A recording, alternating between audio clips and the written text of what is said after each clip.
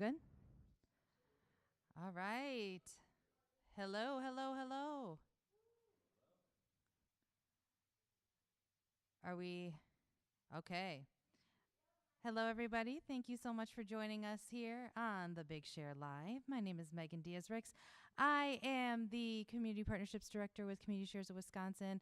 We are so excited to kick off the 10th anniversary of the Big Share. Yes. 10 years in, we have raised $4.2 million for nearly 70 nonprofits who are striving towards social justice and environmental sustainability. That is amazing. I'm so excited. We have a goal of raising $800,000 this year, and y'all are getting us very, very close already. After, it looks like a little after 9 a.m., we are over $217,000. So what a feat. I'm so proud.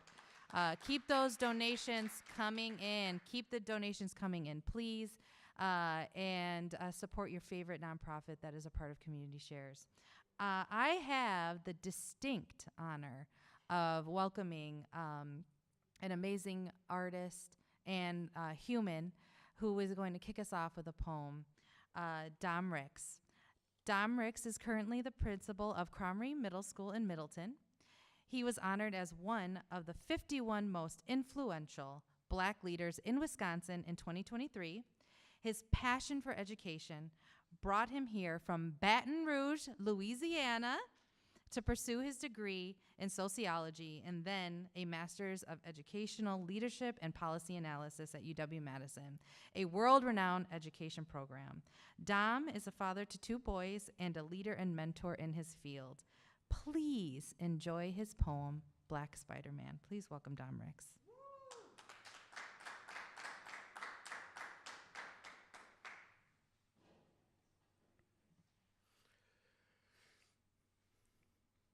Black Americans have never been short on superheroes.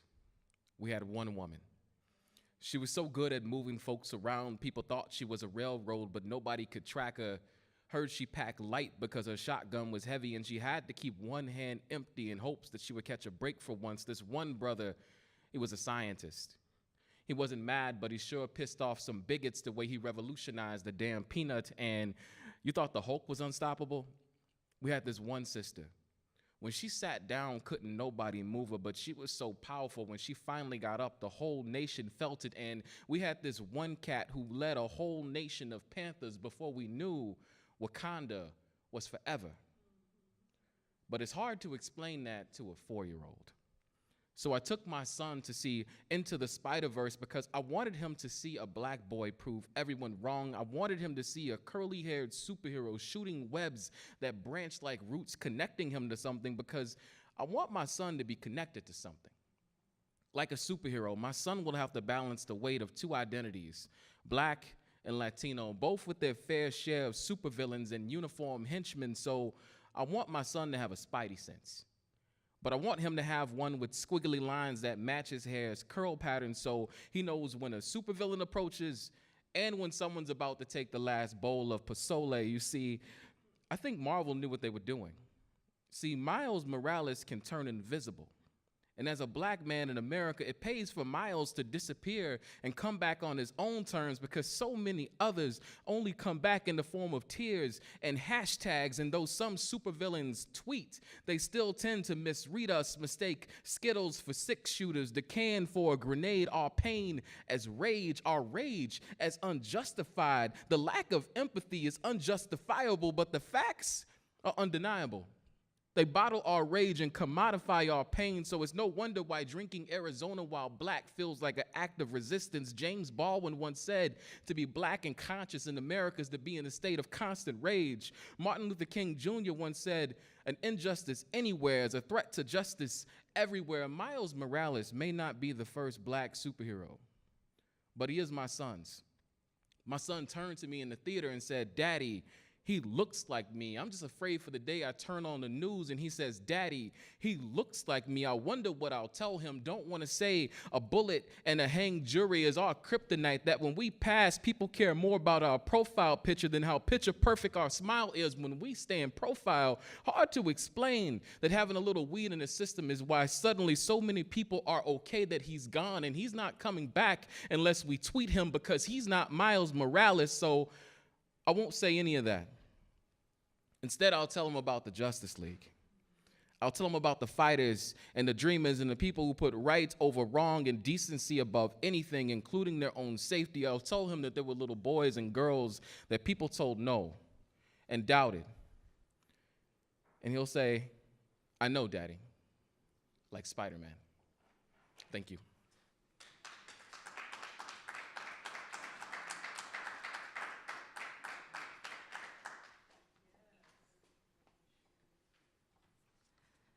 Thank you so much, Dom. Dom's my husband.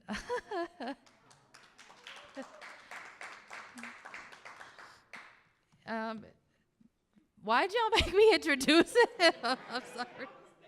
Yeah, that poem always just gets to me. So thank you so much. Welcome to the Big Share Live again. We're back. Megan's crying already. It's only 9:09. So we're very excited to have y'all here, and I have the absolute privilege of introducing the next person. I joined Community Shares about 2 years ago, and I've seen phenomenal leadership. I've seen striving to be better. I've seen trying to tackle burnout. I've seen wellness. I've seen a lot of things from our leader, Sherry Dubio, who is the executive director of Community Shares. And she's been working with member nonprofits for, we said 20 years, and she was like, girl, don't age me, but it's more than 20 years apparently. So we'll keep it at 20 years, but please welcome with a big round of applause who the person who's been stewarding this work for many, many years, Sherry Dubio. Thank you, everybody. Yes, hi, everybody. Thanks for being here. Thanks. This is, in fact, our 10th Big Share. Yay. Last night, we kicked off with a Dueling Pianos event, which was a great time and a great way to kick off our 10th annual Big Share. And during the evening, we were talking about how the Big Share has become this wonderful opportunity for all the member group staff to come together and be together and develop this family that we're developing, the Community Shares family. And so it's a beautiful thing to be a part of. The Big Share is what I left Community Shares for a few years and came back and was one of the original organizers of the first Big Share 10 years ago. And am thrilled to still be here, and it's a lot of work, and everybody does amazing work, not just the staff of Community Shares who are amazing, but also all the member groups. It's just a lot of fun, and it's hard work, but it's also a lot of fun. So thank you for being here for our 10th anniversary. We are so thrilled to see you. My honor also is to start thanking some of our incredible sponsors. And I want to start by thanking Madison Community Foundation. Yay! Angela Davis is here from Madison Community Foundation. She'll be joining a panel in a few minutes. And Madison Community Foundation has been with us since the very beginning. And every year during Big Share, Bob and I share the story of how everything started. And Bob saw the vision, the same vision we did in 2014, and signed on as a partnering sponsor from the very beginning. And so we wouldn't be here without Madison Community Foundation. I think we've enriched each other and have helped each other learn new ways of us. We've learned from them, they've learned from us, and it's become a beautiful partnership, and so we're so proud of that. Thank you again, Madison Community Foundation. Yay. I also want to thank our incredible media sponsors. Cap Times, 105.5 Triple M, and News 3 Now. 105.5 Triple M also has been one of our original sponsors since the very beginning, and we every year get to go on the air with Jonathan and Kitty, and you'll be hearing about them. Cap Times also a long-term supporter, News 3 Now, an incredible partner and supporter of Community Shares as well. Next thing I want to do is thank our staff, who are fantastic. Megan's here. Thank you, Megan. Bria's out in the hallway. Tyler, Kathleen, and I should have written these down before I started talking. Susie and Judy. Did I forget anybody, Megan? No? Okay. Awesome rock star team. Myself, sure. A little earlier, we were kicking off at Cargo Coffee, and there's Judy. Hi, Judy. We were kicking off at Cargo Coffee and talking about, we were identifying people in the room who have been here since the beginning, so that was really fun. So if you are someone who's been here every year since the beginning, shout out to you. And so also wanted to give you a quick little historical perspective. The Big Share started out again, our partnership with Madison Community Foundation. Back in the original days, Giving Days were originally something that community foundations did. And it was through their vision of partnering with us, and now Giving Days have evolved, and there's lots of groups doing Giving Days. But we are so thrilled to continue to be part of that, because it has become an incredible opportunity for us to continue to increase funds raised for our member groups. And also wanted to share results so far. We are kicking it in a good way. We are ahead of where we were at last year. Our goal is to raise, as was mentioned, $800,000 this year. We are on our way. If we raise $800,000 this year, we'll reach a total of $5 million over the last 10 years. So if you hear $5 million and $800,000, that's what we're going for. And it's because of all of you listening and donating right now, and all of our awesome member groups. Also want to announce Power Hour prizes and winners so far. Last night we gave away 2 Super Power Hour prizes thanks to MG&E, to Embolden, Wisconsin, and Urban Triage. We gave away a first donation prize thanks to Budget Signs and Specialties, to Fair Wisconsin. This morning's Power Hour from 6 until 7 was sponsored by Madison Community Foundation, and the 2 winners were Wisconsin Conservation Voices and Southern Wisconsin Bird Alliance, formerly Madison Audubon. And then we had First Business Bank here. They gave away $1,000 toward a match minute, so all donations that were given. We're going to have another match minute coming up this afternoon at 3:30, so please stay tuned. And then our next Power Hour, we're going to be announcing winners, and I'm going to have Jeffrey Jensen come out from Ascendium Education Group to announce our next Power Hours. We gave him the job of carrying the big checks. I've helped. Yay! Oh, good. This is my favorite part. Yay, the big checks. So our most recent Power Hour was co-sponsored by Ascendium Education Group and Bear Insurance. And Jeffrey is here from Ascendium Education. They've been a great partner of ours for many, many years through Workplace Giving. And also amazing, they are an incredible role model for workplace giving in the community. They give a 400% match the last 2 years. Yeah. Have you ever heard of such a thing? Incredible. And then they've been sponsors of events, and they're here today to announce our winners. So our Power Hour prize winners for the 8 to 9 o'clock Power Hour, first of all, Midwest Environmental Advocates, most raised. Yay, Tony. And the second Power Hour for most donors is Tenant Resource Center. Yay! All right, so thank you to Megan and Jeffrey. Thank you so much. All right. All right, and the next thing we are going to be doing now is we're going to be kicking off some programming. And we're going to do a couple of videos in between, but before we do that, I'm going to introduce you to, I'll introduce by name the panel, the wonderful panel that we have coming up, and they'll be joining us after the next couple of videos. We'll have Amy Berrio from Clean Wisconsin, Peter Burris from Wisconsin Conservation Voices, Tony Wilkin Gibbart from Midwest Environmental Advocates, and Allison Werner from River Alliance of Wisconsin. So we'll be right back with that panel, and thank you again for joining us, and happy Big Share. Let's get to $800,000 today, yay.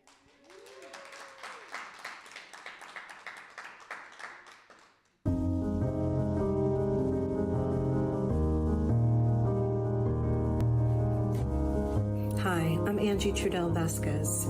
This poem is called Look for the Helpers. 1. They move diapers, sanitary pads, warm clothes, a hijab, a sweatshirt, a pair of shoes. Open the door, listen to stories unfold from mouths full of bruised feelings, lumps in the throat, skin, skull itchy and ill-fit. There are some among us who lead with earth gifts, see a vision so clear they run to the opening, pour years into understanding, come to solutions, tap the best talent for the movement, the blood drive, the food drive, the winter coat drive. Drive someone pregnant to the doctor, the shelter, a place where people live free from harm, fear, the need to look over their shoulder. Hidden, ready documents stored at a trusted friend's house. Because someone said yes, gave good counsel. There are those among us who lead the caravan, have the ears of the powerful, a seat at the table, who bargain with good hearts for the people, under different bosses, negotiate the hoops for all of us, so we can eat, do the work, spread the good news, that we can evolve, be better humans, reclaim our roots, be at one with the earth, give, receive the fruits of sun, wind, rain, cool nights, frost on car windows, drink a cup of coffee on a weekday afternoon, slow. 2. For the heroes among us, because you did not run but stayed past 5, because you read the tea leaves, saw you had a choice to lead, and you did with kind words, speech, understanding. You saw the need for safe houses, jeans, clean diapers, giving a child a laptop when school went online. Adopt, change, rethink our next moves amidst turmoil, strange waves, sleep through another night, pantries full with culturally specific food for morning. 3. Children play with fresh toys, soup, simmers, tomato and garlic. There is nothing more homey than a grilled cheese sandwich on a rainy day, cocoa on a snow day, marshmallows, dry, cozy socks, safe, safe. Snow falls outside the window. People in waterproof boots wait on the corner for the bus. Flowers droop on the grass. Squirrels hide in their nests. Rest. Spring will come. Summer. New litters. Robins will return. Renewal. Renew. New days to come. 4. For the woman who stayed late, took the phone call with her coat on, keys in her hand. For the driver who asked no questions, but quiet, dropped off the weeping passenger, waved off payment. For the child who did not go home to a violent scene, but moved to a shelter with his family dog, sister, and mom. For the single father who kept his child from harm, sought help from his local shelter. For the advocate who keeps the door open in a pandemic, pays young men who can't read, cash, out of his own pocket, to pick up litter in the streets, counsels them for free. For the director who, after 20 years, retires to garden, be a full-time grandma, who knows the pain of her clients firsthand. For the legal advocate who leads. For the survivor who speaks their truth. For the ASL interpreter who is at this reading. For the politicians who support our work. The judges who see the truth, etched in the faces of the humans in front of them. Tend to their wounds, be civil. for the way some show up day after day, do the work, run towards the fire, break the window, climb to the second floor, drop babe safe on blankets below. Neighbors run on the ground, arms outstretched to receive.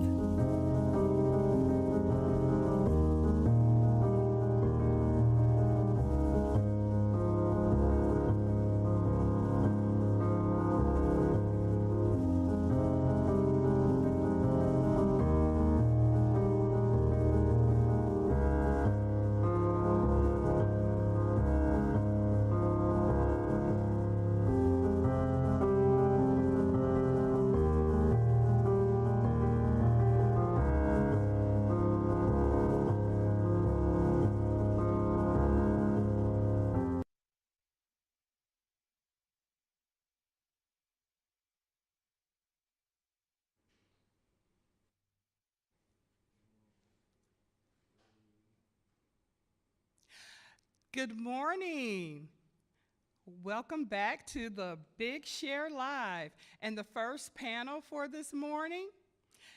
Before we start, I would like to introduce myself. I'm Angela Davis with Madison Community Foundation, and we are just beyond thrilled to be one of the maybe inaugural sponsors of Community Shares. And it is my honor to moderate this panel today. And a little bit about me quickly. Like I said, I'm Angela Davis, and I serve as Director of Grant Making at the Communities Foundation. So we will get started today, this morning, with Defending Drinking Water. Community Share member coalitions take on PFAS. So we have an amazing panel this morning, and I will be asking questions of each of our panelists, and they can introduce themselves as we go through the questions. And our first question is for Amy Barrio. So Amy, is Wisconsin's drinking water safe? Tell us about the threats of PFAS contamination. Hi, everyone, and thank you so much. I'm Amy Barrio, Communications Director at Clean Wisconsin. And I think there's a lot that we need to kind of step back and learn about PFAS and how it touches our lives beyond just drinking water. Drinking water being safe is kind of almost a personal decision when you consider the number of contaminants out there and when you consider what PFAS are. So first I want to explain kind of what are PFAS. Per and polyfluoroalkyl substances is what that stands for, and it's really a class of chemicals, thousands of different types of chemicals that were first produced in the 1940s. And we don't really know exactly how many kinds of PFAS are out there because chemical companies don't have to disclose when they produce a new one. In fact, they're proprietary in some cases. So we don't know exactly how many, but probably between 4,000 and 6,000 different types of these compounds. And there are a few things that make them really concerning. The first is how fantastic they are. PFAS are great. They put out jet fuel fires. They can make your jacket breathable yet water resistant. They can make your pots and pans nonstick. The dental floss you use glide through your teeth more easily. Food containers not leak grease or water. So they do all of these really useful things. And it is no exaggeration to say that we are surrounded by PFAS chemicals all the time, every day, in our shoes, our backpacks, our couches, our carpets, our cookware, all kinds of things. That's the first concerning thing about PFAS chemicals. The second is you've probably heard that they're called forever chemicals, and that's because they are so persistent. They stick around in the environment. We don't see them naturally breaking down in the environment the way other chemicals do. So what that means is, for all intents and purposes, as far as we can tell, most of those chemicals that were produced for the last 80 years are still with us almost exactly as they were when they were first created. And they only have a few places to go when, firefighting foam washes into the storm sewer or your jacket starts to decompose. And that is to our water, our soil, our sediment in our lakes and rivers, plants, fish, animals, people, and for some of the newer types that are smaller, they can be in the air. So that's the second concerning thing about PFAS chemicals. And when we talk about cleaning up PFAS or filtering or remediating, we're really just moving them to another location. So for example, in Wisconsin, when we collected firefighting foam that contains PFAS, those containers went to a landfill vault in Alabama until we can figure out how to destroy them in a non-energy intensive process. And so it's a little bit like nuclear waste in that way. And the last concerning thing about PFAS is there appear to be health impacts at extremely low levels of PFAS. And I'm not talking about all the thousands of kinds, because there have not been meaningful health studies on all the thousands of kinds that are out there.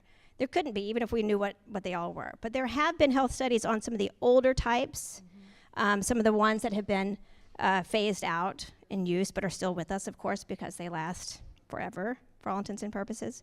And those health studies point to concerning higher risk of health impacts at part per trillion levels. So when we're talking about EPA regulations in drinking water in the single-digit parts per trillion, that's exceptional. When you think about a chemical like arsenic, it's regulated at the parts per billion level.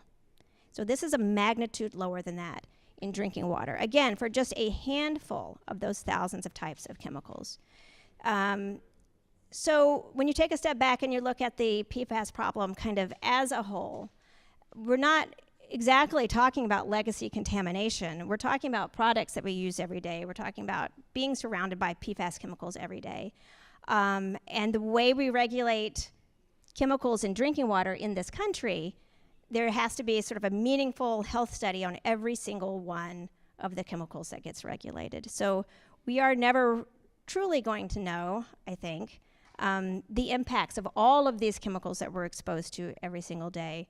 But what we do know about some of these types of PFAS is that they are very concerning. And we think that most people carry these chemicals in our bodies all the time, every day. So that's PFAS in a nutshell. In terms of water being safe to drink, I think,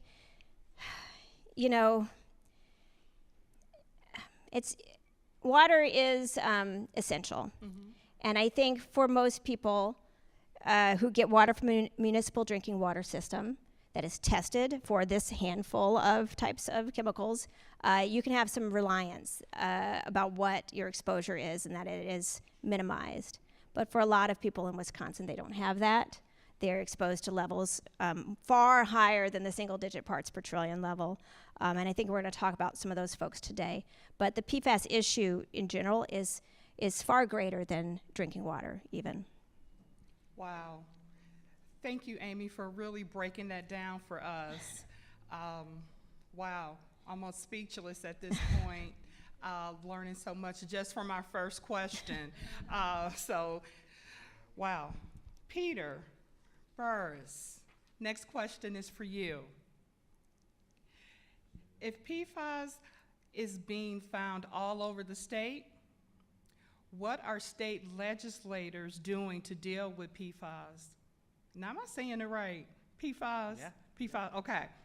Have this little twang going here.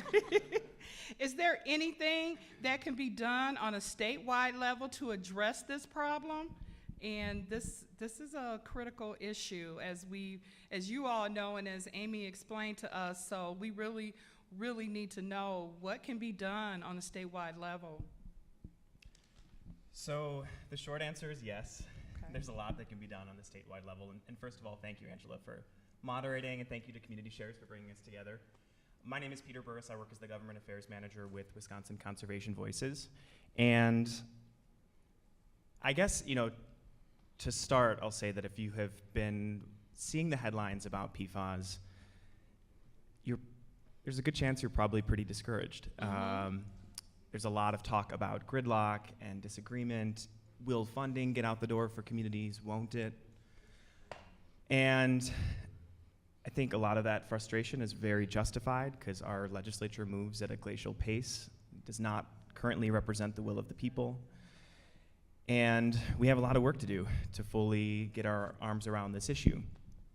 But if you take a big step back and you look at where we are right now when it comes to PFAS remediation, compared to where we were 3 years ago, I think there's a lot of reasons to feel really hopeful. And a lot of that is rooted in the progress that we've been able to make together. I think about the work that our organizations do together with impacted community members across the state and the progress that we've been able to make. And that's particularly related to, I think, 3 key areas of state action. So when we think about state action at Wisconsin Conservation Voices, we think about first, standards, second, funding, and third, prevention.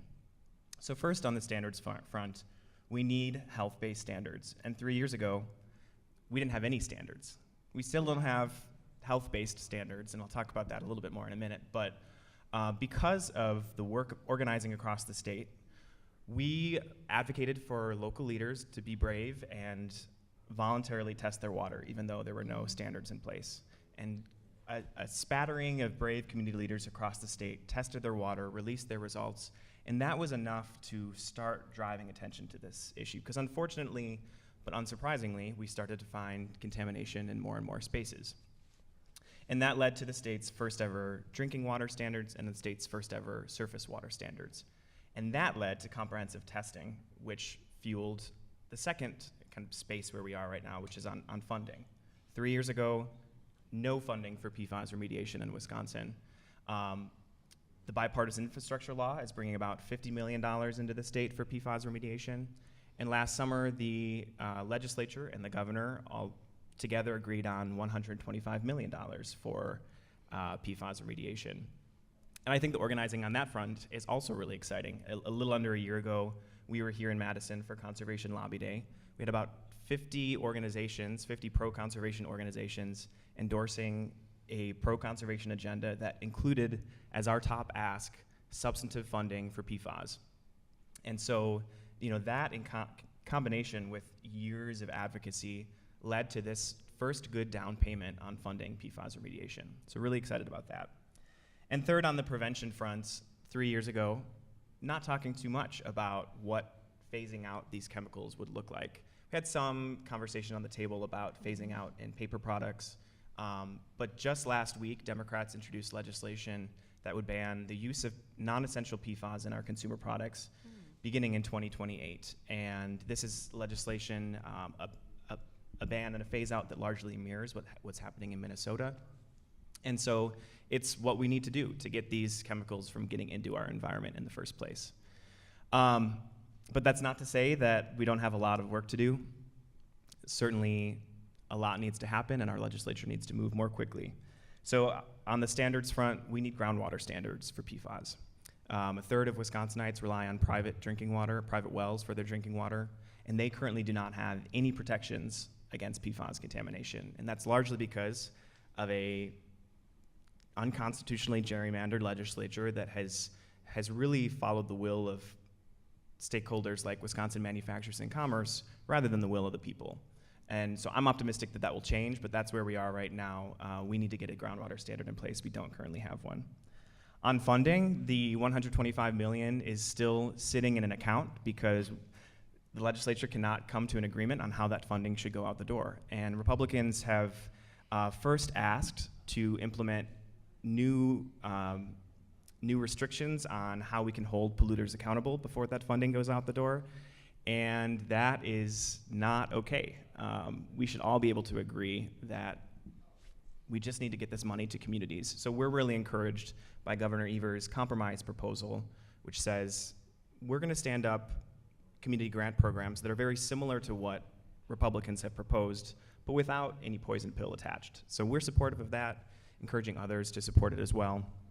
And I'm hopeful that that funding will go out the door in the next few months here.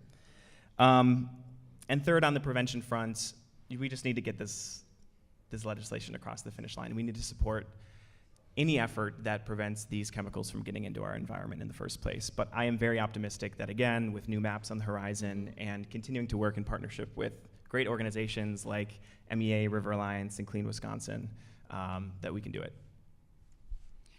Thank you very much. I heard a couple snaps there, or saw a couple snaps. That's real, Peter.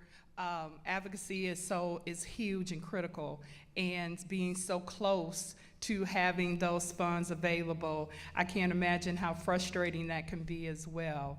Thank you. Tony Wilkin Gabbard. Your organization represents the public's interest in environmental protections in the courts. Are there any avenues to protect drinking water through litigation? And I know that you all have done a lot of work in this area. So share a little bit with us, please. Yeah, thank you so much for having me, and thanks to Community Shares for putting this panel together. It's a pleasure to be up here with our close partners. So your question about what roles the courts can play with this problem is a really good one, and I want to build off of what Amy and Peter have just said. Amy talked about the fact that the process of setting health-based standards requires lots of evidence. It's a time-intensive process. Peter talked about the fact that we don't have a groundwater standard in Wisconsin yet, and that we're still in the process of setting health-based standards. And when we're in that kind of situation, that's typically called dealing with an emerging contaminant, and PFAS is an emerging contaminant. It's something that's in the environment, it's something that's harmful to human health, and it's something for which we don't have health-based standards yet. And in that situation, the courts can play a very important role, because individual lawsuits are really the only, one of the only sources of accountability that we have for polluters. And we've seen that in Wisconsin and across the country over the last several years. We've seen impacted communities in Marinette, on French Island near La Crosse, in Wausau, across Wisconsin, across the country, sue PFAS polluters. And the judgments and the awards, the settlements from those lawsuits can be part of the way that we get resources to treat drinking water and hold polluters accountable. The problem with those kinds of lawsuits, though, are that they can be a little bit like whack-a-mole. They're time intensive. They involve, just a group of polluters for individual situations. And that's why it's so important that we develop those health-based standards for PFAS, because those are standards that will protect everyone prospectively. And that's why our organizations are working so hard to make that happen here in Wisconsin. So litigation can be a powerful interim strategy while we're dealing with contaminants for which there aren't health-based standards. Another powerful legal tool that we have in Wisconsin that is critical is the spills law. And this is a bedrock environmental and public health law that's been on the books for over 45 years in Wisconsin. And it stands for the very simple and common sense notion that you can't release something that is hazardous into the environment, and that if you do, you have to clean it up. It's common sense. It's part of our environmental legacy in Wisconsin that we have this powerful law on the books. And because it doesn't require that there be health-based standards set ahead of time for the spills law to apply to a substance that's hazardous, it's really the only legal tool that we have to hold polluters accountable in Wisconsin. It's the bedrock law that is requiring cleanup in Marinette and Peshtigo, where Tyco Johnson Controls has caused an enormous PFAS plume as a result of the manufacturing and testing they've done with firefighting foam there for many years. So that's the good news. The challenge, though, is that the spills law is under attack in a lawsuit that was initiated by Wisconsin Manufacturers and Commerce, our state's largest and most powerful business lobbying group. Peter alluded to the sway that WMC can have in the legislature, or that it has lately. They're also flexing their muscle in the courts. And they initiated several years ago a lawsuit to undermine the state's ability to use the spills law to address PFAS pollution. So my group, Midwest Environmental Advocates, along with River Alliance, we are in court with 4 other parties defending the spills law. And in fact, tomorrow we're expecting a decision from the Wisconsin Court of Appeals in that case. We're hopeful that the spills law will be vindicated. If the decision goes against us, though, you can be assured that we will work on an appeal to the Wisconsin Supreme Court because so much is at stake in that lawsuit. So big share today and then a big decision tomorrow for many of our groups.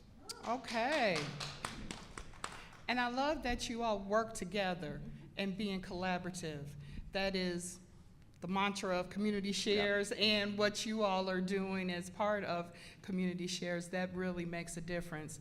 And what I've learned also, Tony, common sense is not always that common. That's you right. know? We need to defend it, for We sure. do need to defend common sense, that's for sure. Allison Warner, what is the role of grassroots community organizing in protecting water? Tell us about how people who are concerned about their drinking water are taking action in Wisconsin. Well, thank you for that question, and good morning, everybody. I'm Allison Werner, Executive Director of River Alliance of Wisconsin. River Alliance has been around for a little over 30 years now, and we've been working to empower people to protect and restore our waters all that time. So you said collaboration and local voices is essential to all of our work, right? You've heard it over and over again today about all of us working together. And I think the PFAS efforts around the state are a shining example of what listening to local voices and working collaboratively looks like. The folks on this panel, along with my colleague Bill Davis, and many folks, many water advocates from across the state have been working collaboratively, for well over a year to learn about the legislation, to analyze it, to work collectively with all of our strengths, to really look at the legislation critically, to think about what needs to be improved. And Peter talked a lot about that of, we get these proposals, but we really need to step back and look at how will this impact all the local folks across the state, their drinking water, their wells. How do we make sure we have the strongest legislation possible to protect the health of all the folks across Wisconsin? When Amy spoke, you heard about how complex this issue is. There's no single solution. You also heard from Peter and Tony about all the communities across the state that are dealing with this issue. PFAS is a statewide problem. It's in small towns, it's in big cities. It's an issue all across the state, which means we really need to take our time to listen to local voices, to hear from them about what they need to make sure their health is protected and that they have clean water to drink and recreate in. Amy talked about this is in our fish as well. So when we talk about communities where there's a strong need to have fish as your food source, we also need to take a look at that issue as well. So there are so many amazing water advocates across the state in the communities Tony mentioned and more that have been advocating locally and at the state level for the legislation, the policies we need to, again, protect our health and water. So I want to share a couple of those examples of these amazing water advocates. A couple formed a group called Save Our Water in Northeast Wisconsin, and it's around that Tyco issue that Tony brought up. There's folks like Cindy Boyle and Doug Oitzinger who've been advocating for years to get better policies to address this issue of PFAS and also get clean water for their communities. Cindy is in the town of Peshtigo, and when she and other local folks learned about this issue, started looking at how do they get improvements for their drinking water wells, they weren't seeing enough action in their community. So they did a very smart thing. They ran for office, and they got elected on clean water issues. Doug was a former mayor in the city of Marinette, now on the city council, and again was advocating locally for protection around PFAS. But he's one of the folks Tony mentioned that joined that Spills lawsuit amicus brief along with several organizations, because he wanted to make sure companies like Tyco are held accountable for the environmental damage they're making. Tony also mentioned French Island, amazing advocate over there, Lee Donahue, who is a town supervisor in the town of Campbell. You've heard a thread here, right? People saying, hey, one way to get involved is to step up and run for office, which is a great way to make sure your voice is actually at the table. But there are other ways too. Lee and her community were also working on making sure water quality testing happened, that studies were happening to really take a comprehensive look at PFAS challenges in their community. And one of the long-term solutions they're looking at is to have a public water utility. Because right now, most of their community is getting bottled water provided to them by the Department of Natural Resources. Drinking bottled water every day, using bottled water in your day-to-day life is obviously not a long-term solution. So these local folks are studying, they're analyzing, they're looking at what are the long-term solutions we need in addition to legislation. They're also looking at things like this public water utility idea. Folks like Lee and Doug and Cindy have also been advocating for what Peter talked about, the release of the $125 million that's been sitting in the legislature's trust fund since July 1st of last year, still sitting there. And folks like Lee, Cindy, and Doug, and many other water advocates have been talking to their elected officials, have been talking to reporters to make sure everyone's understanding the importance, the urgency of this issue being addressed. So it's these amazing water champions out there in the grassroots level that are making the difference. The last thing I want to mention is, Tony mentioned PFAS as an emerging contaminant. We've obviously, unfortunately, had other contaminants in our water in the past. And unfortunately, there will be more. And as an organization that's been around 30 years and working with our partners across the state, we know not only is this a statewide issue of the need for clean drinking water, it's a nonpartisan issue. And our elected officials know this too, but we wanted more evidence for that. So a couple years ago, we did a non-binding advisory referendum in 2021 and 2022, and 10 counties around the state started this effort. And the question was around, should we have the right to clean water? Seems like a no-brainer question, right? But we wanted some evidence to prove this is what people want all across the state, no matter your political affiliation. The 10 communities that put this question on their ballot, we had no lower than 73% yes vote and all the way up to 86% yes vote. And we went to purplish counties, I'll call them. We were in Marquette and Outagamie and all sorts of other communities across the state. So we're trying to show this is a nonpartisan issue. Unfortunately, last year, the legislature took away the ability to have these advisory referendum on questions like this. I don't know what they might be afraid of people saying what they care about. So now we've switched gears and communities are doing resolutions at the county board level instead to continue to show that this is that clean water is an important issue. Ashland, Monroe, and very importantly, Marinette County is the most recent county to pass a resolution to ask for the state to establish the right to clean water. So these water advocates across the state at the grassroots level are doing amazing work, and that's what it's going to take to keep pushing our legislature to do the right thing to provide clean water for everyone. Wow. Thank you very much. Allison, you all are so powerful and have such an important message that we all need to take to heart. And now we'll have a round robin wrap-up question, and I will start with Amy, again from Clean Wisconsin, the communications director at Clean Wisconsin. So where do you see Wisconsin's drinking water in the next 10 years? What's your vision? If you had that crystal ball, what do you see? Well, I think, I had the part of this panel to kind of lay out the problem and how big it is just for one contaminant, PFAS, or one type of contaminant. And that can really feel overwhelming. Mm-hmm. It's like, what do we do about this huge issue that feels like it has no end in sight? And then you get to hear from all of these great people and great organizations that are taking each piece of it and saying, okay, where can we start? What can we do? And so it's so wonderful to be a part of this partnership and to, work with communities and work in the legislature such as it is, but, to kind of see the momentum and to understand that with any kind of problem, you just have to start. You have to get in there and start doing the work. And with drinking water especially, it's so personal to people. Mm-hmm. People want to be able to trust that their water is safe. And when they find out, if they're up in Marinette or Peshtigo or any of the other communities, that it's not safe, it's heartbreaking.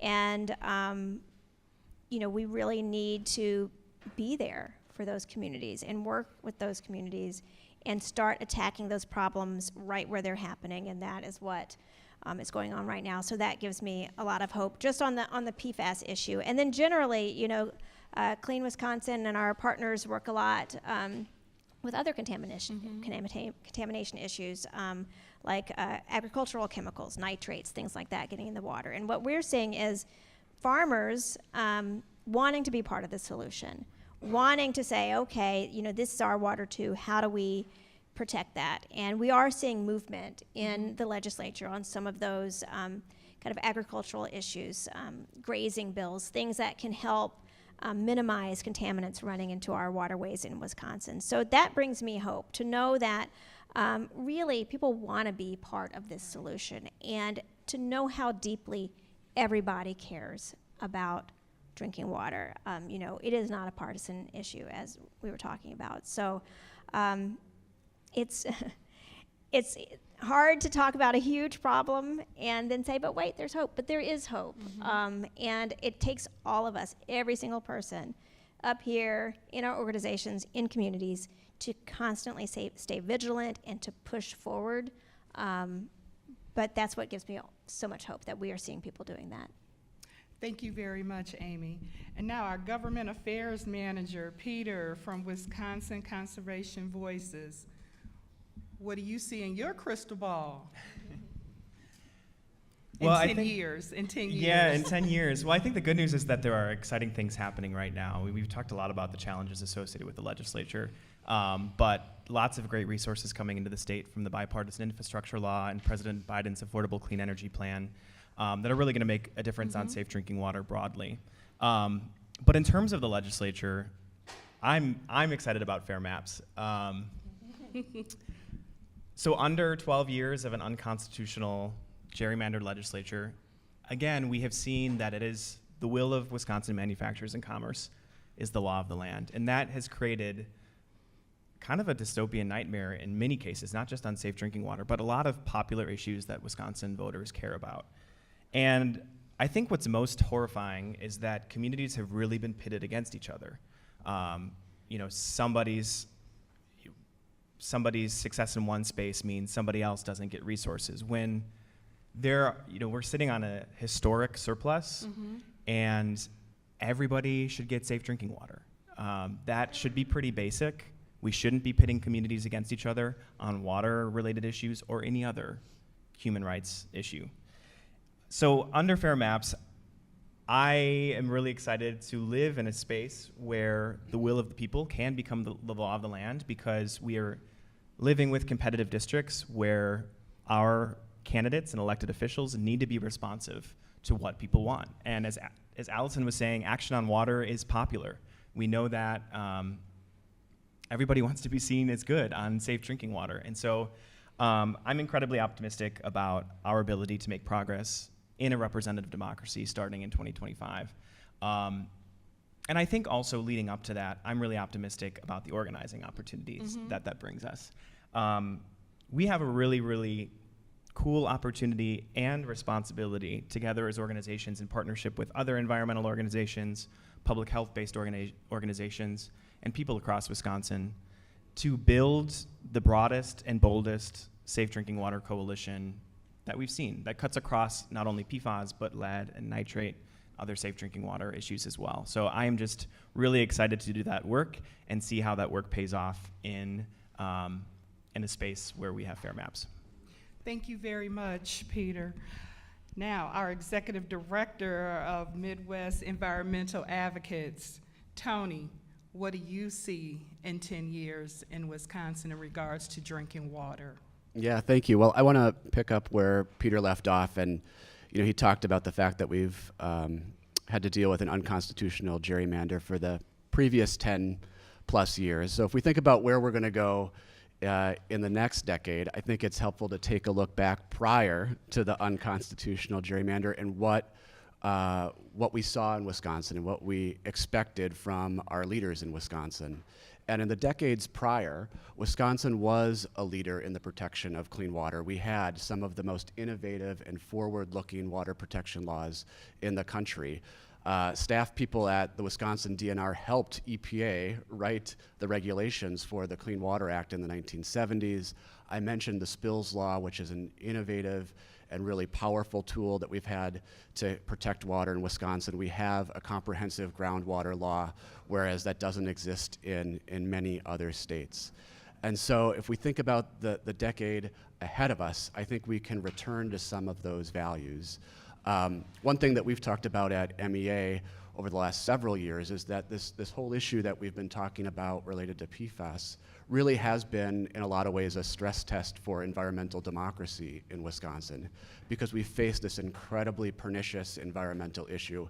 Everywhere chemicals, forever chemicals that are harmful in incredibly small quantities, a very, very difficult environmental challenge. And the question has been, with the problems with democracy in Wisconsin and with attacks on state agencies that are supposed to help, like the DNR, were we going to come out the other side? Was our state going to be able to respond? And we're still in the thick of it, for sure, but I think with the FAIR maps and some of the progress that we've talked about today, we are coming out the other side, and that the decade ahead of us is a really promising one where we can return to the values that have really always guided us in Wisconsin. And in that respect, I'm really hopeful about the next generation that will protect water in our state. At MEA, one of the things that we get to do is help train the next generation of Wisconsin's environmental lawyers through our clerkship program, and their energy and their passion is something that inspires me and gives me confidence for the next decade. So while we've talked about some really difficult and thorny issues, definitely a lot of hope moving forward. Thank you very much, Tony. That next generation, people better watch out. They Yep, are absolutely. They are no Powerful. joke, and they're ready. They're powerful. They're going to be really powerful. Okay, River Alliance of Wisconsin Executive Director Allison, what do you see in regards to drinking water in Wisconsin in 10 years?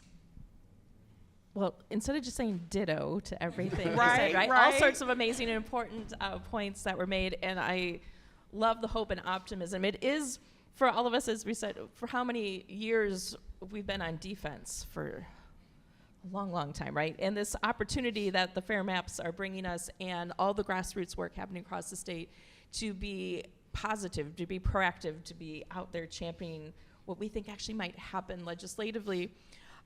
So I want to bring up one thing Peter mentioned earlier that we think is really important, specifically to PFAS, and that's the prevention side. It's banning PFAS. It's following Minnesota's footsteps, like Peter said. We are so far behind in Wisconsin of getting to that point. We need to have a precautionary principle that says we're just going to stop putting out chemicals that we know may cause harm, right? We need to have more prevention. So the legislation that was proposed recently that would get us on that path to banning PFAS, we think is really important. But the other piece is looking comprehensively. We've been spending the last couple of years, actually, at River Alliance, looking at a long-term vision of what we were hopeful when we get to this place where we're going to be next year, right? I want to keep putting that hope, where we're going to be next year, where we can not only propose positive legislation, but it will pass. And we want to be prepared. So we've been looking at how do we look at our water challenges at a watershed scale? How do we have communities work beyond county and city lines? How do we get back to looking at things holistically and comprehensively? So we've been working with folks at the local level on just that, not only for water in general, of how we plan for the future. Climate change and is putting a lot of stressors on our waters. So how can we work on a larger regional scale to address all of our water challenges? But also, Amy mentioned agriculture. That's the other piece we've been working on for many years. Pollution runoff from agricultural lands is one of our biggest contaminants in our water across the state. There are farmers trying to do the right thing, and so we are about to launch an agricultural agenda for Wisconsin that, again, is looking big picture, long term. How do we address the barriers in the systems to getting at clean water? And that's what gives us hope, is not only what we might be able to do legislatively, but how we can work together as a state and a community to look at the system level changes that need to happen to get us clean water. Awesome. Thank you very much.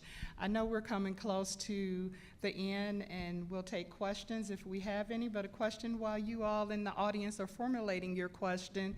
I've heard a couple of times about our neighbors in Minnesota. What are some of the things that they're doing that we'd like to replicate, in your opinion? Or at least consider replicating?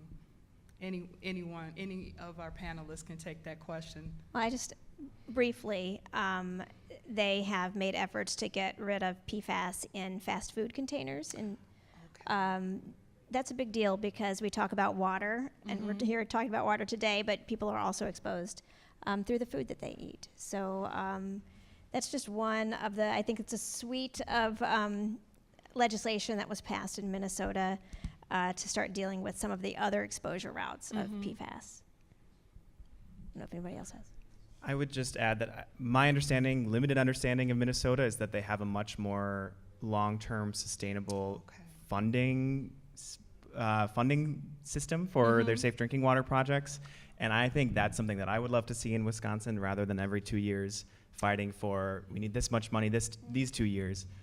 What's the long-term strategy on funding to make sure that we're keeping up with our infrastructure projects and ensuring that folks' water is safe to drink?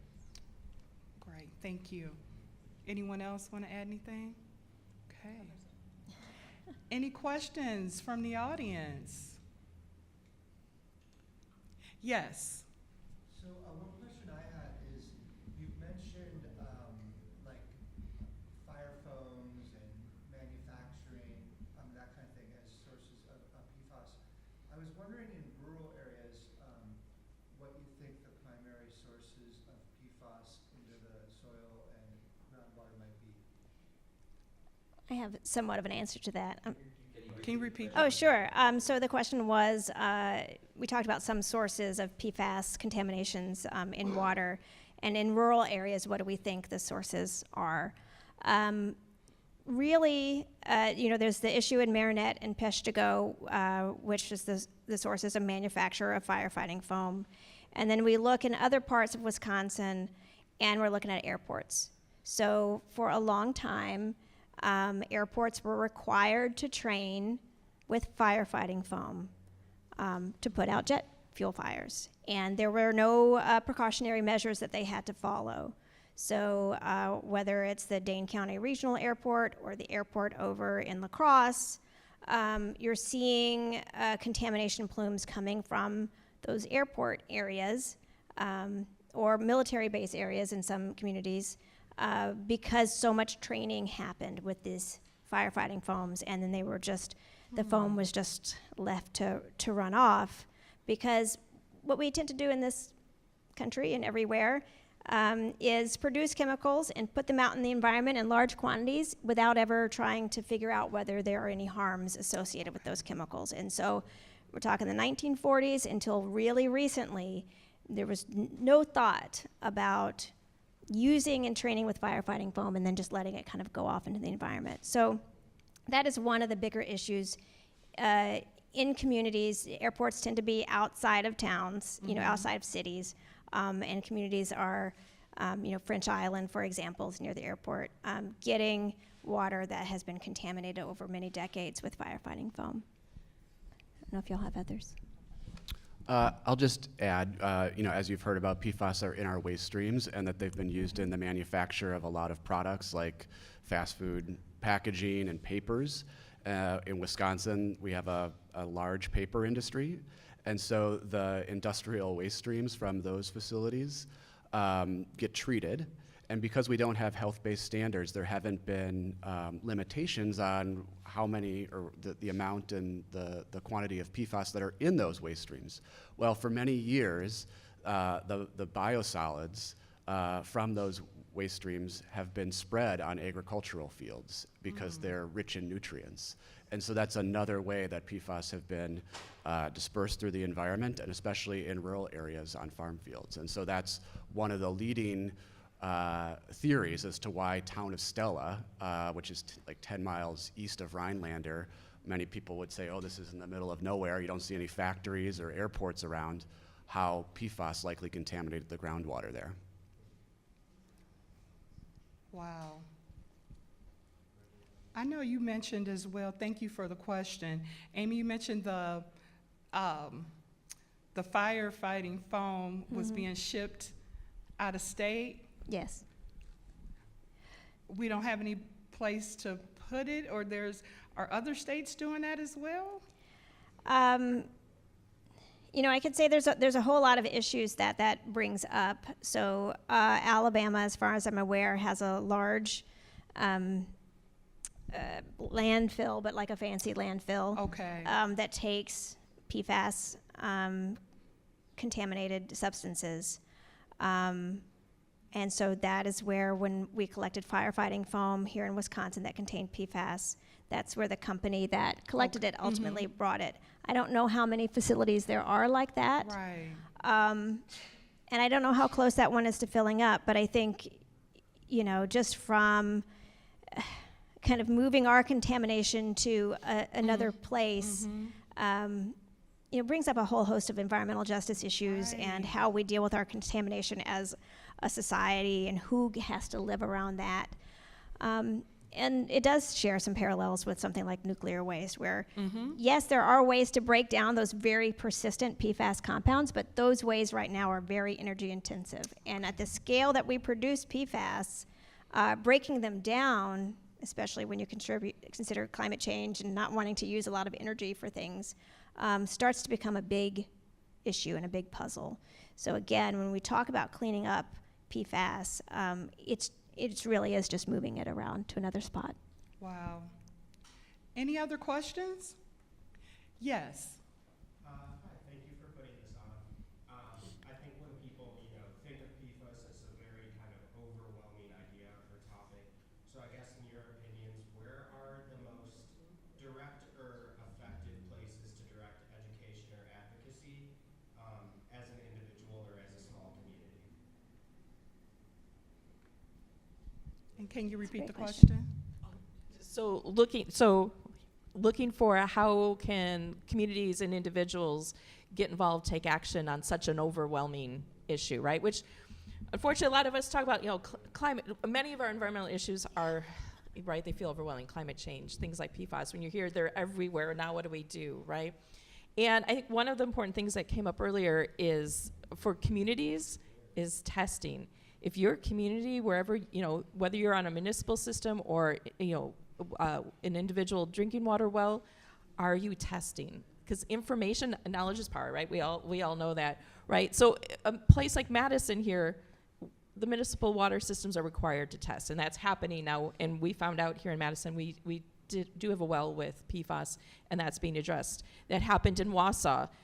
If I'm correct, every single well, well for the city of Wausau had PFAS contamination, big problem addressed. But without testing, we don't know the level of problem each community's needing to address. So wherever folks live, people will be hearing this all over the state, hopefully, especially if you have a private drinking water well, it's your well just for your house, test it, find out what's happening. Because as was mentioned, someone living in the town of Stella of 600 people, you would have assumed we're fine here.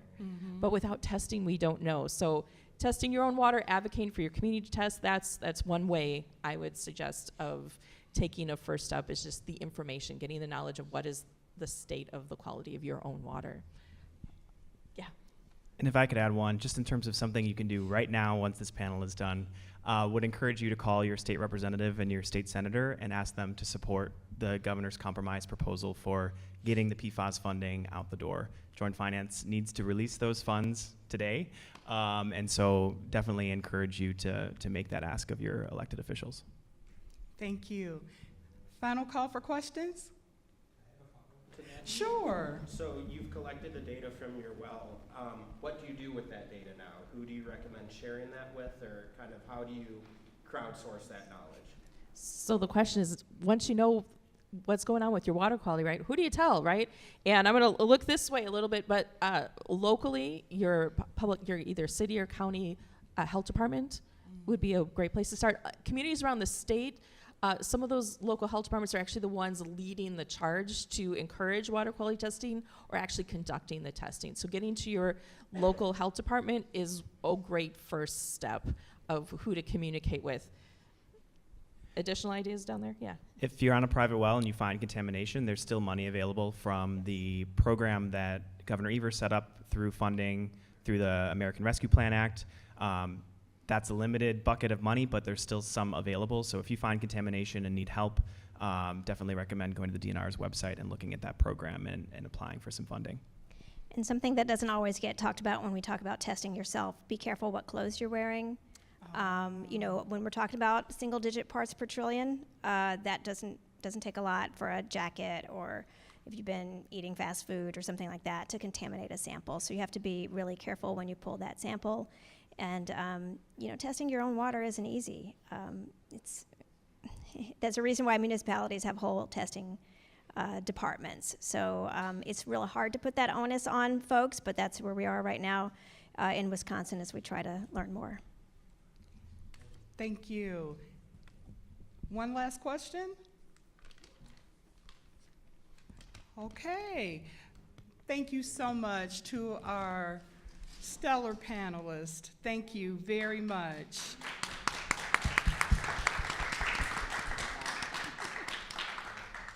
And we'll be back for another panel shortly. Ana Maria Peralta, Sally Sunday Family Advocate Award, nominated by Nuestro Mundo, Inc. Image of Ana Maria smiling in a red shirt. Ana Maria and Josh are sitting side by side in conversation. Ana Maria is wearing a black shirt and Josh is wearing a blue button-down. My name is Joshua Forehand. I'm the principal at Nuestro Mundo Community School in Madison, Wisconsin. I'm here on behalf of Nuestro Mundo Incorporated, who has nominated Ana Maria Peralta for the CSW Changemaker Sally Sunday Family Advocate Award. Thank you. Hello. As Josh mentioned, my name is Ana Maria Peralta, and I am the bilingual resource specialist here at Nuestro Mundo School. What are some of the unique contributions that you bring to our school?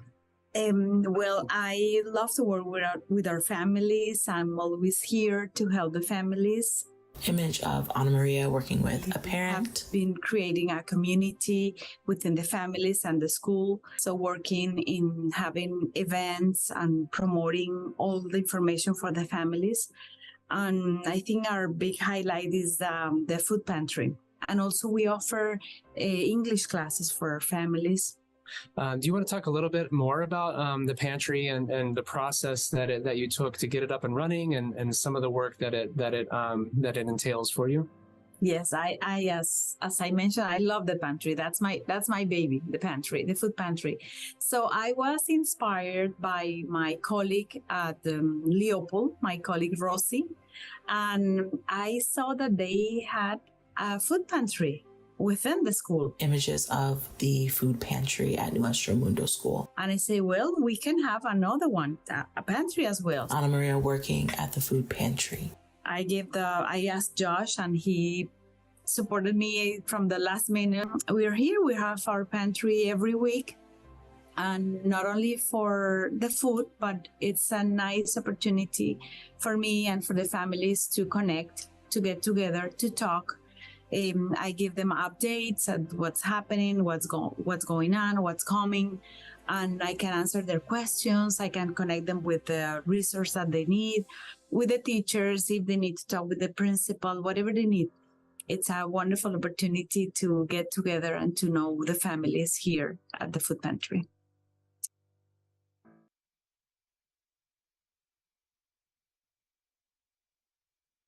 Warning. This video contains discussion of suicide. Marin Mark Dennings, Liesl Blockstein Community Leadership Award, nominated by the Wisconsin Conservation Voices. Anne and Mark are in conversation in a white gallery. Anne is wearing black with a multicolored scarf. What are you most proud of in the work that you do? Is there one thing that stands out with what you do? Marin is wearing a blue button-down shirt, a beaded necklace, and a black vest. And I think the perspective that was brought to me by one of my great teachers, Adwewiden Aban Benesi, he said to know the wound, right, you have to know what caused it. And I think of all the things that I've had accomplished, or the things that have followed me, or the systems that have come in place or been modified to work in our community. can't pick one. It's that difficult because when you live in the mind of the we, meaning this is about all of us, not just one person, it can't ever be about just one thing. But on a personal note, the thing that I am most proud of is the family that helped me, the family that was, and those people that are no longer here, that were to be people of the future but never were. And those would be my kids. I'm proud of them, and I miss them every day. But their life story that's been written on this earth isn't done yet, because them losing their lives to suicide, there's a story there. And when people don't see us, or don't hear a young girl going to her college for help, and the college saying, we can't help you to deal with these thoughts that you have, there's something wrong, and there's something that needs to be changed. And it wasn't my kids that were wrong. It's a society that tells us that we're individuals and we're alone. The loneliness of the spirit must be fought back for all of our children and all of our adults and all of our people. Pink toned image of Marin walking with one person in a city street. Marin is holding a staff in the air, and the image reads, resist. In loving memory, Isabel, 1994 to 2016, Sawyer, 1988 to 2019, and Taylor, 1987 to 2016. If you or someone you know is struggling, call 988, the Suicide and Crisis Lifeline, available 24/7 in English and Spanish.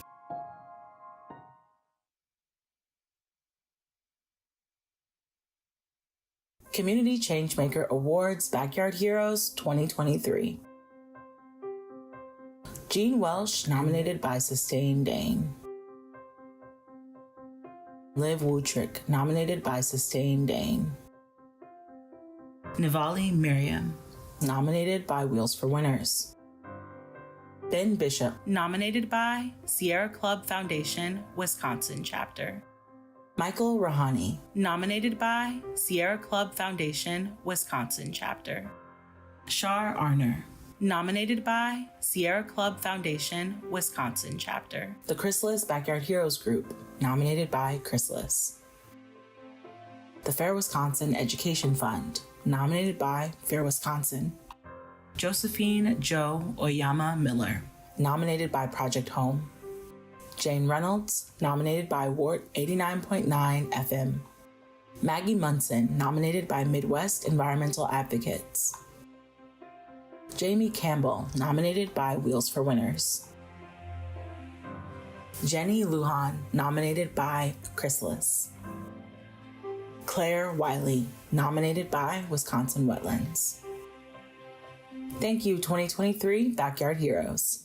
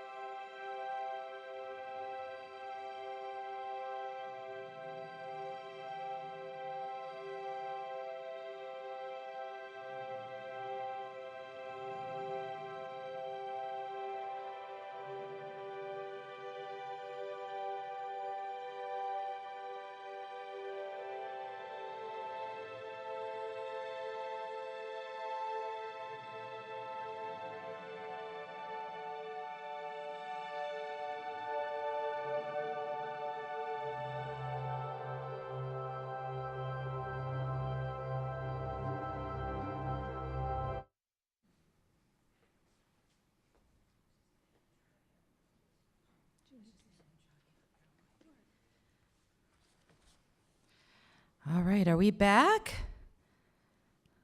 Live? Okay. Hello, welcome back to the Big Share Live. I just saw that we surpassed $300,000, y'all. Yes, this is so exciting. And I now get the distinct honor and privilege of introducing our next presenter. So we are going to hear a presentation from Ruth Schmidt from Wisconsin Early Childhood Association. Ruth has been the executive director of WECA since 2002 and is a very respected voice in early child care education, locally and beyond. So this is a presentation titled Child Care Challenges and Opportunities for Wisconsin's Future. Please welcome Ruth. It's possible that we maybe changed the title a teeny bit when we got going on this, but thank you for that warm introduction. So thank you so much for the opportunity to be here today.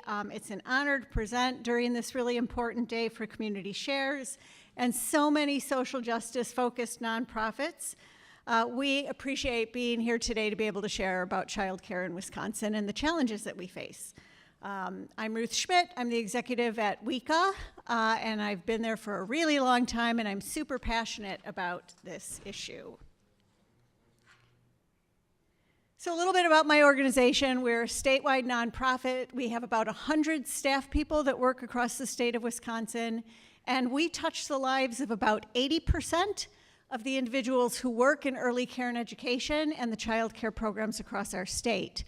That means there's about 25,000 people that work in childcare. We are touching the lives of a lot of individuals to try and provide them with resources and services.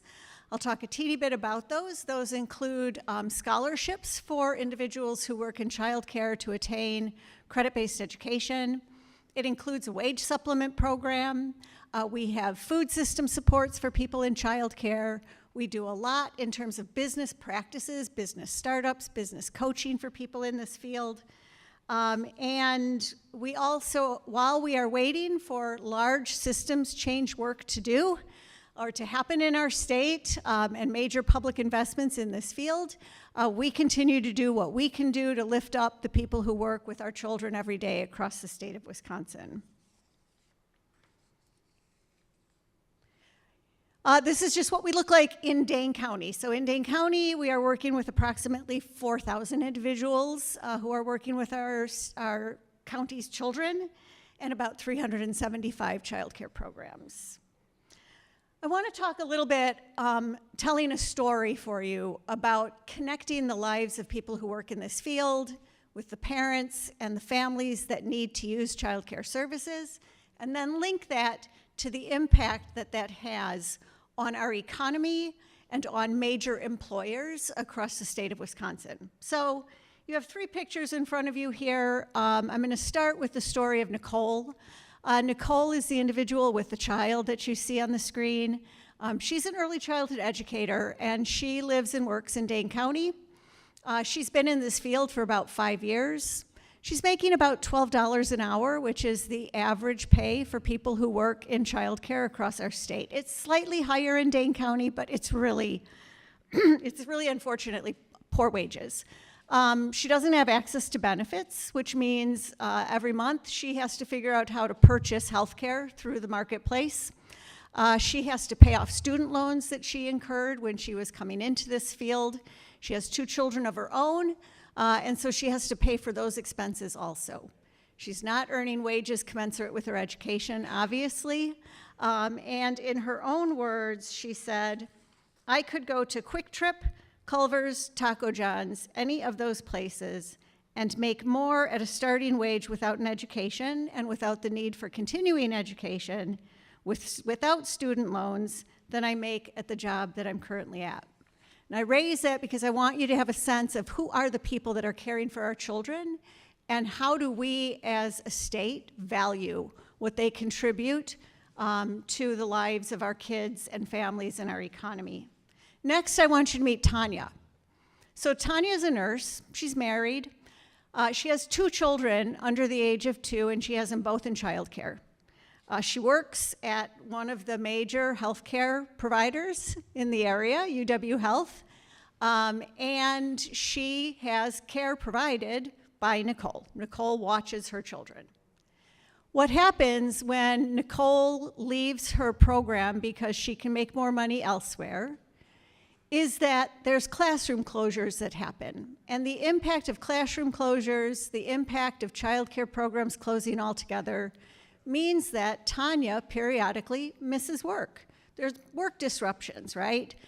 When you think of the fact that in healthcare, 76% of the healthcare workforce is women, 85% of registered nurses are women, and you think about the challenges that we have with childcare in our state, you can see that what happens to Tanya in her work, missing work because of childcare closures, trying to find adequate work, classroom closures, all result in incredible stresses on the workforce. And so we see that for parents who work in healthcare and have childcare challenges, 91% of them end up reducing their clinical hours, which of course for us and for our community here in Madison, throughout Dane County, throughout the state of Wisconsin, means what? It means our healthcare system struggles, right?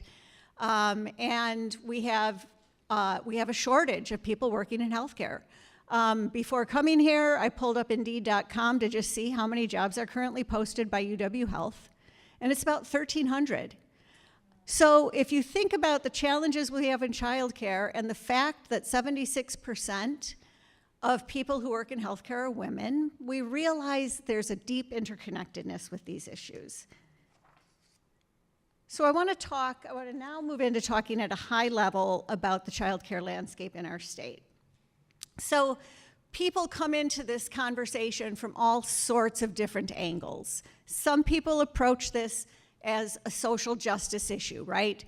The zip code you're born into should not be the predictor of later life outcomes for you, right? And right now in Wisconsin, when you look at communities that are marked by lack of resources, you often end up with that situation, right?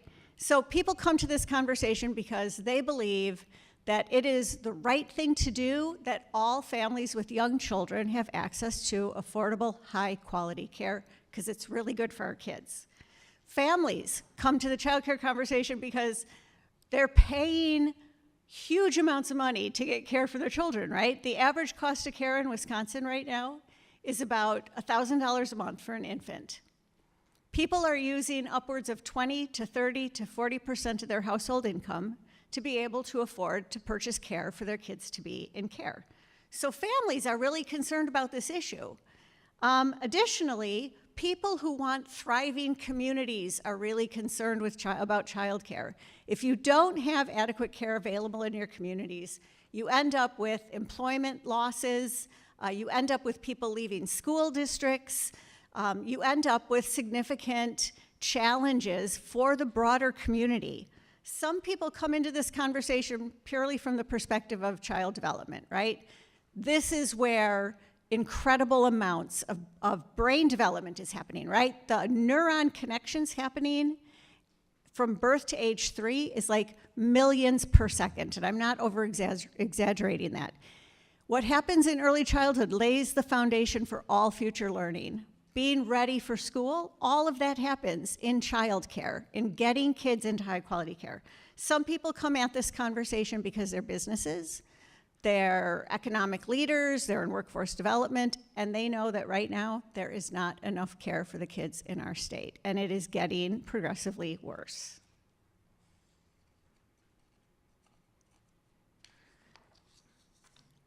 So I talked a little bit about this. There's a return on investment from getting children into high quality. Whoops, this didn't advance.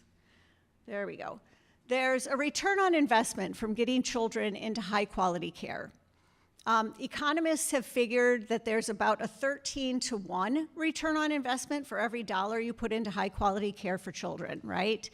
What does this look like? This is in terms of higher graduation rates, higher rates of home ownership later in life, better health outcomes, job attachment, lower rates of incarceration, lower rates of teen pregnancy. There are so many cost savings to us as a society if we put our money up front and we fix what's going on with childcare. People who know me know that I can pretty much make fixing childcare the solution to just about every social issue that we are facing, right? You gotta start at birth.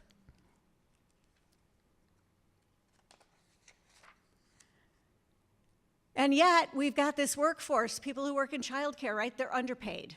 They're making 12 bucks an hour, and that's with higher education.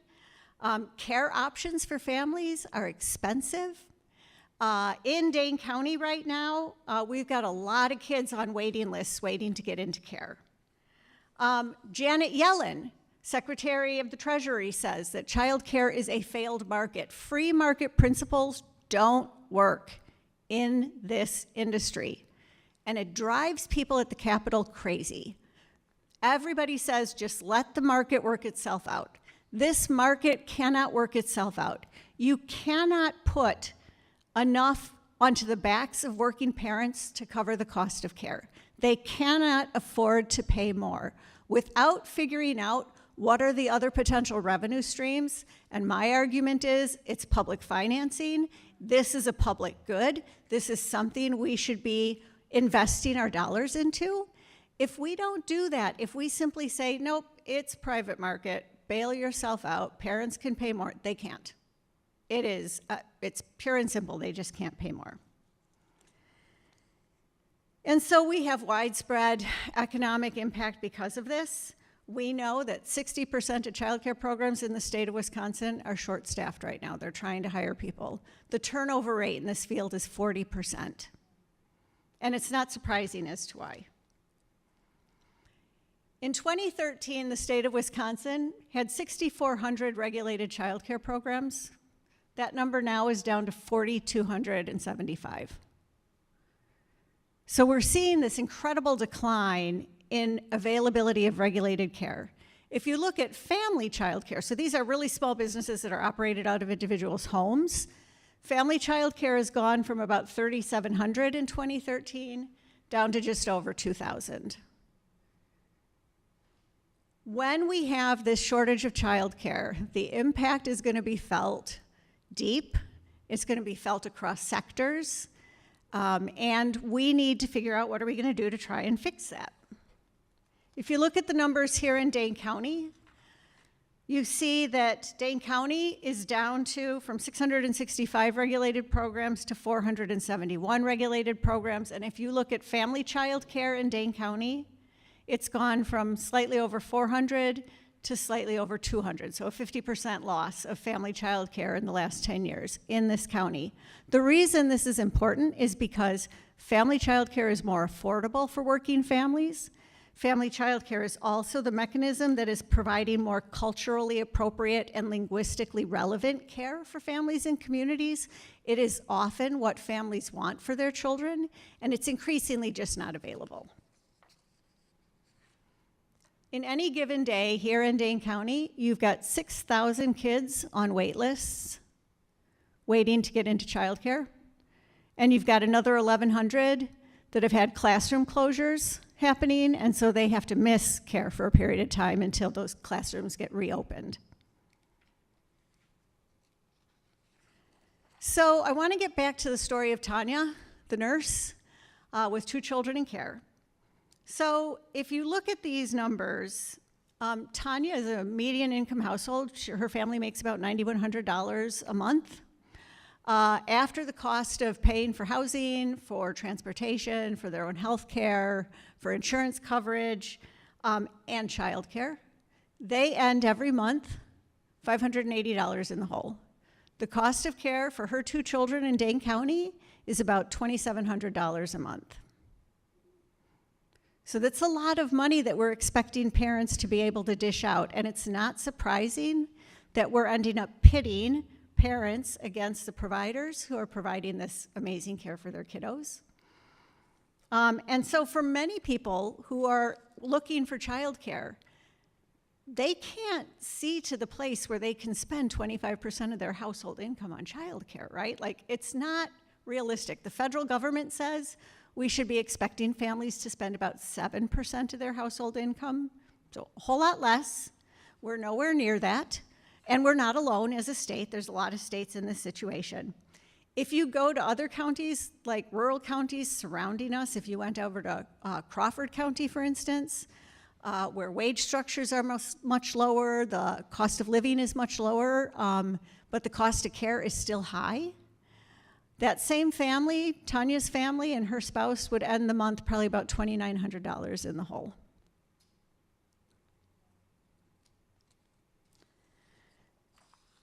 So what's the underpinning behind some of this in terms of the field of early care and education and the people who are big consumers of childcare? I think in our organization, we argue that there's a lot of gender inequities in this. There's a lot of racial inequities in this. And it's very much that lens that we bring to our work. Not surprisingly, in Wisconsin, close to 100% of the workforce is women. Very, very infrequently do you have men in the field of early care and education.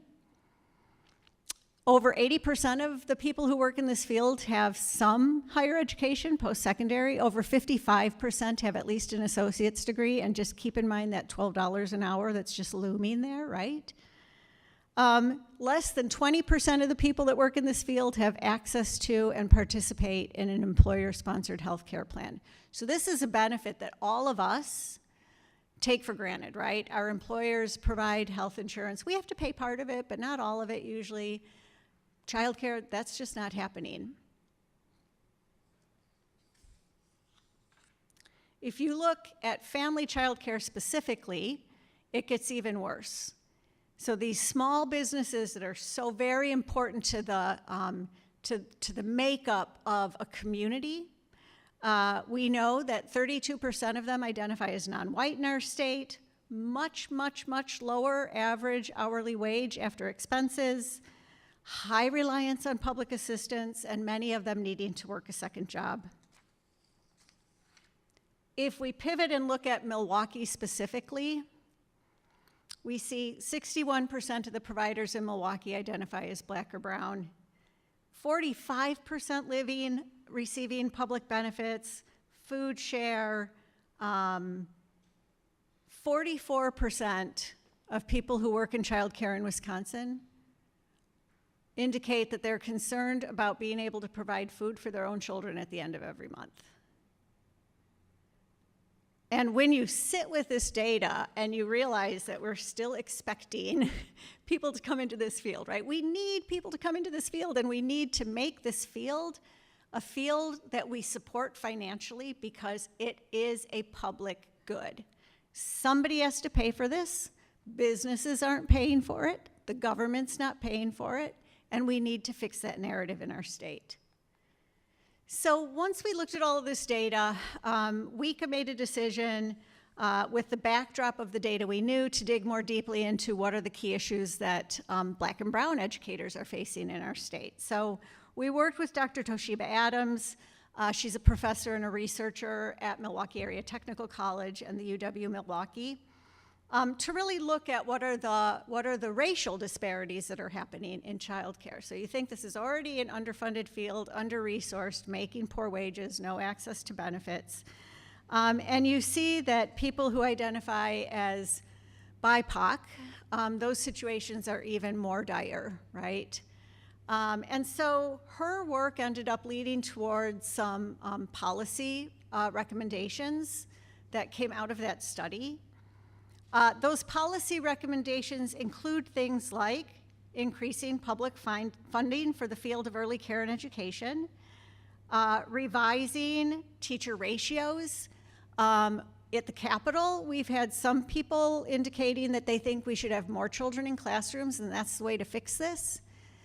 Providers that work in this field, especially in Milwaukee, are saying, please don't put any more children in our classrooms. We can't keep up with this. We can't provide good quality care to those kiddos. We need lower ratios, not higher ratios.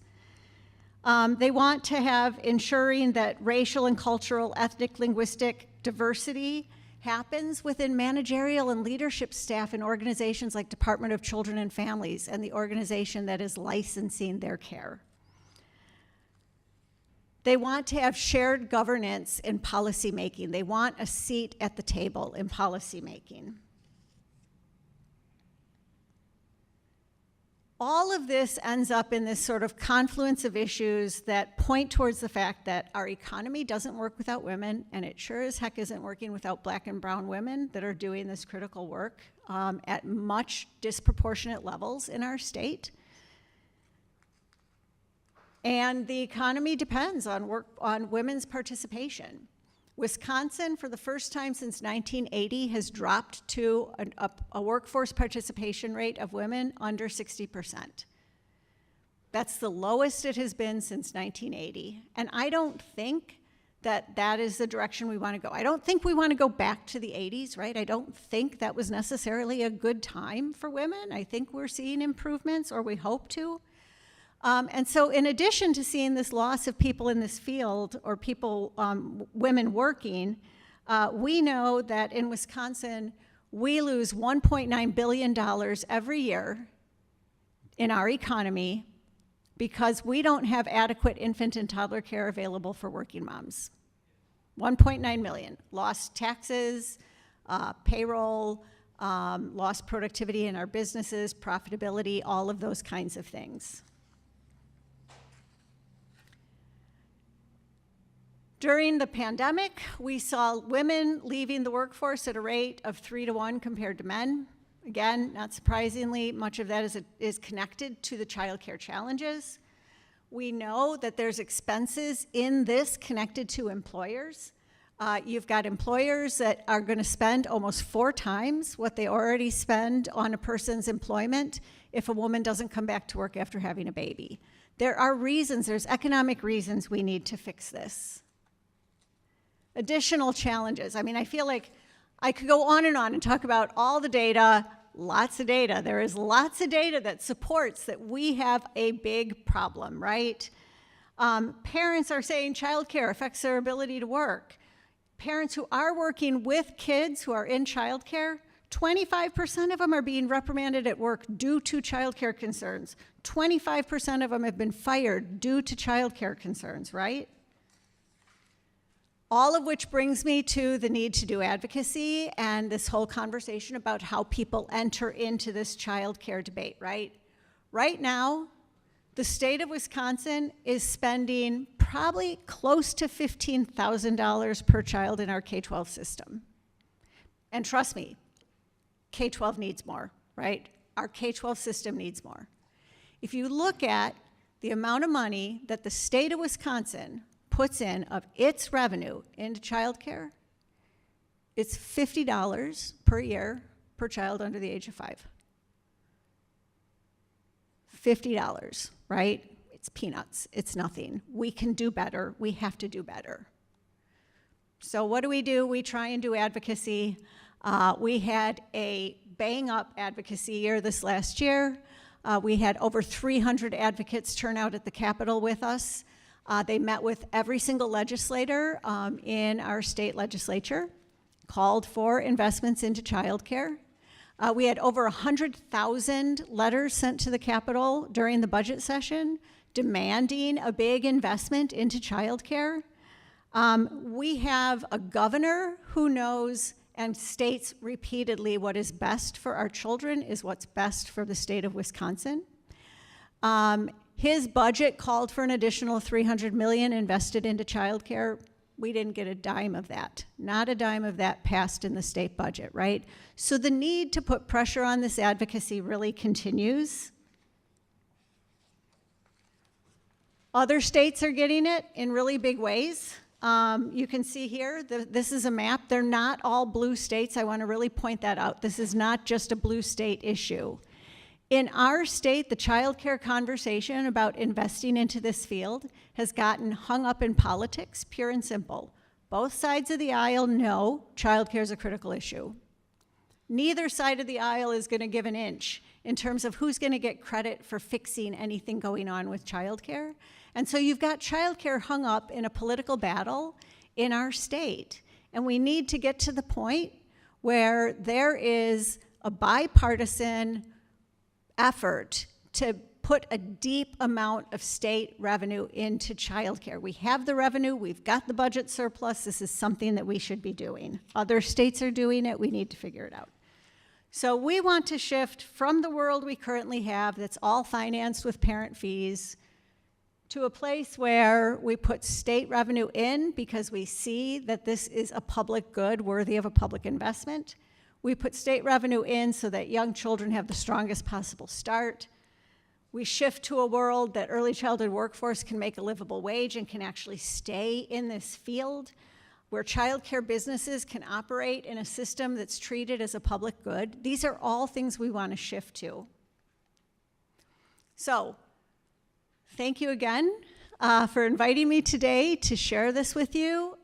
We will continue to do this good work, and I want to say this good work at WICA is 100% fully supported by what we get from our membership and community shares of Wisconsin. All of the money that comes to our organization during the Big Share goes directly into our advocacy work. It's absolutely critical for us. We appreciate your support of nonprofits across the state of Wisconsin. Thank you. Thank you for allowing us to continue to do our good work also.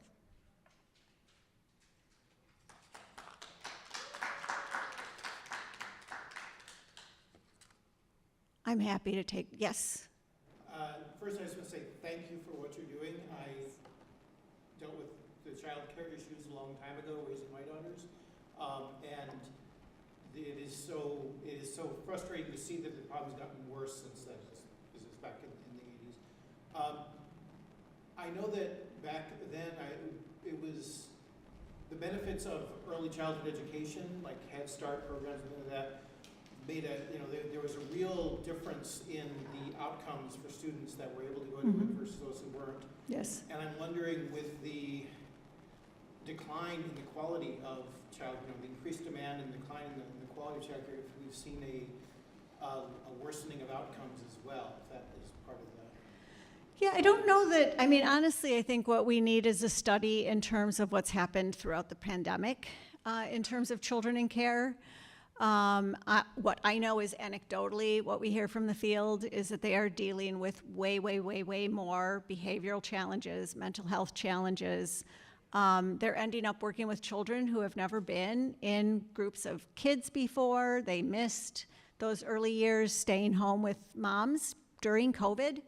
And so they're grappling with much bigger needs in the classroom than what they used to have to grapple with. And I don't know of any studies that are right now actively going on that are looking at outcomes for children, but I also haven't heard anything about declines in outcomes for children compared to those children who don't get into high quality care, right? I still think our best data and what we've looked at longitudinally points to that issue of kids still getting much better outcomes longer into life from being in early childhood education. Any other questions? Yeah.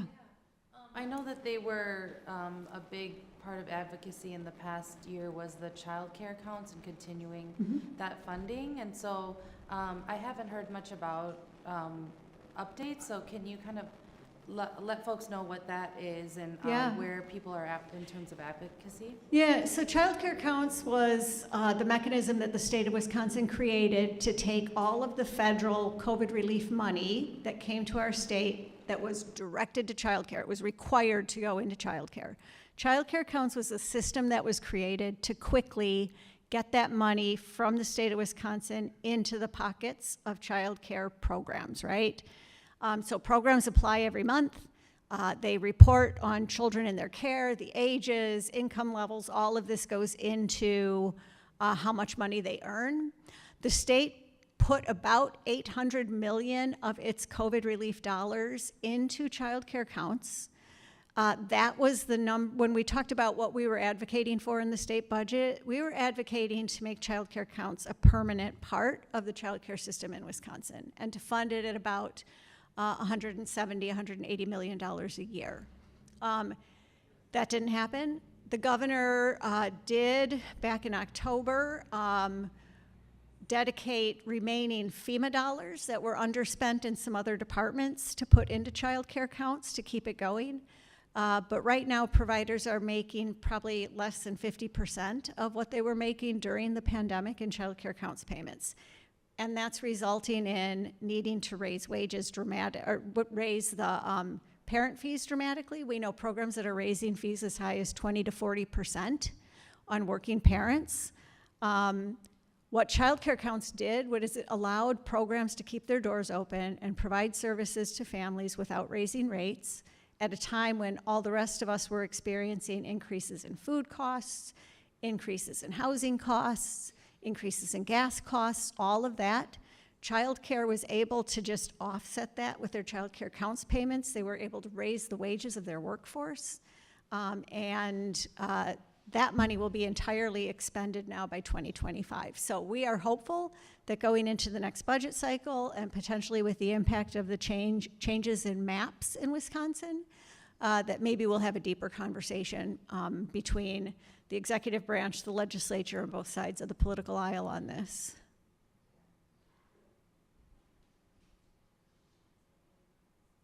Anything else? Can I wrap it up? Yeah. All right. Thanks, everybody.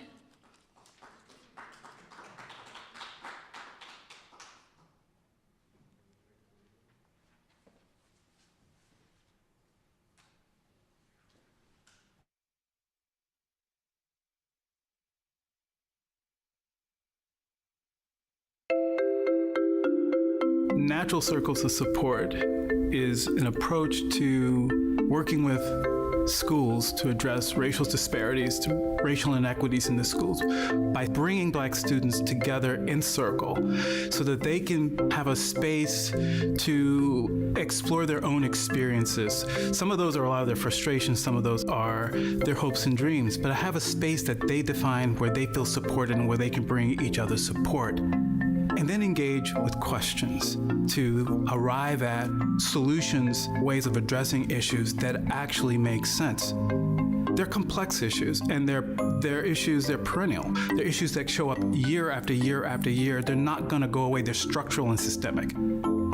But we don't stop there, because the next level out is that we work with schools to develop a leadership team, what we call a professional learning community, but it really is a staff leadership team made up primarily of staff that students themselves have named as people who have provided support, who they feel as supportive. Now, often these staff members don't know that. And so there's a little bit of treasure hunting we do.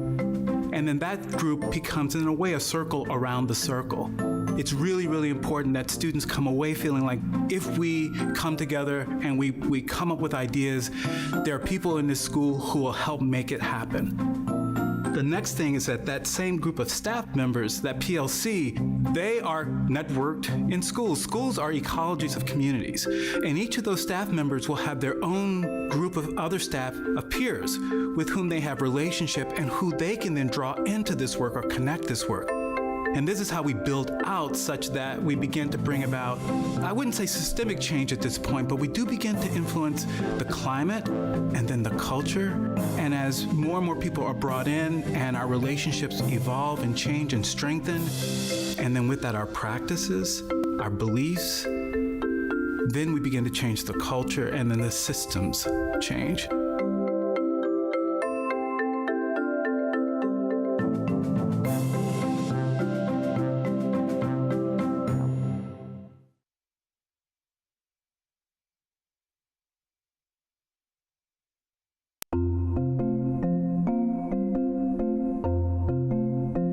One of the things that we do in Natural Circles that's really important, we talk about centering the voices of Black students. But I think it's important for us to hear from staff and to listen and believe them as well. So now we know what we're working with. That's the space that's missing. Natural Circles of Support is an approach to working with schools to address racial disparities in the schools by bringing Black students together in circle so that they can share their concerns as well as their aspirations and have a group of adults who are essentially advocates to see that it gets done. The challenges that our African American students are facing are challenges just related to being working class and poor, economic challenges that their families are facing. So many of our kids are not successful in school. Some of those kids, they go through a school day of not feeling like they belong, a sense of usefulness, a sense of influence. And other means of meeting needs when they don't have direction, when they don't have a sense of being cared for, they don't have a sense of hope. And that's why we created Natural Circles of Support. So in Circles, it creates that whole sense of belonging in a different perspective. It's a safe space for kids of color to come, to be affirmed, validated, and empowered. You got a win for the week? And I like to start with wins because sometimes people only talk about what's wrong, or like, how can we help? And they don't really acknowledge what's right. So I like to acknowledge, like, what's your win for the day? Like, do you get nervous when you go? I like to find questions that challenge them, that encourage them, that reassures them, and shows their brilliance. So again, Circles is strength-based. You know, that's the beauty there that we can tap from and then make that grow. So it's just an opportunity for growth and connection. But we don't stop there because we know that even though those kinds of affinity spaces are important, what's important in terms of long-term change is that those adults around them are also changed such that they support them. We work with schools to develop a leadership team, what we call a professional learning community, to kind of figure out how do we now better understand what is keeping this problem in place and what we need to change in order to unleash the potential for change that already exists in the space. Natural Circles teach you to create a foundation that anybody can come, build up, launch off, or stay. The attitude that students had towards themselves improved. The attitude that peers had towards students also improved. And then the relationship, of course, between the staff and the students, I think, improved in a lot of ways as well. I like to reflect the students to the teachers and then reflect teachers to students so they can have a better bridge of understanding to build a better, effective relationship. I see the passion and joy my team members, our staff, have for this work. There's beauty in every human being. And that's why we have those groups, you know, so that they can come there and feel who they are. When you look at marginalized groups, when they start doing better, when they start doing good, well then when you look at the surrounding, everybody is doing good. And they look forward to it. It gives them a voice, and the things that they come out with, it reassures me that we are doing the right process with these kids. There's not a better moment for an approach like Natural Circles of Support. We've got to do a better job for our students. We've got to do a better job for our families. We've got to do a better job for our teachers. I've gone into meetings where people were skeptical about this, didn't really quite understand it.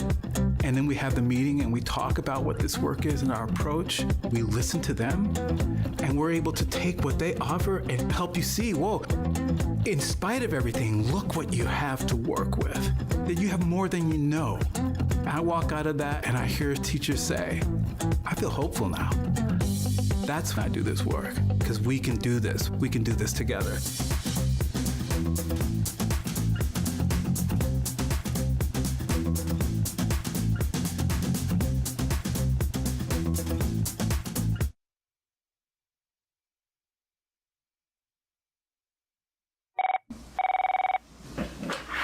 Every 68 seconds, an American is sexually assaulted. Thank you for calling RCC Sexual Violence Resource Center. How can we help? Last year, RCC's 24-hour helpline provided over 3,000 hours of support for survivors. RCC advocates connect survivors and their loved ones with resources for healing. Join us in the fight to end sexual violence. Text 53555 to donate today.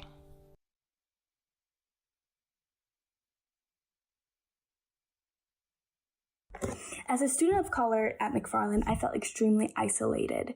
It's a majority white town. One of the most isolating feelings I felt was in elementary school when someone told me that my skin was dirty. I went home and scrubbed as hard as I could to cure myself of this blackness. I carried feelings such as these all the way up to high school when I joined Circles. There, I talked about how I didn't feel comfortable in my skin and my hair, and all these students of color, soon to be my friends, told me that they experienced the exact same thing. Together, we grew, we learned, and we healed, along with mentors of color. That was extremely liberating, and thanks to that, I was able to become an activist and help people locally and in my state.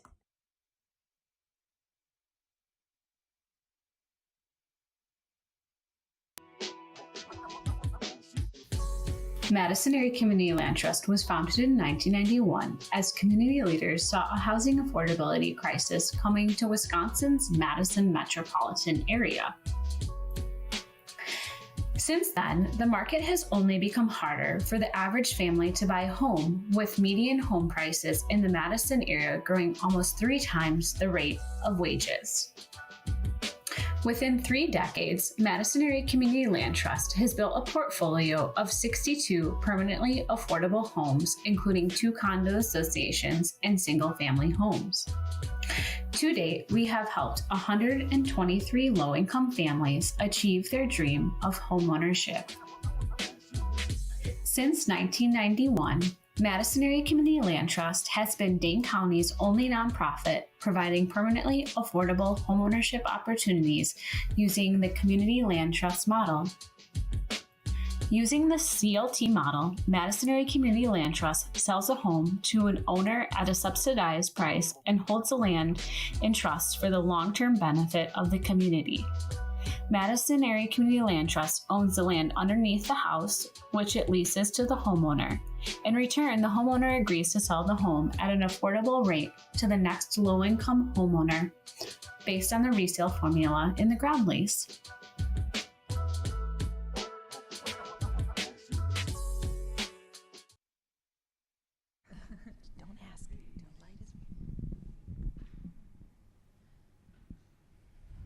Hello, hello. We are getting back here on the Big Share Live. Thank you for joining us. If you're at home, if you're tuning into our live stream, we are currently in the 11 o'clock hour. We kicked off at 6 p.m. last night, and I just want to give a total right now for dollars raised. So currently we are at $345,551 raised so far. That is absolutely amazing. And we have 1,594 individual donors who all help to make that happen. So we are making a huge impact today. And keep the, please keep the donations coming in. We want to get to that $800,000 goal, and by the looks of it, we're definitely getting very close. So thank you so much again for all of your donations. I'm here with our Boardman and Clark reps. We're going to talk about the visual storyteller sponsorship right now. So thank you both so much for being our visual storyteller sponsors. So we're just going to have a casual conversation today. I really need to get my glasses adjusted. Apparently, they keep falling down. But yeah, if you all can just introduce yourself, your company, and title with Boardman and Clark. Thank you. Okay. My name is Nicole Schramm. I go by Nikki. I am an attorney at Boardman Clark. I'm the chair of the immigration practice group.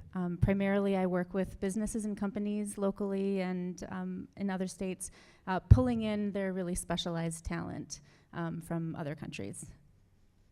Awesome. And my name is Richard Heineman, and I'm a partner at Boardman Clark. I've been with the firm since 1998. Former chair of the executive committee and on the executive committee for many years. Right now I chair the municipal practice group.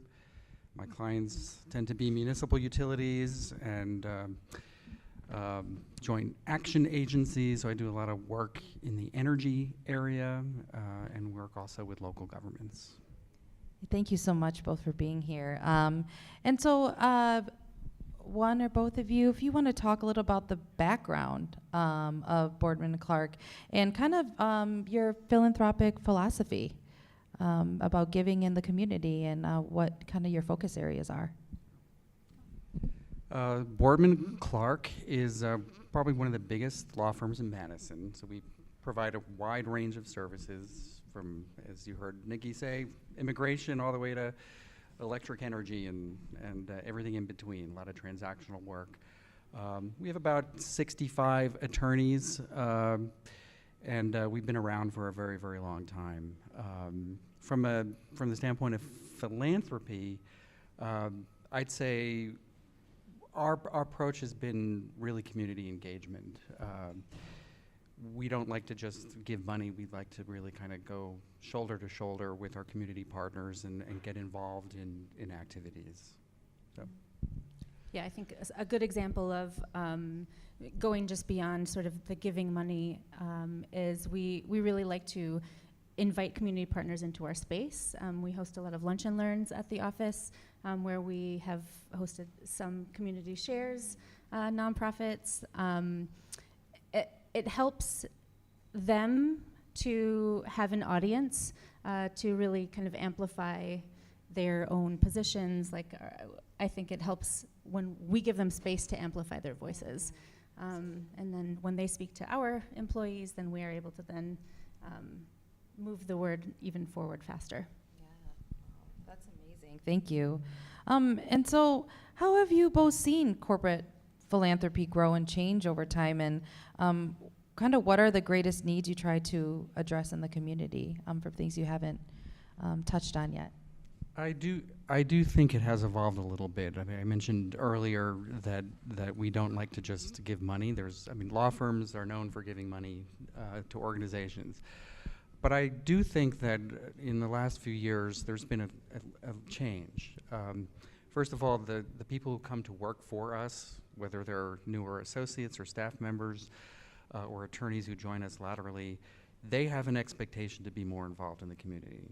And just as Nikki said, we like to have community organizations come into our space. We like to go out into the community. So a lot of our attorneys serve on boards, for example. I serve on the board of Sustain Dane, which is one of Community Share's partners.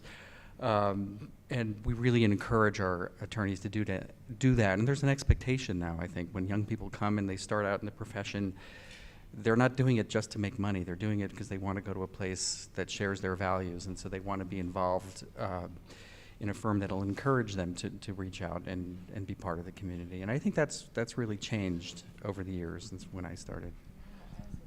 It's one of the reasons that I joined Boardman. I'd been at some Boys and Girls Club events and seen that Boardman was a prominent name, and it feels nice to be part of a group that really truly does care and put your money where your mouth is, but also the flip side of that. I don't know what the flip side of that would be, but woo. You lost your glasses. Mine won't stay on. Yep. It's okay. It's all good. Yours are still intact, though, Richard. For now, anyway. But I think another way that things are changing is social media, like we're working on right now. We have a marketing team that I think does a really great job of working with our community partners and again, like amplifying those voices through social media. Yeah, absolutely. You all have a great presence, and I love seeing your posts. We are highly engaged with social media through Community Shares. I'm always saying how much I love the work that you're doing in that. So thank you both for sharing that, and for both of your work in the community. It's great to see that you work with some member groups and that you're here with us today and supporting the Big Share.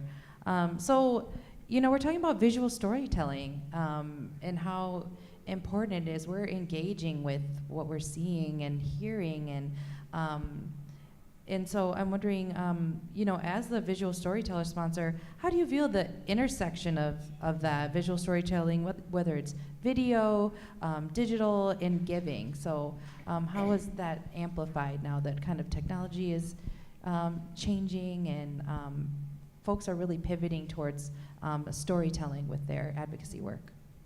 Yeah, that's interesting. That's that's one reason we were interested in sponsoring this particular element of the Big Share.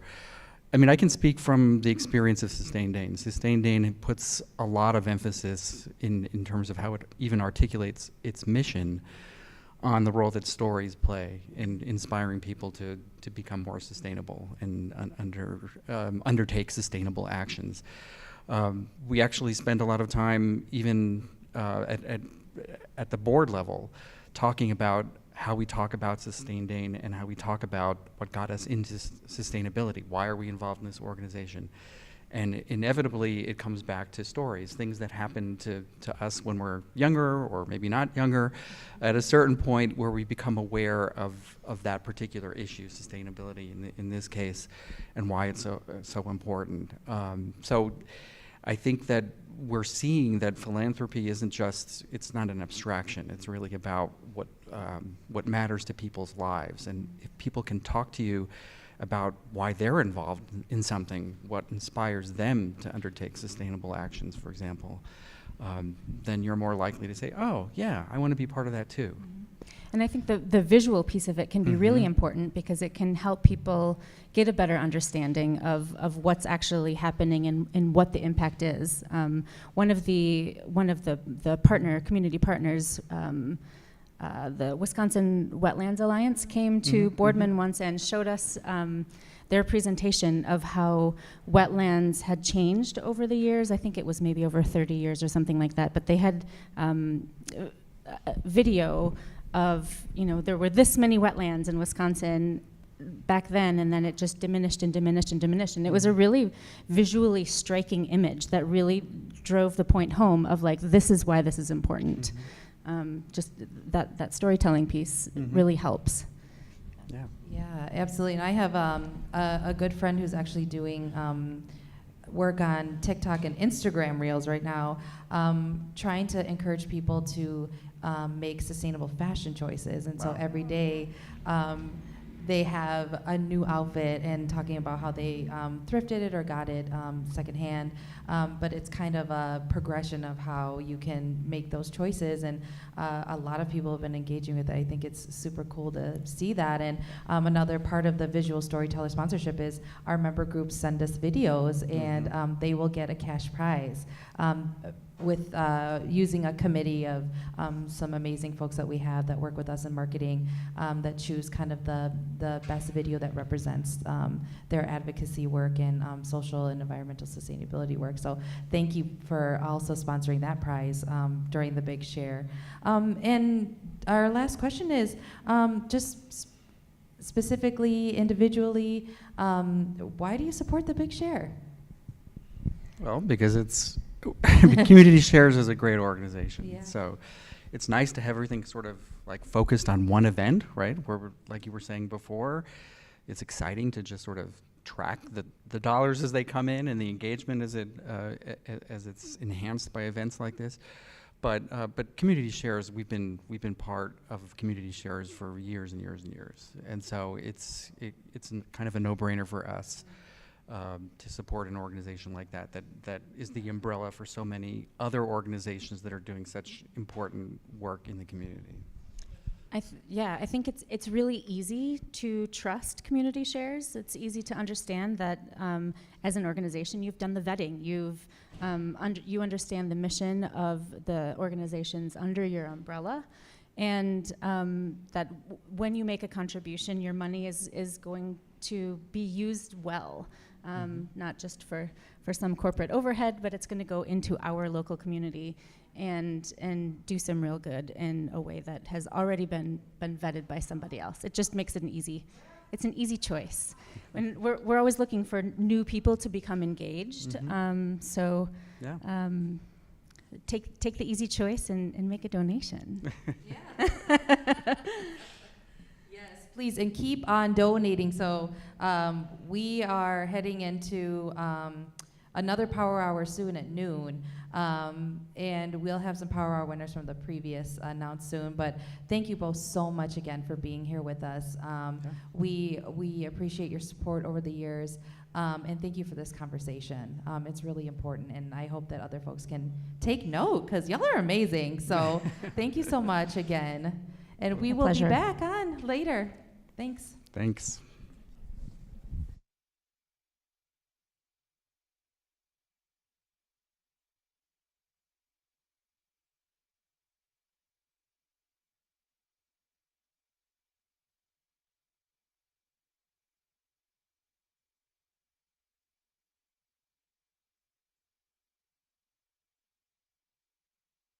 Your donations are helping make change happen.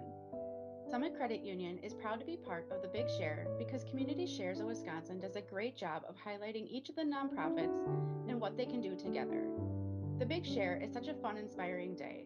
It's wonderful to be able to add to the funds that these organizations are raising, and so fun to be surprised by who comes out the Power Hour winner. Community Shares nonprofits are moving the needle in areas that matter to Summit and to our members, and we're glad to be able to support their hard work. Congratulations again to the Power Hour winners.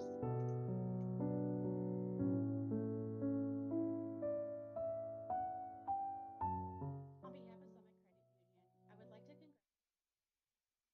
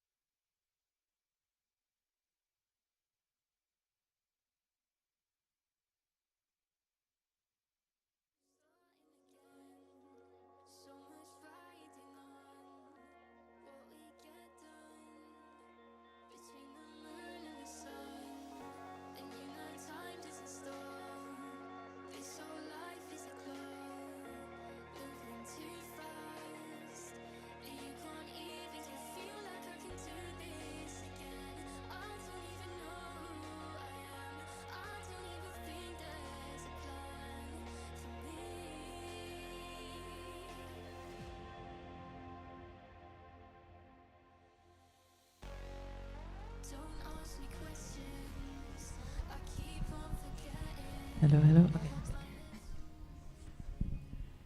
Just mic checking. All right, we are back with the Big Share Live. Thank you all so much for joining us back here. We have been doing an amazing, can we just give a round of applause right now for all of our member groups? This has been an overwhelming day already, just hearing about the work of our member groups, seeing all the dollars raised, even before noon hour. So I am just here to announce Power Hour winners and introduce this amazing panel that we have next to me. So our Power Hour winners from the 10 to 11 o'clock hour, Wisconsin Literacy for most raised. Let's give a round of applause for Wisconsin Literacy. And Chrysalis with the most individual donors. Congrats, y'all. So our next panel is a panel on answering the question, how are we supporting LGBTQ plus youth in schools and beyond, from middle school to early childhood? Our panelists are Tyrone Creech Jr., Katie Rickard from GSAFE, and Jean Mua from Freedom Inc.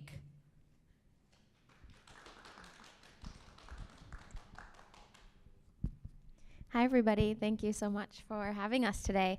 So we're going to just start by introducing ourselves, sharing our name, title, where we work, and a little bit about how we got involved in our work.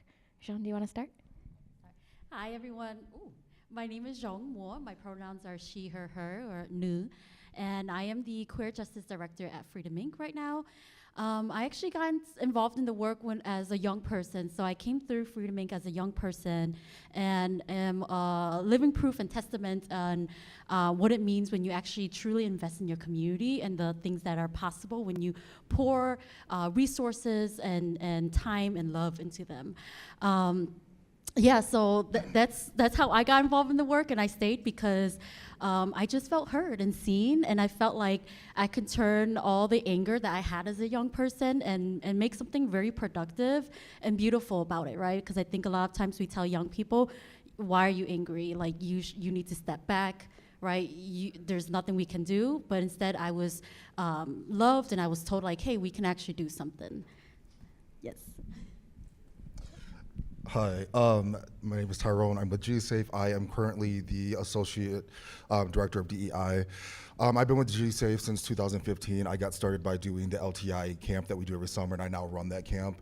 I was asked to be an adult mentor, and once I did it, I completely fell in love with it. I found my passion, my calling for working with LGBTQ high school youth, and also realized that the representation lacks very much in Wisconsin, let alone Madison itself. So it just became my calling, my passion, and I've been doing it ever since. My name is Katie Rickard. My pronouns are she, her. I'm the Associate Director for Youth Leadership and Advocacy at GSAFE.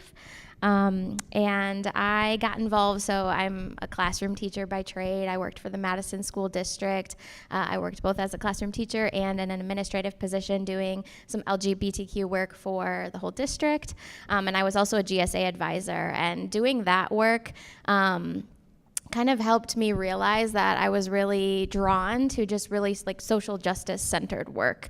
And being a teacher, I was pulled in a lot of different directions. I didn't always get to focus all of my energy on that. But I did do a lot of partnering with GSAFE in my programming. And so I eventually shifted over to that position. And it's been really amazing to, like TJ said, be able to be representative for youth, create opportunities for youth, some that I didn't even have when I was growing up.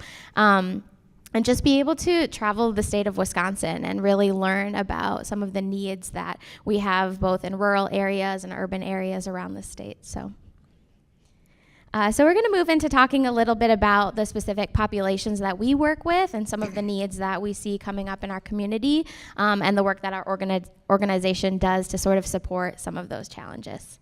Does anyone want to start? Sure, I'll start. So I work with high school youth predominantly. We go to visit GSAs, we do youth programming. We did have a class called FWAL that we taught every Monday that was at the Memorial Union for students around the different schools around the state of Wisconsin, well, in Madison. And we try to provide resources and community for our students.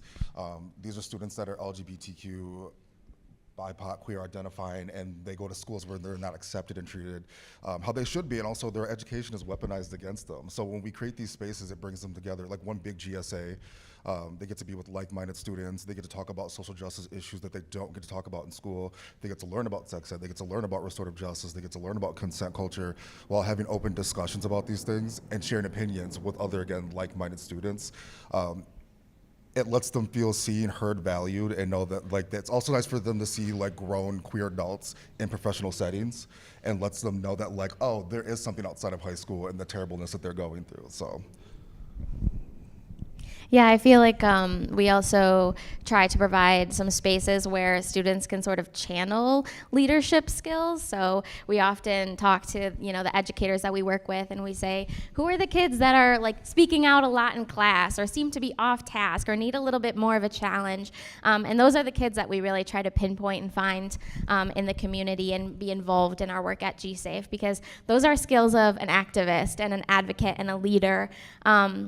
And especially for students of color, we really try to create spaces because we know we're here in Wisconsin, and the unfortunate reality is that we mostly have white educators, white support staff, and we still serve a lot of students of color. And so GSAFE really works to create spaces where students of color feel heard and feel supported in what they're trying to do in their communities.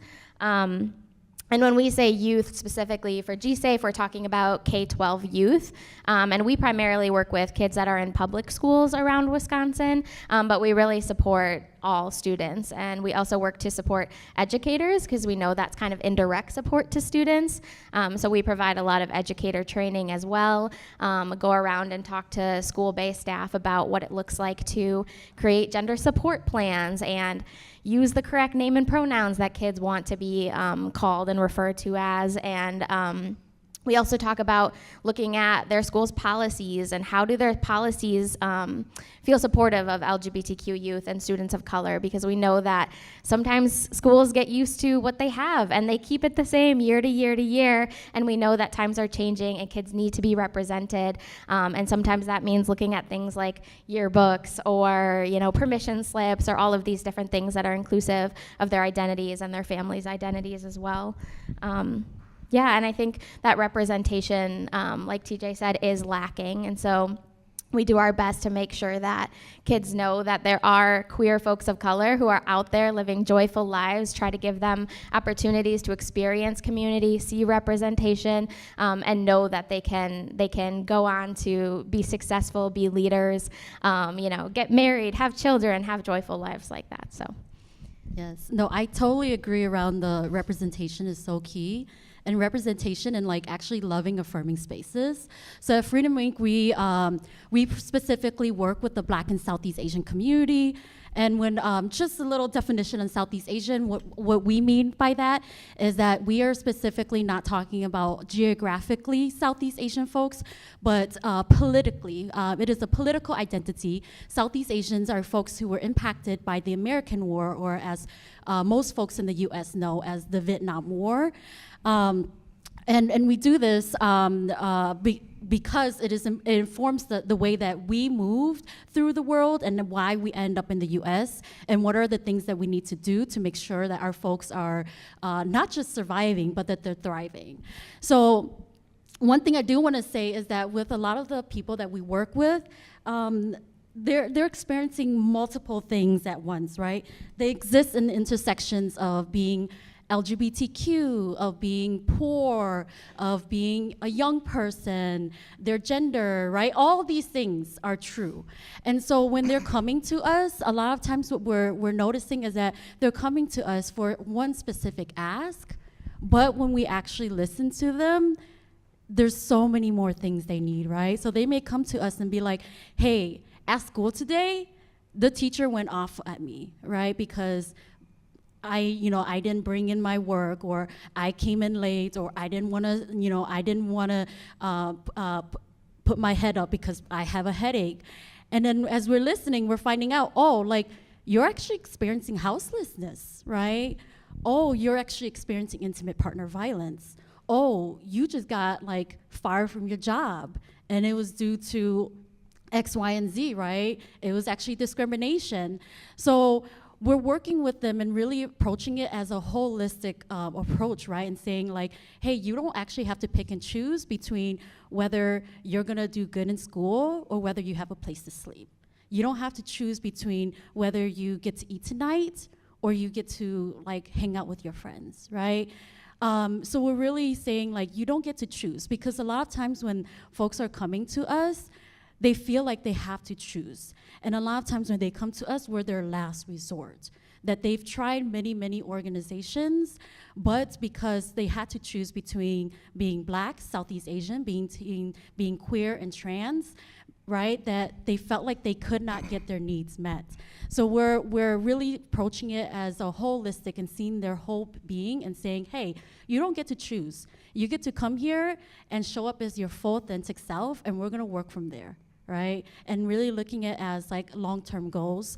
So a lot of the things we do is we provide radical direct services, right? So whether that's people experiencing violence from school, at home, right, or in the justice system. And then we also support them with also leadership development, because it is important that we're providing them the space, the tools and resources to create these change in the world that they want to be in, so that they can live beyond, right, and have a safe space beyond just us, beyond just our door, because queer and trans people deserve to be in public spaces without experiencing violence. Yeah. So I just was going to touch too a little bit on some of our work with families, specifically at GSAFE. So GSAFE also works to support families that are kind of on different journeys related to navigating identity together, navigating their child's identity, coming out.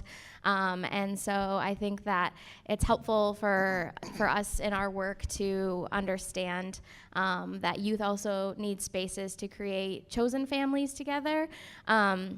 And so GSAFE, we do a lot of programming where students can experience coming together from different walks of life, different backgrounds, learning about identities that are different than theirs, and finding connections with folks.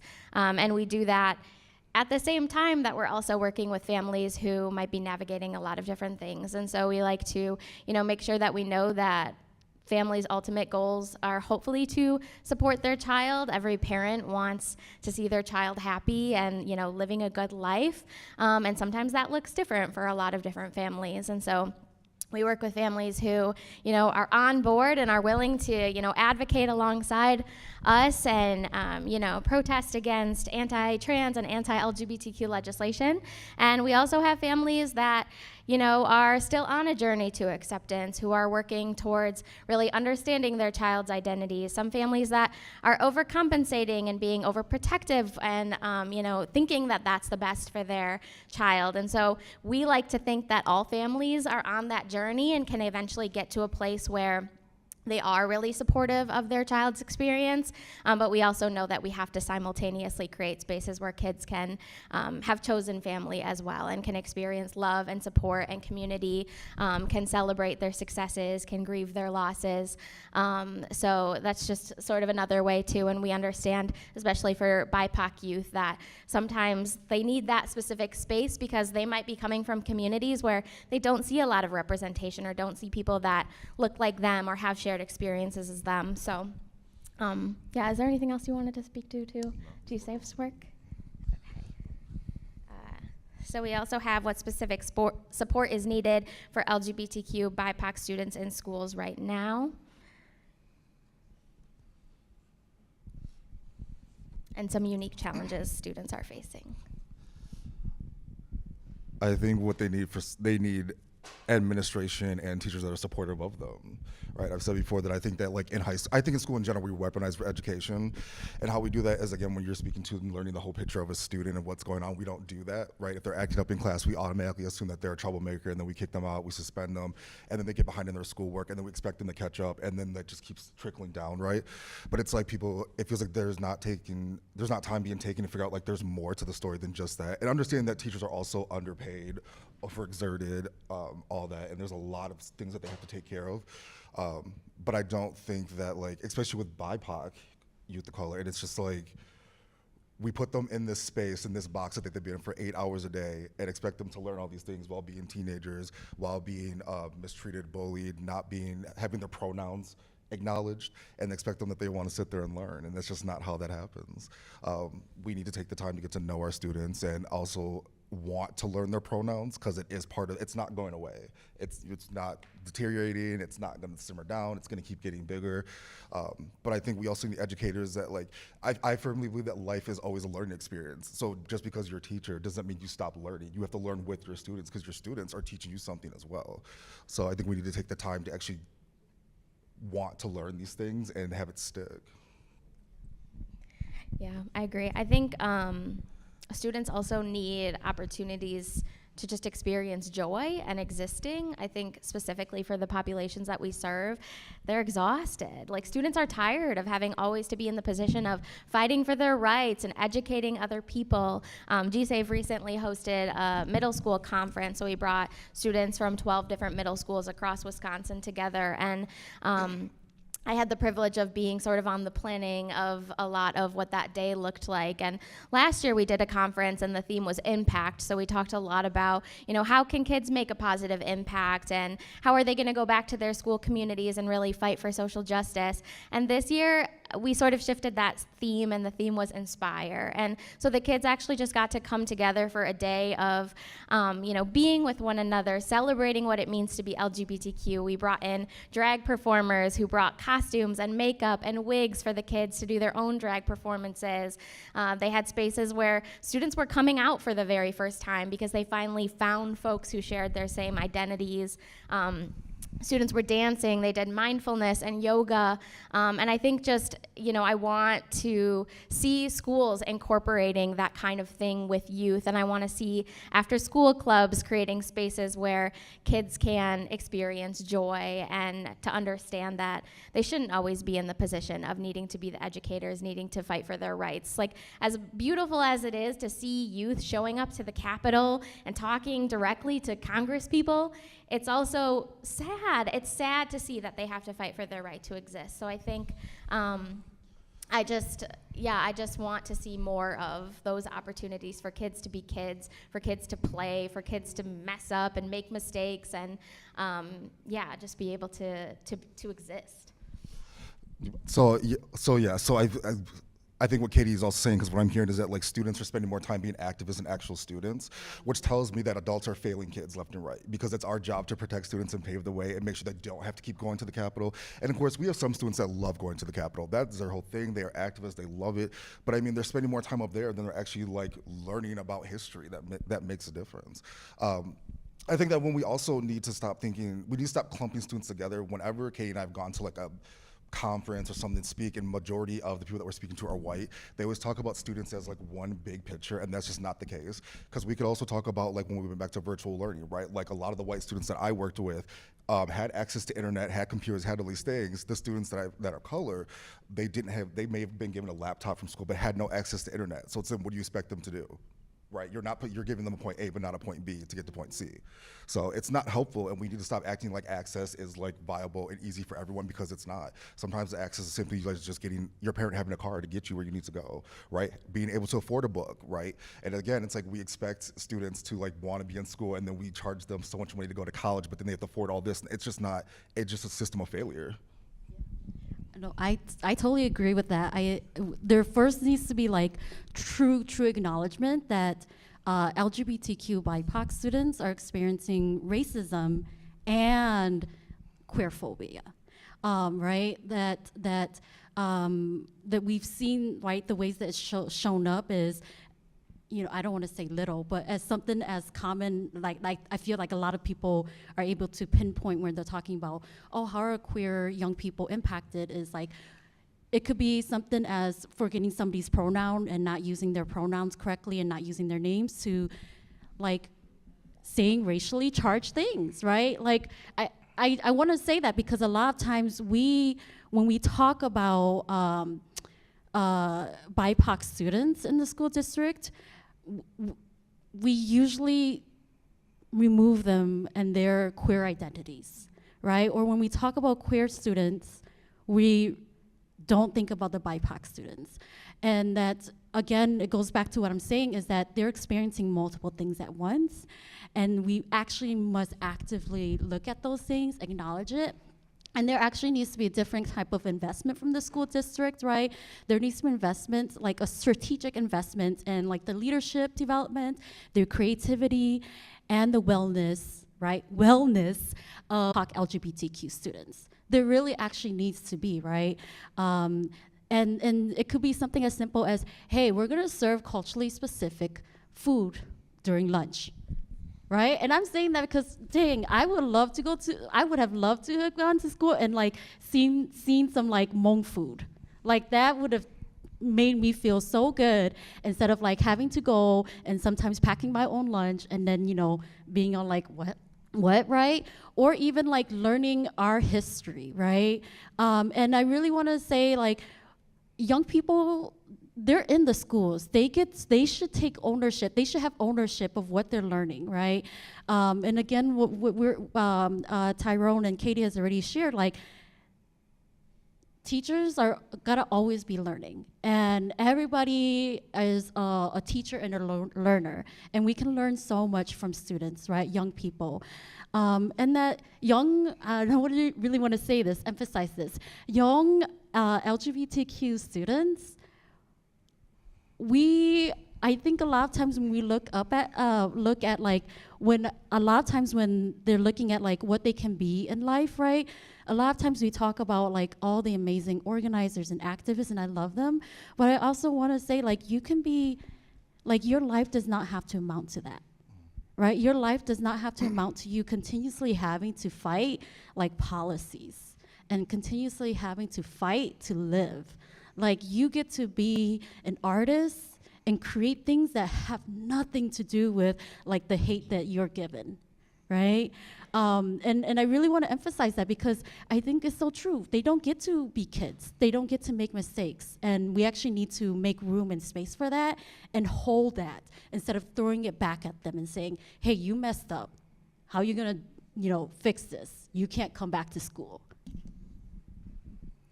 Yeah, and to speak to one of your points about educators too, I think we often see really incredible educators who are very passionate about supporting LGBTQ youth and supporting all of their students.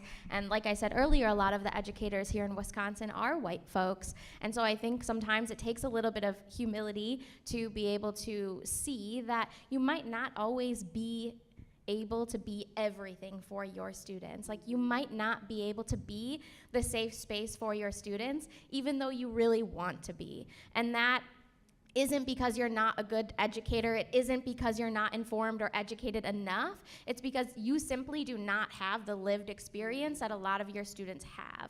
And so I think that means taking a step back, looking for opportunities for uplifting folks of color, bringing folks of color into your space, finding, primary resources and testimonies and experiences of folks of color, and bringing that into your classroom, showing videos and documentaries and stories that are written by folks of color, sharing the experiences of folks of color, and that will make a world of difference. I think, we have schools that reach out to us sometimes and ask, like, our GSA is primarily white students and we don't know what we're doing wrong. We don't know how to get the queer folks of color, students of color that are in our school to be a part of our GSA. And, sometimes that answer is so obvious. You have white GSA advisors and all white students in your GSA. You need to be intentionally creating spaces that are led by folks of color to make those spaces feel safe. And yeah, like I said, I think it's a matter of knowing that you can still be a good teacher who is supporting your students, but not being the one who is directly providing that support. I think that kind of begs the question then, like, how do we get more educators of color? Then also, how do we keep them in our school system? And how do we encourage them to be GSA advisors and being part of that? Because, let's be real, and to use the term loosely, but like administrations are bullies too. They bully colleagues left and right. If a teacher's standing up for students, LGBTQ identifying, BIPOC, trans, whatever, they do get bullied in their school, and they have no support. They're not protected. So it's also then like, if you're already not being protected in school, why would you want to do an after-school program where you're therefore not being protected? And most kids don't join GSAs, especially students of color, because it's a target, right? And they're already being targeted in schools anyways with their education, as I keep saying. And I think one of the things is that when we were talking about like education, we don't ask students what they want to learn. We present them with a curriculum that doesn't fit all students, right? Because for me personally, when I was in high school, I stopped going to history class because they taught me nothing different about the genocide of my people, rape, pillaging, how they stole land, all these things. I was like, so I'm not learning anything positive about my Black culture. And then we celebrate Black History Month with the same historical figures every year. Nothing is new. And I was like, so for you, it's a month. For me, it's every day, 24/7. So for me, I just like, I'm not doing this anymore. Until they found a teacher who, Mr. Tuck, I'll never forget, taught ethnic studies, and it opened my whole world to like a whole different part of life. But I mean, we don't have those in schools, so. Yeah, I think, you know, it's about creating affinity spaces for staff of color. It's creating listening sessions, like listening to your staff and figuring out what they need to feel supported. And then in turn, listening to your students. What are students asking for? And how are you even creating those spaces for students to be able to give like their honest feedback, feel safe enough to give their feedback? And then what are you doing to actually make it happen? Because you're not going to get any kind of, you know, honest feedback or results, or you're not going to get any honest feedback if students aren't actually seeing results from, you know, what they're saying. Yeah, I totally agree. You know, I have this, I'll be really honest, I have a complex relationship with the school district. One, I think public education is beautiful. I do think there's so much more that we have to do to really turn it around for our young people. And I also know that there are just certain things set that it's going to make it very impossible for us to move to get the things we really need. And that is why at Freedom Inc., we provide like year-long weekly programs that's culturally specific to our folks, right? So that folks can really be in that space, see people who look like them, and learn the things that they want that's affecting their community, right? And not have to stop and say, hey, this is what I mean when I say this, right? This is how it looks like in my community. But that in that space, it's like, oh, you get what I'm saying? Okay, we both understand. So now how do we move from here, right? And on top of that, our summer programming, right? Our books and breakfast programming that's provided to elementary age young people. In the summer, that's very much modeled modeled from the Black Panthers breakfast program that provides like breakfast and also literacy skills for young people, right? And we're reading books that a lot of times in the schools they don't get to read about, right? Such as like, hey, we're gonna read and we're gonna talk about consent and body parts and how do we be safe and how do we protect each other. Or we're gonna talk about families, right? And how families can look very different, right, for everybody. And then we also have our youth organizing camp that's really geared towards our high school young people and really, again, learning and harnessing into like their rich history, right, of the Black and Southeast Asian history and the resiliency and how do we build on that, right? And really activating them, again, to really like think about the changes that they can do that's beyond the schools, right? That it doesn't have to come from formal education, but that our family and our elders have so much to provide us, right? And I'm really speaking on that as like Hmong people and how our history is not actually documented, written out, right? But that it's passed down orally. And how do we actually tap into that wisdom from our elders, right? And say, hey, there are different ways of learning and different ways of sharing. And storytelling is something so powerful. And how do we keep that alive in our young people? So we have about 10 minutes left. We have folks who are here listening, folks who are probably streaming on social media or from their offices, and we get the opportunity to share like one piece of advice, something that we want everyone who's listening today to walk away knowing or thinking about. So what is the one thing that you would share to wrap up our time?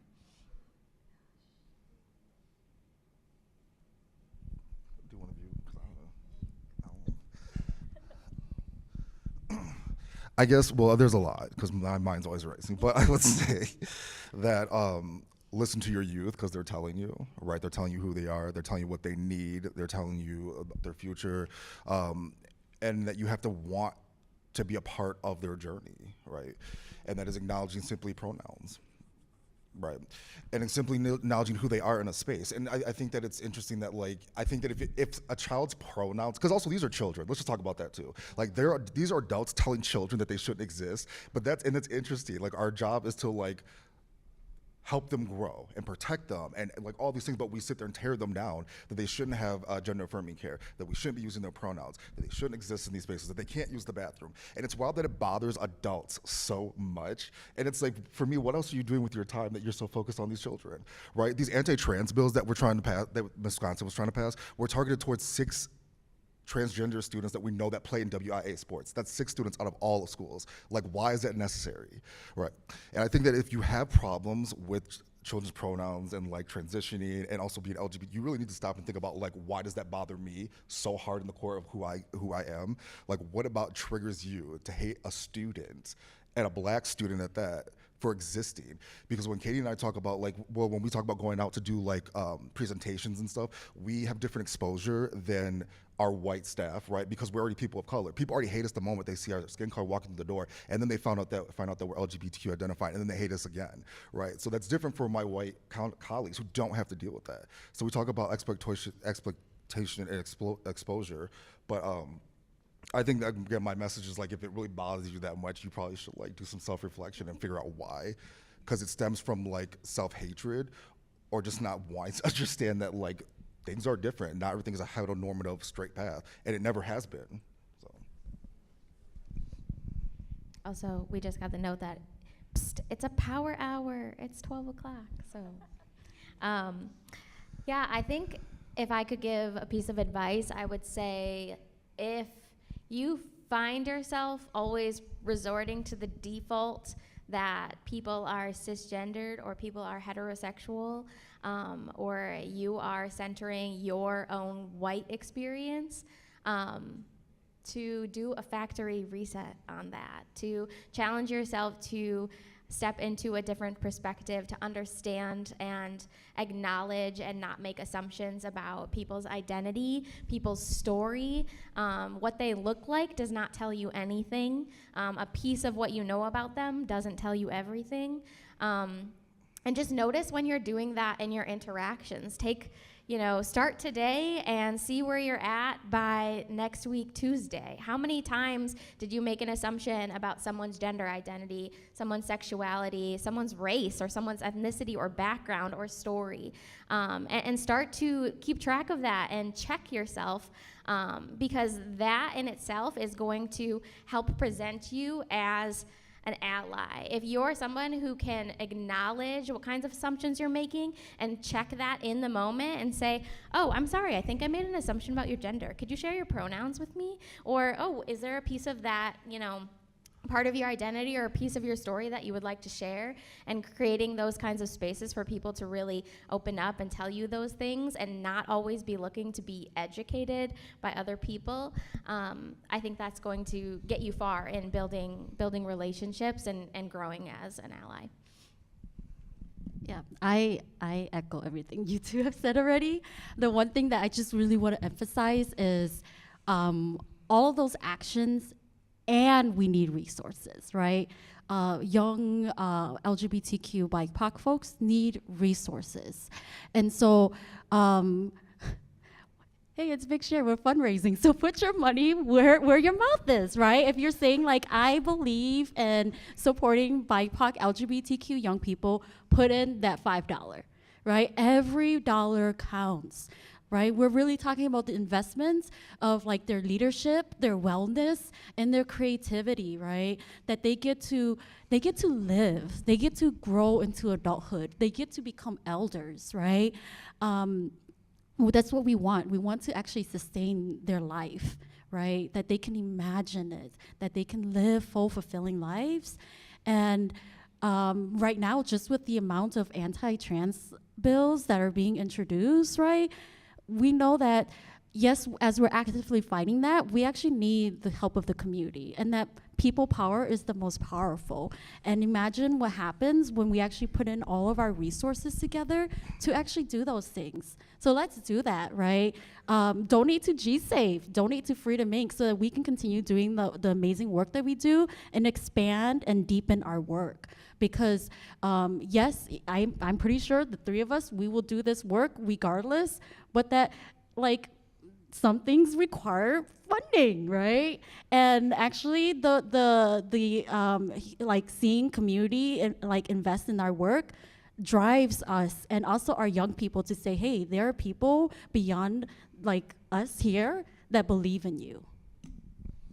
And tell one person. If you haven't heard of GSafe or Freedom Inc. and you walk out of here today, tell one person, because that makes a huge difference of, hey, I heard about this organization. Did you know they were doing that thing? And then that person tells someone in their book club who happens to have a queer child who needs some resources, and then suddenly they found themselves working for GSafe or coming to one of our events or supporting our mission or volunteering with us or, you know, doing the same thing with Freedom Inc. So if you can donate, great, thank you, donate. And if you already have, spread the word, tell people about our organizations. Did you want to add a last thing? Yeah, I guess I feel like if you can get down with the gays at Pride, you can donate to the organizations that exist, and you can't act like we don't exist because you're exploiting the gays. Yes. And even though you're like paying for things, you're still taking all of our joy for your own. So, you know, donate. It's so true. It's so true. Thank you, everybody. Thanks so much for having us. Thank you.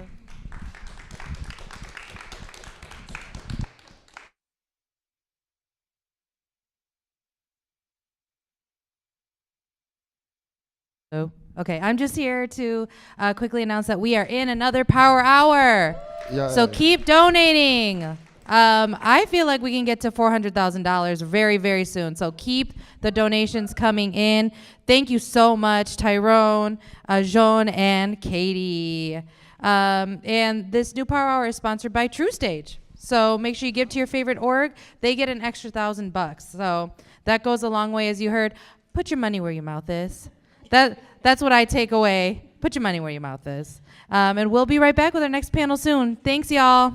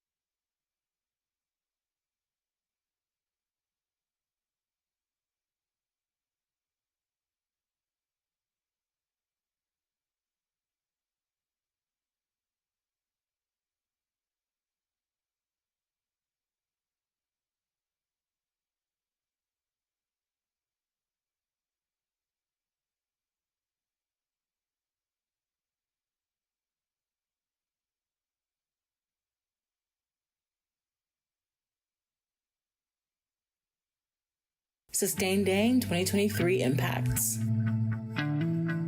Learn, connect, and take action. Holistic sustainability, healthy environment, equity and social well-being, and a just economy. Education and implementation. Program participation. 24,000 people impacted with the ripple effect and 1,600 plus people reached with education programming. Accelerate Sustainability Workshop. Professional development workshop that supports businesses and organizations taking action for sustainability. The programs organized by Sustain Dane are truly some of the most informative, impactful, and inspiring. Every time I leave inspired to do more for our environment. Gaurav Pranami. Recycle Better. Participants learn and complete projects to improve local recycling. Water Steward. Participants learn and complete projects to conserve, protect, and restore water. PFAS Impacts.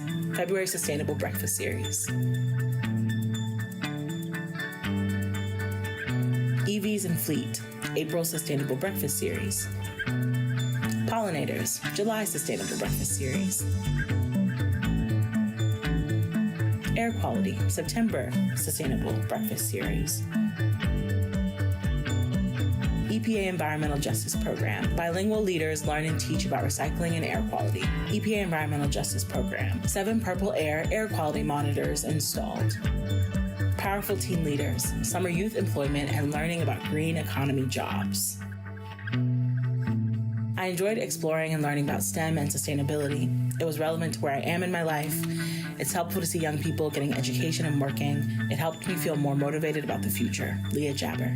All around Dane County, connecting with folks in Mount Horeb, Sun Prairie, Deerfield, and McFarland. Affordable housing and energy efficiency. Efficiency Navigator program, making affordable apartments energy efficient, comfortable, and resilient with weatherization, electrification, and more. 132 units participating in Madison and Middleton. $300 to $500 annual energy costs savings per building. The program helps these families living paycheck to paycheck not only live a more comfortable life, but save energy and money. And with each dollar spent helping people, the more hope we have for a sustainable future. Melvin Boone, owner of an apartment building. Contractor Accelerator, 12 hours of workshops and one-on-one support with diverse contractors. Food systems and waste reduction. Food scrap collection, 18,000 pounds of food scraps collected. 2,000 linear feet of soil regenerated at Neighborhood Food Solutions Farm. Restaurant Sustainability Network, 9 restaurants reducing food waste with 3 composting. School recycling and food reduction program, outreach in 15 elementary schools with 3 middle schools. It's been way easier than I ever anticipated, mainly due to you. We've heard only positive things. I feel so proud about this work. Becky Galvin. Other projects. Volunteer Day, cleaning up 700 pounds of trash from the Starkweather Creek neighborhood. Earth Day reusable bags. 4,000 students participated in decorating reusable bags. Tabling, building connections at local community programs. Change happens when inspired people take action.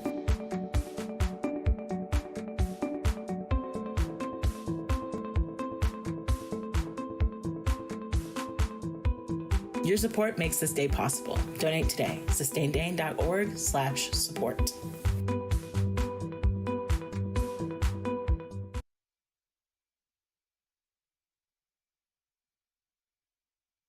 Hello, everyone. We are so excited for the Big Share. We're so sad to be missing the celebration, but we're thrilled to meet you. Hello. We are Physicians for Social Responsibility Wisconsin and the Wisconsin Environmental Health Network. We've been a part of the Madison community since the 1980s with the mission to prevent what we cannot cure. We protect human life from nuclear weapons, climate change, and environmental contamination. WEHN is the environmental arm of PSR Wisconsin. We work to educate health professionals on the effects of climate on health, advocate for stricter environmental regulations, and develop resources for environmental health education, and host the annual Making the Connections Conference. But that's not all. PSR Wisconsin is influencing health around the world. We host our Free Lanterns for Peace event each August with the mission of ensuring peace and freedom from nuclear weapons. PSR Wisconsin has been active in the mission to close an unbridled nuclear power facility on Lake Michigan and recently assisted in the passing of a nuclear weapons divestment policy in the city of Madison. In collaboration with Assist Bhopal, PSR Wisconsin provides financial assistance for a lunch program in Bhopal, India. Whew, that was a lot, but there's still more to do. Our mission is simple, but we need your help. Please consider supporting public health and our environment this Big Share season. Thank you.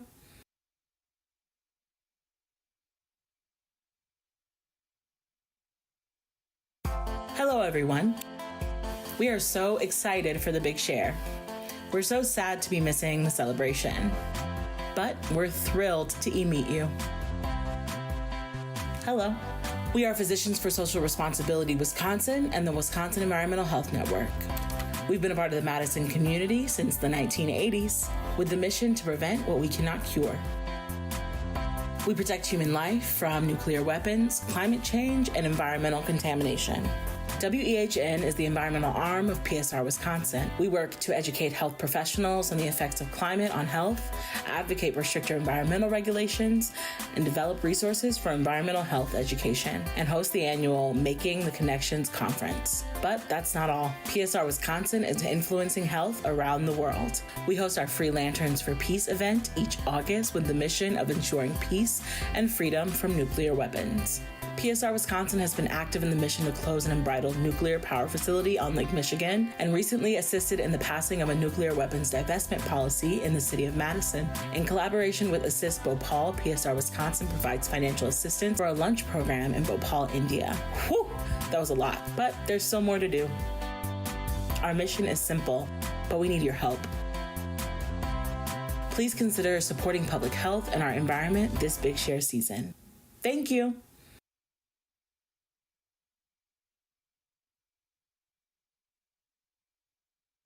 Hey everyone, my name is Katie and my pronouns are she, her, and I'm coming to you as a member of the Board of Directors for WCASA, which is the Wisconsin Coalition Against Sexual Assault. On March 5th, WCASA will be participating in the Big Share, which is an online day of giving through the Community Shares of Wisconsin. I joined the board and I donate to WCASA because they are dedicated to supporting and complementing the work of Wisconsin's sexual assault service provider programs and other organizations that are working to end sexual violence. They provide training, education, and resources across the state. And they work to propose, shape, and enhance policies and laws that impact survivors, their families, and the sexual assault survivor programs. So I hope you'll join me on March 5th in supporting the vital work of WCASA through the Big Share. Thanks so much.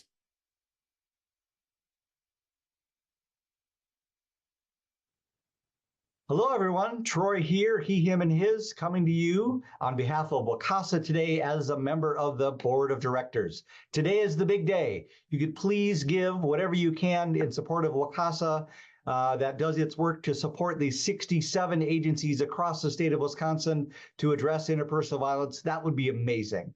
Thanks, everyone. Have a great day, and thank you for giving whatever you can today. Take care.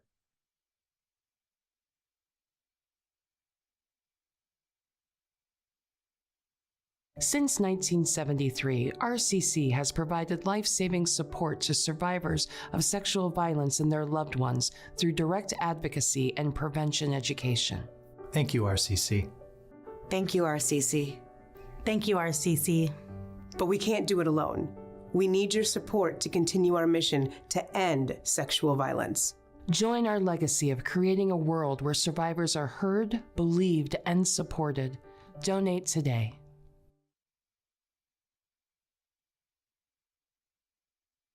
I don't remember not knowing Julie in Madison, and I've been here 23 years. Lifetime Achievement Award, Julie Anderson. Images of Julie and friends and colleagues in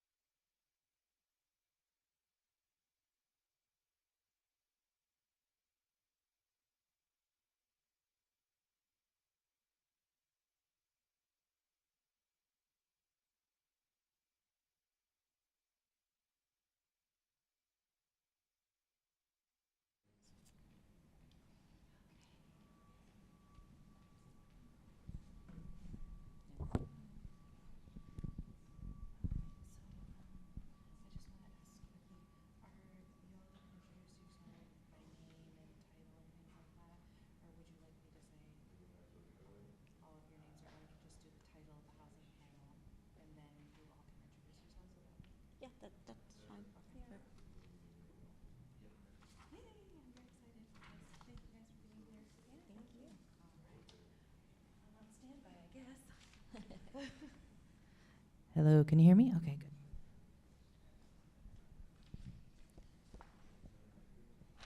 good. Oops.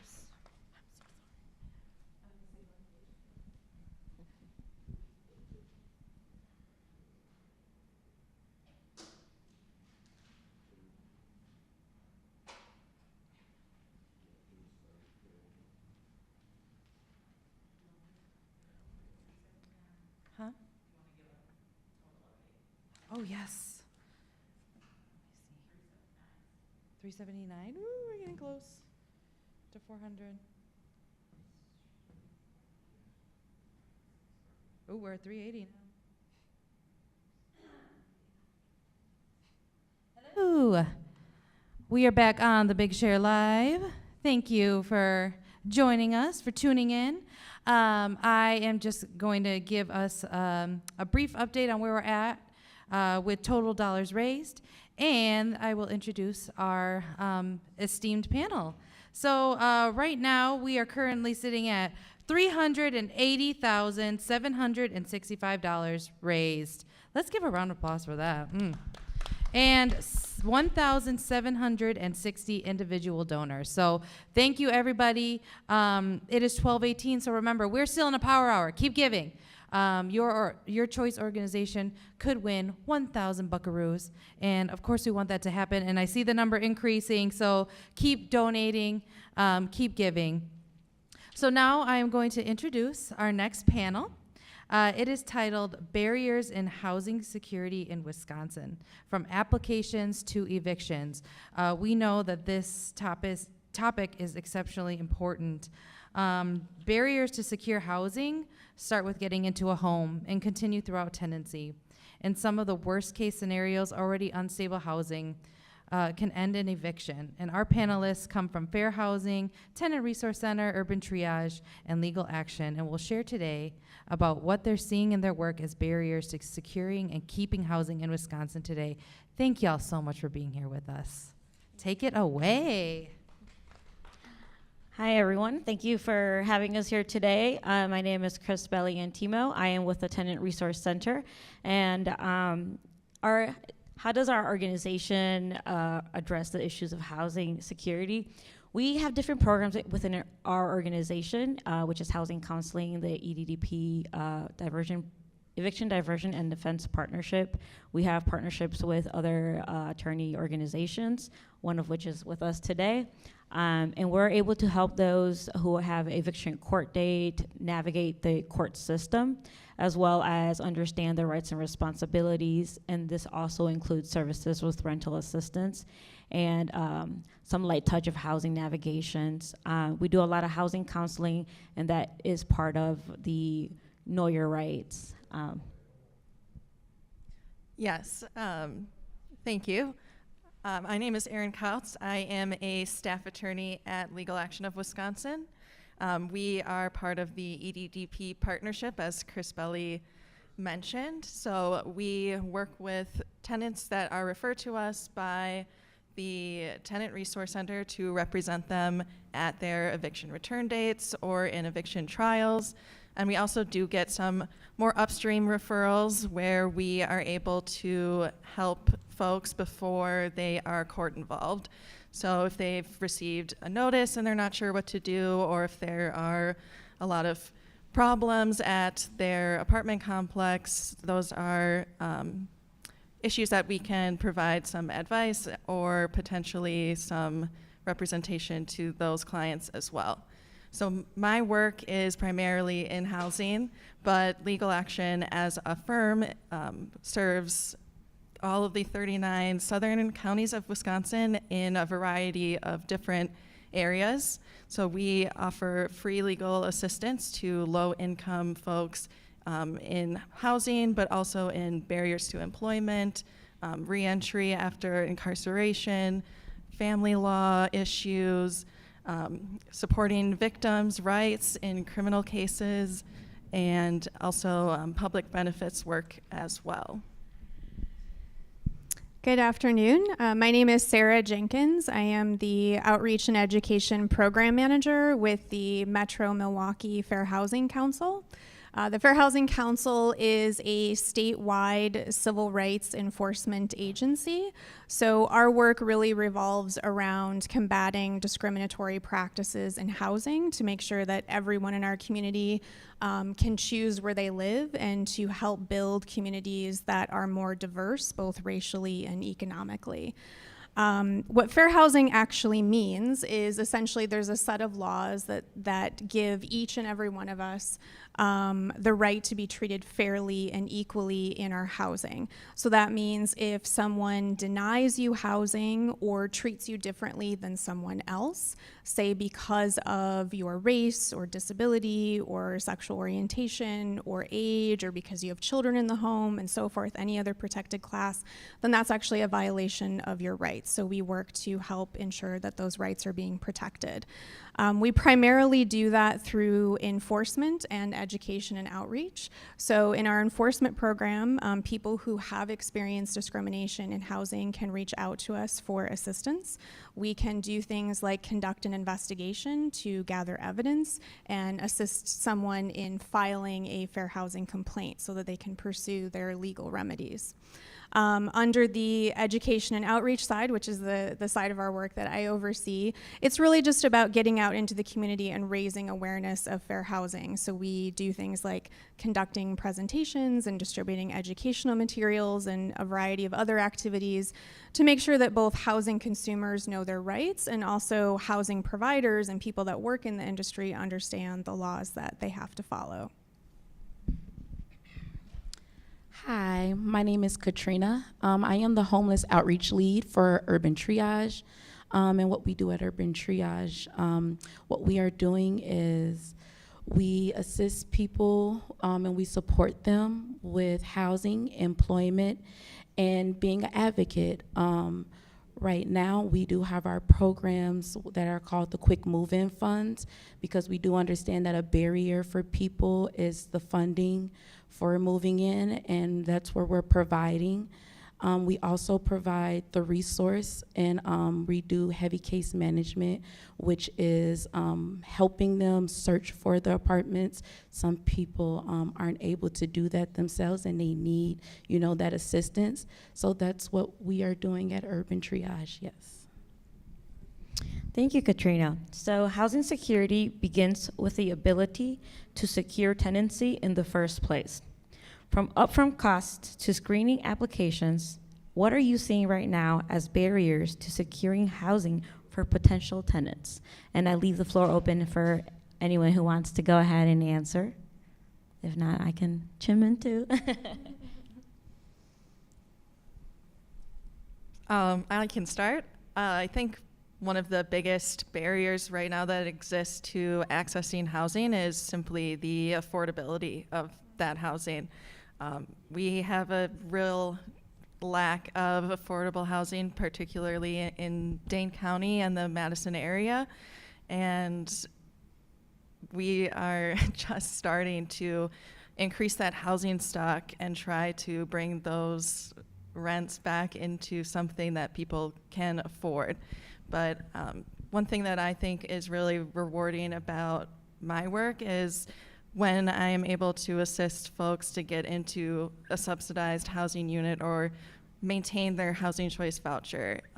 Having that subsidy and knowing that your rent will always be affordable to you is really invaluable. I agree with you on that. I definitely agree. We get clients that come in and the barriers are, the application fees.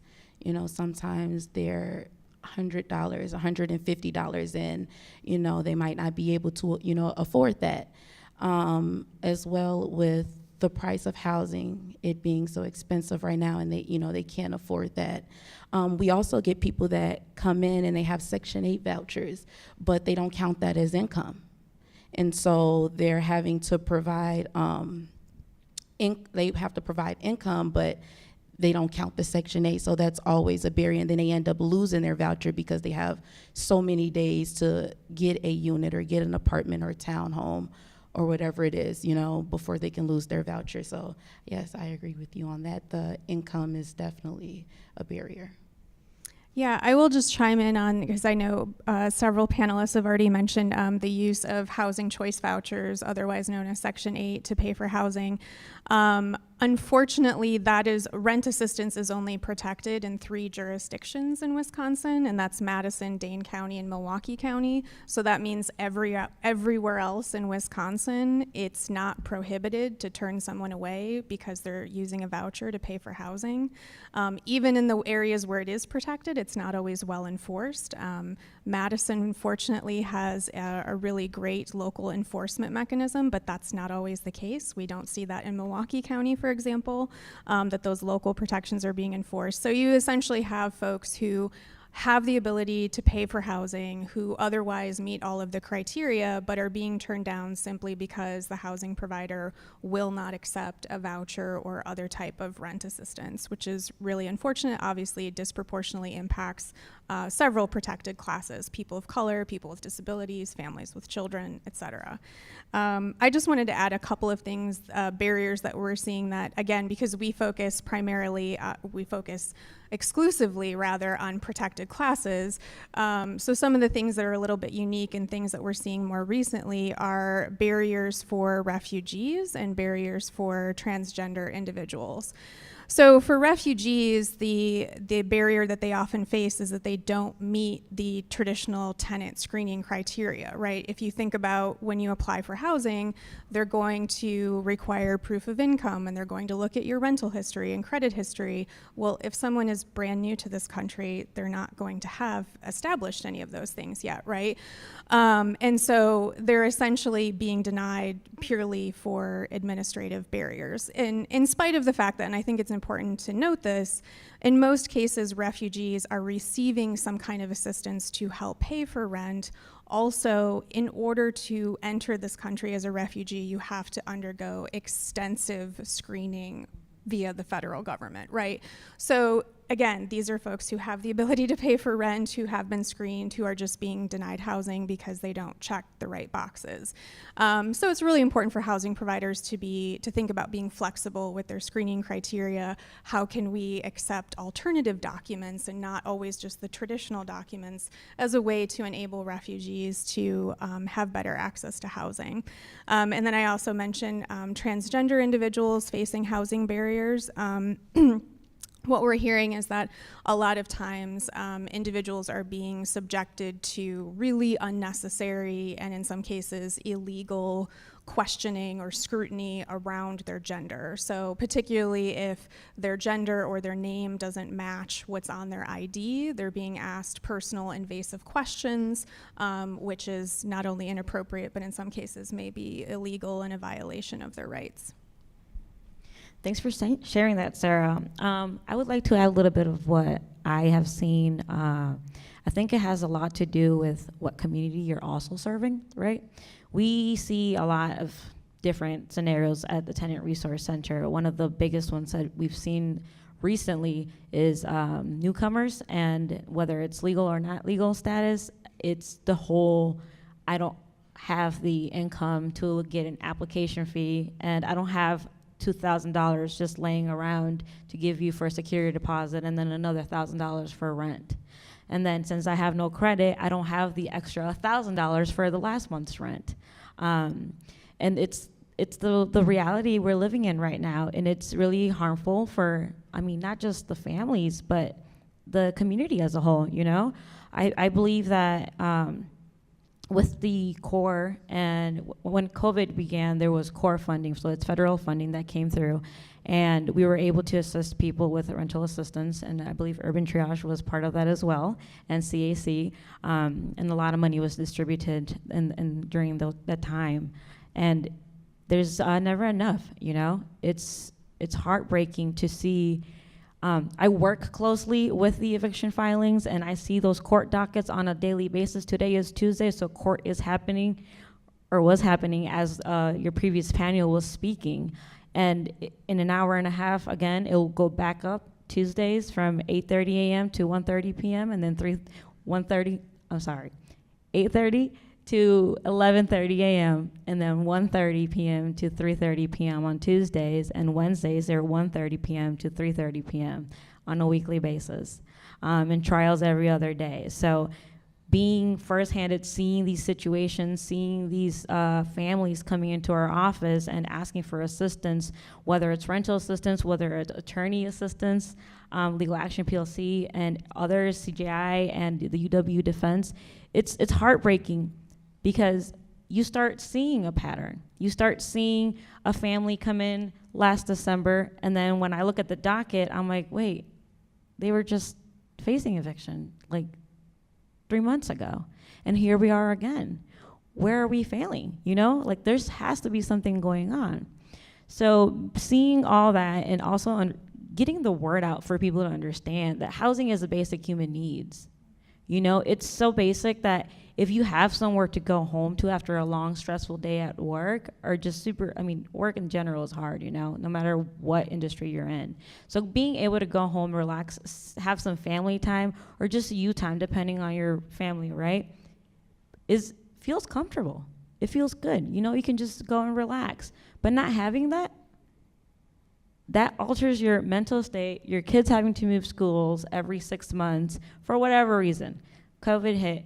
We all know that everything got inflation. Everything got expensive. Like, you go to the store and it's $50 for like 2 things. And if it's like, it's insane. And you're telling me that my application fee is now $500 and my rent is $200,000 for a 1-bedroom? Those are the barriers. And the Latino community, for what I'm seeing, is facing a lot of issues with documentation, paying with money orders, and then the money being lost. Or there's just no record of that. But then again, since usually it's legal status situation, I'm not gonna go and say nothing to my landlord because this is my only housing I was able to get. So therefore, I'm gonna sit here, look pretty, and if I have to pay them again, I will pay them again, because I don't have the documentation they're asking of me to go and live in somewhere that's gonna give me a little bit more for what I'm paying. To that, does anyone have anything else to add?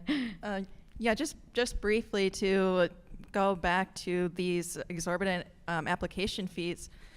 A lot of these folks that have a lot of other barriers beyond affordability, be it they're part of a protected class that faces discrimination in their applications, maybe they don't have the best credit history, or they have an eviction on their record, they know that they're facing barriers, and they know that they have an uphill battle to securing that new housing. And so it's gotten to a point where people have to be really particular about the applications that they are filling out and the timing of when they're doing that to give themselves the best chance to get housing at the lowest input of funds for that.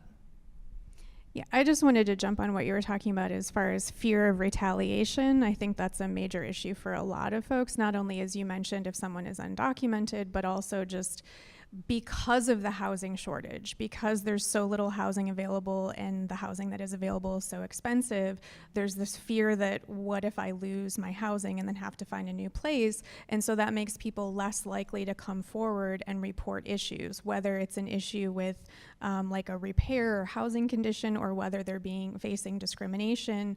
They're less likely to want to report that because they're afraid that could end up in an eviction or a lease non-renewal. Yep, that is right. So I would also like to ask, I don't know, Erin, if you would like to answer this question for me. Can you provide a brief overview of the eviction process?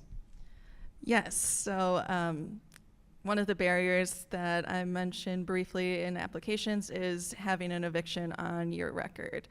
So the eviction process is what we call in the law a summary process, meaning that it is basically a fast-tracked process that deals with who is entitled to the possession of the property.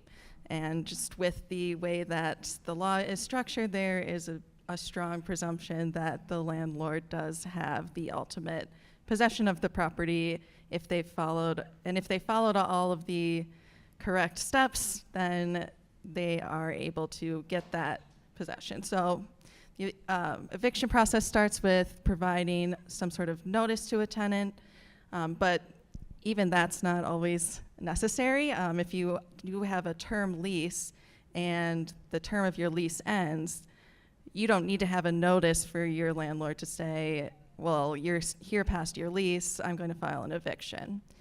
Once that eviction is filed, you'll get that first initial return date. In Dane County, those are still via Zoom, but in other surrounding counties, they are back to being in person.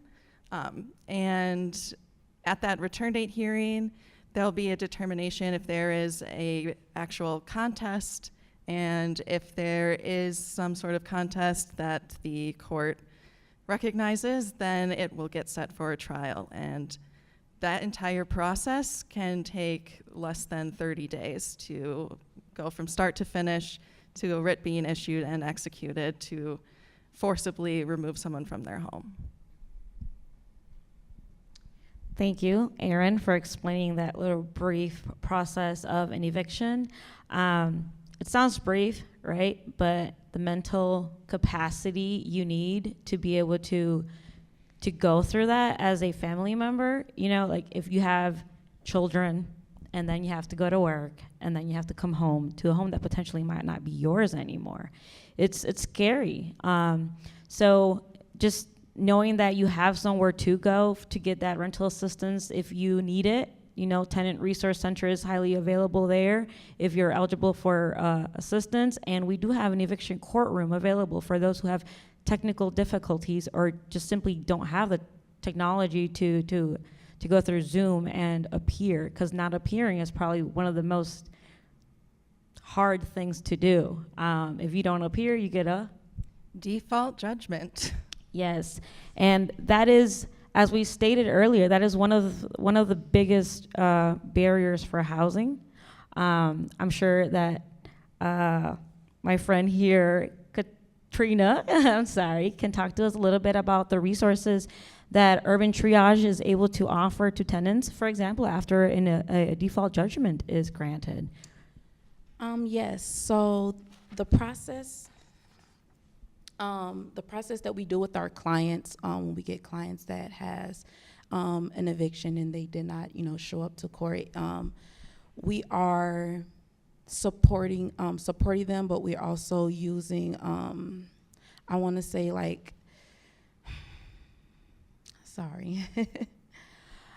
So our process when we're working with people that have an eviction on their background is we're trying to get it redacted.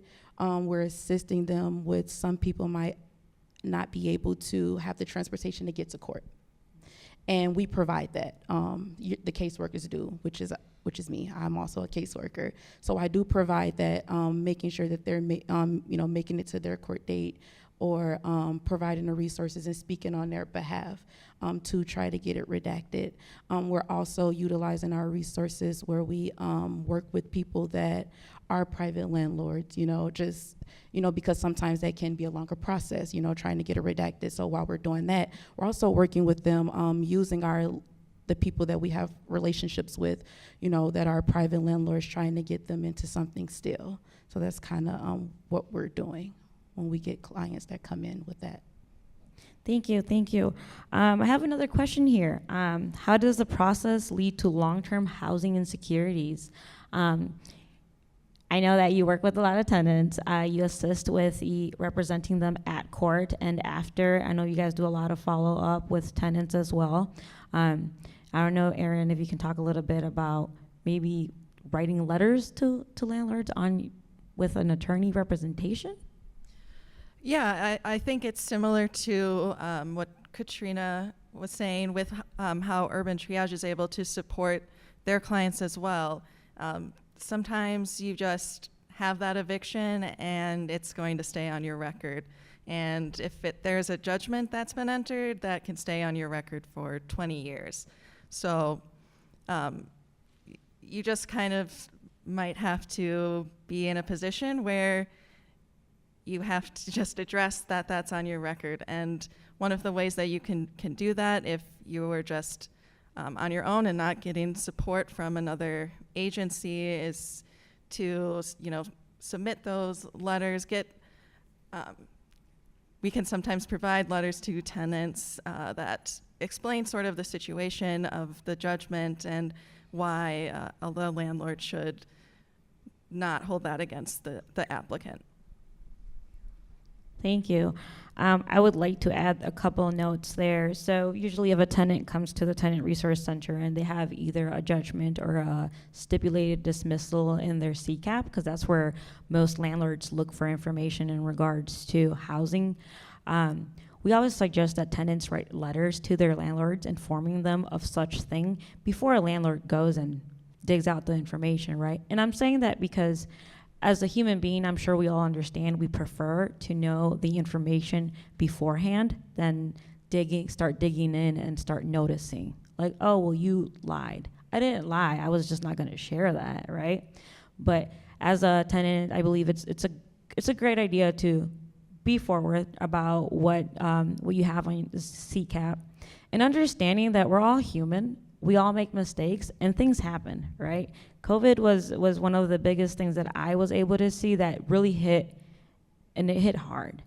People were not able to pay rent, and it's not that they weren't working, it's not that they were bad people, it's not that, I mean, there's so much to it. Mental health, everything just came down. Like, I believe COVID tested us humans pretty good. So being considerate and thinking about that, like, people were above water doing what they could, and still are. We're still dealing with a lot of the end of COVID, I would say. So just being very upfront with the landlords, explaining, I'm not working this way anymore. I have this plan in action so that this doesn't happen again, right? Or I have this case manager or this social worker that can vouch for me. Co-signers are also an option. And just getting things in writing. One time somebody asked me, does writing letters really help? I said, not with everybody, right? I mean, how harmful can it be to write a letter to a landlord letting them know, this was my past, this is me now, please give me an opportunity, because we all deserve a second chance, right? That's a lot of what we do at the Tenant Resource Center. And like Erin was talking about, the EDDP team as well. We're able to assist tenants if they're eligible with a security deposit and first month's rent. The only downside about this is that they are needing to be court involved, so they have to have been court involved within the last 6 months. And again, being court involved is one of the biggest barriers, so we want to stay away from that. But unfortunately, that is what the funding we have is for. And just wanted to clarify as well, Tenant Resource Center unfortunately can only serve people in Dane County, as well as the funding is for people in Dane County. But of course, and the legal process that we learn as well is from Dane County. But I'm sure Erin has some more detailed about that, maybe, about other counties.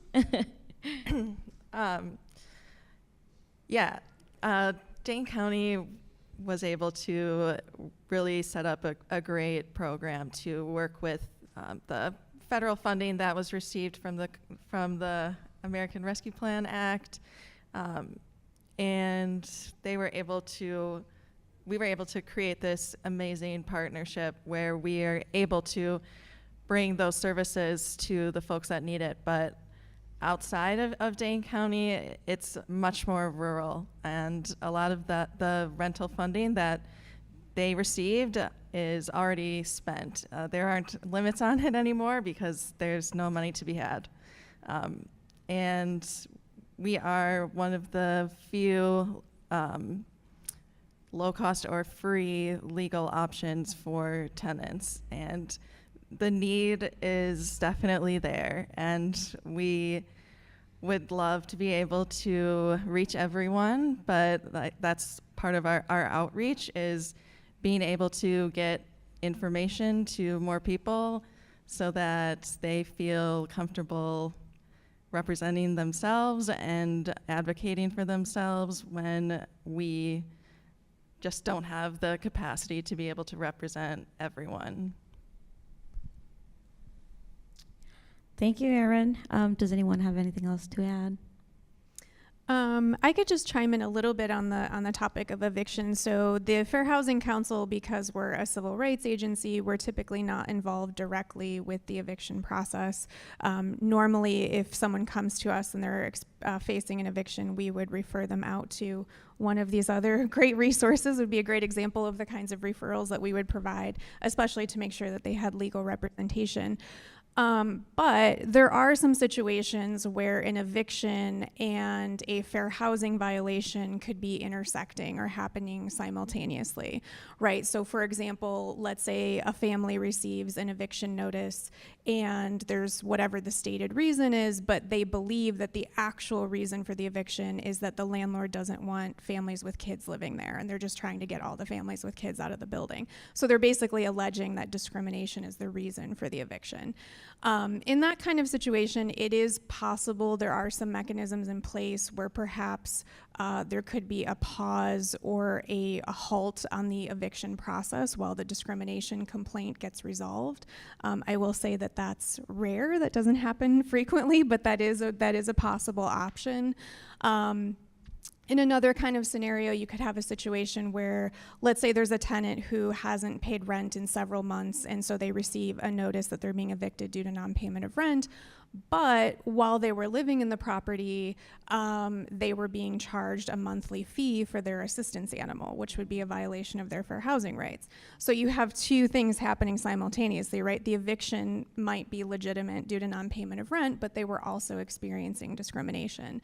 So in that kind of situation, it may be a case where the eviction process plays out and, you know, whatever happens, perhaps they get evicted, but they do have the option then to retroactively still file a fair housing complaint to pursue, potentially pursue damages for the fees that they were being charged and for the discrimination that they experienced during tenancy. I realize none of those are really fantastic options, but there are options, and it can get really muddy. Unfortunately, the fair housing complaint process and the legal process where evictions are handled are two entirely separate arms of the law that don't talk to each other. So unfortunately, that means for a tenant, that means pursuing both things separately and simultaneously because they're not considered typically as part of the same process, for lack of a better way of explaining it.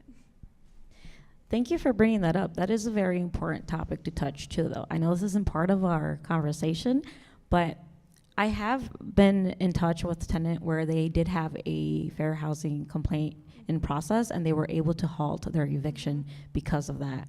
And that is very true. We see a lot of retaliation in that sense, but it's more so if a tenant doesn't know their tenant rights, it's a lot harder to catch it. But I could also share that some landlords don't know what the law says either. So it gets really hard, and that's why helping landlords know their landlord responsibilities and rights is also one of the biggest important things, and assisting the fair housing trainings that I know that you guys have going on. So thank you for bringing that up. And I think just keeping an eye out, learning more about what is out there, that 704 chapter is really important as a tenant and a landlord. So thank you. I would also like to ask whoever wants to take a first grab at it, what do renters need to know about their rights in the renting process? Don't all go at once.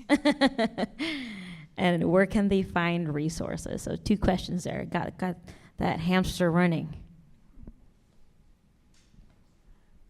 So from a fair housing perspective, I would say the biggest thing for tenants really is that discrimination, especially in this day and age, is often very subtle and very sophisticated and therefore very difficult to detect. So it's important to kind of be aware of the possible red flags. So for example, if you see an ad that an apartment is available and you go in and you inquire and they say, oh, sorry, it was just rented, but then you continue to see it be advertised. Or if it says one thing in the ad, but then when you get there in person, they tell you something completely different. So, maybe the cost is different or the availability is different than what the ad said. So if you feel like something is off, if you feel like you're not being given accurate information, that's often a good sign that perhaps something discriminatory is occurring.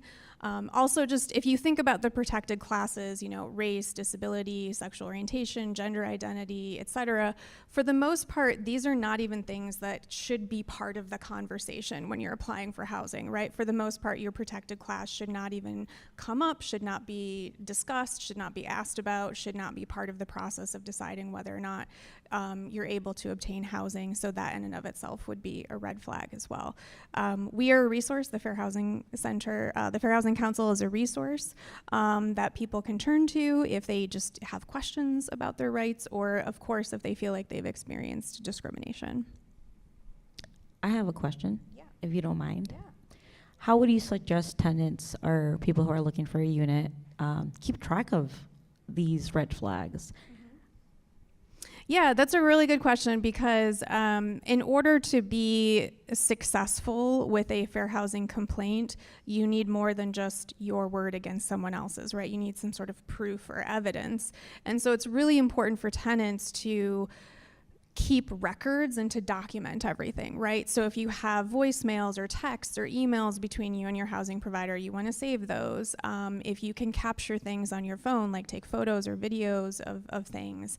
If you go in to look at an apartment and you're handed an application or a business card, all of those things are really important to kind of keep track of to potentially help support you if you would have to allege that discrimination occurred. Thank you. Now that you're saying all this, I'm thinking about like senior housing. That wouldn't include that, correct? Because it's specifically for people who are older than 55? Or what do you have to say about that? Yeah, so there, it's called HOPA, which is Housing for Older Persons. So under the law, there are designated 55 plus or 62 plus housing units or housing complexes, which means they may have some ability to restrict people based on age. They cannot restrict based on any other protected class.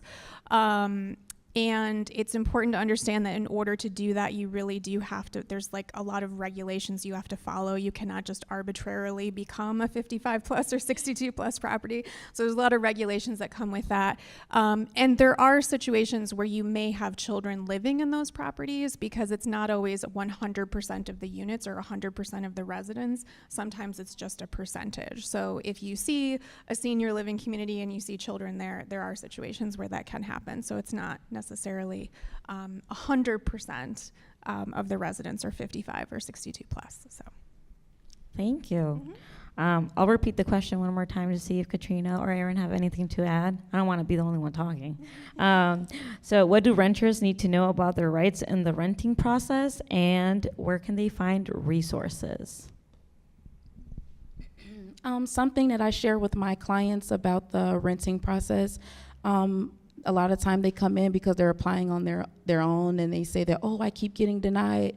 And they're saying like, well, they didn't tell me why I was denied, or they won't tell me why. And I always try to remind them and let them know, you have a right to know why you were denied for the apartment. They can give you a written letter, saying why you were denied. And then we can move forward from there, to get around that barrier. So they do have a right to know why they were denied for an apartment, instead of, you're constantly applying for all these different places, and then you don't know what the cause of it is, if it's because of your credit or it's, something on your background, or maybe something you're not aware of.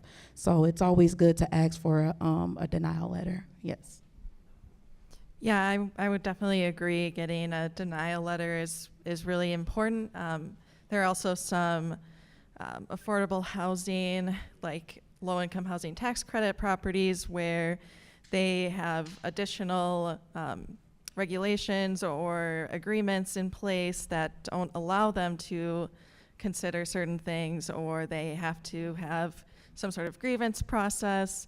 So yes, getting all the documentation, like both Sarah and Katrina have said, is always so important. And I know that's a lot of work and it's a huge burden, but it really does help you to enforce your rights as a tenant or an applicant. I love all this. Thank you. I love working along with you guys, and it's great. I think now my turn to answer the question. So what do they need to know? What do renters need to know throughout the process of renting is, as Sarah said, document. From the start of search to the end of your lease, and continuance after. And that goes to security deposit purposes as well. So my biggest top thing is document everything. So once you get into the unit, you take pictures, videos of absolutely every single corner in that unit. return that check-in sheet within that 7-day period, take pictures and videos of everything that's going on, repairs. And if there is a repair, as minimal as it is, report that so it can get repaired. Even if it's your fault, it should be repaired. That does mean, though, that the landlord can make you pay any costs that were incurred due to that repair issue. But throughout the tenancy as well, continue to document all these repair requests. I know that a lot of newer or a lot of companies are doing that online software requests for repairs and payment portals. If you do have that, I think it's always a great idea to screenshot the repair request because sometimes you will not have access to it anymore if you're going through an eviction process. So I think that part, documenting pictures, videos, following up, and then using all the resources you have. And one of the biggest resource that I can say, I mean, come on, right? Tenant Resource Center. We are there to assist both tenant and landlords with their rights and responsibilities.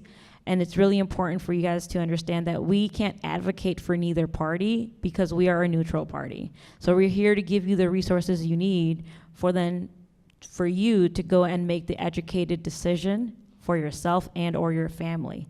I can't make a decision for you because what's okay for me or what's going to work for me will not work for you. We have different lifestyles, different families, and I'm not going to be held responsible for making a decision that I shouldn't have. And that's one of the biggest things that we at the TRC are proud of, continuing that straight line. And we're not attorneys, which is why we partner with them, because we can't tell you what the law says. We can tell you what the law says. We just can't tell you how to do it. And I think that's an important skill for people to understand, knowing what to do, knowing where to go, what resources you have available, and then go do what's best for you. And like we said we're all available. We all have different locations, and Legal Action is there. Sarah's there, Urban Triage. So we're all here and ready to assist with what we can. And if we can't do it, I'm sure Sarah can help you. And if Sarah can't do it, she'll take you right back and do a soft transfer to Urban Triage, where I think that's what the community is here for. And that's what today is about, to continue helping our community, continue caring for each other, continue the growth, and just know that that's what we are, the community, right? Right. Yes, I want to echo that.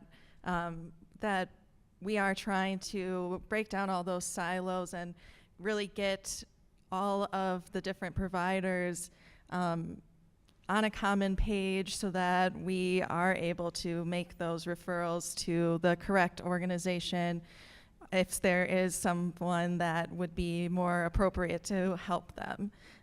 So if you contact one resource, they might be able to direct you to another. The county has some great resources too available. Joining Forces for Families is a great resource throughout Dane County. The ADRC, Aging and Disability Resource Center. Those are two examples of some county ones that would also be able to connect you with other smaller nonprofits as well.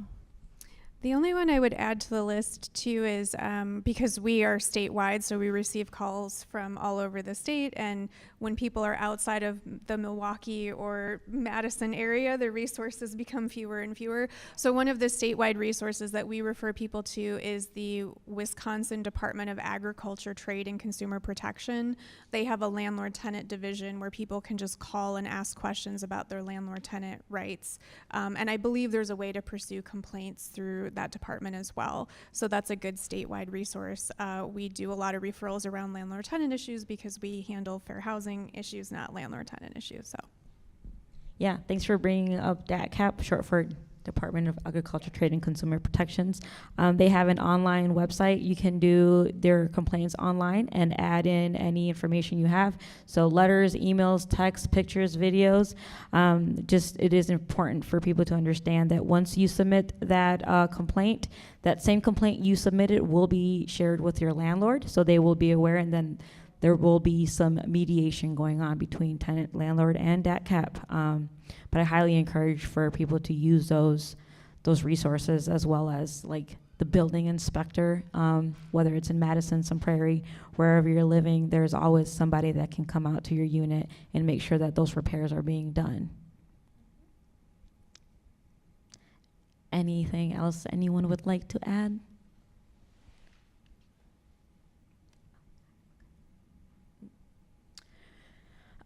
Okay. I think we're done, yeah.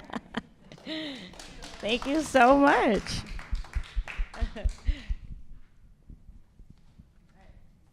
one on? Hello. Okay. Thank you so much. That was an amazing conversation. And thank you, panelists, for all the work that you're doing in our community.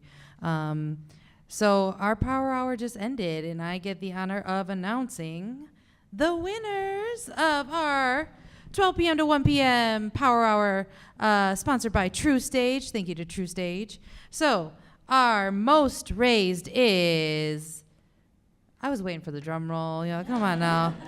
Most raised is, drum roll please, Clean Wisconsin. Clean Wisconsin, congratulations. And most individual donors for 1,000 buckaroos is, thank you for entertaining me, Wisconsin Women's Network. Congratulations, y'all. So we're going to, oh, and also, I have to thank our sponsors, of course. So I want to take a moment to thank our media sponsors, Triple M, the Isthmus, and our principal partner, Madison Community Foundation.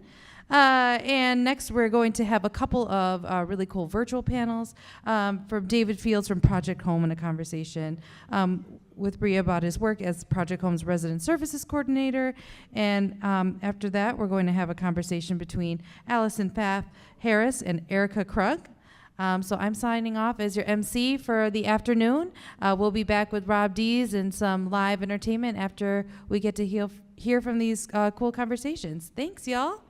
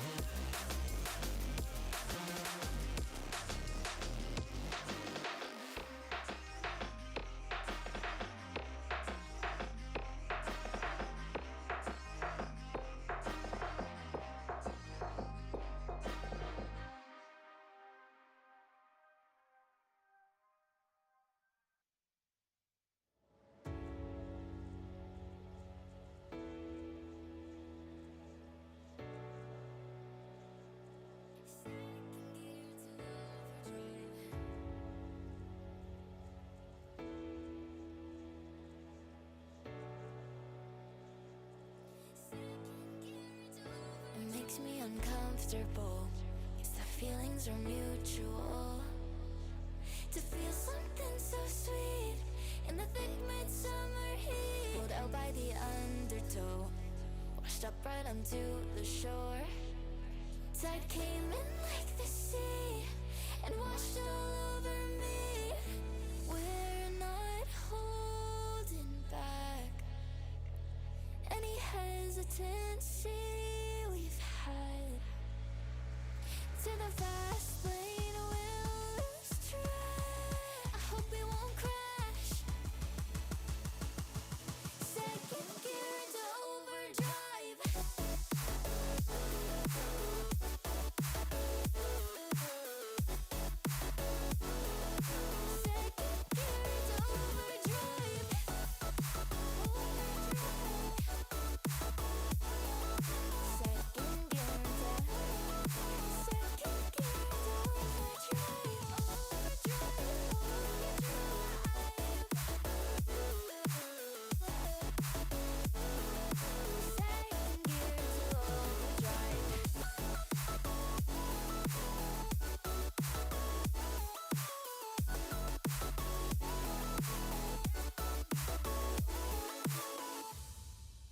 Lips said let's take it slow.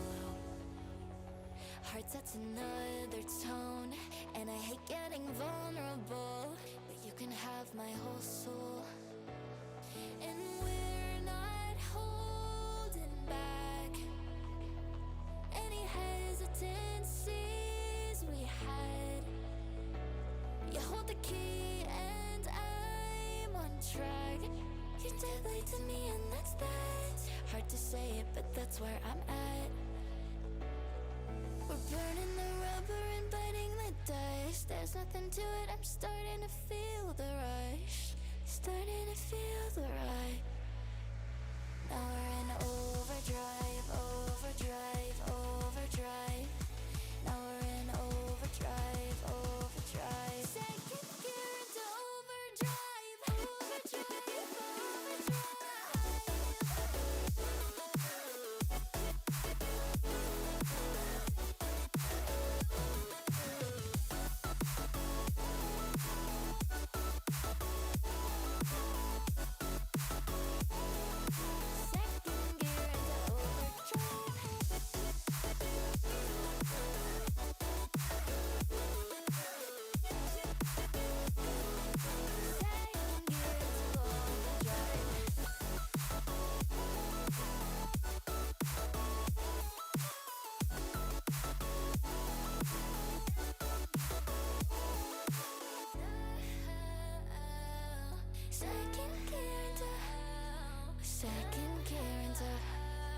second gear into overdrive.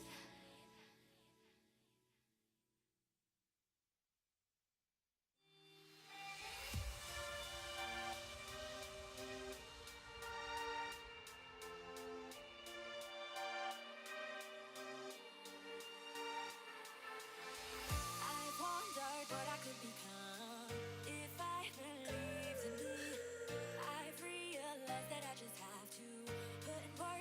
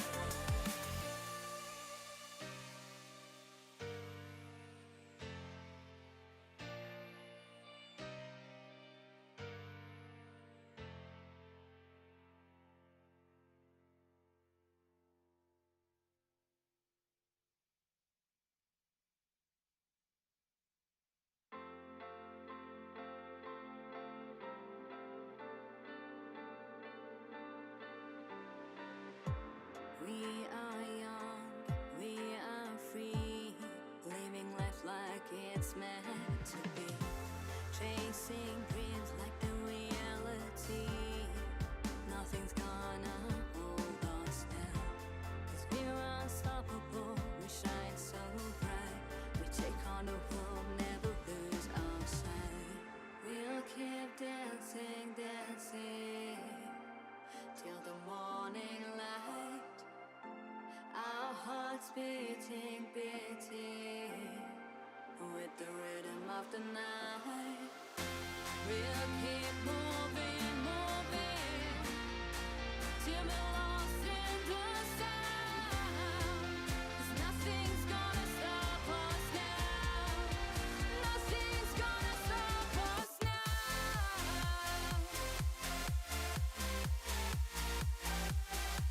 Gonna stop us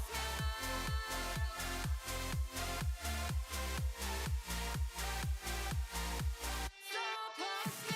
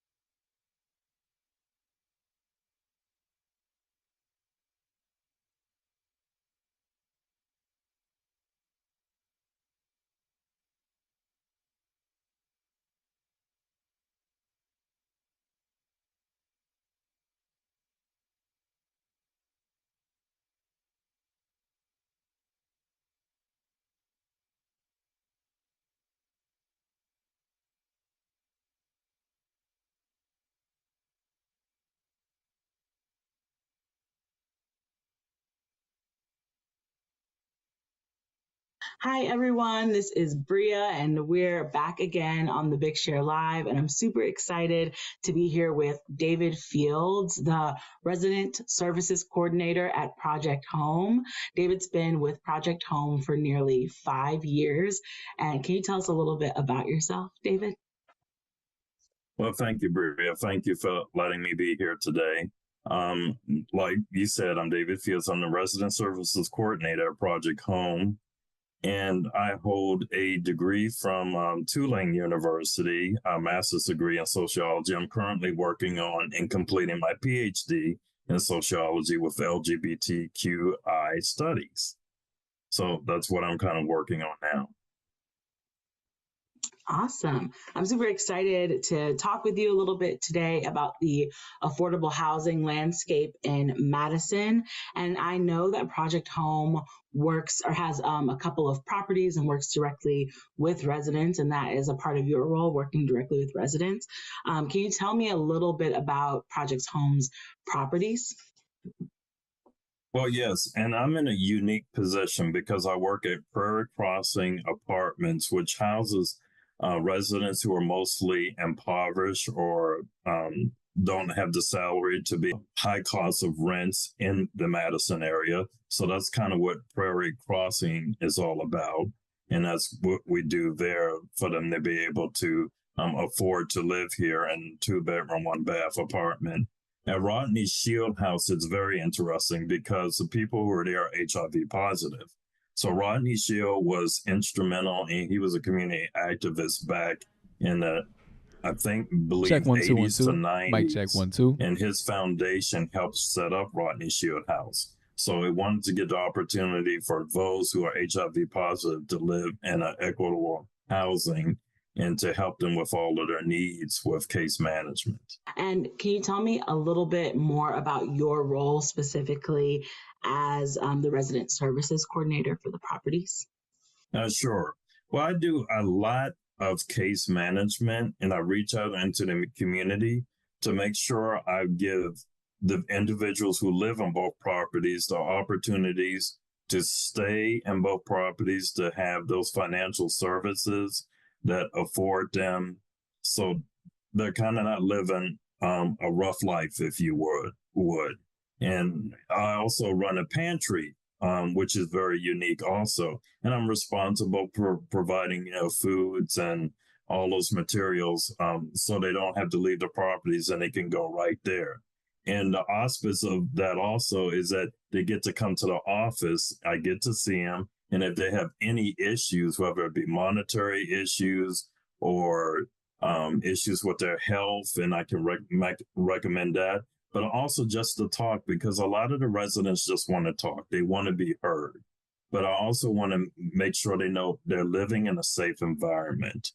And anything they tell me, unless it's a danger to them or somebody else in their family, will stay with me, and we'll work together to make sure they stay in their apartment and they're never evicted. I will say at Prairie Crossing, we haven't had an eviction in over 14 years, which is outstanding. It's really great. And we really don't have that issue at Rodney Shield House, because we really work with residents to make sure they stay there. At Prairie Crossing, it's Section 8 property, and then at Rodney Shield, it's a HUD property. So we have to be under the auspices and the guidelines with that also. But case management, listening to people, making sure they're paying their rent, their utilities, if they have issues with their cars, if they have even issue with what's going on with their children. I work with the schools and make sure the children are going to school, that they're staying in. There might be some issues that I can work with the parents. And definitely in the community, I always work with the community leaders and other case managements, whether it be with the city, county, or even state at times. So it's really a holistic approach to make sure that all the residents can stay where they're at, feel comfortable, and are safe in their environments. Awesome. And I mean, you might have answered this, but why does Project Home choose to maintain a coordinator on the sites? Like, what's the benefit for the residents? I do believe the great benefit is to make sure that the residents, for one, feel safe and are given an opportunity to actually stay in their apartments. Because the unique thing about me, if I have a resident, for instance, that comes in and says, I just can't pay my rent, I will go out and work with other community leaders or find out other monetary funds and make sure they're able to pay their rent and they're able to stay in their apartment. Because, we all go for rough patches in life. And I think even since COVID has been here, it's been incredibly difficult. But I can honestly say, if we look at both of our properties and having a resident services coordinator, we haven't had anyone to really have to leave, because they were given those opportunities and given those resources to make sure they can pay their rent and help them with their health needs, and definitely with the food pantry that's been huge. And I'll speak about the food pantry because if I would look at most of the families, we have 23 families at Rodney Shield House and 47 at Prairie Crossing. And when I probably first started over, about 5 years ago, I would say we had a dozen families to come through each pantry at a given week. Now we have every single family from both properties to come through the pantry at least once a week. And we allow them to come in once a week, and they also can get bath tissue, toilet, washing powder and everything else that they would need for hygiene and things of that nature. And we did that also because of COVID. But I see the incredible need of what's going on. And some of the families make, good salaries, but it's hard right now. So I'm glad that I'm here to be able to help them that way. And I always tell them, remember, your budget don't buy this with your budget. You can spend that money or it can go towards rent or fixing your car or buying clothes for your kids and stuff like that, because we have it here. There's a couple of things I want to say too. During Christmas, always make sure we have abundance of Christmas gifts for all the kids, and they always have plenty. And then we have the Thanksgiving baskets at the Goodman Center here. It's a community center here in Madison, and they're always generous. And we always give Thanksgiving baskets to both properties too. Along with Christmas, we also give hams. So it's really, I'm working together with all of them to make sure the families don't have to spend this money on these needs, and I try to provide that for them. I love that. I love the letting them know that the resources are there for them to use. I think that there's something really powerful about reminding people, like, we make these available so that you can use them to ease up, the strain of, these very hard times that a lot of people are in right now. Yeah, definitely. Awesome. Do you have anything else that you want to share, maybe about like what you enjoy about your work at Project Home or your residents that you interact with? Like, what are some of the highlights of the work that you're able to do? So I always like to engage with the residents because, I think they're engaging with me because they understand that I don't put myself above them. I'm just like you. And it's like, I have an issue with my car, and I'll talk to one of the residents. He'll tell me what to do, and he'll tell me where to go. And it's interesting because he said the other day, he said, "Wow, David, you're just like us." I said, "Of course, my car breaks down too. I have a car payment too." So I'm no better than you. I'm definitely not. And I make sure that they know that and they feel comfortable, because I want to make sure they feel comfortable telling me things so I can help them avoid issues that could be detrimental to their family. So that's rewarding too. And oh my goodness, during Christmas, I go to, it's called Empty Stocking Club here in Madison. And a couple of years ago, I found out that the executive director there, I just went in there and say, "Hey, I need toys." And every year she calls me now and says, "David, this is the day you can come in and you can get as many toys as you want." And it fills my heart to be able to do that to the kids, because I know the parents struggle to give them stuff at Christmas, and it is a special time, and it is for the kids too. But I try to make sure they get stuff too. It's not just for the kids, and they're very appreciative. So that warms my heart too, because there's a lot of need, and I make sure it always gets covered. I love that. And I think my last question is, what do you want folks who are watching who maybe don't know anything about Project Home? What should they know about you all and the work that you do? Well, Project Home is incredible. I think when I first applied for this position, I knew about Rodney Shieldhouse. And my interesting part about this is that I lived around the block from Prairie Crossing, and I would ride my bike on a bike trail, and I always noticed this property, how clean it was, how together it was, and how it just seemed like home. That's what it seemed like. And I said, isn't this funny that a couple of years later, I joined as a resident services coordinator, and I'm working here. But that's one thing I always noticed, how well kept it was, and they have pride in what they do. The community gardens is another thing that they do, and they do it at both properties. But the Cambodian community at Prairie Crossing, they really took the reins to make sure they run the community garden. I always ask them, "What do you need?" "We need the water turned on." And they always give me fruits and vegetables. So I love it every year, and it makes me eat the fruits and vegetables, because they always ask me, "Did you really eat them?" They make sure I do. It's like I have to prove it to them. But Project Home is great because they own these two properties. They also looked at, we want to own them, but we want somebody else to really run them, who gets what they need to do in the community, because we don't understand everything. So they were smart enough to understand they needed a dynamic case manager and a dynamic manager for both properties. And I work together. Caitlin Singleton is my manager, So she's one of the best people. I could probably say she's one of the best people I've ever worked for because she just gets it. She really does. And she really tries to help. We were just talking before this interview about working with residents to make sure they can have stable housing.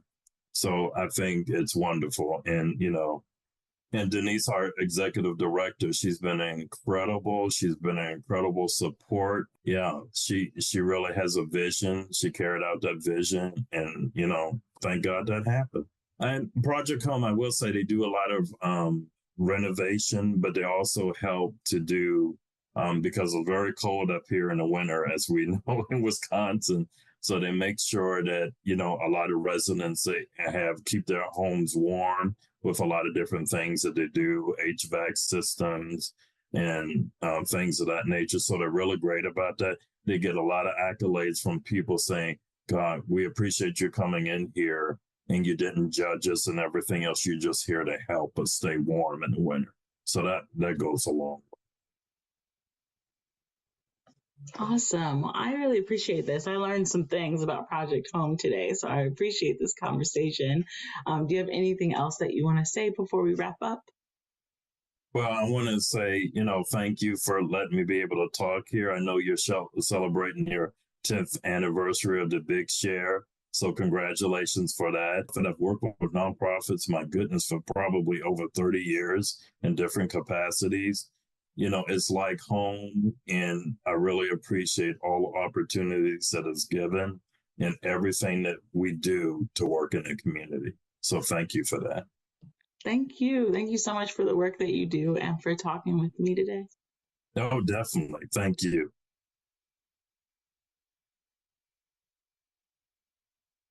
Well, hey, everybody. Thank you so much for tuning in today. My name is Allison Paff Harris, and I work with Farm to School programming at REAP Food Group. And I'm Erica Krug, and I work as Farm to School Director at Rooted. And we want to take some time to give you an update on what Farm to School is all about here in Southern Wisconsin. But before we jump into that, what is Farm to School to begin with? And the way I like to think about Farm to School is anyone can practice Farm to School, whether it be students, teachers, household, parents, community members, farmers. But to be Farm to School, it contains one of three activities. It contains maybe school gardens, activities in the garden. It contains local food procurement or local food purchasing, or it can contain local food education. So if you're doing one of those three things, you're doing Farm to School. If you're doing all three of those things, you're doing Farm to School. So once again, that's local gardens, local food purchasing or procurement, or local food education. And that all makes up Farm to School. And today for our conversation, we want to share a little bit about the history of Farm to School in each of our different programs, where we're envisioning both of our programs to be going, and then how we're working together to advance Farm to School in Southern Wisconsin. So with that, I'll turn things over to Erica. Thanks. Yeah, so Rooted is an organization based in Madison that was founded in 2020, but it was a merger at that time between two organizations. So Community Groundworks, which was founded in 2001 in Madison, and then the Center for Resilient Cities in 1996.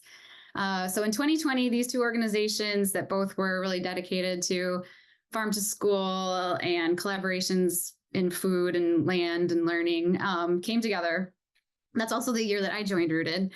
And so I have been, with the organization for 3 years, I guess going on 4 now. And so I am continuing to learn about my role as Farm to School Director and everything. Before that, I was a teacher who worked a lot with our school garden. And that's how I initially got connected with Community Groundworks. So Community Groundworks was founded on the north side of Madison. It has Troy Farm, which is an urban organic farm, and then also the Troy Kids Garden, where we do a lot of Farm to School programming. We have field trips for students, after school programming. And it also had Community Groundworks had Gardener in Residence program, which was where we would have people go to go to schools and do nutrition lessons and really like garden-based education. And we also had a big part of our farm to school programming was a farm to ECE program, so farm to early care and education. So a lot of what we do is create resources where we, talk about like what is farm to ECE, and it's exactly like what you were just saying, Allison. It can be, reading a book about vegetables, inviting a local farmer to come in and bring things for the kids to try, visiting a farmer's market, having a pot of herbs, outside in your play area. So it really is any of those things. So, so we do trainings about what farm to ECE is, and we create curriculum and resources. So that's really kind of a bit of our history about farm to school work that we've done as an organization. But yeah. Oh, and also we have a youth employment program where we work with high school students and provide agricultural education, and they get paid and they also get credit for school. And they work at either our Badger Rock Urban Farm, our Kids Garden, or at our, we are transitioning the name. So we've had Goodman Youth Farm, and we are transitioning the name of that to the Madison School Farm. And that's also located on the east side of Madison. So yeah, those are kind of our main ways that we've been doing farm to school leading up until now, and then the future, which I know we'll talk about shortly. But how about you, Allison? What's your history of farm to school at REAP? Yeah, well, even backing up, I'm always so impressed of everything that's going on at Rooted. You've got so many cool programs, and I'm super excited to be able to talk later in the conversation about how we're going to work together to advance farm to school. But I'm always in awe of everything that you're working on. Thanks. I can't take a lot of credit for it, as I said, because a lot of it was before me, but I'm really excited. It has been an awesome program to join and to yeah, so I am also in awe of all of the things that have come before me, and I feel really excited and energized to be able to be part of it now and into the future. So thank you. That's awesome. Well, talking a little bit about REAP and farm to school, I like to break it down kind of pre-pandemic, middle of the pandemic, and then looking at the future. So I'll start by thinking about pre-pandemic. And also kind of tying it into when I joined REAP. So I joined REAP in kind of the middle of the pandemic, so June of 2021.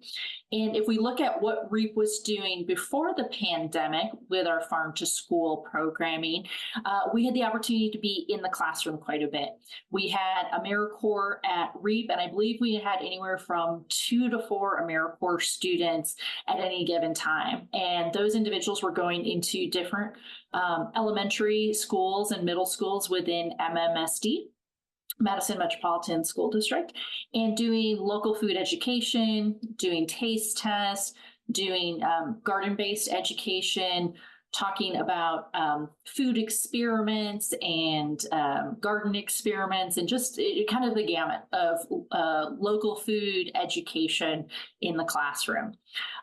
We also, before the pandemic, utilized our AmeriCorps to help process local fruit and vegetable snacks. So we would purchase. Oh, there's your lovely cat. I love it, Erica. I was going to introduce him at the beginning, but then he was hidden from the screen, so I forgot. But yeah, this is my cat Fred. He often likes to join in on meetings. So thanks for inviting him as well. Oh, absolutely. Absolutely. I love when he pops up. But thinking about like what we were doing before the pandemic, we had AmeriCorps, and those AmeriCorps were not only in the classroom, but they were also helping REAP to process a weekly local fruit or vegetable snack for MMSD. So REAP would reach out to our farmer connections in Madison and in southern Wisconsin and purchase local fruit and vegetables. And then we would go to a commercial kitchen and process those vegetables to go out to, it varied from year to year, but usually anywhere between 8 and 12 or 13 MMSD elementary schools that participate in the fresh fruit and vegetable program. We also, right before the beginning of the pandemic, we had a food truck donated to REAP Food Group. And with this, we partnered with MMSD and the high schools to bring our food truck to different high schools around town. And the MMSD Food and Nutrition Department would actually create a reimbursable school meal that featured local ingredients, and that would be then served off the food truck. So students at the area high schools could either grab lunch at the schools, or they could come out to the food truck and grab a lunch featuring local Wisconsin ingredients. So it was a really cool program. But as things did for so many people, pandemic hit and our in-person programming stopped. We weren't able to be in the classroom with students. The food truck was not something that we could keep up doing. And really, REAP as an organization pivoted our programming to making sure that our community was fed, and really kind of pulled all of our team into some different programming to make sure that we were getting local foods into the hands of folks who needed them, because the pandemic was an incredibly scary time, as we all know. We also had to sunset our AmeriCorps program because we weren't able to get into the schools, our AmeriCorps program, then we decided to sunset it. But I'll let Erica talk about this in a little bit. It went over to Rooted, which is so awesome. And I know the AmeriCorps at Rooted are doing some really cool things, but that's kind of where we were before the pandemic. And I'll talk a little bit here I'll toss things back over to Erica, but I'll talk about kind of where things were in the middle of the pandemic and where we want to go in just a minute. But Erica, what are things that are currently going on, and what are you thinking for the future at Rooted? Yeah, that's what I think is so exciting and like complimentary about our, relationship with each other and with other partners too, is that, yeah, when REAP, which did have this wonderful AmeriCorps Farm to School program, when I taught at Lakeview Elementary School, and I would have the AmeriCorps members come to my classroom, and it's always a highlight of the year. My students got so excited about it, and it was an awesome, awesome program. And so at the time when REAP was doing it, we were doing our Gardener in Residence program. So we, when we found out that you were no longer going to be doing it, we expressed interest to the Department of Public Instruction about becoming Madison's host site for it. So we became an AmeriCorps host site in 2021, March of 2021. So that was interesting because it was our first time doing AmeriCorps, and it was also, during the height of the pandemic, you could say. So everything was online. So it was a huge learning experience for us. But it's been amazing. And we've had just such amazing AmeriCorps Farm to School specialists. So we've been able to grow it. So we started with 2 members, and we now have 3 members, 2 part-time and 1 full-time. So we work with 8 schools in the Madison School District, and it looks different in each school. I forgot to ask you if you had a chance to check out Emily's cooking club at La Follette, but we have, so we have. I'll jump in. Yeah, no, Okay. yeah, I did. I got to go check out Emily's cooking class a couple weeks ago, and it was so awesome. I left just feeling so energized. It was a day where it was the last day of that cohort going through, and so Emily had talked with them the week before about like what ingredients they'd like to, play around with, and kind of let each student group come up with their own recipe. And just the amount of tastes and flavors and like different dishes represented from different countries around the world. It was so energizing, and it was awesome. And the side benefit that I didn't realize is everyone wanted to share what they cooked with me as well. So I walked away like stuffed with all this great food. So it was great. It was really awesome. That is awesome. So we have at La Follette High School, our AmeriCorps member Emily has a after-school cooking club.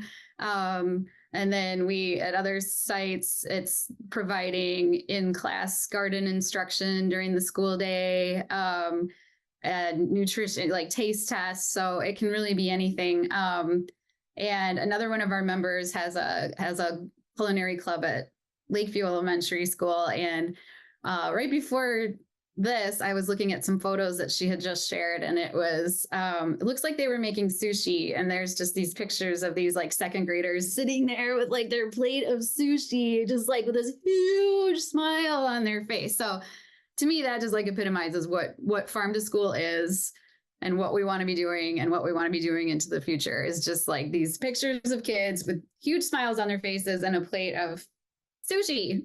You know, like it's just amazing. I love it. So we currently are working with eight schools. Something that we are hoping to do into the future now is we'd like to be able to expand the schools that we can work with. So we are actually, for next year, we're going to pilot doing a hybrid now of the AmeriCorps programming and also returning to our Gardener in Residence program so that we can work with more schools. Yeah, I'm really excited.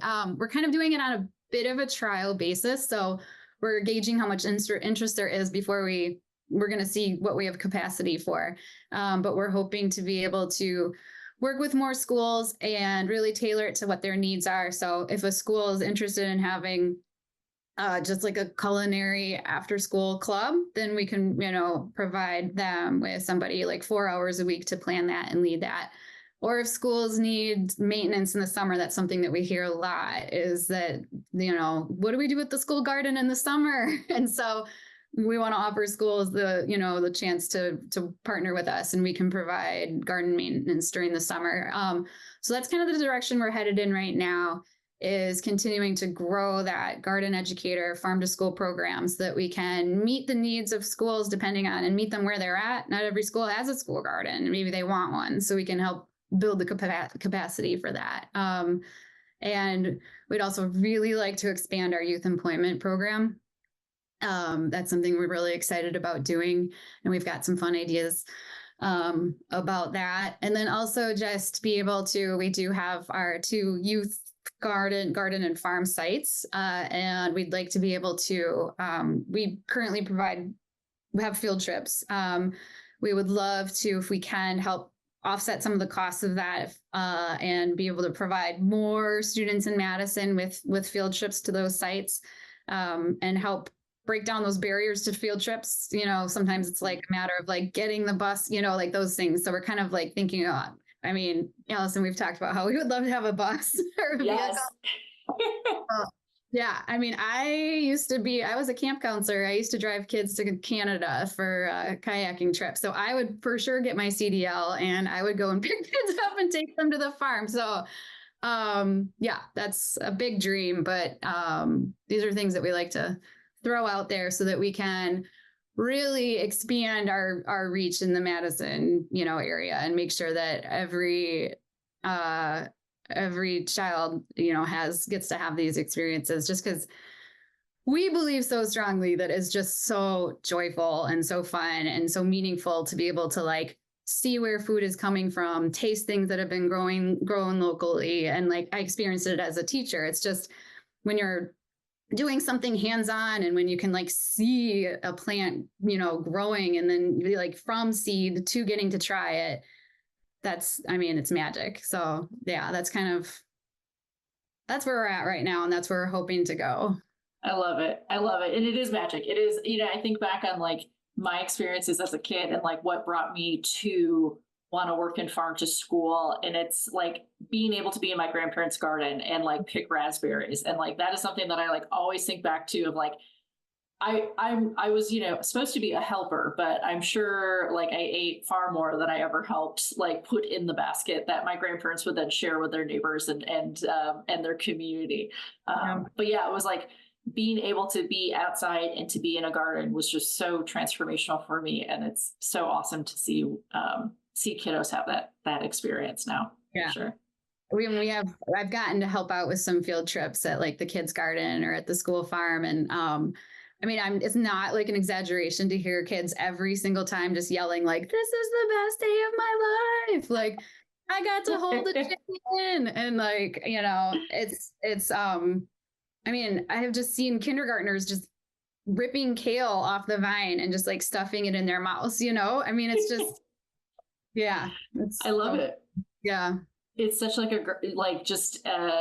you can read about something, you can hear about something, but like getting it, like kids in the dirt and like getting them to try stuff is just, it like connects all the pieces. For sure. So cool. Well, I'll tell you a little bit about like where REAP's been, where we were kind of like when I joined and what we're imagining for the future. So I mentioned previously, I joined REAP in June of 2021. So like right in the middle of the pandemic. And it was, you know, joining at a time where our AmeriCorps program was sunset.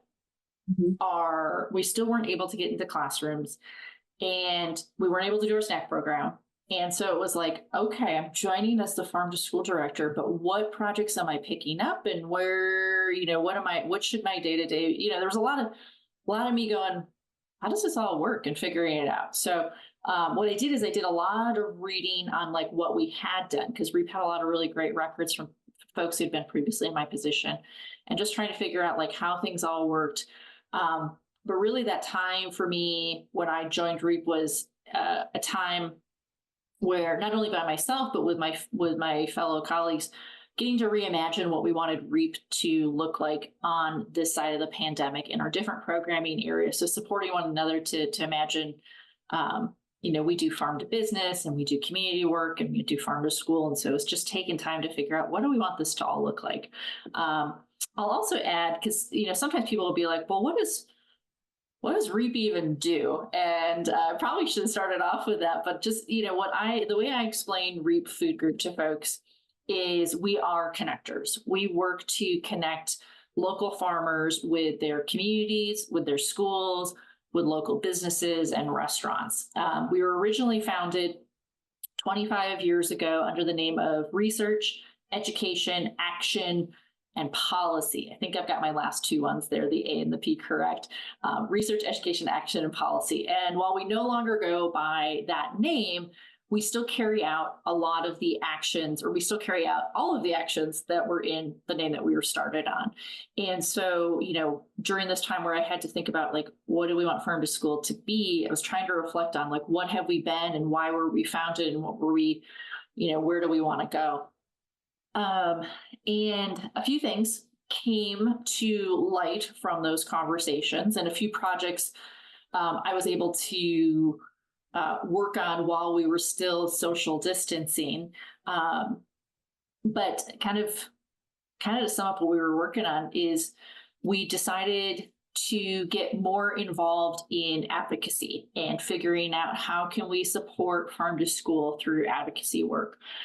We were also invited to do more research in how do we advance Farm to School in the state of Wisconsin. And there was also, kind of forget to mention this, we are also, I say the when I joined REAP, it was really quiet and trying to figure out what we were trying to do. But we also were part of a grant that when I walked into, or when I joined the REAP team, it was a grant that MMSD Food Nutrition had received from USDA. It was a Farm to School grant. What was funny about this grant is it was written before COVID, awarded during COVID, and had most everything as in-person education in the grant. And it was going like, oh my gosh, how do we actually do this? How do we actually do this grant? We can't do any of these activities. So along with reimagining what REAP should look like, it was also just trying to figure out too, like we had grant funding for a certain set of time. And so that was one thing that I reflecting on like what we had done helped me to figure out like, how should we guide this grant? And what we did is we, instead of doing field trips, because that was a big, like you said, we want to get kids out to the farms and get to see what like local food looks like. We couldn't do it in 2021 and 2022. So what we did is we did virtual field trips. And so utilizing the platform that we're on right now, Zoom, we had my colleague Sam would go out to the farm and do like a video recording of the farmer walking through their farm and showing what they were doing. And then we actually broadcast that to MMSD classrooms. And so we were able to go to, I think, 6 farms in total. We went to Vitruvian Farms, we went to Squashington, we went to Door Creek Orchard, we went to Driftless Organics. we went to Wonka's Harvest, and then we went to Winterfell Acres. And you can actually see all these videos on our YouTube channel. So I'm getting a little long-winded, and I'll stop there. But any questions, Erica, that you have on any of our work that we were doing at that time? Just to add on, I think part of that too was that the implementation of the salad bars. Was that part of the grant? Oh gosh, really good question. It wasn't part of that grant that I came into, but that's a whole thing that REAP was a part of prior to the pandemic. Yeah, we had a grant with MMSD to help implement salad bars in schools. And so that was something I was also able to read about like what REAP had been doing in the schools. And so our AmeriCorps at that time went into the elementary schools to teach kids how to do self-service off the salad bars. The pandemic, shut all those things down, but they have since reopened at the elementary schools. REAP has nurtured our partnership with MMSD Food and Nutrition, and I've asked how can we support. We're hearing classrooms wanting these back, and the food nutrition team led by Josh Perkins was able to get salad bars back up and running in the elementary school. So really, really great to see that happening. But that's a really good thing that I completely forgot that REAP was doing prior to the pandemic.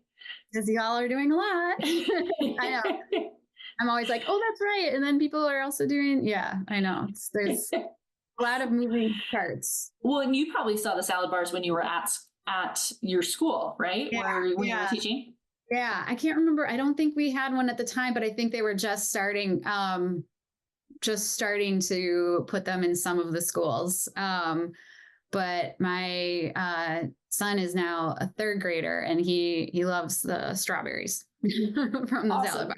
I know that. So I think every elementary school now has one. Is that right? I believe. Yes. I think if not everyone, all but one. And the only reason for one is just logistical pieces, but they were trying to figure out how do we get this back up and running in all of our MMSD schools. So I think the topic of salads, we can mention one way that we have partnered recently, something that we're super excited about is we piloted our lettuce project last year. And so you just mentioned Josh Perkins with the school district.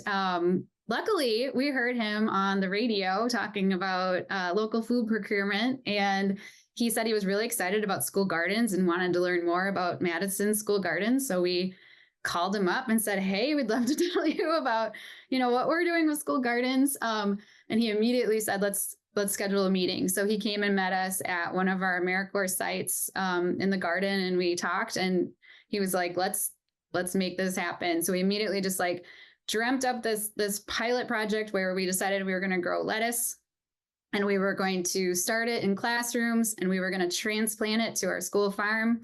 And then we were going to serve it to students in a school meal at the end of the school year. And we did it with REAP help. You were there harvesting the lettuce, I believe. And so that was a pilot project that we did. We ended up starting the lettuce in second and third grade classrooms at a few of our AmeriCorps schools. So students got to do the process of filling a tray, and then it was in under grow lights in their classroom, and they had to be responsible for watering it and everything. And they would make observations about it. And then I went and picked up all the lettuce in April and took it out to our school farm where it grew until we harvested it. And so that was really, really exciting. And that's something that we are also hoping to expand and do more of in the future, I think, is be able to have student grown food in school meals. And, that it doesn't really get much more local than that. It's our school farm site is about a mile, I believe, from the central kitchen location. And so, that was a really exciting, there's a video that MMSD made about it, and I watch it every few weeks and just get so energized. It's a great video. And I hope that we are, thinking about other crops that we can do with that too. Other things that can be incorporated easily into like a tomato sauce, like herbs or other things. And then thinking about if there's other specialty crops that we can be growing for school meals too, has been really exciting. That was such an awesome program. And I'm so happy that I was able to be a part of it, or REAP was able to be a part of it. We've both mentioned Josh Perkins, but I think both of our organizations have a mission to be able to support farm to school in Madison Metropolitan School District. And Josh Perkins is the food nutrition director, and it's just been such a great partner to work with. And I remember he looped me in, telling me like, Rudy's been working on all this. And I had heard rumblings, I think, from you as well. But he was like, can we use your food truck to transport the greens so they stay cool from the garden to the food production center? And it was like, yes, because we've had this food truck that was, up and running before the pandemic, and it really kind of just sat for a while. So it was like a great way to be like, let's get the food truck back up and going. And super excited to be able to partner with you all for more opportunities. And that video, hopefully we can link to that and folks can check it out. But that is just such like warms my soul to see kids being that whole process is just it was so great. Yeah, for sure. It was super awesome. So fun. And then also the Wisconsin School Garden Day event with the REAP truck, when we had those delicious, and we had Representative Francesca Hogg there helping alongside Josh, serving these super delicious salads on Wisconsin School Garden Day last May at the farm too. So it was a really, really fun project. That was a really great one. And I was just reflecting on that the other day because there were a couple different state representatives, I think, that stopped by that day. I mean, Representative Hong, and there was another representative who I could see the face. I think it was Representative Samba Balde. Yes. Yeah, he's a huge advocate for school gardens, and he's located on the north side of Madison, and was actually opening the grocery store on East Wash. That's right. That's where I was reading the grocer, right? Yes. Yeah. So he was there. Yeah. It was just so cool to see, representatives and have people too who didn't know what was like all going on. Like they were gardening at their plots and being able to take like samples and having them get excited about the project that we were all working on was just super, super cool. And there's so much overlap between the work you're doing, the work that REAP is doing, and the work that, where MMSD wants to go, and just brings it's always invigorating to have conversations with Erica of like, where do we want this to go? And like I find that like I'm often like talking in 8 different directions, but like I'm like, there are all these different connections to advance farm to school. One of the connections I wanted to mention and tie back to you mentioned Representative Francesca Hong came to School Garden Day. But Representative Hong is also one of the lead authors on the Wisconsin Healthy School Meals for All bill, which is something that REAP has been, and I believe rooted as well, a strong supporter of moving this state legislation forward. And Healthy School Meals for All is a movement that has been born out of the pandemic to bring free school meals to all students throughout Wisconsin. And the reason why that ties into farm to school is, well, I'll back up. I say school nutrition programs and farm to school are interrelated. You can't have strong farm to school without having strong school nutrition programs. And so when we were reimagining where should REAP be going, it was like, if we can make our school nutrition programs in Wisconsin as strong as they can be and really support them, then we're going to be able to grow farm to school throughout the state, throughout Southern Wisconsin and throughout the state. And so REAP has gotten more involved in the Healthy School Meals for All Coalition, which was started by Representative Hong. And we don't have any legislation passed, but we're making a lot of noise, and it's been really exciting to be able to talk about why Healthy School Meals for All is so important, and the connection to passing Healthy School Meals for All and how it will help schools be able to purchase more local produce, because more students will be participating. Schools will just have a consistent stream of funding coming in to support their school nutrition programs, and school nutrition directors will have more time to nurture those connections with local farmers. And we've seen a lot of great connections through the pandemic. So yeah, it's been great to be able to branch into healthy school meals for all and talk with folks about why that is so important to Farm to School. Yeah, I'm really inspired by your advocacy work. And that's something that, yeah, I've been really excited to get to be part of and follow your lead on that. So, yeah, I think that's such a critical part of all of this. Absolutely. Well, and I know we've been having some different conversations, you and me and some colleagues that more of your colleagues at Rooted with Brian specifically thinking about like, how do we support one another? And I just feel so invigorated after those conversations. One of the ideas that sticks out in my mind that we would love to be able to do, because we've gotten a lot of questions from educators and parents of like, how do we not only, bring local food education to like elementary and middle school students, but how do we get those high school students who are making those big decisions in life of like, what am I going to do? Where am I going to go to college? Am I going to go to tech school? Am I going to go right into the workforce?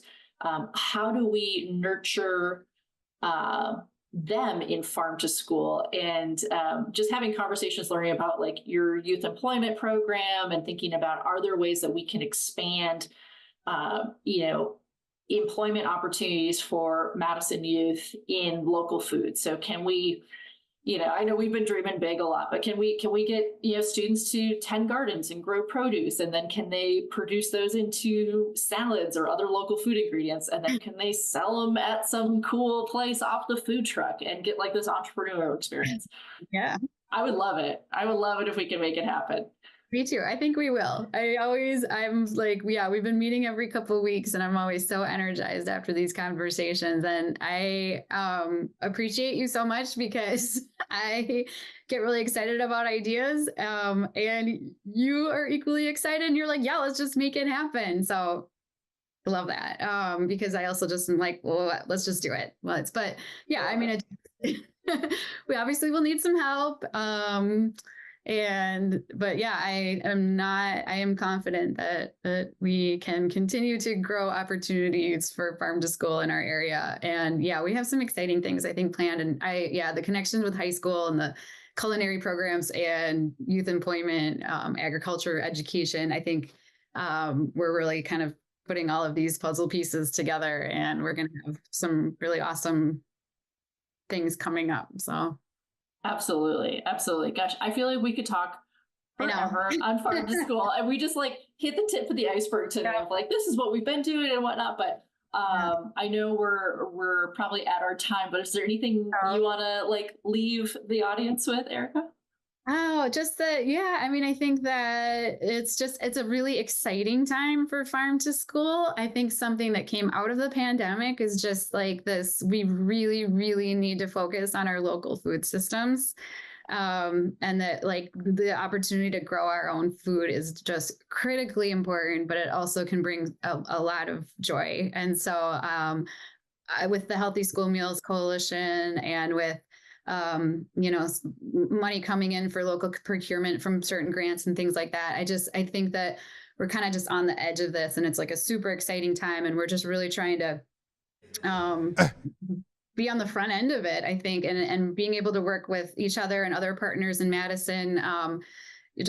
Sustain Dane, I know that you're working with schools for composting. So like including them in on things and like, we all bring our own areas of work that we do and expertise to it. And so just being able to like, form these partnerships and come up with these comprehensive projects, I think right now is just like just a really exciting time. Second, everything you said, it is just, I know I've said it before, but I'm just so energized from these partnerships and these connections and energized from working with students. I'm coming from working with a school today and I'm high energy from that of getting, to be with them and to see how excited they are to get to try things. So super excited for what the future holds for Rooted and for REAP and for all the other partnerships we get to bring into this. So thank you everyone for tuning in to learn a little bit more about Farm to School in Southern Wisconsin. Thank you. Have a good one.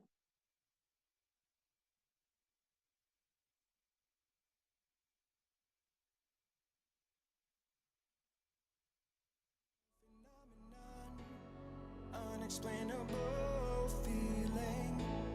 I was lost, but I found you. Would you let me hold your hand and fly? You don't have to be afraid, everything will be alright. Would you let me hold your hand and fly? Would you let me hold your hand and fly? Would you let me hold your hand and fly?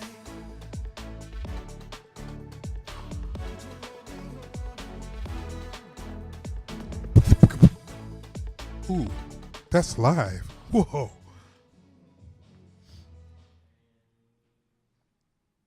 Yeah. Ladies and gentlemen, welcome to the afternoon of the Big Share. Cool, thank you. Thank you. So my name is Rob Dees. I am a musician. I am a media instructor with the Bubbler program at Madison Public Library. Also founder of Mad Lit event series for those that feel like donating. Simply Google Mad Lit. Okay, there we go. The Big Share has been exciting so far. To this point, the Big Share has raised $425,000, ladies and gentlemen, with over 2,000 donors. We have just started the 2 to 3 p.m. Power Hour sponsored by Wegner CPAs. Thank you, Wegner, for sponsoring this Power Hour. Word. Y'all can clap while I turn my page because I'm kind of reading. Okay, cool. If you've been following along with the show, you've learned so much this morning. All of those panels will be available to watch in the month to watch online in case you missed them or want to rewatch. Now we're going to move into the live entertainment hour. So I'm so excited to start that. Our first performer, Latour Carter. Latour is a native of Madison, Wisconsin. Give it that word. Latour is a native of Madison, Wisconsin, and a former resident of the vibrant Upper West Side of NYC. Is a multifaceted individual. She is not only a devoted mother, but also an accomplished author, writer, poet, and a passionate advocate for the Black and brown community. Following the tragic loss of her 19-year-old nephew, Tony Robinson, at the hands of Madison Police Officer Matt Kinney, Latour returned to her hometown and embarked on a journey of community activism in 2015. Since then, she has fearlessly championed the rights of the youth, emerging as a powerful voice for the marginalized. Her exceptional oratory skills have earned her numerous accolades, solidifying her position as a highly regarded speaker. Latour's unwavering commitment to the Black and brown community has not gone unnoticed, as she has been honored with multiple awards for her remarkable achievements. With an unwavering dedication to giving a voice to the voiceless, Latour has made it her life's mission to effect positive change. Ladies and gentlemen, Ms. Latour Carter.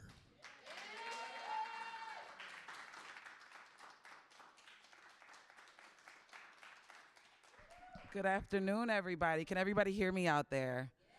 I asked for my levels on the mic to be low because I typically don't like to use one.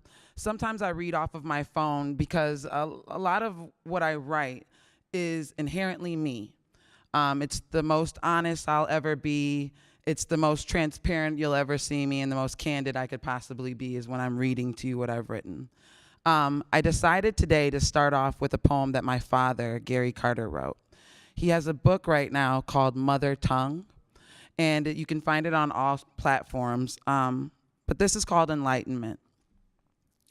My child must be made ready for the day he is despised, the day the car doors lock and he knows why, the day he learns the fault is in us for them and not the stars, and their doors lock only where we are. My child must be made ready for the day he is despised, the day the television becomes a mirror for his eyes, the day he learns that most eyes are not blue and what the mirror says is untrue. My child must be made ready for the day he is despised, the day he learns the words that do not affirm but deny, the day he learns to teach his ears to reject contempt and know it for fear. My child must be made ready for the day he is despised, the day he's in New Orleans and he sees Katrina rise, the day he learns that levees break like the lives and hearts and the oaths they take. My child must be made ready for the day he is despised. In Ferguson, Missouri, an 18-year-old dies, weaponless for us, featureless for them. The day the golden calf of race dominates again. My child must be made ready for the day he is despised, the day he seems indifferent and the tongue learns lies, that day that never passes, that day his life will taste of ashes.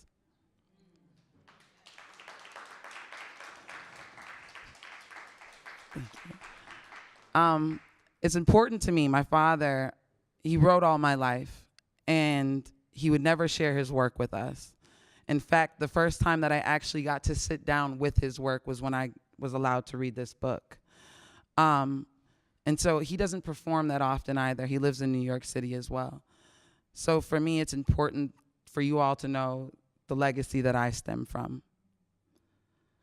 With that, considering that it is Women's History Month, I'd like to transition into something that is for women. The Black woman should be loved and protected, for she's not just the mother of all, but she's the closest to God. Her skin absorbs the sun as if that's where it has resided since creation. Her hair defies gravity because as Mother Nature, she determines what can rise. Her bosom has supplied nutrition of life to all of humankind.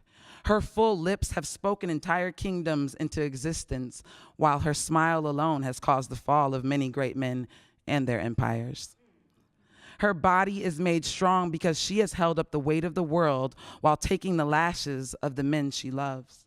Her curves degraded and put on display only to be emulated by those who taunt her. Her DNA stolen, duplicated, and injected to be the savior of mankind. Her wisdom goes beyond that any man can comprehend because she has endured the life no other man can withstand. The Black woman should be loved and protected. For she's not just the mother of all, but she's the closest to God. For when you are looking at the Black woman, you are looking at one of the first and greatest of all of God's creations. When you look into her eyes, you are staring into the kingdom. She is the embodiment of everything that is good. She was, is, and always will be what people speak of when they declare they found heaven on earth. The Black woman should be loved and protected, for she's not just the mother of all or the closest to God, but the Black woman is God. G-A-W-D, God, G-A-W-D, God, G-A-W-D, God, G-A-W-D, God. A goddess after the world demonizes her for normal people stuff like having an attitude. A goddess after the world demonizes her for being born with too many curves. A goddess after the world demonizes her for her unruly hair. A goddess after the world demonizes her because her skin is too deep. A goddess after the world demonizes her for standing up to those who dare to tear her down. A goddess after the world demonizes her, saying she's nothing more than an unfeminine, emasculating, loud hood rat. A goddess after the world demonizes her for defying or emulating stereotypes forced upon her. A goddess after the world demonizes her. A goddess after the world demonizes her for being human. The Black woman should be loved and protected, for she's not just the mother of all or the closest to God, but because when you look at the Black woman, you are staring into the soul of God.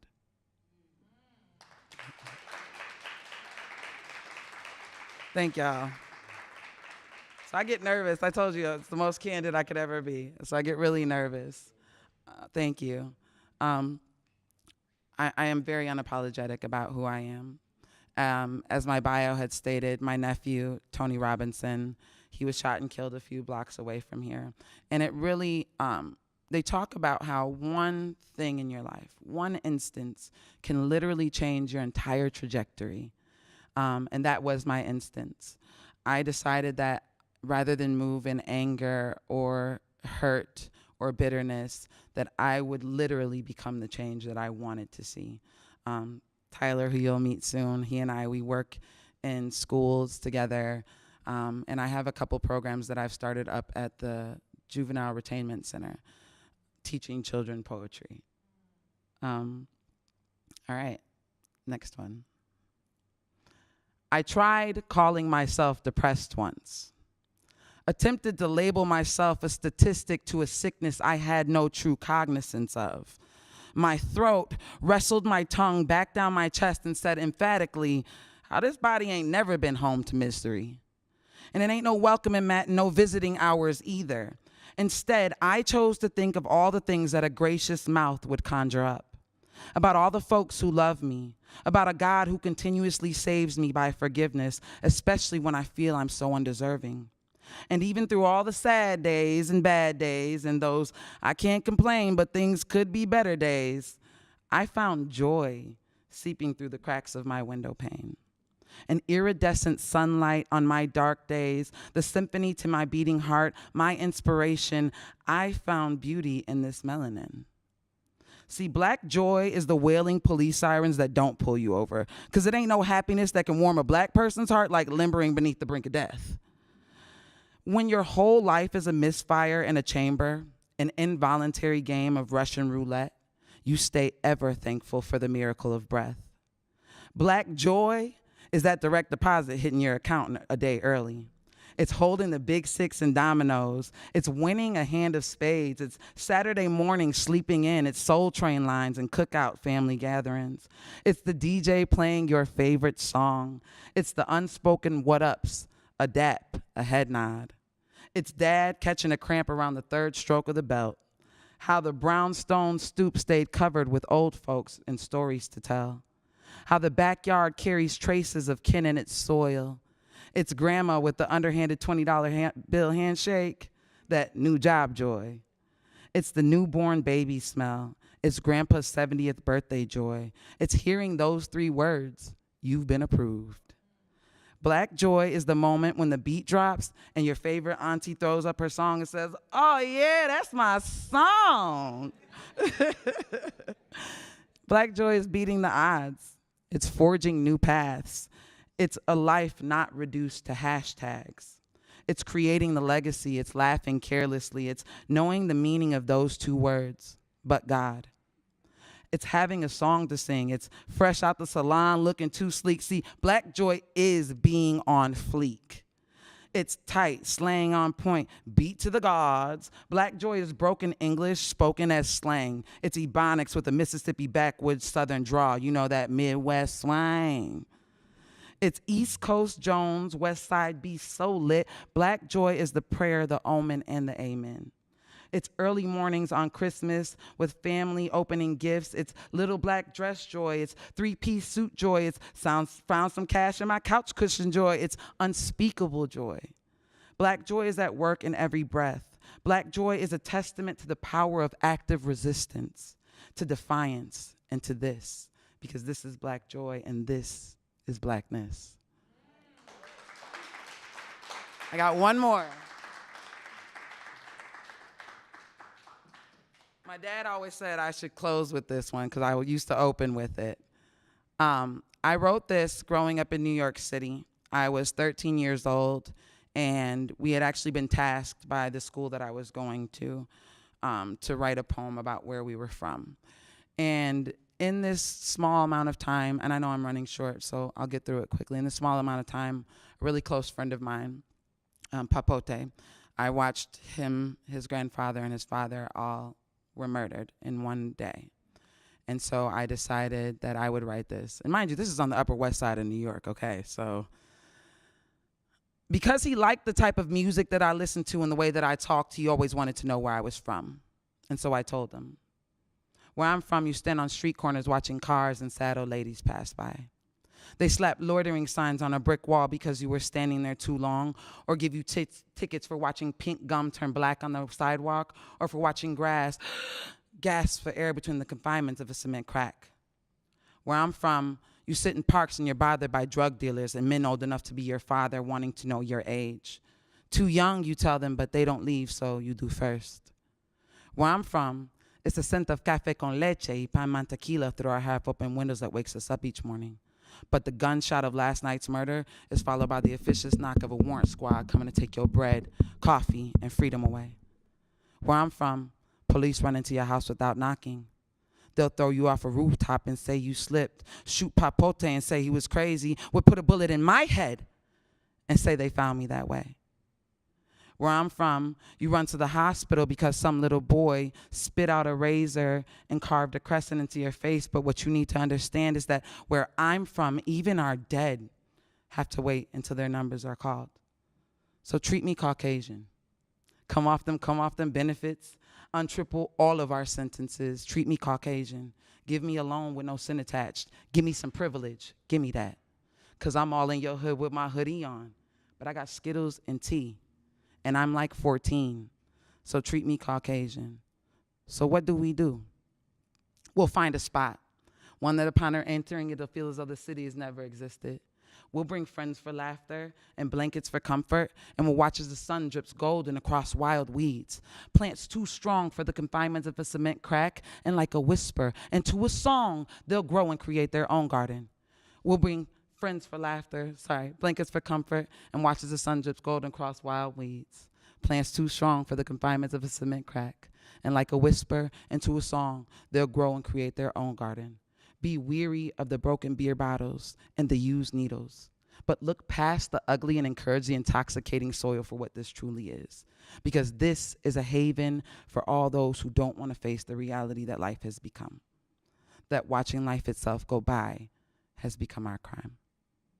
Thank you.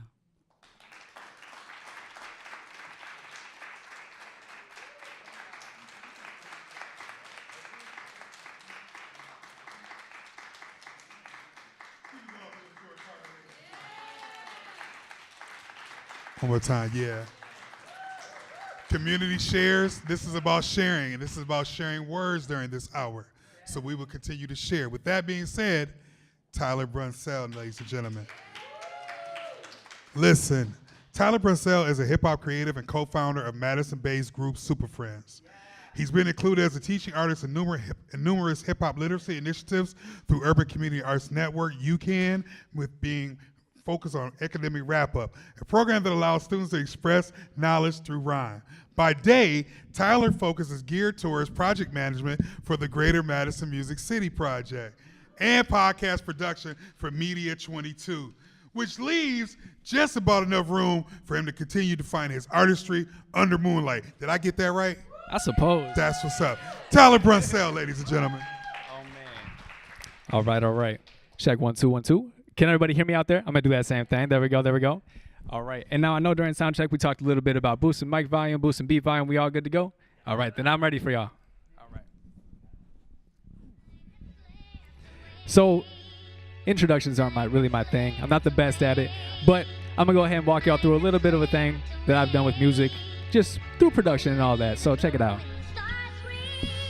Part of me knocking on speakers, it sound like my soul getting out of my body. I just gotta fit well out thrifting. I fit the description of someone who dream about racing Ferraris. Yet don't know himself to a T and initially went from plan A to plan B in a hurry. Thus working himself to his grave, buried. Yet then he be saved all the days that he prayed. No worries, he got it all figured out by his 30s. I say that to write down one thing that I want, which encompasses the thought of there's no need to scurry away from the flurry of blades ablaze. I might just face one. Hey, I haven't smoked in a minute, yet still spend money on vices every day. Man, what can I say? I'm aging, making payments. How can I pace this with patience? I made arrangements to not be famous while vacant. It's amazing, I'm really aging. Patience, today is what you make it. Look, I can admit I'm not ready for the flashing lights that they put on them stages. I'm fighting to be on, I'm throwing the towel. But just cause it's stretching my sweat into me, I don't need to see somebody broken that get on and put up a front like he happy as he was when he had his life in control. I mean, he got a grip, but he been going away from the smile on his face when he come to the choices he made. He just sit and reflect. Yes, but maybe he dig too deep, need deep breaths and a chance to decompress. But what does that get, man? I've been upset, depressed. You name it, get it off of my chest. I'm stressed while doing my best. Feel like I'm doing way less. Is it cause I'm aging, making payments? How can I pace this with patience? I made arrangements to not be famous while vacant. It's amazing, I'm really aging. Patience, today is what you make it. Look, aging, making payments. How can I pace this with patience? I made arrangements to not be famous while vacant. It's amazing, I'm really aging. Patience, today is what you make it. Thank y'all. That's my first track called Patience. Oh, man. All right. I said I'm back, but I never left. Most of y'all never knew me in the first place. There's Tyler Brunson that you hear, and I picked up myself, had my head down since my birthday. I've been designing, performing, and teaching. I'm son and a brother, my family's first face. How did I grow without having examples? I'll tell you the hard way. Feel like I'm back in the hallway, trying to fit in through an imitation. Found me some people that kept it real, who enjoy misinformation. Surrounded myself with a gang full of patience, man. That was the basics. Whether my home was upside down, they helped me escape it. Let me just say this. I want to be that man, yeah. I want to be that man that lit us up. I want to be that man. I want to be that man that... I was whipping before I knew how to stay motivated. Many statements I made demonstrated the lack of respect that I have for myself when I'm passing each invitation. I was back at the crib thinking I could be famous for something. I've been working, I've built up my person. I want to be able to say I'm the greatest, no contest. I'm in the ring with myself. Why give a damn how I felt? If it wasn't for the people I met, I wouldn't believe in myself. My mother been proud, my father been proud. I'm trying to be proud of myself. Do what I promised myself. Trying to be the best Tyler Brunson. You know why? Hey, I want to be that man, yeah. I want to be that man that lit us up. I want to be that man. I want to be that man that lit us up. Thank y'all. Oh man, could I get just a little bit more of the beat if possible? All right, y'all. And this was produced by DJ Payne 1. Thank y'all. Oh man. I got a feeling that God has been cooking up something for me, but I couldn't tell you what it is. I'm on the brink of becoming the person that I meant to be back when I was a kid. Sound of this brick, ain't a chance that they don't rock with this. Toss a fist, middle finger to my competition. Man, I'm just joshing with them, jostling them. Ayy, it's all love, ain't out to get them. This my intro music montage, feel like I ain't got the time to box with them. I mean, I can talk with them, pep them up. Ayy, tell you what, I love business. The only permission I need is from myself, and it's been granted. Check my taxes, pick the bracket, really hit it, target practice. Heard you go setting, what's your status? Go make it happen. Look, I've been in love with the game so long, I seem to get toxic. Forgot happiness existed, feeling exhausted when I check my wallet. Some got pain, I must have bought it. Before rapping, I never thought about it. Picked up a mic and I thought about it. Strange how love can blossom out of struggle. Jewelry shines in rain, I get why I talk about it. If you asking me, too many die about it. Ain't that diabolic? Hustle a hoe like Teresa, need to protect her pockets. If I'ma go get it, forget the shop. And the time is priceless, let me stack up somewhere private. On an island, shout out the pilot. My brothers all invited. If you with it, get excited. I won't make no promises, but I promise we gon' ride off who needs sign and rewind this. I got a feeling that God has been cooking up something for me, but I couldn't tell you what it is. I'm on the brink of becoming the person that I meant to be back when I was a kid. Sound of this brick, ain't a chance that they don't rock with this. Toss a fist, middle finger to my competition. Man, I'm just joshing with them, jostling them. Ayy, it's all love, ain't out to get them. This my intro music montage, feel like I ain't got the time to box with them. I mean, I can talk with them, pep them up. Ayy, tell you what, my name is Tyler Brunson. Thank y'all very much. I appreciate y'all. Thank you. I gotta take a second to breathe. This is my water moment. I'm gonna get some water. Shout out to DJ Payne 1, by the way, produced this track.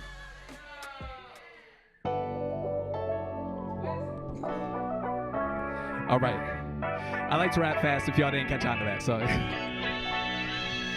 This ain't about a place to be in, but an idea to believe in. I think I've been hustling backwards long enough to know what I see is influenced by the way that I talk to myself, the way I dream and speak true love into this world. Well, that's in my world. I've been through hell and back today. I cartwheel, I had fallen from a stage that pains my heart still. What should I share enough for me to change how all y'all feel about Tyler Brunson? For better or for worse, forgot the bag. I've been in my shell, poking out to get well. And some feel good as HE double hockey sticks, forget the devil. I used to watch Cadillac Civils or something like it, rapping with my man who cut his throw down. My biggest inspiration, if we're being real, he saved my early 20s just by being there. Thankful I can count on both hands. Who stuck around while I dealt with my interference, who never interfered with what I need to rest. You know, they understand the meaning of in your best interest, and it reminds me what I do this for, who I do this for. I got people who I'm rooting for, who kept my roots beneath the concrete flow. This that concrete jungle where I'm meant to be flow. Too many talking this and that, I'm talking what I've been on. Bobby playing an introverted kid, raising Middleton. If he did, then I can. Type of man, how I've been grown. Stand on top of business, every word I said stepped on. How about I step up and claim to throw my name on? I found my kingdom, yeah, I found my kingdom,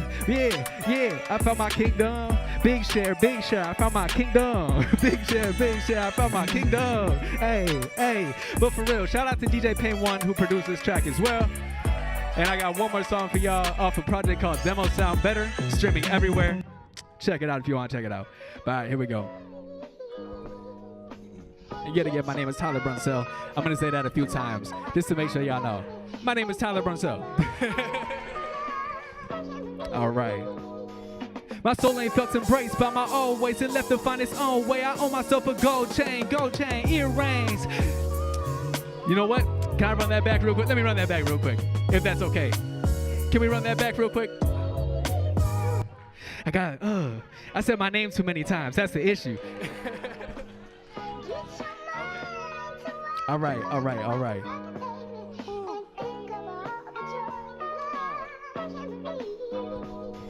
My soul ain't felt embraced by my old ways and left to find its own way. I owe myself a gold chain, earrings. I paid attention to the roots of these exchange prayers. My brothers extended arms to make the sea part for room to breathe. I asked that favor what it meant to me, man. I could see how past the waves crashing. I made my way dancing through a tsunami. I stopped to tell and stamp the ledger. One more loan for freedom till checking clothes. Word on the header. Bet I see a million and that's that we spend together. Cause all that I have is time. The rest is not designed to be mine. It's ours forever. Yeah, it's ours forever for real. Hey, ours forever for real. Ours forever for real. Look, for my mama, for my sister, for my family on the north side. Forget the doubt I had, I need to make this happen. Course I still feel the type of way about those who have passed. But I would rather see this through than abandon those who sit in courtside. Rooting for me since homemade, it made no sense to move astray. I'm on a path that was never meant to be straight. I gave my soul today, I trade faith for myself in return. Looking up to the sky to give thanks, man, I feel heard, and it's like, and it's like, my soul ain't felt embraced by my old ways and left to find its own way. I owe myself a gold chain, gold rings, earrings, for these growing pains. For my friends and family's sake, I'm here for everything. I'm here for everything. I'm here for everything. I'm here for everything. I'm here for everything. My soul ain't felt embraced by my old ways and left to find its own way. I owe myself a gold chain, gold rings, earrings, for these growing pains. For my friends and family's sake, I'm here for everything. I'm here for everything. I'm here for everything. I'm here for everything. I'm here for everything. I'm here for everything. I'm here for everything. I'm here for everything. I'm here for everything. Thank y'all very much. My name is Tyler Brunsell. Man. Thank y'all. That has been my time. I'd like to invite Uncle Rob back to the stage. But real quick, I do want to say a quick shout out to the Greater Madison Music City Project. I did recently become the project manager of said project, so I'm very excited to be a part of that. And shout out to Urban Community Arts Network, which is the leading organization for that project as well. Back to you, Rob. Give it up one time for Tyler Brunsell. You ain't finna be up here calling me Unc, having me tearing up here, man. I know that much. Tell you what. Anyway, we're gonna get back to our performance. Are you ready for your next performer, ladies and gentlemen? All right. Lastly, I want to introduce Bear in the Forest, or Alberto Canost. I hope I pronounced that right, brother. Close. Okay. Cool. The songs of Bear in the Forest howl with spiritualism. They are built around folk music in the oldest, barest sense. Joy and pain, and a guitar coming together to produce sounds that resonate with ancestral memory. The Bear in the Forest project is a slow burn. Bear, a.k.a. Alberto Canost, just checking in, man, has been writing and performing songs under this moniker for more than a decade, beginning when he was 15. Now at 26, he has multiple iterations of bands and worked with 2 different producers to release 2 projects and a handful of singles. His collaborators and producers come and go, but it seems to always come back to just Bear and his guitar. After Bear's graduation from UW-Madison in 2020, Bear released a second project showing growth in songwriting and an ever-shining vocal prowess. Bear at heart cares deeply about preservation of and connection to natural spaces. As the music and work being an artist continues to develop, he seeks to joining the work with organizations and events that center natural spaces and social and environmental activism. Bear in the Forest songwriting collaborates on thoughts and topics like mental health, nature, environmentalism, war, death, loneliness, love, and heartbreak, but always holds on to a sense of joy. The music is heavily inspired indie folk bloom of 2010s, which acts like Mumford & Sons, Laura Marling, Bon Iver, Ben Howard, and The Tallest Man on Earth, being huge influences for song, sound, and songwriting. Ladies and gentlemen, Bear in the Forest!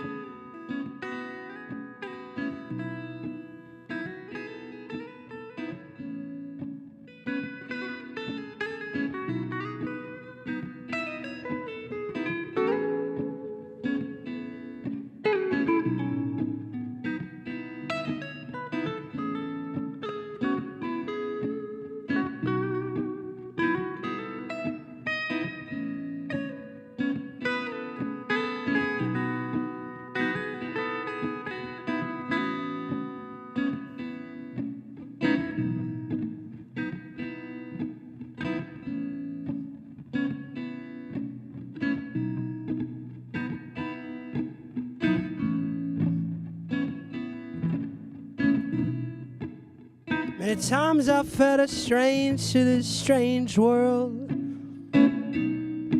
Like I don't want what we've been on.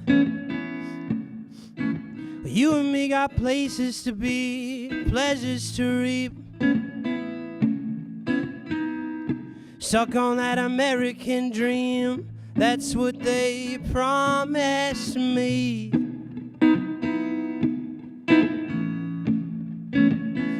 Well, not with that noise, not with that saying, not with that choice on. I'm setting a new way, saying you are what you wait on. Put your braid on high. Well, you know me.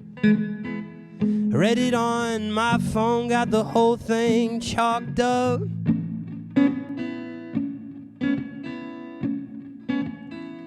I guess I'm a part-time American on this free range.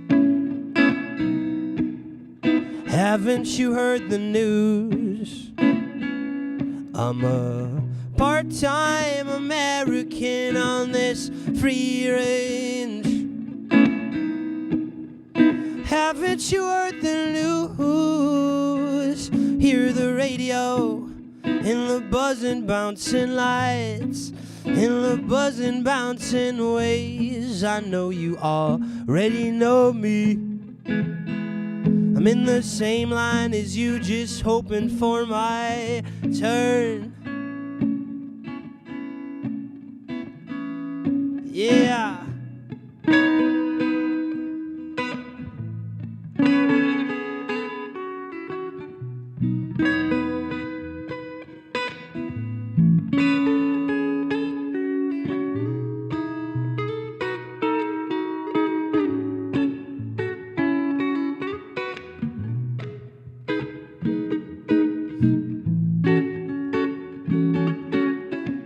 Your counterpart heard you feel messed up. Still you give a leg and arm just to be yours. There's folks out here, silver spoon in mouth, saying that some are just on top. By and by the show must still go on.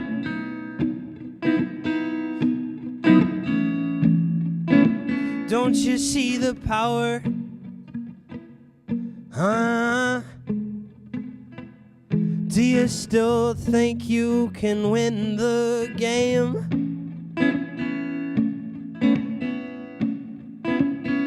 I guess I'm a part-time American on this free range. Haven't you heard the news? I'm a part-time American on this free range. Haven't you heard the news? Hear the radio in the buzzing, bouncing lights, in the buzzing, bouncing ways. I know you already know me. I'm in the same line as you, just hoping for my turn. Just hoping for my turn. Just hoping for my turn. Just hoping for my.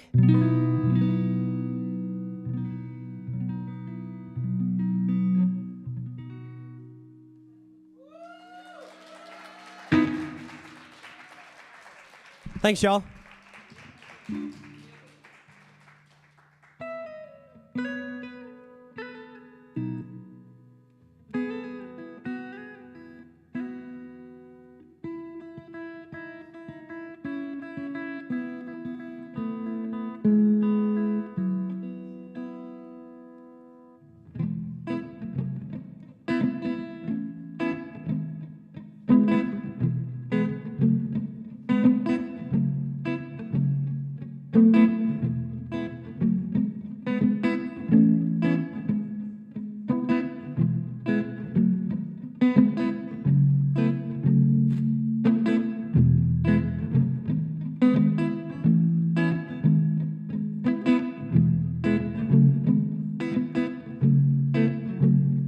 In the space between, I see that there was more.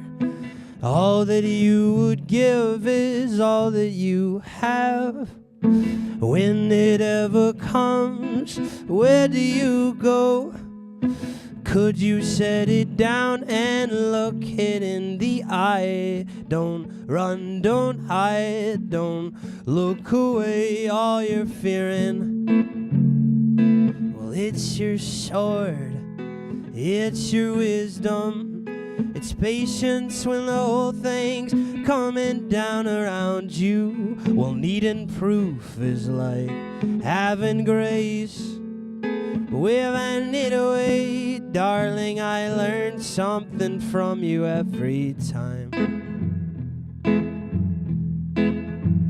You could just flow with me and all the way.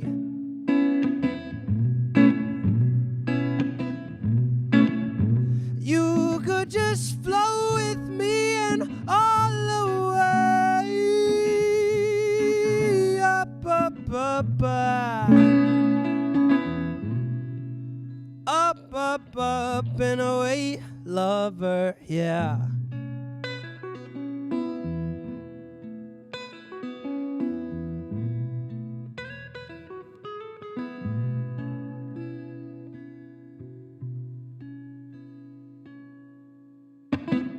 You said you were fine like you had nothing to say.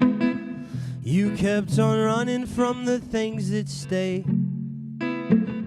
How could you be afraid of what will happen anyways? Don't you know there was never ever reason to be this way? To lose your love or waste away, never feeling. Well, it's your sword, it's your wisdom, it's patience when the whole thing's coming down around you. Well, needing proof is like having grace, but waving it away, darling, I learned something from you every time, every time. You could just flow with me and all the way.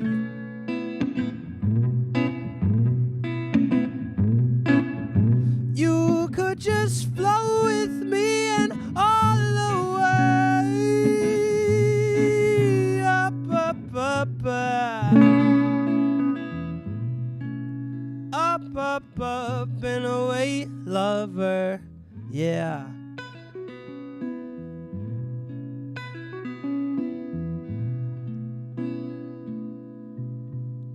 Just flow with me. Just flow with me.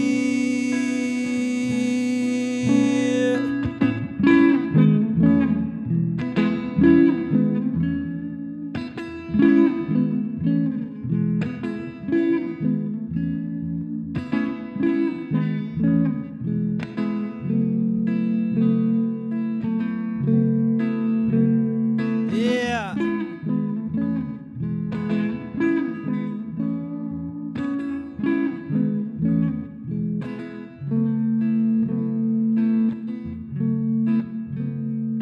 Well, it's your sword, it's your wisdom, it's patience when the whole thing's coming down around you. Well, needing proof is like having grace, waving it away, darling, I learned something from you every time, every time.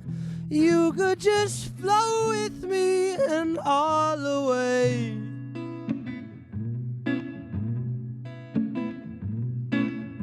You could just flow with me and all the way. Up, up, up, up, up, up and away, lover, yeah.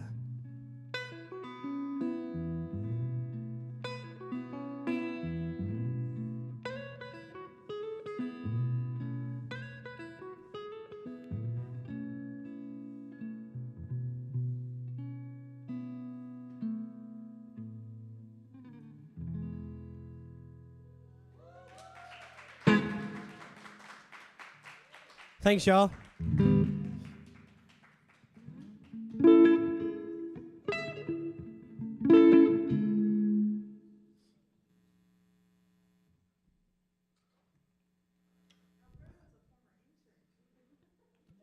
Yes, I guess I can say a couple things. I worked for Community Shares for a year or so, interning, doing some social media work, which was lovely. And so I'm happy to be still involved in some capacity. As Rob said in my intro, my long-winded intro, which I have to tweak in the future.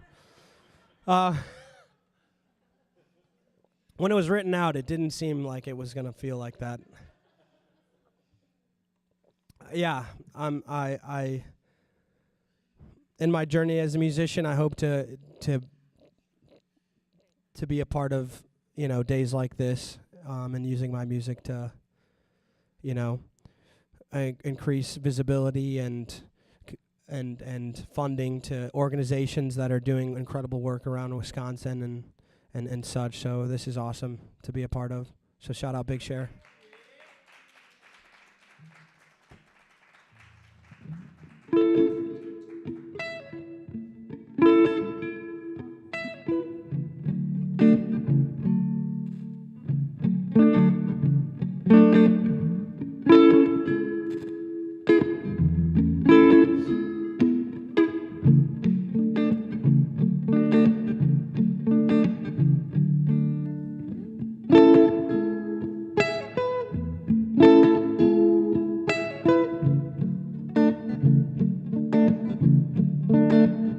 Well, I don't mind to stay in line like you do. Find all the time and some revenue. You kept me squared away, and I helped you loosen up your soul. Feel free flow and take it all as it goes. Here we find it, symbiosis. I gave you what I took from you. Well, if it's good for you and it's good for me and it's good for you and it's good for me, then I will hold on. I won't let it go now. If it's good for you and it's good for me and it's good for you and it's good for me, then I will hold on. I won't let it go now, no.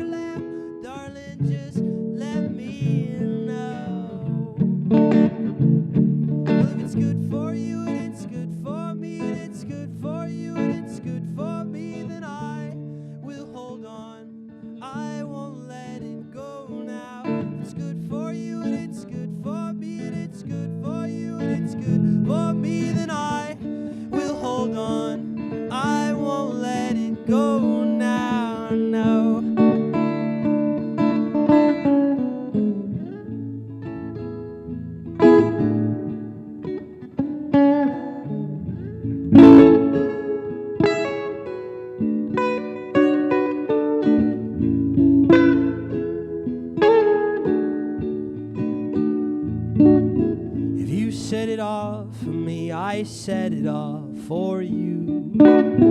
If you set it off for me, I set it off for you. If you set it off for me, I set it off for you. If you set it off for me, I set it off for you. If you set it off for me, I set it off for you. If you set it off for me, I set it off for you. If you set it off for me, I set it off for you. Oh, oh. You set it off for me, I set it off.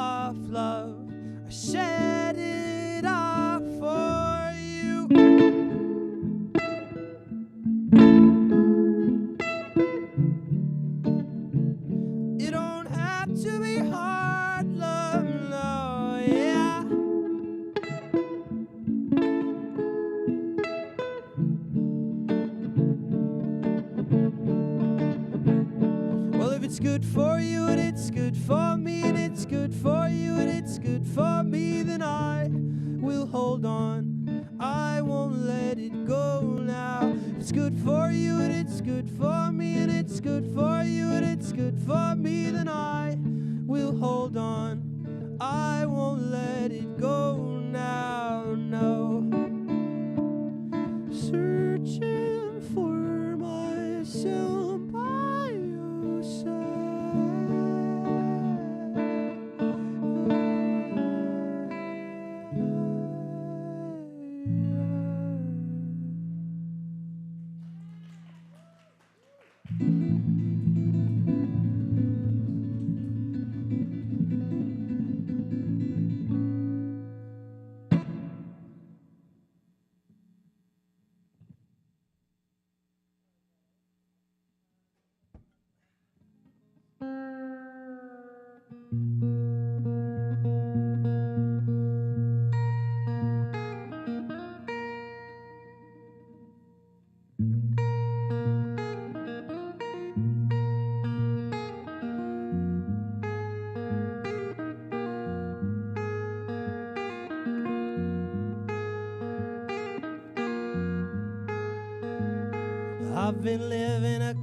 I've been living a cold and lonely, lone life here, babe. What have we done to this plane? What have we done to this plane?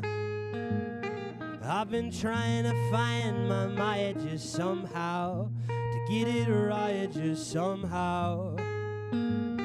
Make my sign and let me walk.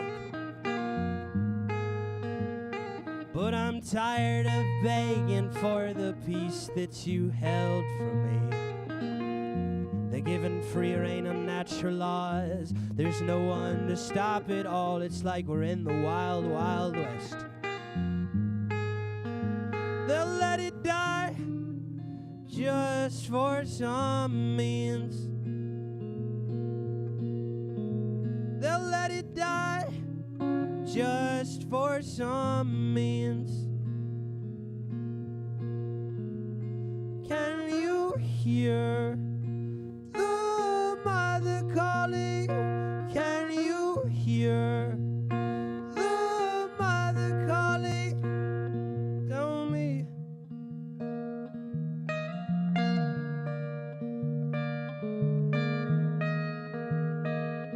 Tell me. Will we find in nature? Help me out.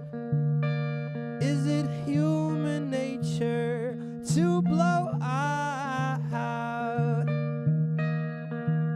I'll take it down a notch.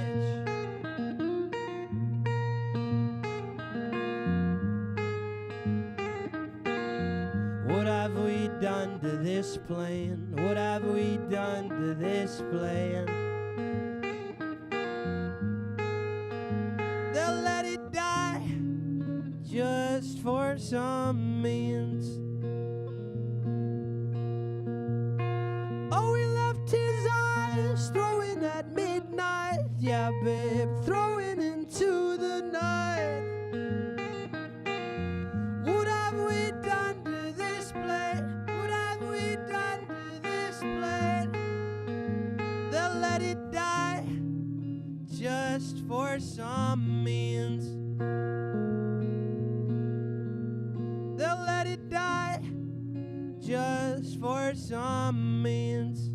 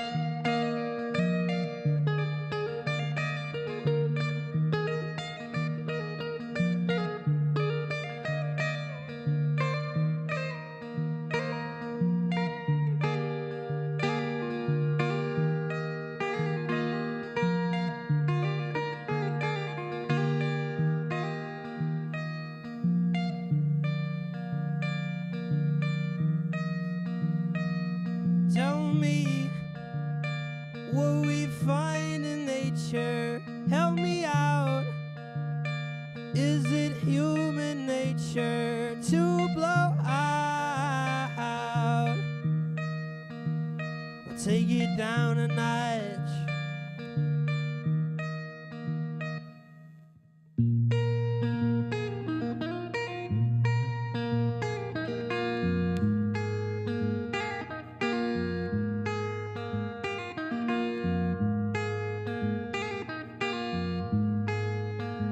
They'll let it die just for some means.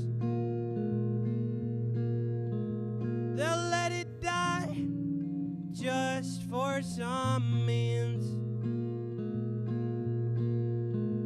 They'll let it die just for some means.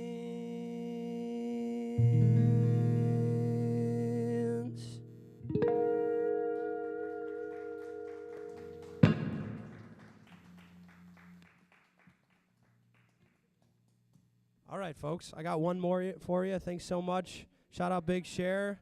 Everyone keep throwing some cash at him.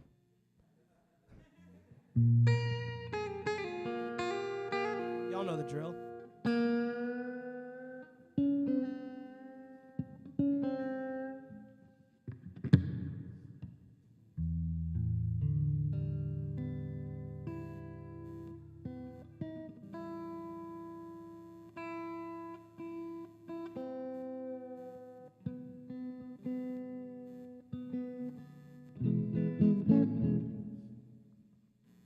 All right. My last song called The Big Easy. It's about New Orleans, the place I was born.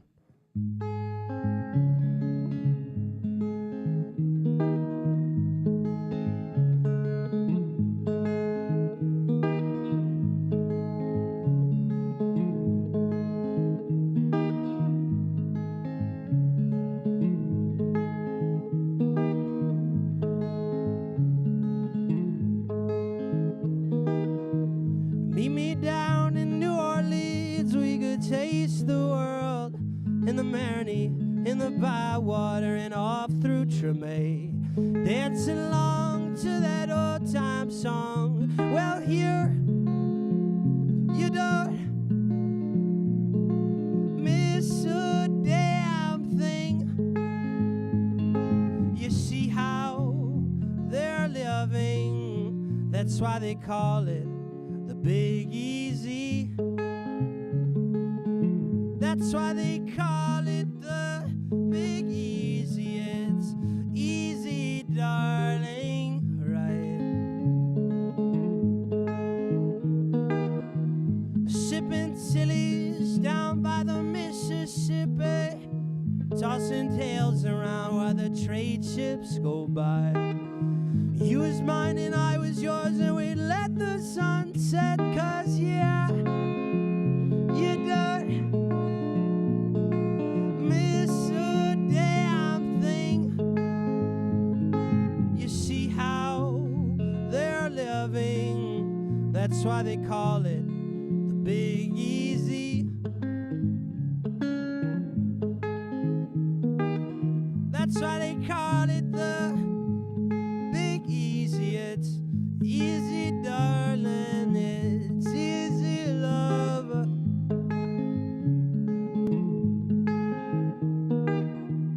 Meet me down in New Orleans, yeah. Meet me down there. Meet me down in New Orleans, Nyland, love, yeah.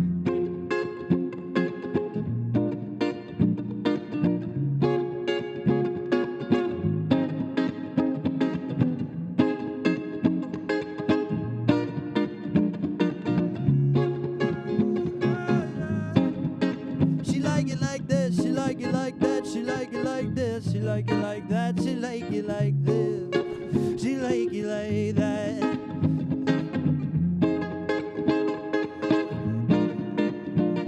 Yeah.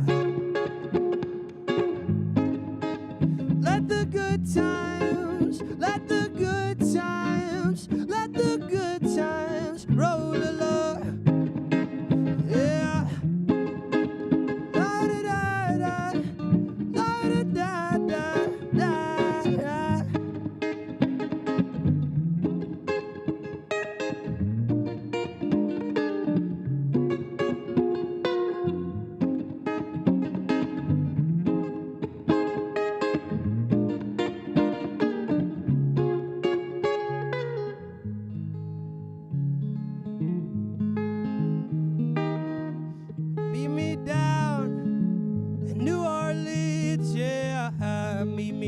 down there.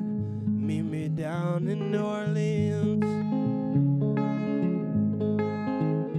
Well, here you don't miss a damn thing. You see how they're living. That's why they call it the Big Easy. That's why they call it the Big Easy. It's easy, darling. It's easy, love.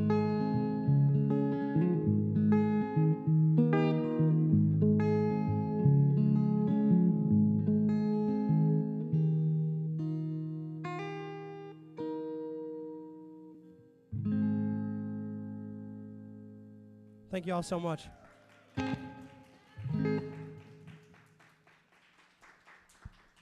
Keep it going for Bear in the Forest, ladies and gentlemen. Special announcement. We have just passed $450,000 raised today. Y'all can clap for that, yeah? Get excited. Okay, I just want to make sure. All right, so we'll be right back after this year's Lifetime Achievement Award video honoring Julie Anderson, and we'll be back with an announcement of the Power Hour winners for the 2 to 3 Power Hour, sponsored by Wegner CPAs. Word. I don't remember not knowing Julie in Madison, and I've been here 23 years. Lifetime Achievement Award, Julie Anderson.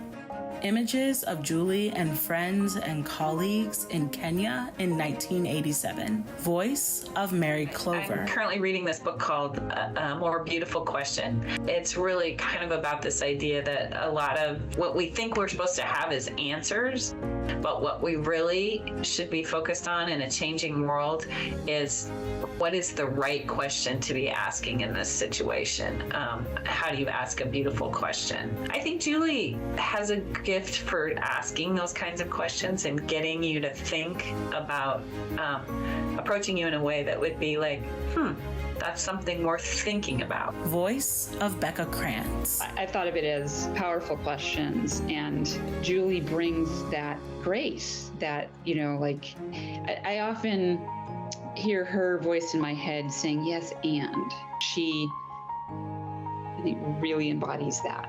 Julie Anderson has worked for 40 years in social, racial, economic, and environmental justice, crossing multiple boundaries to connect people with each other, ideas, and their individual and collective power. Images of Julie, colleagues, and friends in Nicaragua in 2001. She just has this sort of lifelong commitment to justice. She's seen so many different ways of approaching it, so she did community organizing in a style like a Saul Alinsky style of community organizing is kind of what I would describe what we did. She went to school, to study at Iowa State, then went to Nicaragua and looked at, how women collectives were working. She's approached issues of justice from so many different angles that she has this very wide understanding of it and brings all of that, those different experiences to the table. Mary Clover, former colleague. Early to mid 90s is when I worked with Julie. She was the director of a chapter of Iowa Citizens for Community Improvement, the Des Moines chapter. And so she was just right in there working with I would call everyday people to help them think through how are we going to change this? What are we going to do to make this different? Without her leadership, I don't think that WCCN would have survived and become the successful microfinance institution that it is today.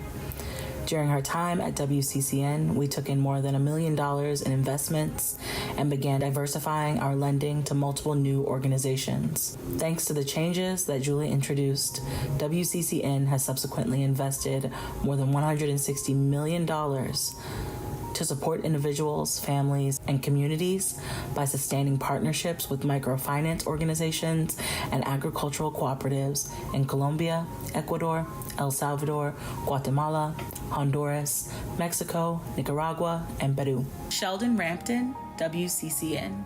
Voice of Becca Krantz. Core. When we really got to know each other, she was in school again, getting this certificate in sustainability leadership from Edgewood College here, and she interviewed me for her project for that.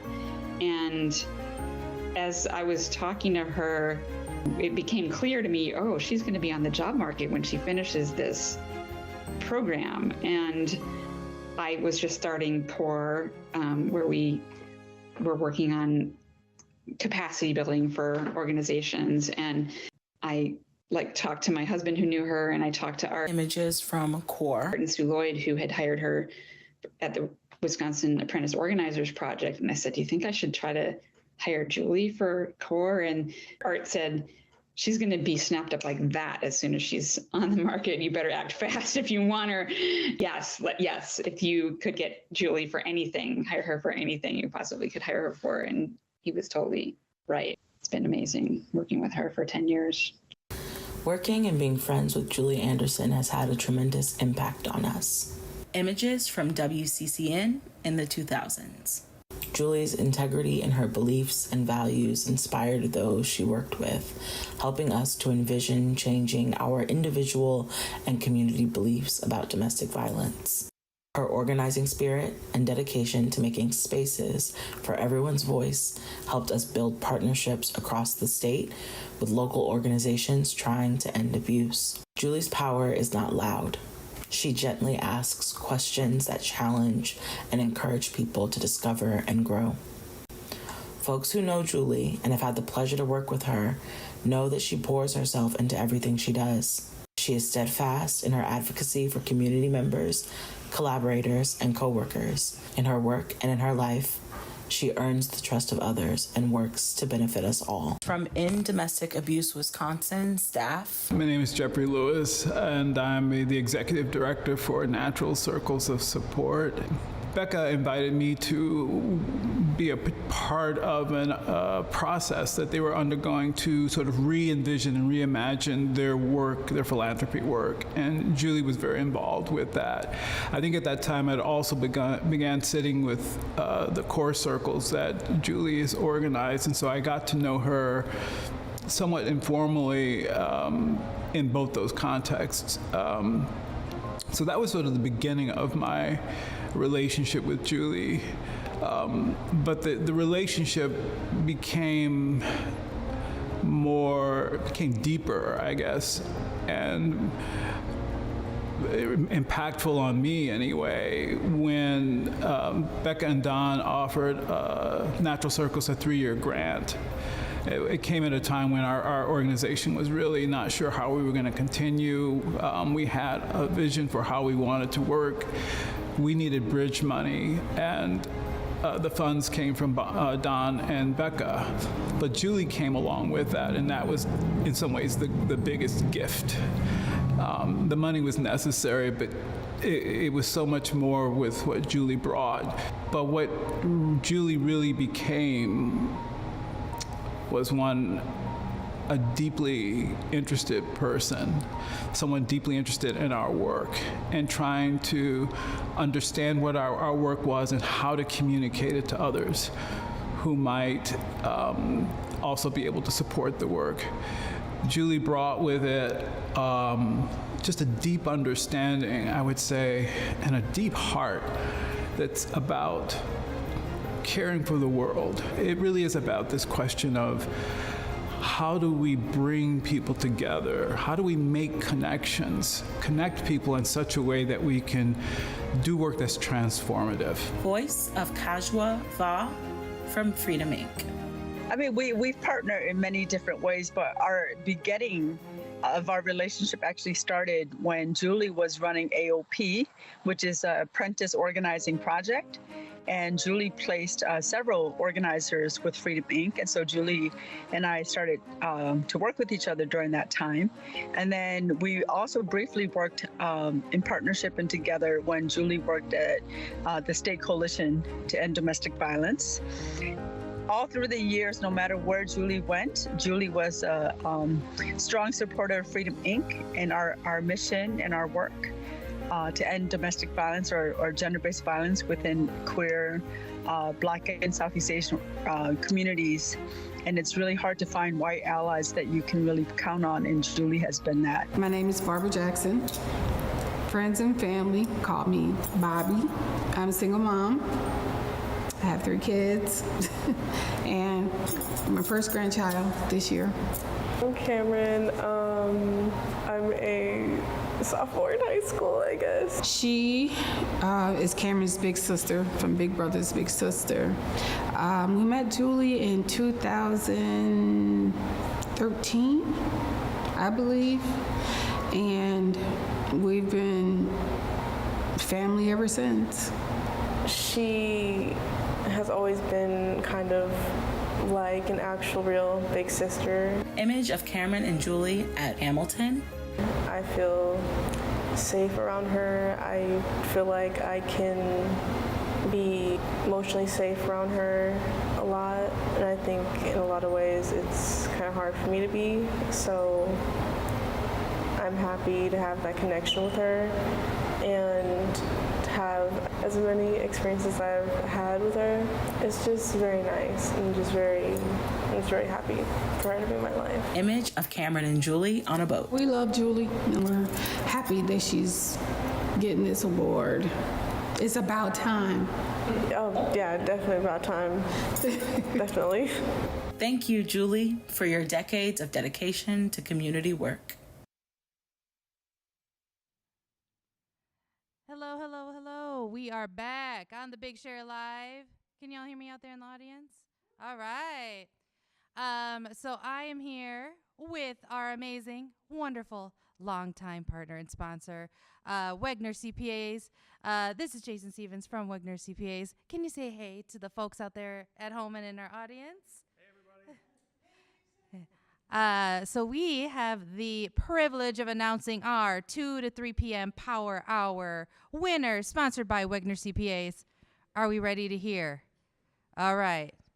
So for the most raised, 1,000 buckaroos goes to Project Home. Yeah. And for the most individual donors, 1,000 buckaroos to Disability Rights Wisconsin. Yes, sorry. Oh, yeah, we got to get a picture. Oh, wait, can we stand here? Yeah, there we go. All right. So thank you to everyone who donated during the Power Hour. Thank you to everyone who has donated throughout the entire day and since our kickoff last night. Just a reminder that we have more Power Hours coming up from 5 to 6 p.m., 7 to 8 p.m. We still have a lot of great prizes to give out, and our goal is $800,000. When I last checked, we had surpassed $450,000. Let's clap for that, y'all. This work is so important. I'm going to let Jason just say a couple of words. Well, more than a couple. I mean, you could say a couple words, but about why Wegner supports the Big Share every year. And I'll hold this large check. Thanks, Megan. So I'm Jason Stevens, a partner with Wegner CPAs, and we've been working with community shares for a long time. And the nonprofit community is very important to Wegner CPAs, and we've got a lot of people at our firm that are passionate about it. And so this is a great event, and it's a great way to raise money to support all the great things that the various nonprofits in Dane County do and throughout the state. So thanks for letting me be here and talk. Thank you. All right. Keep donating. Thanks, Jason. Okay, these are so heavy. I'm just gonna. Yeah. All right.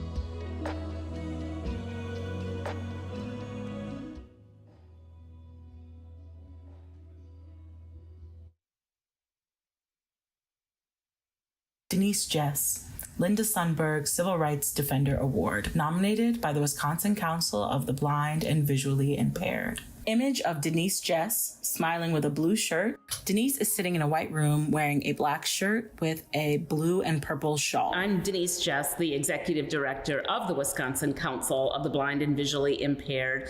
And I also am a person who lives with blindness. I have been legally blind since birth. The Wisconsin Council of the Blind and Visually Impaired is a 71-year-old organization. We were founded in 1952 by people living with blindness. Melanie is sitting in a white room with a navy blue blazer and thin blue and black rimmed glasses. As we live all our lives, we are concerned about voting. And I know this has been an area you've done a lot of work in, trying to be sure that people who have vision loss can also vote. Voting is not easy for people with disabilities, and we are underrepresented at the polls pretty significantly. Image of Denise using accessible voting machine. We partner across disability groups and aging groups to do legislative work, policy work, and education to help people understand those barriers, and also for the voter themselves to know what their rights are, that they have a right to ask for assistance. They have a right to use the accessible voting equipment. They don't have to prove disability, that those things are there for them. Some people will be seeing this interview we're doing, and I wonder what you would hope they will gather from it, what people will walk away after they see this and think about in terms of people with vision loss. You know, it's so easy for people with disabilities, people with vision loss, to be invisible in our communities. There's an old adage in the disability justice movement that says nothing about us without us.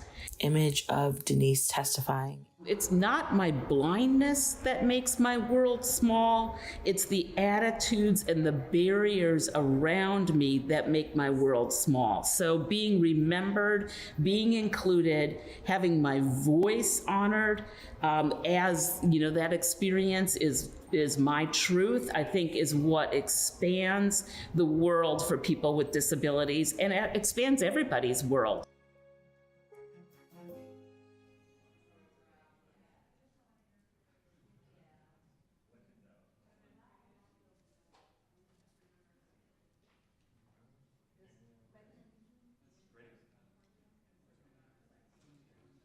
All right, welcome back. It's almost time for the Match Minute, sponsored by Patrick Heck. This is how it works. All online donations for 1 minute at 3:30 p.m. will be matched up to $5,000. So get your wallets ready, get your donations set up, and if these donations are matched, let's see how much we can raise in 1 minute. Okay, so now we got 1 minute. So now I need audience help. I need the first word that comes to your mind. How about you? First word. Home. Hope. It would really be nice to have somebody help me write this, but okay. All right, I got it. Oh, thank you. Word. Okay, next word. Someone in the back. Who? Tomatoes. Share. Share. Art. Art. Anybody else? Power. Power. Anybody else? Match. Match? Hinkley Crew, anybody back there? Jellyfish. Yes, please. But you have to pay Recovery? $20 to get your Recovery. All right, cool. Thank you. What's your name? Thank you, man. Appreciate you, man. All right. Are we starting at 3:30? Do we have time? 3:30 exactly, yes, We need, right? sorry, 3:30. Okay, so I'd like We to have say some this. time. We have some time. So community sharing, it's really an important thing. We're looking at over 450,000, trying to get to 800,000. $800,000? You know, I mean, there's time left, people, because we're ending at 8 o'clock. So that means you got like almost We four. still go until midnight. But I was just trying to speed up the process to make sure we get to the 800,000 by 8 o'clock. Because 8 and 8, get it? Because 8 is enough. Remember that TV show? Yes. Yeah. What are you doing with the words? What I'm going to do with the words, at 3:30, I am going to freestyle all of these words. If you notice, I haven't really looked at the board because I don't like to see the words to get any thoughts. Because I want you to understand we are live in the moment. So that is what that is. So I'm just going to hold this here and not look at it. It's very hard to not look at this because I want to look at it because it's in my hand right now. And it's like, I really want to check it out. But don't worry about it. Okay, anyway. All right, we are at 3:28. We still got 2 more minutes? We got 1 minute? Okay. So tell us about why you decided to be here today. Why did I decide to be here? Because personally, for me, I believe in community. Anybody that knows me knows the work that I try to do, even as an artist and a musician, is mostly community-based. So when you see something like Community Shares that is interested in raising money, it's because of the belief in community. And the only way we're going to get the community that we desire is for all of us to work together. So that's the reason why I believe in it. All right, cool. All right, where we at? Okay, 329. So I'm gonna do this freestyle. And by the way, you could Google Mad Lib afterwards if you'd like to donate to that as well. I'm sorry, shameless plug. I'm gonna do it. Okay, getting back to this freestyle. Where we at? Bria, you ready? You ready? 20 seconds. Hold on, man. I can't see now. Oh, sir. Oh, it's just so disappointing. I'm gonna come stand beside you. It's 3:30. If somebody wants to hold it. All right, let's go. If somebody wants to hold it, it's a freestyle with no joke. The first suggestion that we got, hopefully, is hope. Hopefully you cope and we go for broke. Ill with the flows, don't throw no tomatoes. So here we are, I really do care. And since we in the moment, it's time that we talk about share. This is it, and we all play our part. Community Shares is really all about the art. So here we are, and we do it like a shower. We want to take it now in the power hour. So here it is, try to make a catch. We got a batch, and hopefully you match. I do it just like it's a swish. Go upstream just like it's a jellyfish. So we freestyle. Hopefully you dig it and it's lovely. Take another moment to get you some recovery. Close enough? 40 seconds. 40 seconds. Still got 20 seconds. Shout out UCAN, shout out everybody else. You know what I'm saying? Shout out Megan, shout out Bria. You know what I'm saying? Shout out everybody. You know what I'm saying? Okay, that's all I got. I don't know. 3:31. Word. Cool. Hey, bars. Thank you. In that minute, you all raised, we don't know yet. It's okay. We're going to get there. So we'll be right back with the Chrysalis Clubhouse Storytellers in just a few minutes.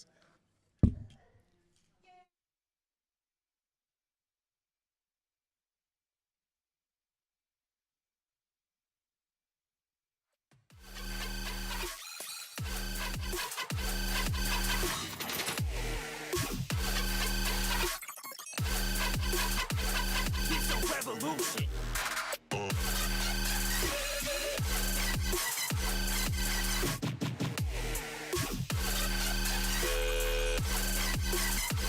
It's a revolution. Simple as this, we giving the vibe of the revolution that we living within. Diminishing down to the haters that talk on the low because of this minuscule shit. The minute you visit the lack of a limit, we giving and giving the pivot perception. We can flip the world and change. This a revolution.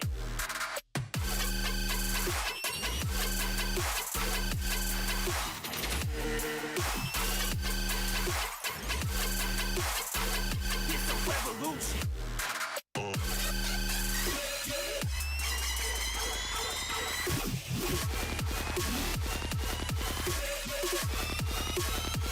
It's a revolution. It's a revolution.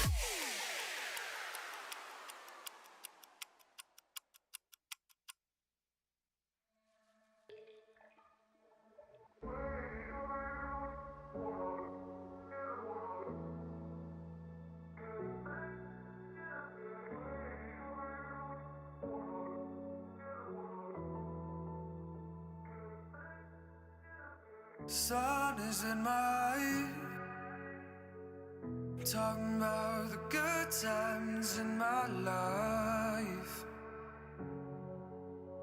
how we shine so bright. The places we love and all the songs we heard them all night long.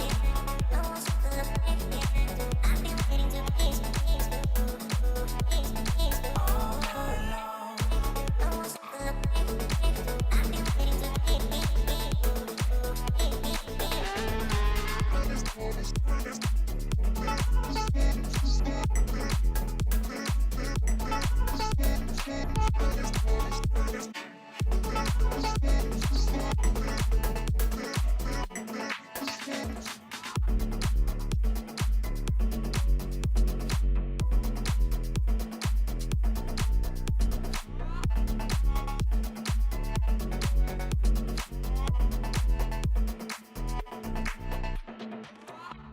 A perfect life, so many nights, places where we come alive.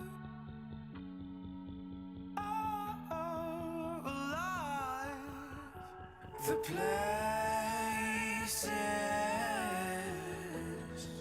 we love and all the songs we heard them.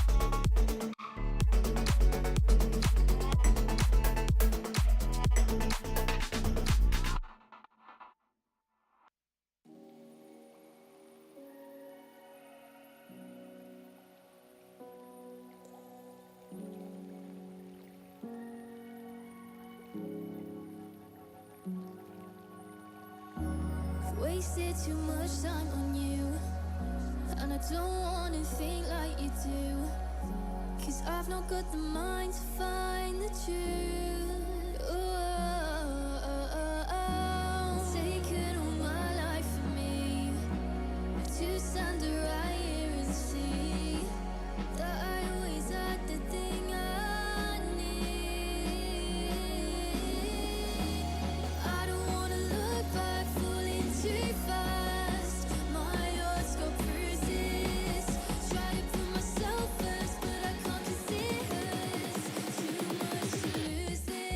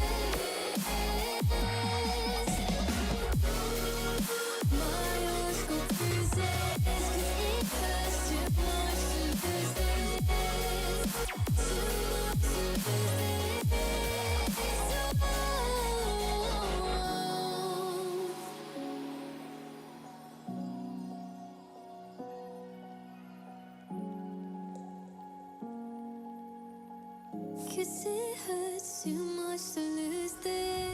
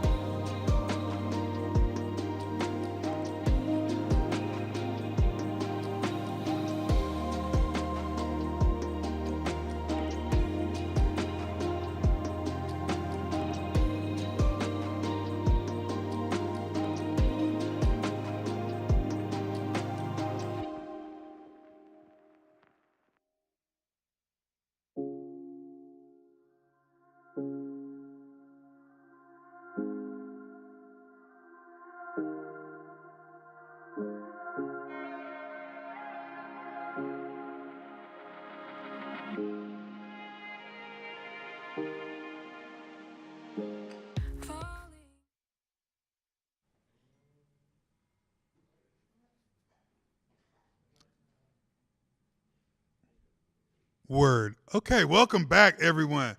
So, in that minute, you all raised $8,810. I have never raised that much money freestyling in my life. I'm about to get back to being a musician full time because, okay, anyway.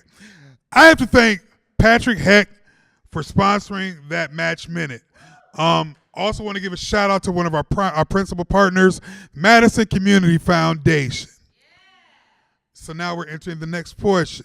The Chrysalis Clubhouse is a place where people with mental health challenges come to build relationships, work on employment and education goals, and support their individual recovery process.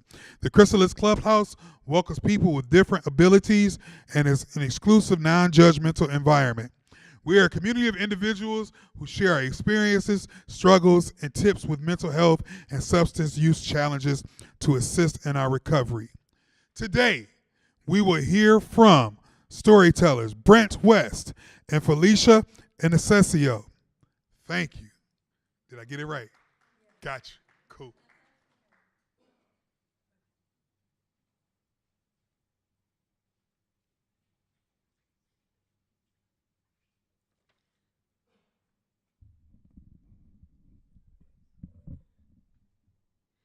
Hi, my name is Felicia. I want to tell you about my time in the hospital 2 years ago.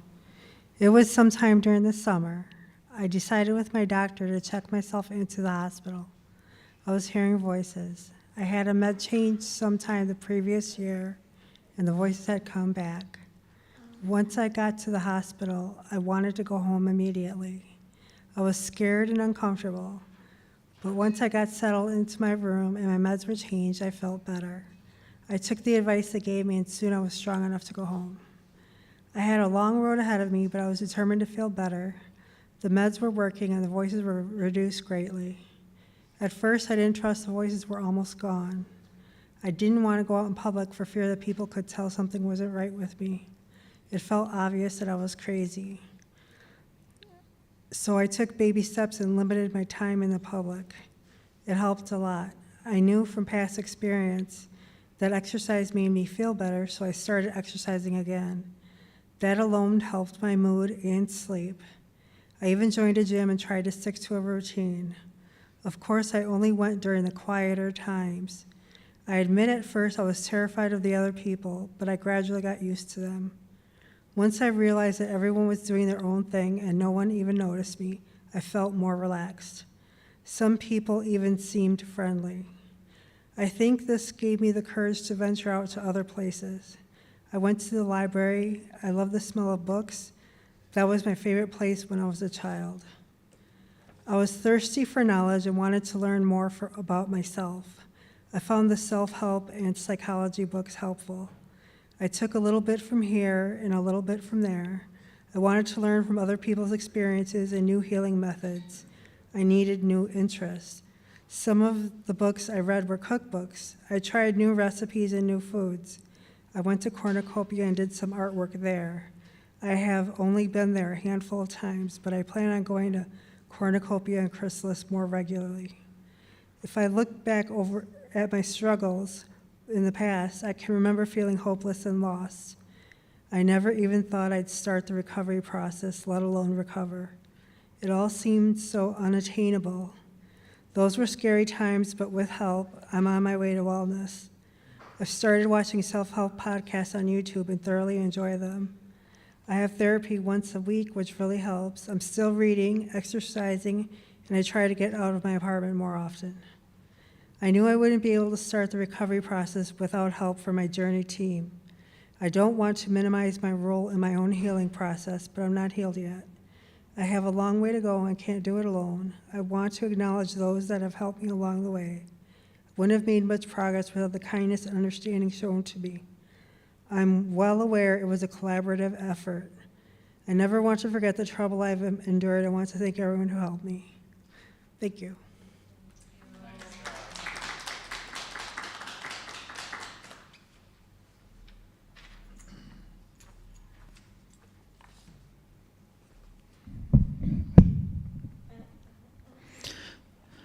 This is a speech that I gave for Chrysalis annual fun storytelling event, first held on March 7, 2023.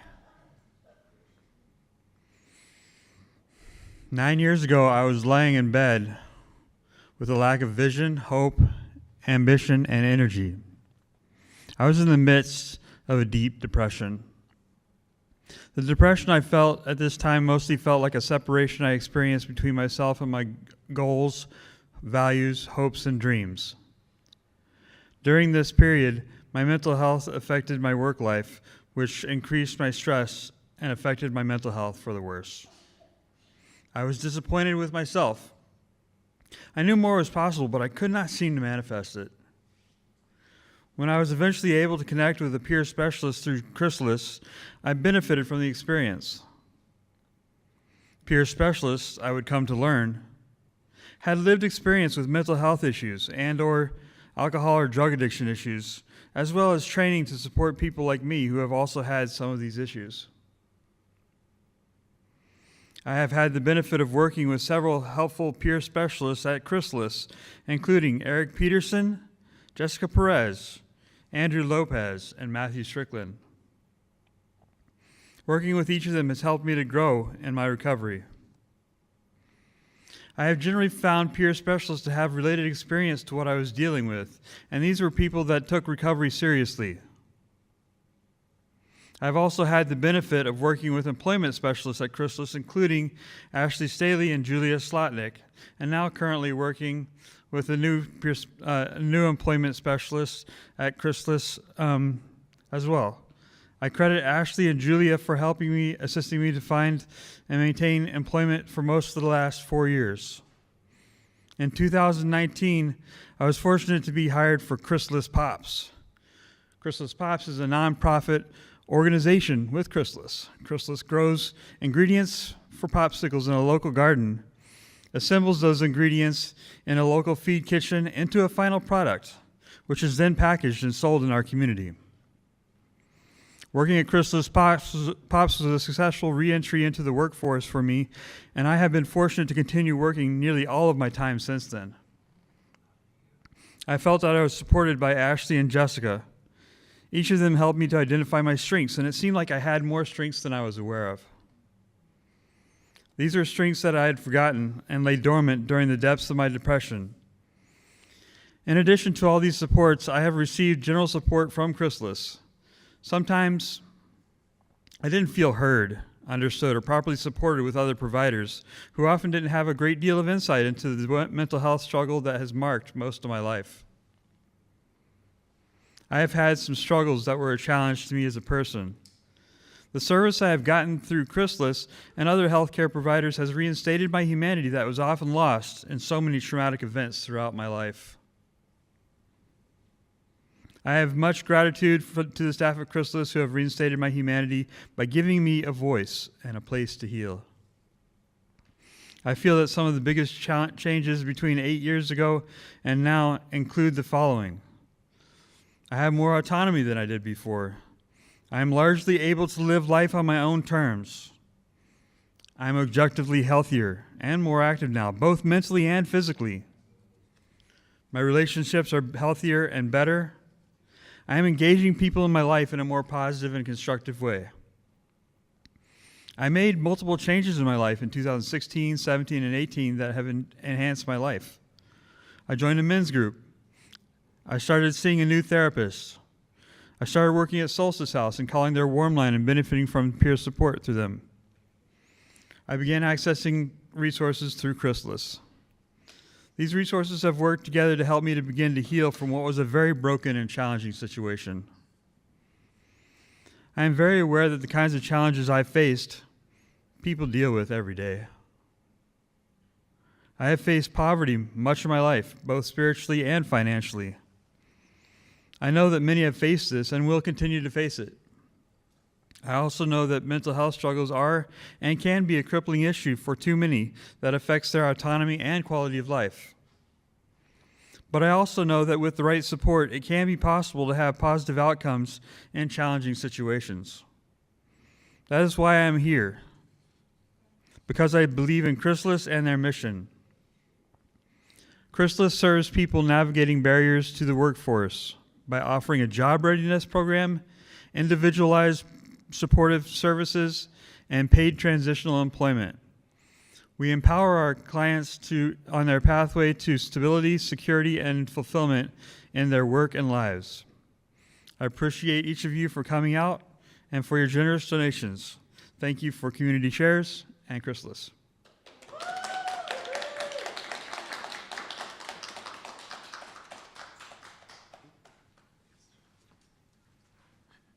Give it one more time for Brent and Felicia, ladies and gentlemen.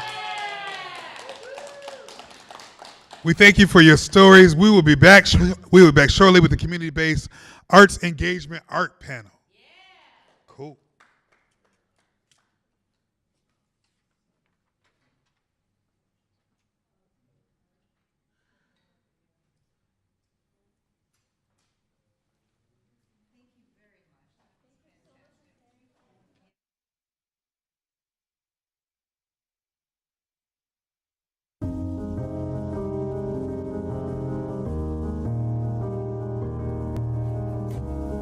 Hi, I'm Angie Trudell Vasquez.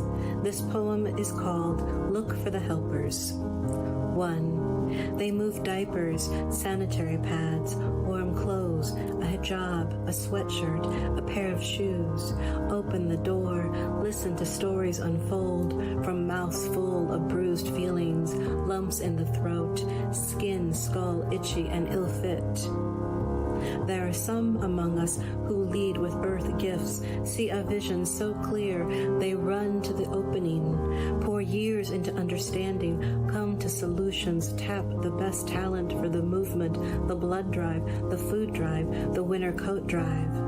Drive someone pregnant to the doctor, the shelter, a place where people live free from harm, fear, the need to look over their shoulder. Hidden, ready documents stored at a trusted friend's house. Because someone said yes, gave good counsel. There are those among us who lead the caravan, have the ears of the powerful, a seat at the table, who bargain with good hearts for the people, under different bosses, negotiate the hoops for all of us, so we can eat, do the work, spread the good news, that we can evolve, be better humans, reclaim our roots, be at one with the earth, give, receive the fruits of sun, wind, rain, cool nights, frost on car windows, drink a cup of coffee on a weekday afternoon, slow. 2, for the heroes among us, because you did not run but stayed past 5, because you read the tea leaves, saw you had a choice to lead, and you did with kind words, speech, understanding.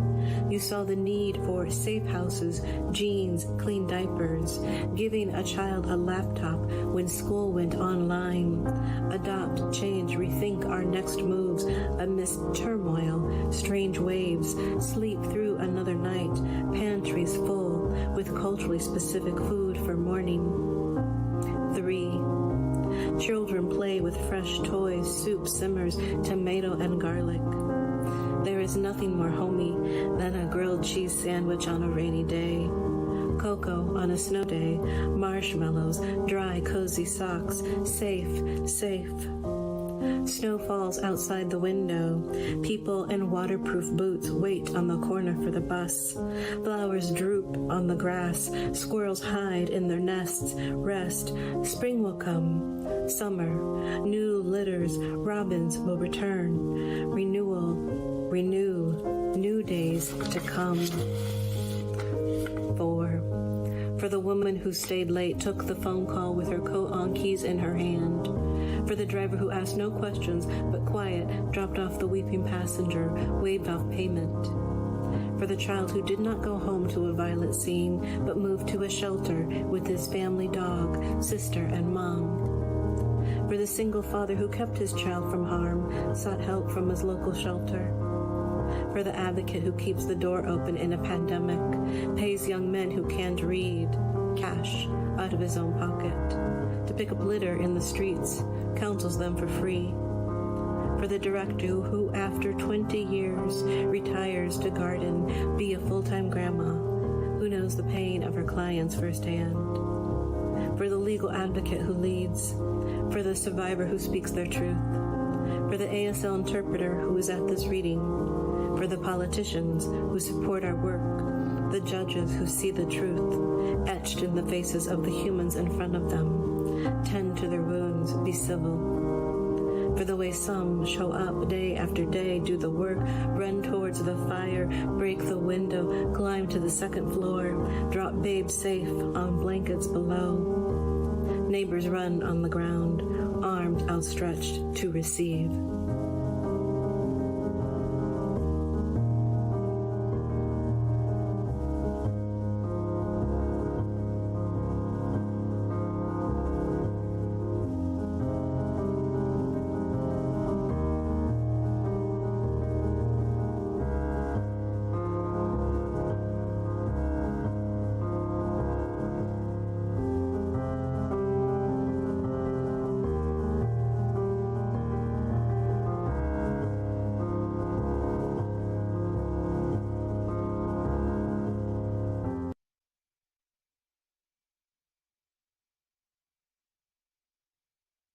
Ana Maria Peralta, Sally Sunday Family Advocate Award, nominated by Nuestro Mundo, Inc. Image of Ana Maria smiling in a red shirt. Ana Maria and Josh are sitting side by side in conversation. Ana Maria is wearing a black shirt and Josh is wearing a blue button-down. My name is Joshua Forehand. I'm the principal at Nuestro Mundo Community School in Madison, Wisconsin. I'm here on behalf of Nuestro Mundo Incorporated, who has nominated Ana Maria Peralta for the CSW Changemaker Sally Sunday Family Advocate Award. Thank you. Hello. As Josh mentioned, my name is Ana Maria Peralta, and I am the bilingual resource specialist here at Nuestro Mundo School. What are some of the unique contributions that you bring to our school? Well, I love to work with our families. I'm always here to help the families. Image of Ana Maria working with a parent. I've been creating a community within the families and the school. So working in having events and promoting all the information for the families. And I think our big highlight is the food pantry. And also we offer English classes for our families. Do you want to talk a little bit more about the pantry and the process that you took to get it up and running, and some of the work that it entails for you? Yes, I as I mentioned, I love the pantry. That's my baby, the pantry, the food pantry. So I was inspired by my colleague at Leopold, my colleague Rosie, and I saw that they had a food pantry within the school. Images of the food pantry at Nuestro Mundo School. And I say, well, we can have another one, a pantry as well. Ana Maria working at the food pantry. I asked Josh, and he supported me from the last minute. We're here, we have our pantry every week. And not only for the food, but it's a nice opportunity for me and for the families to connect, to get together, to talk. I give them updates at what's happening, what's going on, what's coming, and I can answer their questions. I can connect them with the resource that they need, with the teachers, if they need to talk with the principal, whatever they need. It's a wonderful opportunity to get together and to know the families here at the food pantry.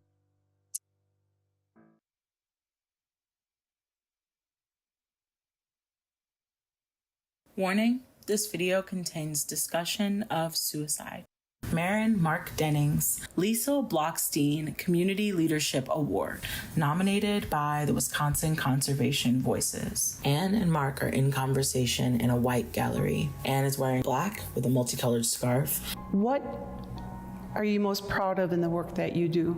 Is there one thing that stands out with what you do? Marin is wearing a blue button-down shirt, a beaded necklace, and a black vest. And I think the perspective that was brought to me by one of my great teachers, Adwewiden Aban Benesi, he said to know the wound, right, you have to know what caused it. And I think of all the things that I've had accomplished, or the things that have followed me, or the systems that have come in place or been modified to work in our community. I can't pick one. It's that difficult because when you live in the mind of the we, meaning this is about all of us, not just one person. It can't ever be about just one thing. But on a personal note, the thing that I am most proud of is the family that helped me, the family that was, and those people that are no longer here, that were to be people of the future but never were. And those would be my kids. I'm proud of them, and I miss them every day. But their life story that's been written on this earth isn't done yet, because them losing their lives to suicide, there's a story there. And when people don't see us, or don't hear a young girl going to her college for help, and the college saying, we can't help you to deal with these thoughts that you have, there's something wrong, and there's something that needs to be changed. And it wasn't my kids that were wrong. It's a society that tells us that we're individuals and we're alone. The loneliness of the spirit must be fought back for all of our children and all of our adults and all of our people.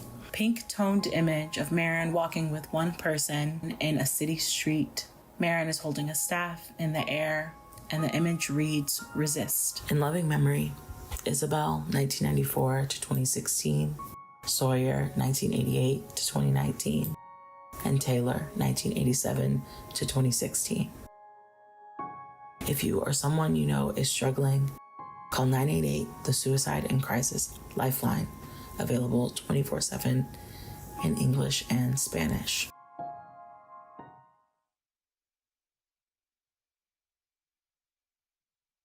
Community Changemaker Awards Backyard Heroes 2023. Jean Welsh, nominated by Sustain Dane. Liv Wutrick, nominated by Sustain Dane. Nivali Miriam, nominated by Wheels for Winners. Ben Bishop, nominated by Sierra Club Foundation, Wisconsin Chapter. Michael Rahani, nominated by Sierra Club Foundation, Wisconsin Chapter. Shar Arner, nominated by Sierra Club Foundation, Wisconsin Chapter. The Chrysalis Backyard Heroes Group, nominated by Chrysalis. The Fair Wisconsin Education Fund, nominated by Fair Wisconsin. Josephine Jo Oyama Miller, nominated by Project Home. Jane Reynolds, nominated by Wart 89.9 FM. Maggie Munson, nominated by Midwest Environmental Advocates. Jamie Campbell, nominated by Wheels for Winners. Jenny Lujan, nominated by Chrysalis. Claire Wiley, nominated by Wisconsin Wetlands. Thank you, 2023 Backyard Heroes.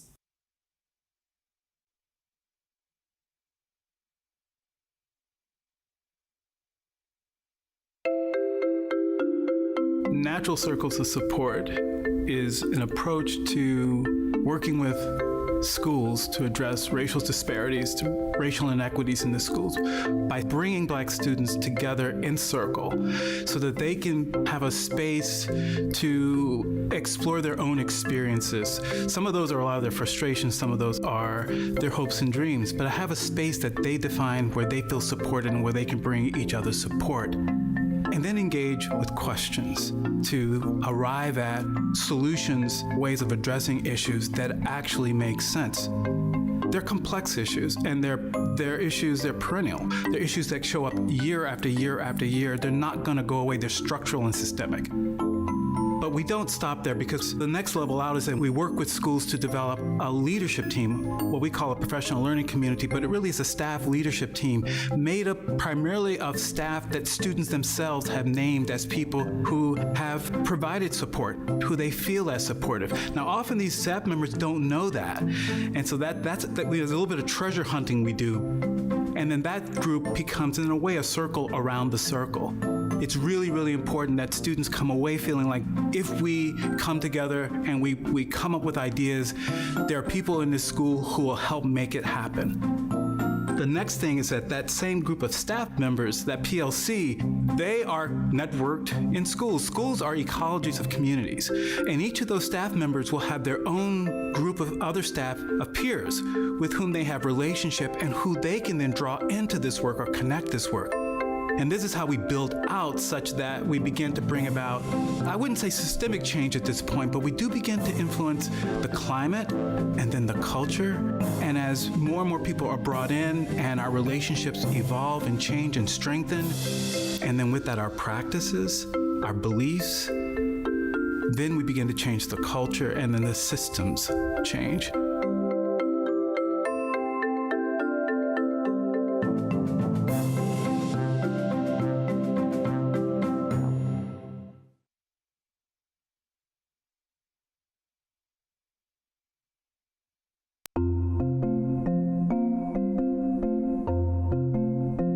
One of the things that we do in Natural Circles that's really important, we talk about centering the voices of Black students. But I think it's important for us to hear from staff and to listen and believe them as well. So now we know what we're working with. That's the space that's missing. Natural Circles of Support is an approach to working with schools to address racial disparities in the schools by bringing Black students together in circle so that they can share their concerns as well as their aspirations and have a group of adults who are essentially advocates to see that it gets done. The challenges that our African American students are facing are challenges just related to being working class and poor, economic challenges that their families are facing. So many of our kids are not successful in school. Some of those kids, they go through a school day of not feeling like they belong, a sense of usefulness, a sense of influence. And other means of meeting needs when they don't have direction, when they don't have a sense of being cared for, they don't have a sense of hope. And that's why we created Natural Circles of Support. So in Circles, it creates that whole sense of belonging in a different perspective. It's a safe space for kids of color to come, to be affirmed, validated, and empowered. You got a win for the week? And I like to start with wins because sometimes people only talk about what's wrong, or like, how can we help? And they don't really acknowledge what's right. So I like to acknowledge, like, what's your win for the day? Like, do you get nervous when you go? I like to find questions that challenge them, that encourage them, that reassures them, and shows their brilliance. So again, Circles is strength-based. That's the beauty there that we can tap from and then make that grow. So it's just an opportunity for growth and connection. But we don't stop there because we know that even though those kinds of affinity spaces are important, what's important in terms of long-term change is that those adults around them are also changed such that they support them. We work with schools to develop a leadership team, what we call a professional learning community, to kind of figure out how do we now better understand what is keeping this problem in place and what we need to change in order to unleash the potential for change that already exists in the space. Natural Circles teach you to create a foundation that anybody can come, build up, launch off, or stay. The attitude that students had towards themselves improved. The attitude that peers had towards students also improved. And then the relationship, of course, between the staff and the students, I think, improved in a lot of ways as well. I like to reflect the students to the teachers and then reflect teachers to students so they can have a better bridge of understanding to build a better, effective relationship. I see the passion and joy my team members, our staff, have for this work. There's beauty in every human being. And that's why we have those groups, so that they can come there and feel who they are. When you look at marginalized groups, when they start doing better, when they start doing good, well then when you look at the surrounding, everybody is doing good. And they look forward to it. It gives them a voice, and the things that they come out with, it reassures me that we are doing the right process with these kids. There's not a better moment for an approach like Natural Circles of Support. We've got to do a better job for our students. We've got to do a better job for our families. We've got to do a better job for our teachers. I've gone into meetings where people were skeptical about this, didn't really quite understand it. And then we have the meeting and we talk about what this work is and our approach. We listen to them and we're able to take what they offer and help you see, whoa, in spite of everything, look what you have to work with, that you have more than you know. I walk out of that and I hear teachers say, I feel hopeful now. That's when I do this work, because we can do this. We can do this together.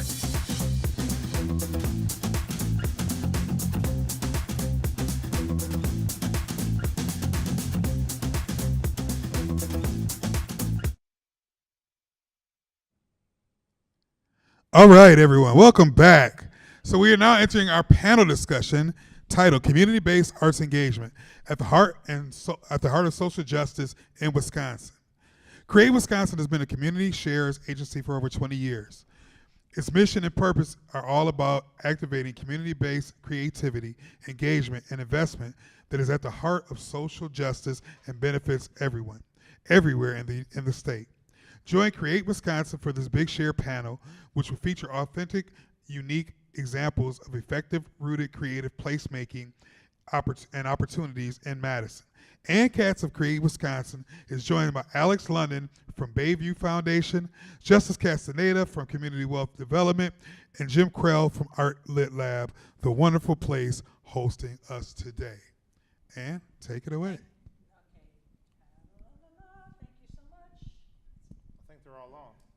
They're all on. Okay. Is that right? Okay. Thank you so much. Thanks to Community Shares for the big share and for everything and for hosting these panels today, because it has been a really good way to show off the work of Community Shares and its agencies and the good work happening in Wisconsin. So I'm Ann Katz. I'm director of Create Wisconsin. We're the state's community cultural development organization. We are all about the arts, community, and economy, and access and participation and benefits for all. I'm going to have each one of the panel members introduce themselves quickly, and then we're going to go back to each of them and have them talk about community engagement through the arts, which is the heart and soul of what you all do. So, Jim, you're first. Super. Yeah, I'm Jim Krell. I'm the Public Programs Coordinator here at Arts and Literature Lab. I'm Alexis London. I'm the director at Bayview Foundation. Justice Castaneda, Executive Director of Commonwealth Development. Great. So I'm just going to say about Create Wisconsin. As I said, we're all about the arts, culture, and community for everyone, everywhere in the state. We are a service organization that works with pretty much everyone who cares about Wisconsin's future.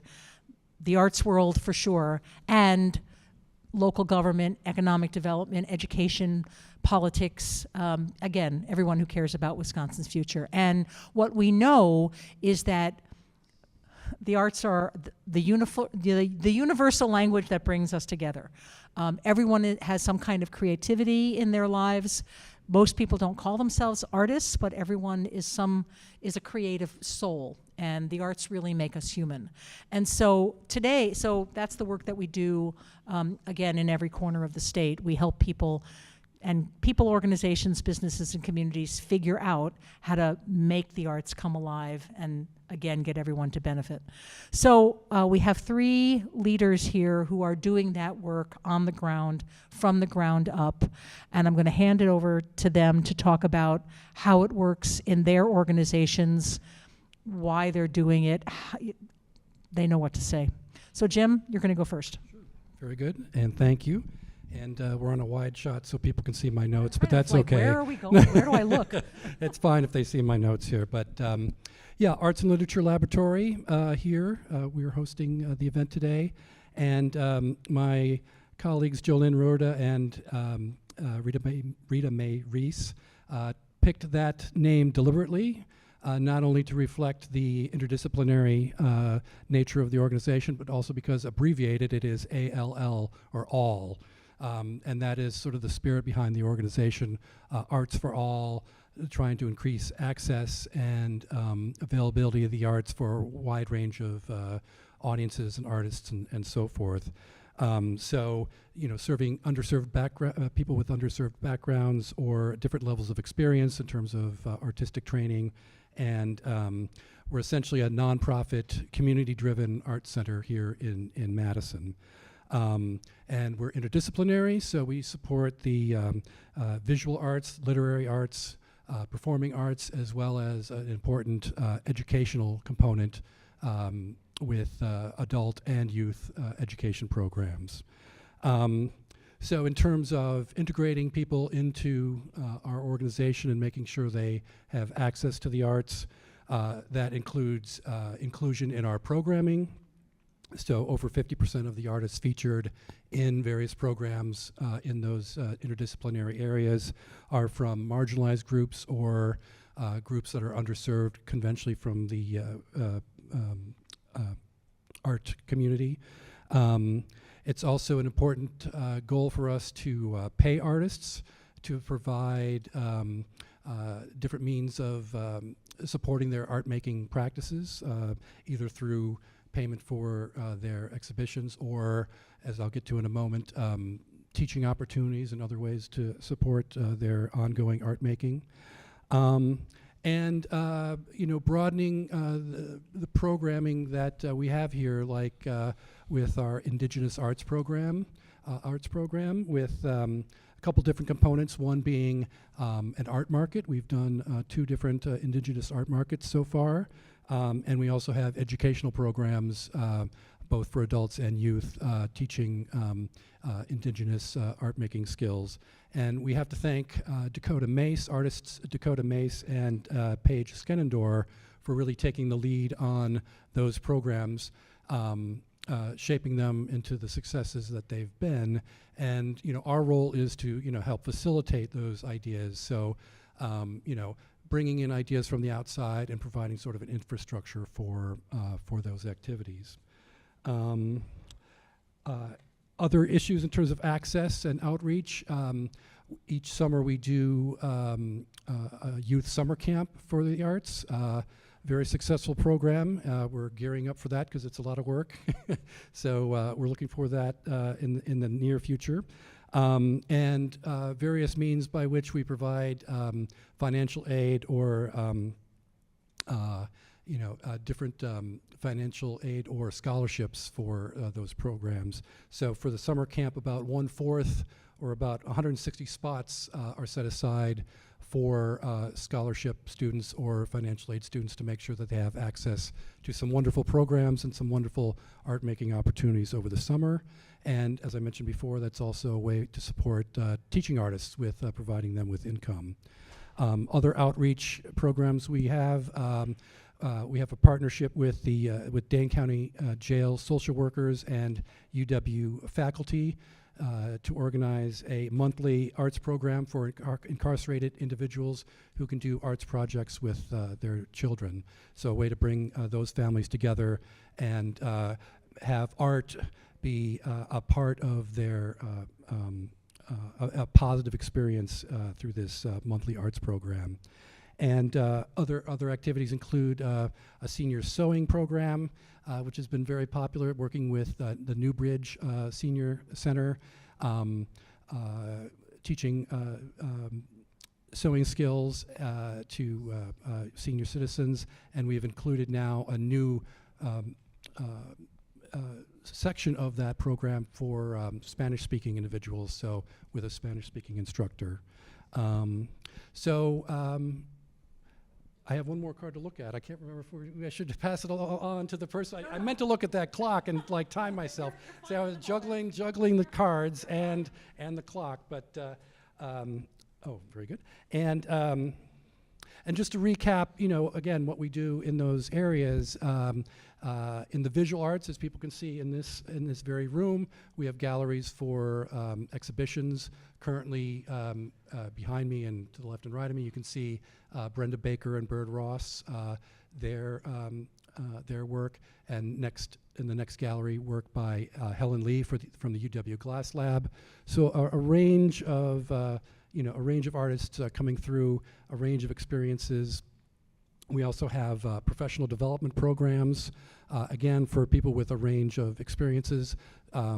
We have the Bridge Work program, which is open to both people who've gone through, say, an MFA program and recently graduated from an MFA program, or people who have are self-taught who are looking for professional development opportunities, and that program, the capstone of it, is an exhibition here at Arts and Literature Laboratory. In the literary arts, we have a wide range of poetry readings. We're going through an 8-week Winter Festival of Poetry every Sunday for the last few weeks, featuring a wide range of local and regional poets. Above me on the mezzanine here, we have a small press library focusing on small press and poetry and chapbooks and things like that, people during our business hours can come in and browse through and take a seat and read from those books. And in different writing groups that meet periodically to help each other, sort of motivate each other to focus on their writing time and setting aside time to writing. And the performing arts, in this very space that we're sitting in, we have concerts ranging from jazz to experimental music to chamber music to Americana and folk. Again, providing opportunities for local and regional artists to perform, as well as off-site opportunities for music, like the Madison Jazz Festival that we're very heavily involved in, that we held here as well as on campus and various clubs around the city. In this room, we also have outside groups come in and do performances, like Falcon Ridge Players that do staged readings of works that are in the public domain, very interesting group.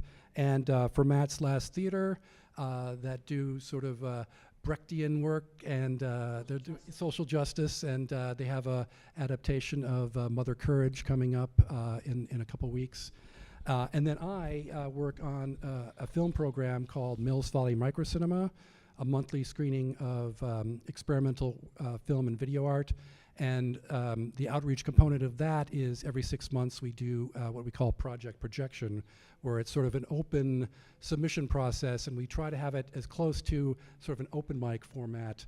I do look at the films before we put them up on the screen, but other than that, we really try, and we haven't, I've really barely turned anyone away in those contexts. We pretty much try to show as many people as want to show something, and that helps people sort of focus on when they know they have an opportunity to share the work, they want to make work. So that's just That's right. That's right. So there, you know, a lot of the work here is curated by our literary arts team or our visual arts team, but there's also an important aspect of the organization where, you know, opportunities like that can present themselves.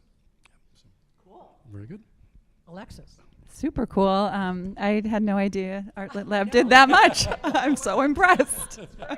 Yeah, no, that's super exciting, and we're so lucky to have you in the city. That's a great organization. So I'm Alexis. I'm with Bayview Foundation. I'm the director there. And Bayview is this really interesting organization because we have 3 aspects to our mission, and I'm passionate about all of them. One is housing, so we provide affordable housing near downtown Madison. We have a contract with HUD for Section 8 housing, so majority of residents only pay 30% of their income on rent, so it's truly affordable, and it's close to so many amazing amenities in downtown Madison. Second aspect of our mission is community development and educational programming. So not just for the residents that live at Bayview, which there will be about 500 when our redevelopment is complete, but all the residents in the neighborhood in need of services, in need of after-school support, in need of food access, in need of mental health support, in need of immigration status resources. So like a whole wide array of social services that are really relevant to the community. Our staff develop trusted relationships and then provide those services to meet people where they're at. And then the third part of our mission, and an aspect that sometimes doesn't get as much attention as those 2 pieces, is art and culture.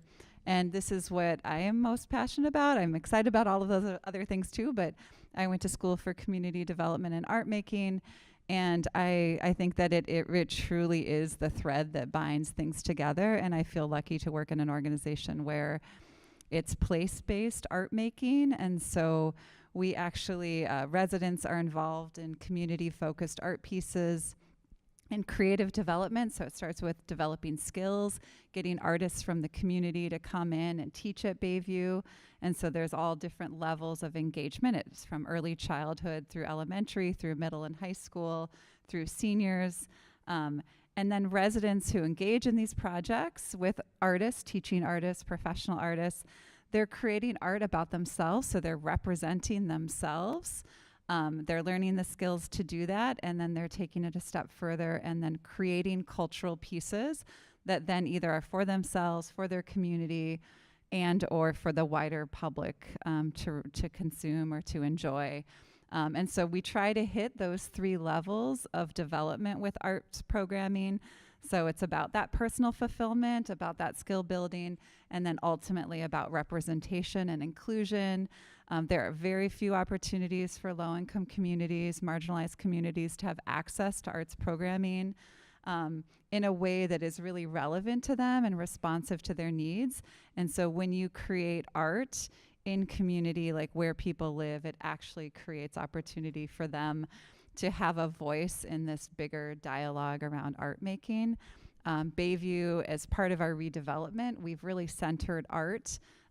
We're in the process of redeveloping all of our housing. So we've torn down our 1970 housing and we're building all new units. And if you drive by on West Wash and Regent Street, you'll see this just really colorful array of townhouses and apartments that really catch your eye.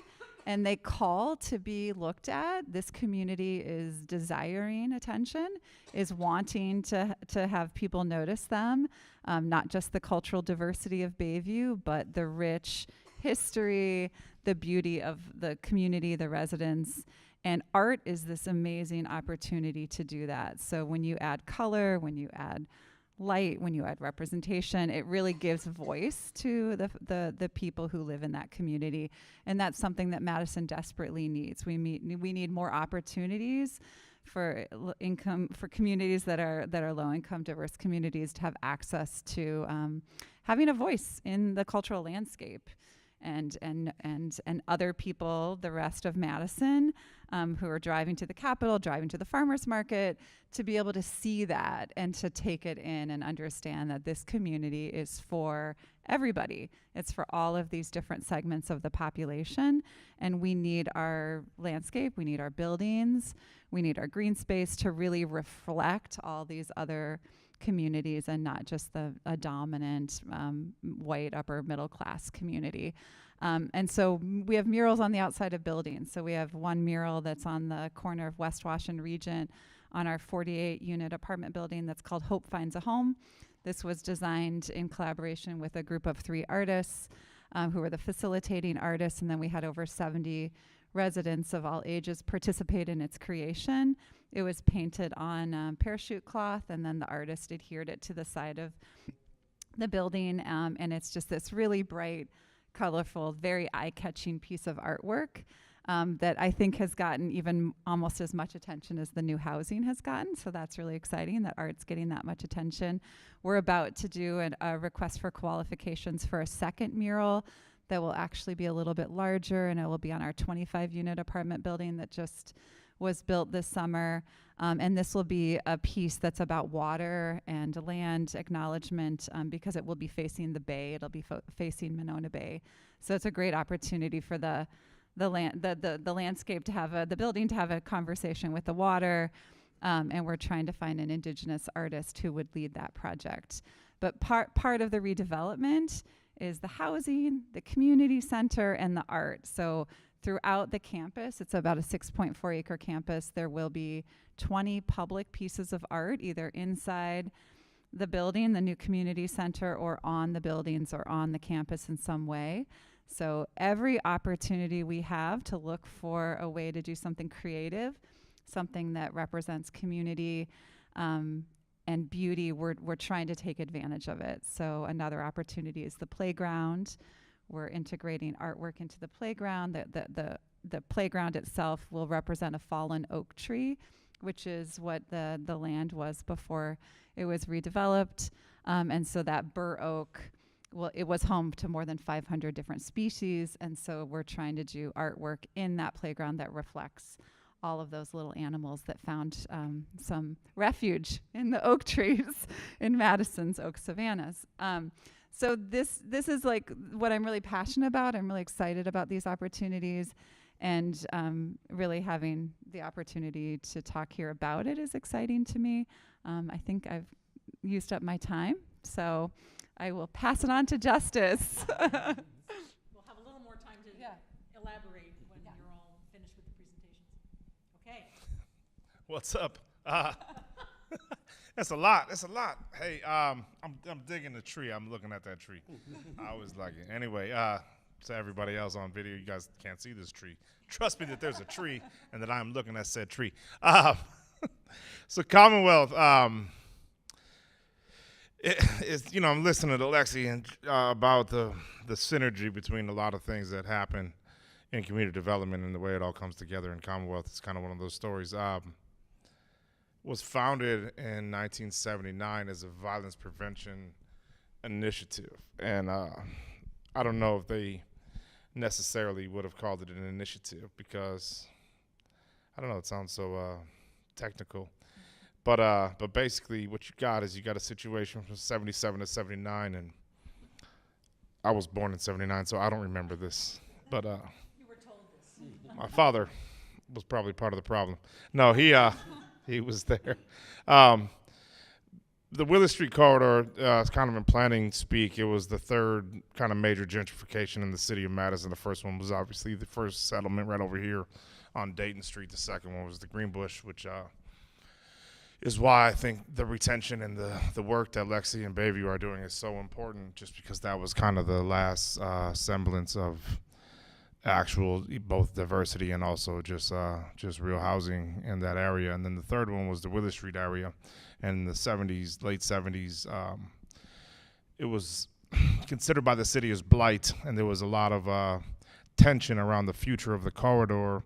There was going to be a kind of an approach to get commercial, kind of your chain restaurants, like that type of commercial district in the area, and there was a Taco John's that was going to come in, and it's funny because I'm just imagining that Taco John's today and like how that would sit there, like just it would be so awkward. But the no, it was right. Okay, so the story here is that there was going to be a Taco John's right at the corner of Brearley and Willie Street, and you know, I don't know, a lot of the folks who were kind of involved in this are no longer in Madison. Some of them are, and they have different stories about how this all went down. But the city shut down all the bars on Willie Street. There's a lot of blight shootings. The place where Commonwealth is today was the Lake House Tavern, and shootings, someone got shot right in front of that place. You know, there was a lot of this stuff happening. So the city shuts down the street, and a bunch of artists and musicians got together, and they did a type of Take Back the Streets event. And they came out there in 77, and they were out there in the street banging on the drums, and you know, and they came back in 78, and they did it the second time, and the money that they raised from those things and kind of the collective energy is what created Commonwealth Development in 79. It was created in Valentine's Day of 1979, because, you know, music and love, man, music and love will solve this stuff. So, but that event, and I'll come back to it in a little bit, that event is obviously the Willie Street Fair. So that's where the Willie Street Fair, kind of the origin of that, of Commonwealth, is synergistic with the Willie Street Fair. So we were a product of the Willie Street Fair. There's probably a lot of kids who are products of the Willie Street Fair.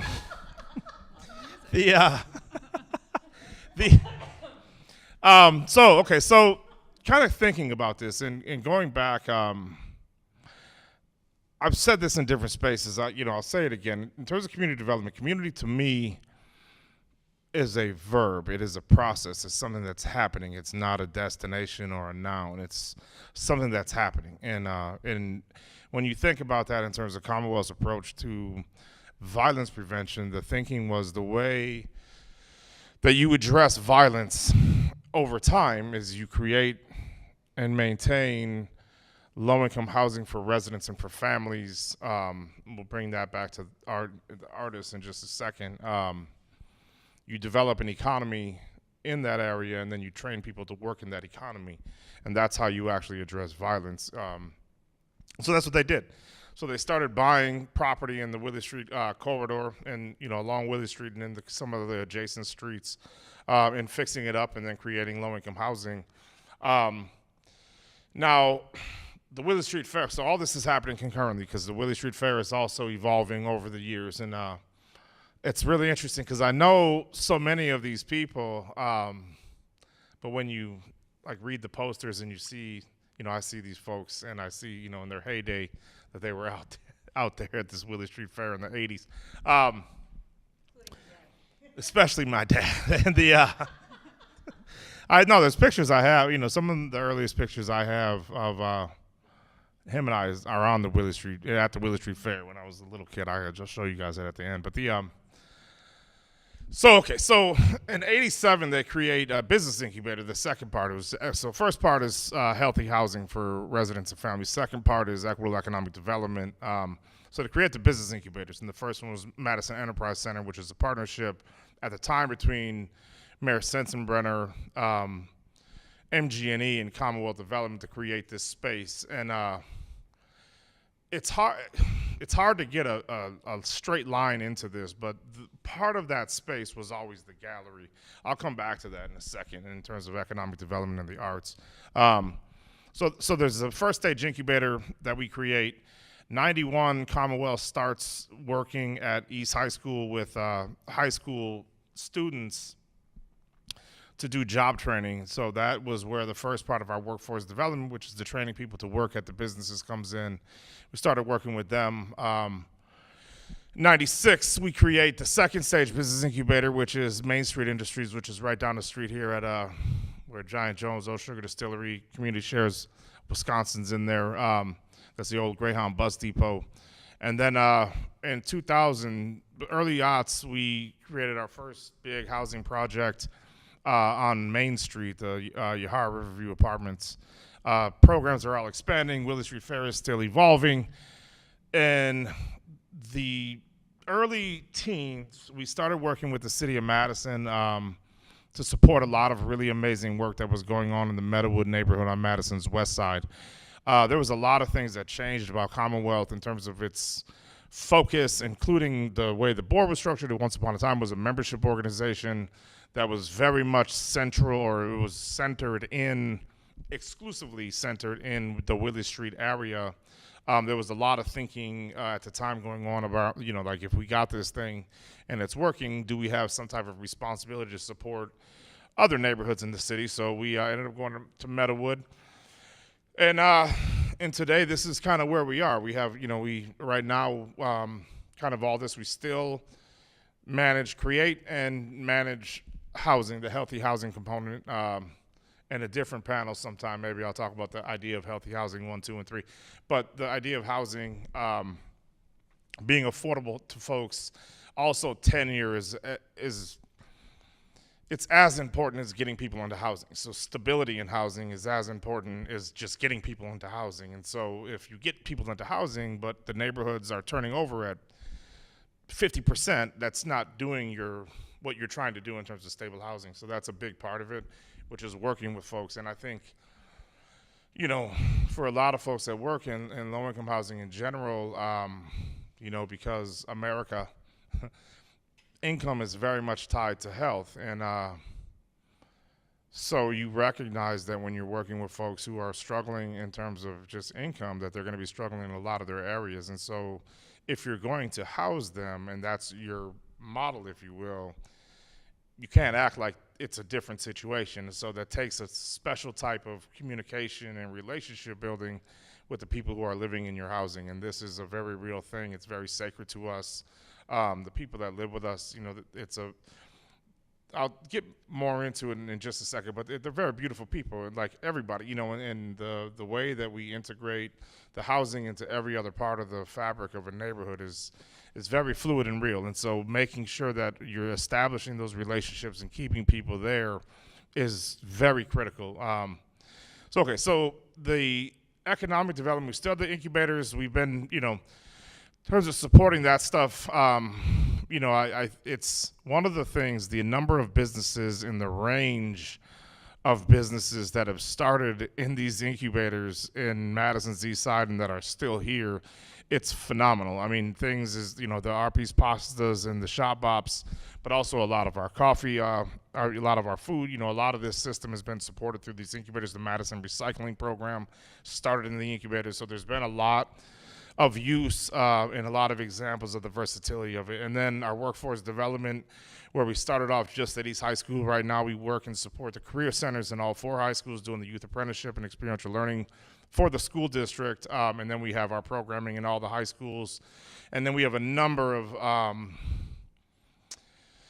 trying to, I would say they're more advanced, but advanced implies the type of progression. I would just say that they are more involved, structured internship programs that we pay youth to be involved in actual design and development studios over the summer, in partnerships with places like the City of Madison, and then the Youth Advisory Board, which has been going on and getting kids from around the high schools to weigh in. And really, for the first couple of years, it was working with the chief of police and really discussing the reality, and I would say it's been some of the more raw and real conversations between the police department and people from, in any capacity, around, the real relationships between the MPD and Madison. And we've evolved. We moved on from it being just about policing. I think the conversation of community violence policing is definitely a component of it, but it is not the biggest component. And so it started to transcend the conversation with the police. And so we had to evolve out of it being strictly a conversation with the police and really looking at a lot of these other areas, systems, the relationships, et cetera, and where that's going. So, and then there's the fair. And the fair, so all this time it's been evolving, and this is really one of the big components in terms of bringing people together. And so that's Commonwealth. What I'll say, kind of to bring it back to add the idea of art, if people are healthy, that's what they do anyway.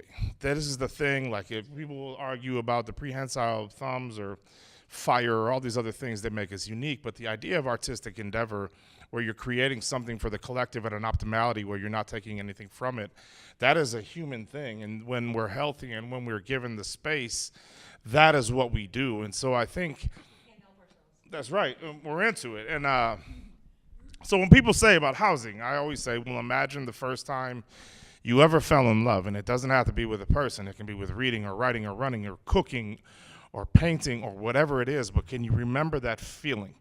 Can you remember what that was like and what it means to fall in love? And think about housing as if you were going to fall in love in that place. Or maybe more importantly, could you imagine your child falling in love? And when you think about the capacity or the things that you need, I don't know that you can, like I said, the idea of teaching art, I think art is what we do. I think refining it, honing it, doing all these other things, sure, but the idea of the endeavor itself, I think giving people the space to do that by alleviating the pressures that are on so many of us and so many people that make it harder for us to find the energy to, to express ourselves in that way. I think that's where we all have that kind of collective responsibility. That's where Commonwealth really sees a lot of our work. And I would argue, I hope that in terms of the way that we do the work, it's all through artistic endeavor. This is the way that we discuss our meetings. Everything else is through rhythm, it's through tempo, it's through the things that I think are part of us, the idea of the drum and what that does in terms of the heartbeat, and making sure that the way that we're operating, the way that we're engaging people, the way that we're engaging place, the way that we're engaging nature, all of this should be an essence and expression of our artistic endeavor. And this is what we're trying to create and through our dialogue and through our work. So, and that's it. That's all. Oh my God, you guys are so awesome. Gosh, where do we go? So thank you for each of for the work you're doing, because each of your stories is about a particular place and the humanity within. I guess that's a way to say it. And the whole theme is really about the fact that creativity, we as humans can't help but be creative. And so you're all giving people the opportunity to do that. I guess to follow up on that, what's a story about one person or one group or one outcome? The Willie Street Fair, yes. The Bayview and all of its creativity, ALL and all of this. What would be one moment that you would want to recount, past, present, or what you're planning, that would really help us, give us more texture to these beautiful stories that you've told? You have a million stories. Go ahead. Well, yeah, I'm not thinking of a particular story, but something that's happening over and over again as people are discovering us and discovering the space. It's been very rewarding at the end of a program to just stand near the door and, people comment and, say, we didn't know you were here. That's right, things like that. And, we were slated to open right when the pandemic hit. So then it took us quite a while to then get back up to speed. But, I think what we've all discovered or rediscovered as we've come out of the pandemic is that, how much we missed the shared aesthetic experience, sharing, whether it's music or art or film or whatever. People can stream things at home, and they can do, you can read by yourself and other things, but there's nothing that replaces actual human contact. Right. And I think that's been among the rewarding things about being at the different programs here, not just the ones I'm directly involved in, but just also helping out with other things, is the excitement and the energy when you get people together and they have a shared experience that they would not have had unless we all gathered together for a particular event. So that's not one example, but it's like it happens again and again. Yeah. Well, just really quickly, I think what's amazing to me is like what artists do, and I think everyone has it within them to be artists, but not everyone has the opportunity to be cultivated as artists. But when an artist is put in a position where they get to be part of something bigger and they have that opportunity to grow, they really go outside of the box and create something new. And I think of Bayview as a participatory art project. That's how I envision it. That's how it kind of manifested with all of the resident engagement. And today it kind of all came home to me because I was walking out of Bayview to go pick up my kid, and one of our staff, the outreach coordinators, showed me a story cloth that one of the residents, one of the seniors was working on, because we're doing an art piece to dedicate the senior lounge and the new community center. And this is a senior who's been in almost every single meeting that Bayview had about the redevelopment, so 20 meetings in different languages. She's older among women, and she said she just wants to move before she dies. That's like the most important thing to her. And so she wants to see her new home. She wants to live there. And so she did a story class. She finished it, and I got to see it today, that marked the date that she moved into her new home, which was December 19th, 2023. And then she also did it about Tea and Talk, which is a program at Bayview for older adults where they get together, have tea and eat and snacks and chat. That happens at the community center, but it was that convergence of like home, health, community, and beauty. This beautiful piece of art that now will dedicate the space will be combined with other older adults to create this space as like a safe space for older adults. And the journey there. Yeah. But it was just like, it kind of all came together. It was really a cool moment when I walked out today to see December 19th. I'll always remember that. She moved into her new home that day. Yeah, pretty cool. Art is the universal language, right? Like artistic expression. It's, we all can appreciate it. So the story I will tell about this. So the Willie Street Fair, it's interesting. It's such a good time.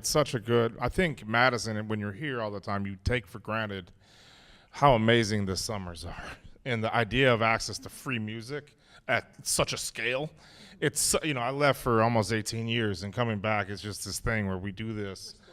Yeah, and the summer music is just, it's a phenomenal thing. So there's been the Willie Street Fair has its own kind of, as you could imagine, its own internal politics and, in terms of how we do things. And so during the pandemic, there was a question, in September of 2020, what do we do here? And we're obviously not going to have a fair, but we were like, the Willie Street Fair for Wilmar, who's our partner in this, and for us, it supports our programming. It's something where the neighborhood, they support us, and we just kind of felt like we owe it to do something. And so we came up with the idea of the Porch and Bubble Tour. And what we did is we got Schmitz Towing, and who I think Willie Street gives them a lot of business. We got them to let us use 2 flatbeds, and we put Primitive Culture on one and the People's Brother Band on the other. And the idea, so we knew we couldn't have a parade, and we couldn't have people gathering, and so we couldn't announce any routes. But what we said we're gonna do is we're gonna put these bands on this thing, and we're just gonna drive around we're just gonna drive around with this music on the back of these trucks. I don't think we understood how slow 5 miles an hour is, because that's as fast as you can go with the band, with people on the back. And we also made this mistake to stop at Clemens and Jennifer Street is the first spot. And if you know the geography, that's right off the bike path. And so People's Brothers Band is just on top of this truck at the corner of Jennifer and Clemens.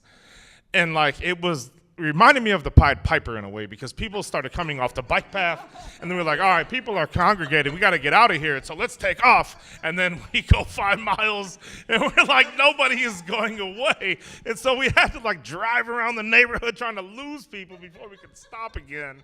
But then we were like, you know what, we just got to get so we ended up going to Waterfront Park, and then we went to, we were going to the park, so that when we did stop, the people that were following us, and it was just like this impromptu.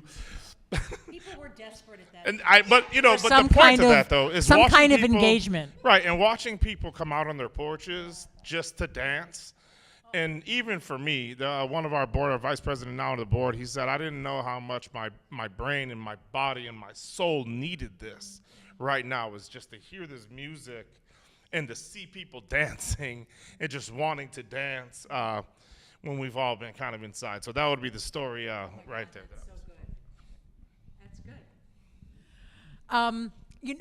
So in the very few seconds we have left, I'll just say that one of the things that's really struck me about your stories is that you've all talked about places, right? You all have places, physical spaces that you are in charge of, that you get people in, that people use.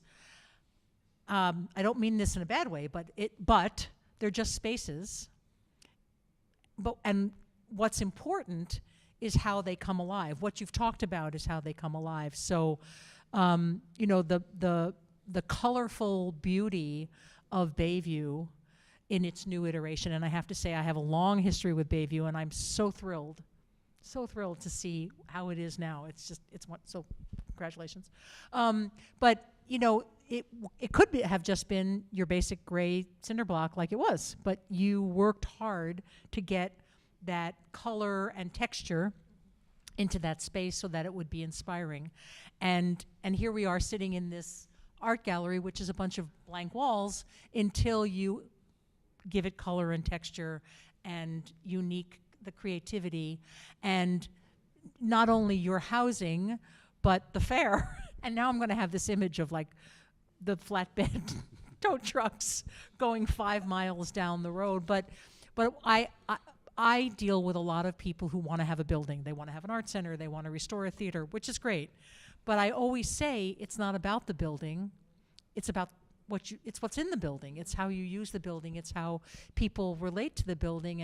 And just as you're talking about, people falling in love, I mean, you all have that. People falling in love with the place, and that you give them a home, you give them a space, you give them, place to be. But it's not until they feel a part of it that they've been able to plan it, like with Bayview, and that they have put their unique stamp on it here. And then there's a parade that takes them from one place to the other. That's when that to me is really thrilling. And, so thank you for your stories about how that's all happened. We have like 4 minutes. So any closing 1 minute things that you forgot to say, or that you just want to leave people with? This has been a wonderful examples of how arts and community, that's at the heart of what you're doing. Of course, I have to say what the heart is of what Community Shares is all about, and the work that we're all doing. And if you have any closing words, we'll hear them. I could go for a shameless plug. Shameless to make plug. Sure that How people about know, one shameless plug each? People know how to have these shared experiences in our space. We're here at 111 South Livingston Street, across from the Sylvie, and you can check our schedule at artlitlab.org to see what we're up to. In the Near East Side Cultural District, I will say. Yes. Okay, shameless plug. I just want to say shout out to Community Shares. This is an amazing day for all of us, all of the participating orgs and the whole city. It's just such a great opportunity. It's thrilling, and everyone enjoys it. Our entire staff and board get involved, and so thanks for making that happen. So big shout out to Community Shares, Create Wisconsin for hosting the panel tonight. Thank you very much, and to these two guys who are doing really cool work in the city. Glad to be part of this arts community here. No, I just echo that. Community shares, man, this is great. The Big Share is such a good time, I think, for Commonwealth. It's just fun. So shameless plug tonight. If you're around and you want to sing a bit, we'll be at the Weary Traveler Free House for our Big Share event. Doesn't start till 7 because Commonwealth is a lot younger than me at this point in terms of our staff, and so they organize events that start at 7 o'clock, and when I'm getting ready for bed. Anyway, so what I'll say though, that's the first. The second part of my shameless plug is the child of a musician.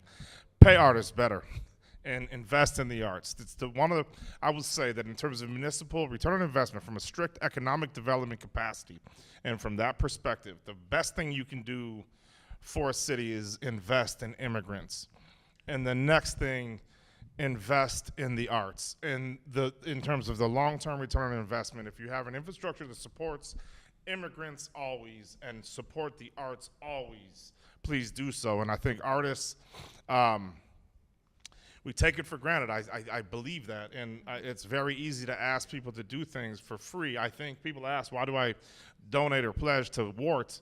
And I'm like, well, check this out. Like, I love Saturdays on WART is a Madison institution. But if you told somebody, hey, dog, I need you to come over to my house and I want you to play music while I do my laundry all afternoon, how much would you have to pay somebody to come over to your house and just mix it up all afternoon? And so it's like, pay artists all the time, invest in the arts.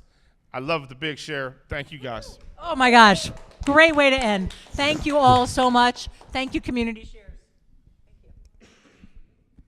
Cool, man. We would like to thank all of our panelists. Give a round of applause for our panelists one more time. Cool. As a steward of the arts myself, throwing an arts-based event series, I appreciate the comments just as I appreciate the panelists. So thank you. It is now 5 o'clock, and the Power Hour, sponsored by Hinckley Productions, has just started. Thank you so much, Hinckley Production, for sponsoring and producing Big Share Live. In the back, you can't see them. They're controlling the cameras, holding it down. Yeah, big shout out. What up?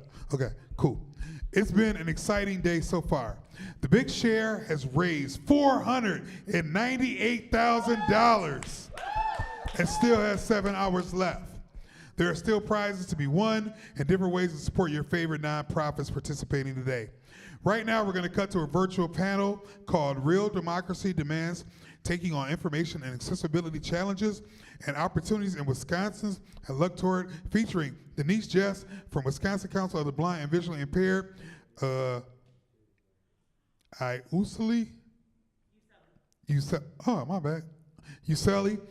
Flores from Wisconsin Democracy Campaign, and Deborah Cronmiller from League of Women Voters of Wisconsin.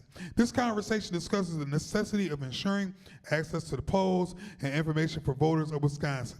We'll see you back here after the panel.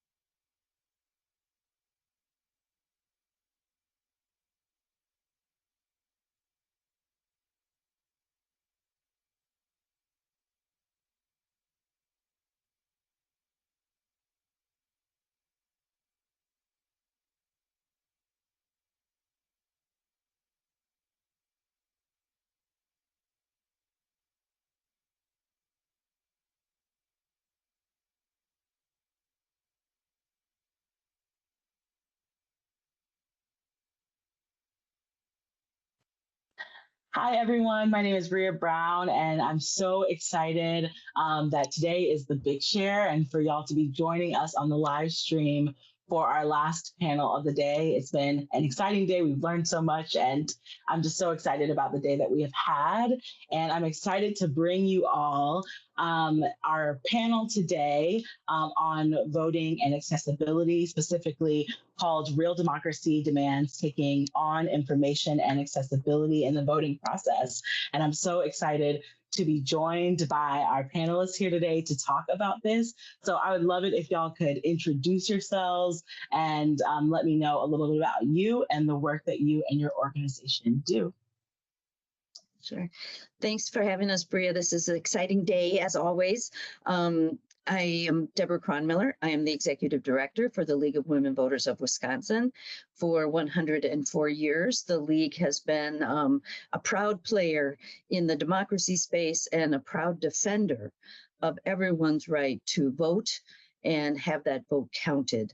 And I look forward to the discussion that we're going to have. So.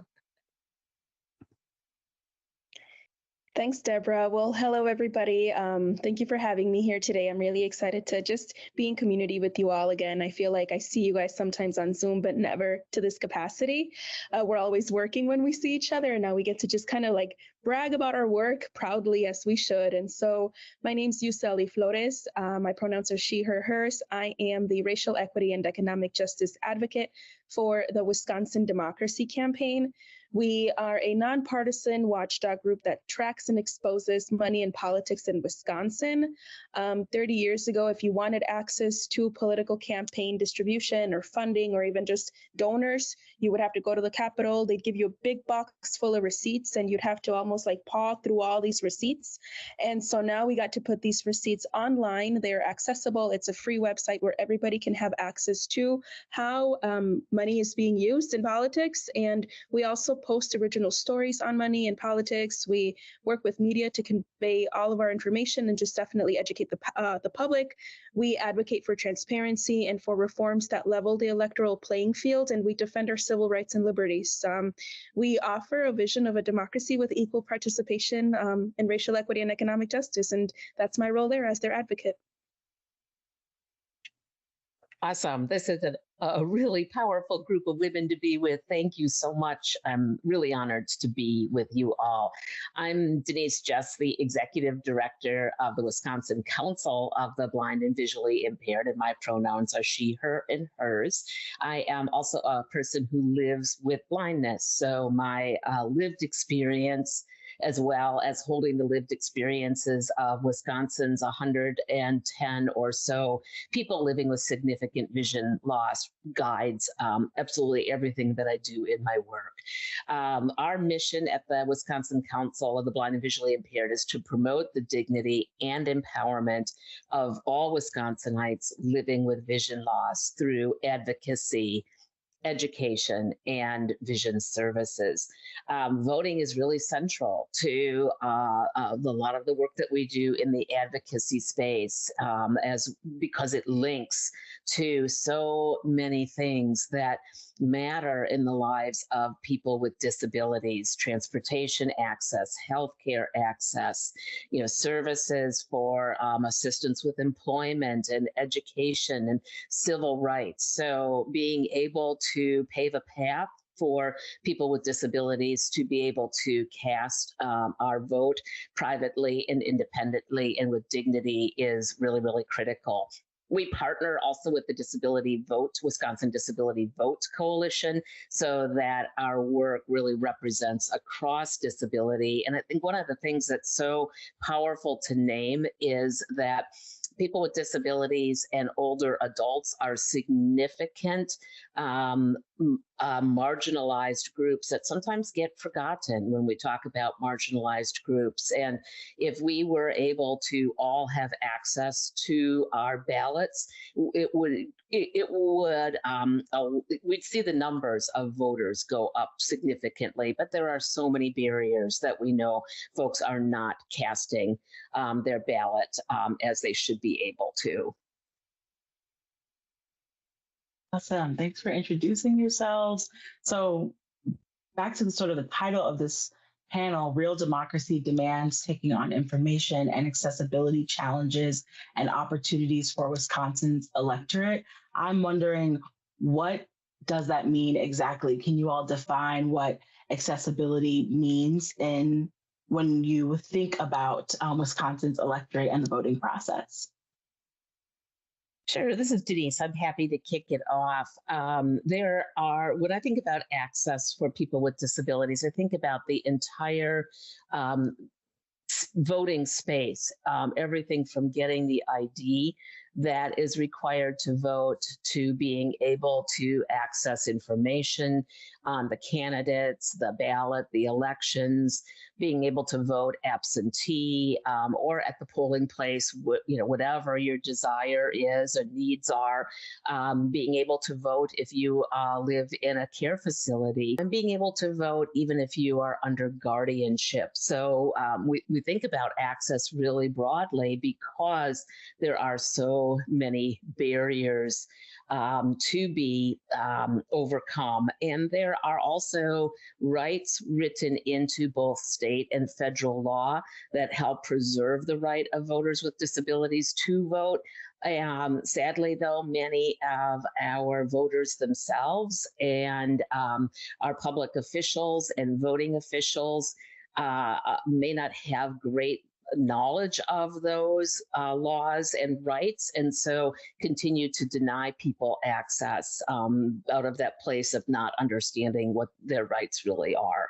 So just as a quick overview, but I could get lost in the details of talking about all the places that there are barriers, but everything from start to finish, there's usually some kind of barrier that we want to break down and create greater access through through really honoring the laws that are there and for getting people the information that they need to be self-advocates in this space.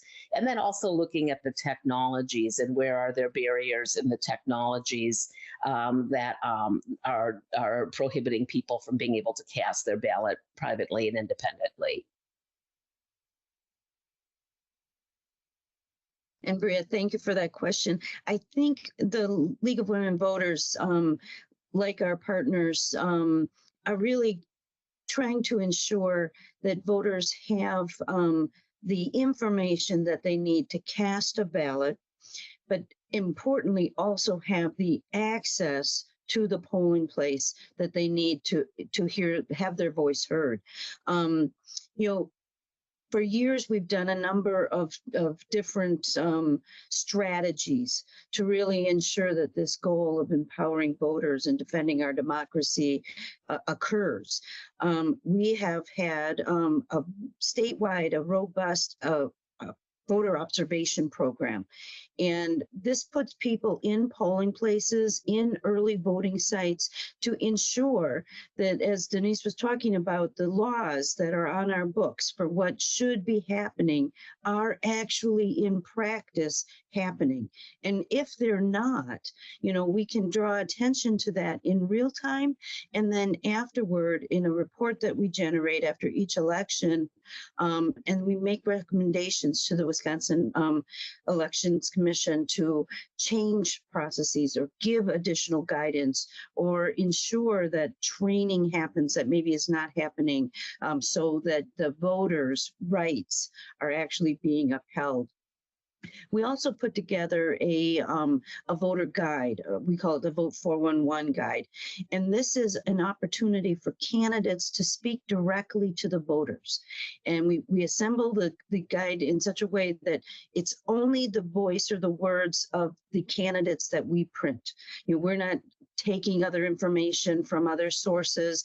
It's what they want to tell the voters in response to the questions that we're asking them. And then recently, we've been actually translating our Vote 411 guide into Spanish. We want to make sure that as many voters as possible have access to this really important information that will help them be informed, and so they can cast their vote. And I think another significant place that the League has always been in and continues to be in is in the courts. We do have robust laws. We do have protections written into our Constitution and the federal Constitution. And when those laws and constitutional rights are not being exercised, someone's got to come and call it out. And that's what we do. And we have had some very good wins in the past couple of years. We've had some losses, unfortunately. We lost in court about the use of the drop boxes, but we've recently won in court with regard to counting a ballot, an absentee ballot in particular, that a witness, not the voter, but the witness may not have applied all of the right answers to the questions on the certificate. That is nothing to do with the voter's eligibility. And the courts, in fact, in Dane County and Circuit Court indicated that that's exactly true, that the federal right that a voter has to cast their ballot is not negated if a witness doesn't provide a small piece of information that's immaterial to the voter's eligibility to cast their ballot. So it's those kind of cases that I think, and those kind of challenges that help not only build awareness about what our rights are as voters, but really help ensure that clerks and elections officials and administrators of our elections have all of the information they need to create not only the proper level of accessibility, but the proper access for every voter to cast their ballot. I'll add to that. Some people watching might be wondering, well, how do these three organizations coincide, or how do we work together? And well, we work together in a coalition with one another as part of a larger coalition called the Wisconsin Voting Rights Coalition. Just said coalition 3 times. Whoa, which has many subgroups, including election protection, which is what Deborah shared that the league carries very gracefully throughout every single election. Elections communications, where we make sure that we all share the same common language to make sure nothing is warped and nothing is missed when we educate our community on voting, which includes vote411.org. And that's basically where I send anybody that has questions about what elected official they should vote for. I'm like, read it up. You have all the resources right there. So this is what we do to make sure that they have, they're educated on their rights as a voter and what they can do year round to make sure that their vote counts those 365 days a year.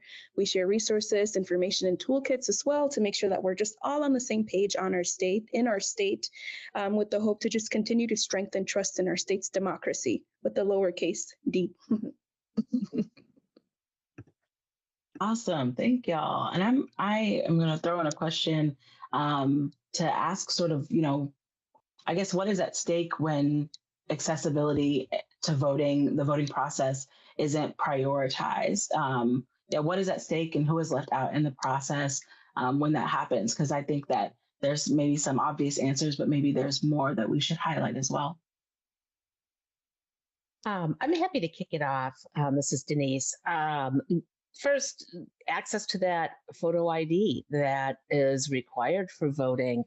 31% of Wisconsinites are non-drivers, and in some of our urban counties and some of our most rural and tribal counties, those percentages are closer to 40%. So, that's a significant amount of people that don't have an access to driving a car to the DMV to get that ID. And then we face the transportation barrier of simply getting to the DMV. It's limited hours and sometimes further locations. So right there, that's an access barrier that we need to continue to break down and work with the DOT on increasing hours and satellite offices to make it easier to get the necessary identification to be able to vote. For voters with disabilities who want to vote absentee, there are significant barriers. A lawsuit that we saw happened last summer of 2023. It was affiliated with the Dropbox issues. Was that there was concern that voters could not return the voters had to be the ones to return their absentee ballot. For many people with disabilities, that's impossible. You know, if they have mobility issues or fine motor issues, even getting that ballot personally into the mailbox was a barrier. And we really believed strongly, and the court supported us in saying that voters with disabilities have the right to assistance, and that assistance included getting support to get the absentee ballot returned to the clerk, and that a family member could carry it, someone could put it in the mailbox, etc. And we've needed to work with the Elections Commission to make sure that that's understood by clerks, because even after that court order, we saw different things happening in different parts of the state with clerks not accepting ballots that might have been returned by family members or someone that the voter has chosen and trusted. In the state of Wisconsin, any of us with print-related disabilities, so blindness or other cognitive disabilities or difficulty in reading, cannot fill out an absentee ballot privately and independently. It comes in the mail. It's in tiny font, 8-point maybe. And so we are dependent on having someone read us the ballot. And we have to trust that they're reading us the complete ballot, and then that they're reading us all the candidates. And then we have to entrust that they're marking the candidates of our choosing. So our independence and privacy is really stripped in voting absentee. If we don't have someone that we trust implicitly to do that ballot, then our vote is in danger. We've tried to garner legislative support for making the necessary statutory changes to be able to have an accessible absentee ballot. And we have encountered disinterest and resistance from the legislature. So, needing to explore what are other options for that. Even when we get to the polls, accessing the ballot there, poses the same issues, which is why there's accessible voting equipment in every polling place. By law, it should be in every polling place. It should be turned on, tested, ready to go.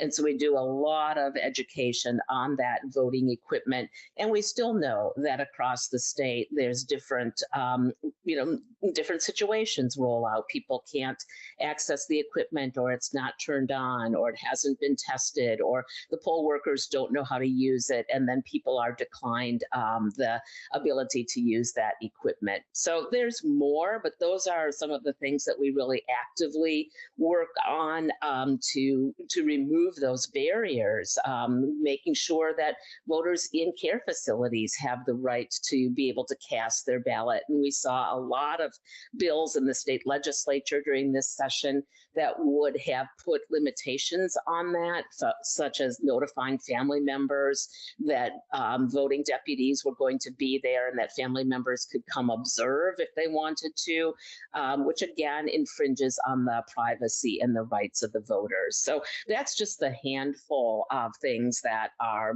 on our active work list to communicate with poll workers, clerks, the Wisconsin Elections Commission, and others about, so that we can bring those things forward. And we're so grateful to the League, because several of the questions on the voting survey and the things that they're observing have to do with accessibility.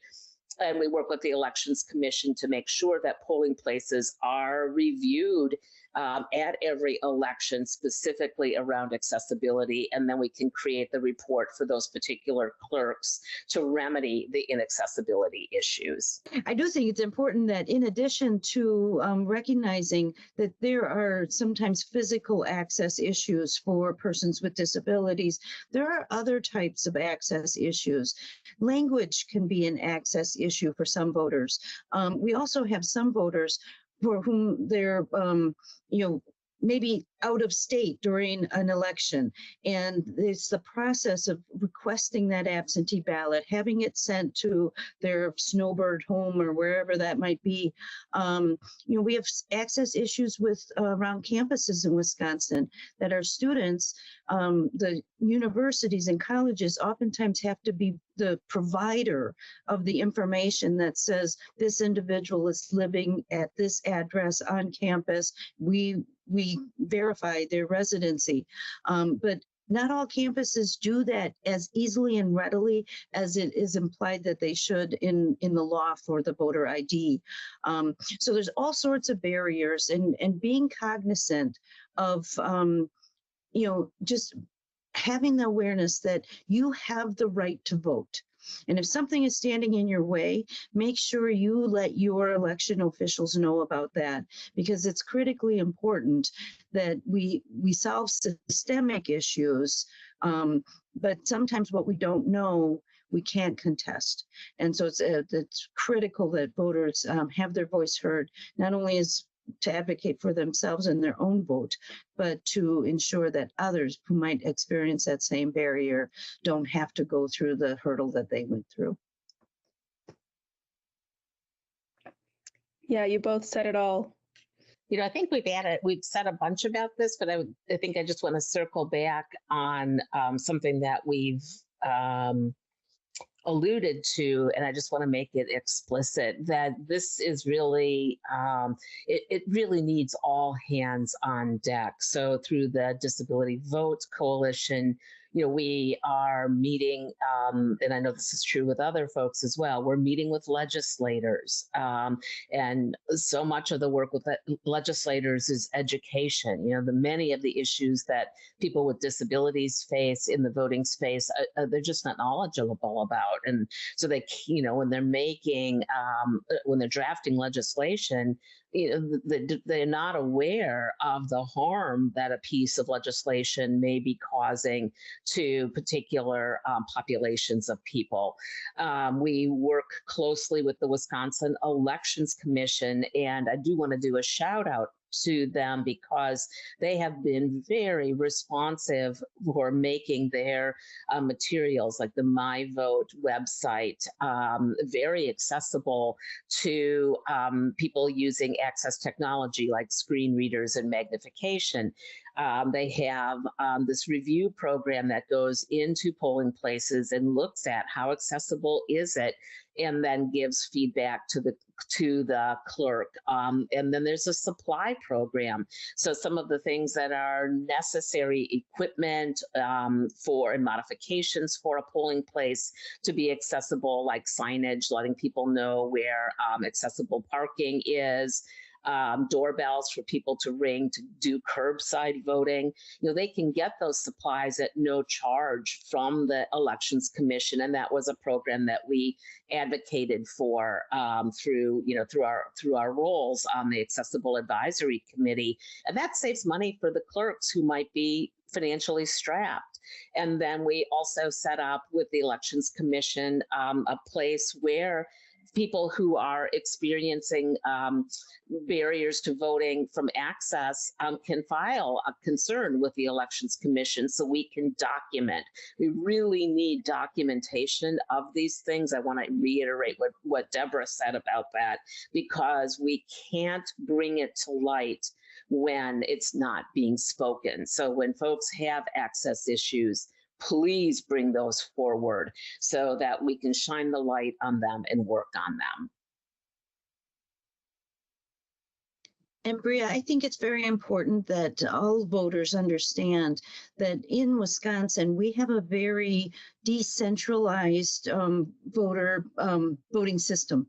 And there are 1,852 clerks in Wisconsin who are charged with administering our elections.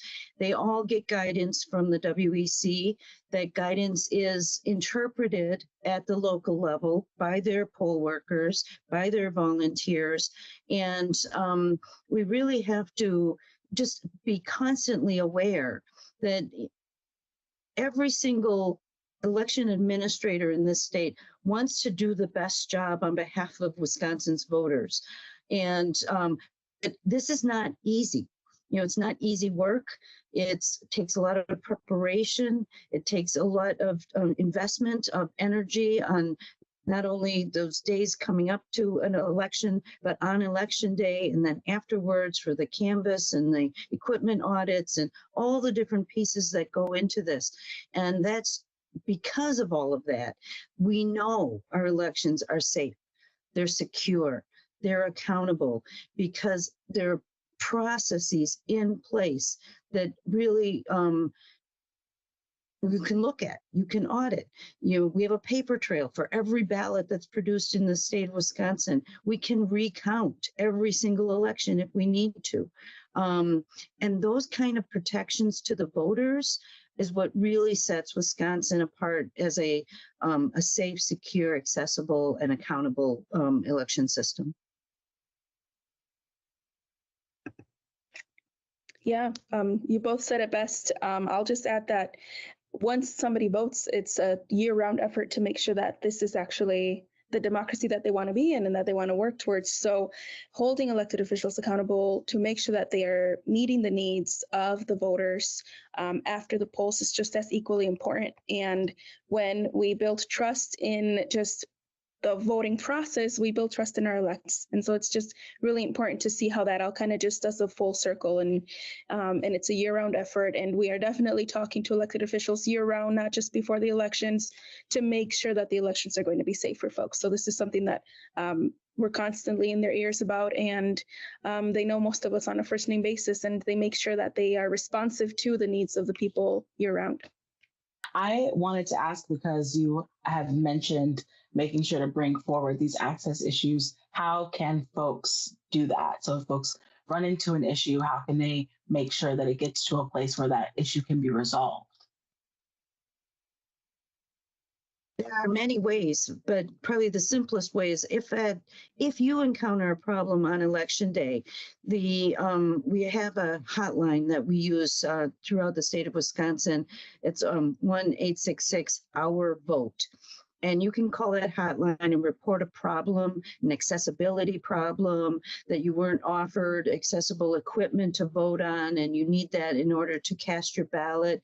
There's no curbside available at your polling place. These are things that, you can be actively reporting, and then we on the backside can be in touch with the elections officials to try to remedy that problem in real time.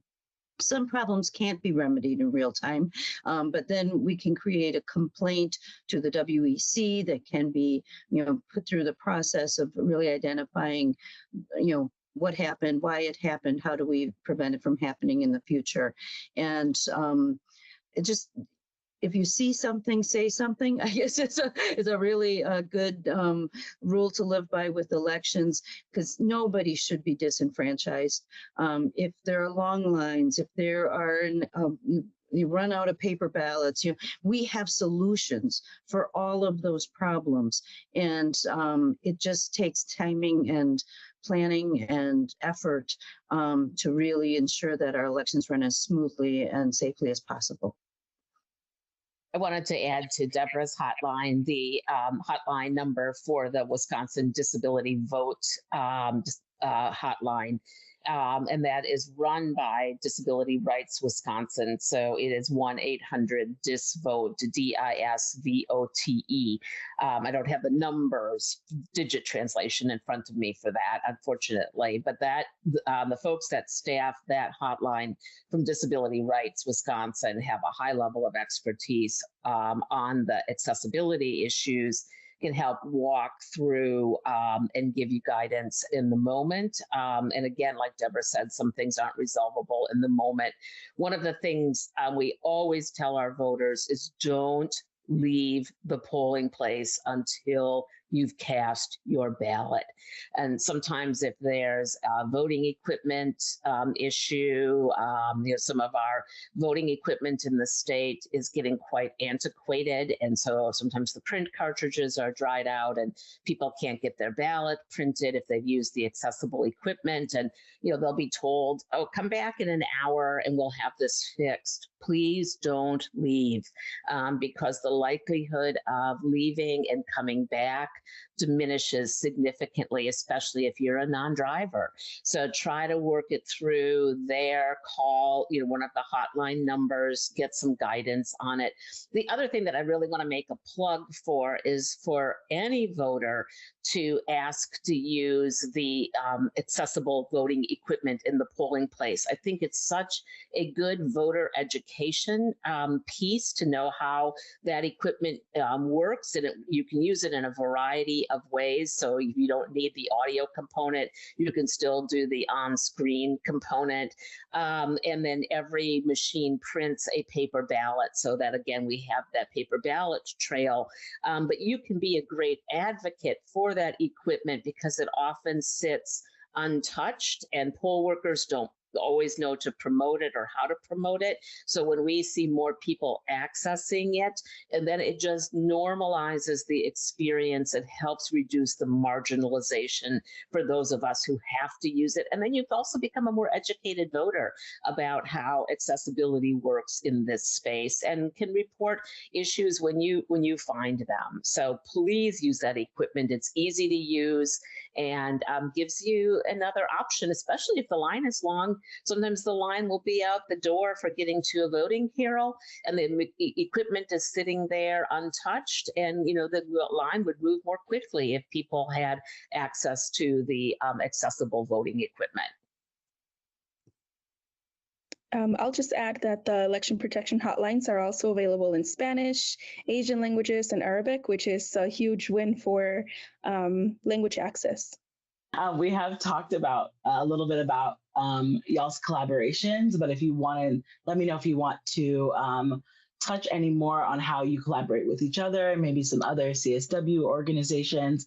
I know that Wisconsin Conservation Voters couldn't be here today, and we just mentioned Disability Rights Wisconsin, and those are two CSW orgs that y'all work with in this work. So if you guys want to name anything about your collaborative work, that would also be awesome.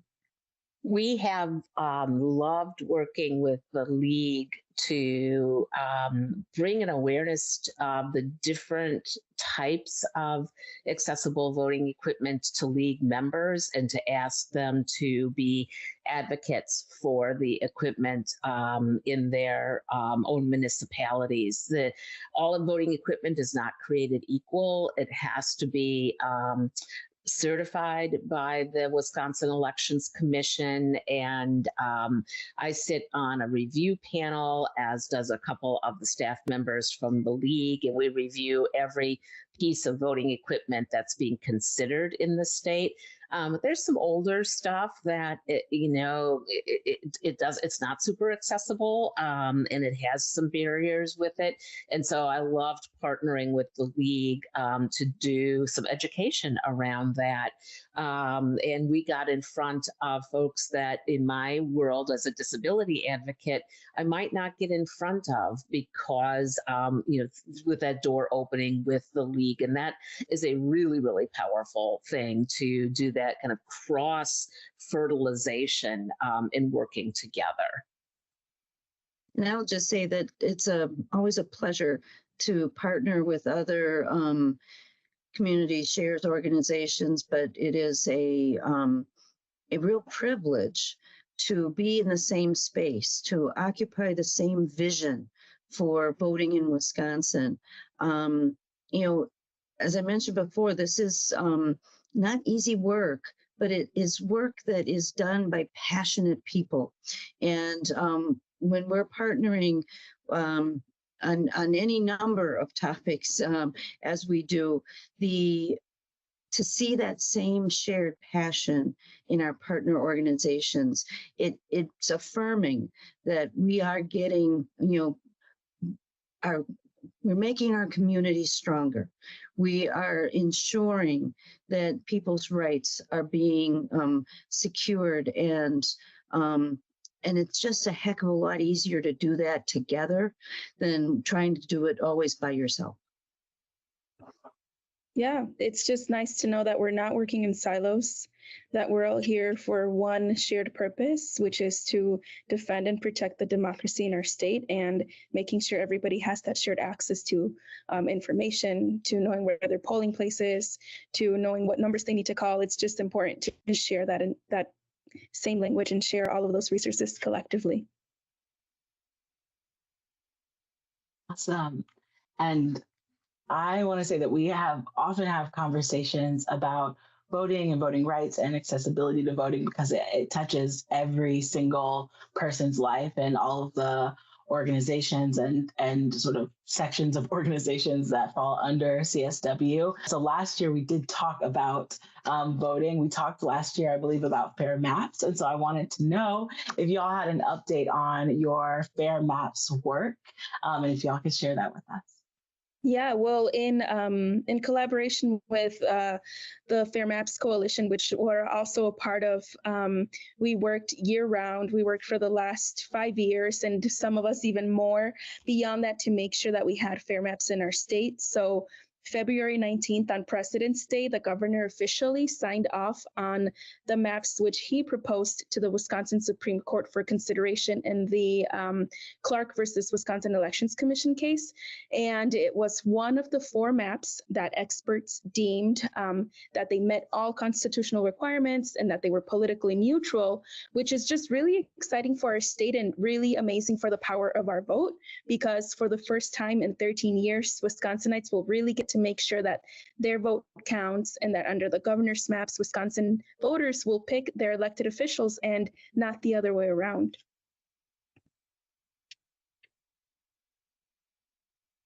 That is amazing. That is really a testament to the work that y'all have done. I've worked with these organizations like for years and years now, and Fair Maps is always at the front of the conversation. So congratulations to y'all and the work that you have done over the years. Do y'all have anything else that you'd like to add as we wrap up this conversation? This has been really great. So yeah, if y'all have anything else that you want to plug at the end or to let folks know, now's the time. I'll just remind everyone that our next election in Wisconsin is April 2nd. Make sure you participate. Your vote doesn't count if you don't cast it. I just look forward to continue working with you all year round. Thank you so much for this opportunity. Yeah, agreed. Thank you, because many hands get the work done, and together we help each other learn. I think that for me is one of the greatest gifts of this work, whether it's voting work or other shared endeavors through CSW, is that I become a better person thanks to you all. It helps me understand things and the nuances with so much more depth, helps me understand maybe where my own unconscious biases were limiting my thinking. And, I hope that I do that and help lift up things for other folks. So it's just such a powerful reminder of that we are better together. So gosh, it's been really awesome to spend this time with you all. And thank you for your incredible work in the voting space. Awesome. Thank you so much. Thanks for joining us on the Big Share Live this year. And I look forward to the work that y'all do in the years to come.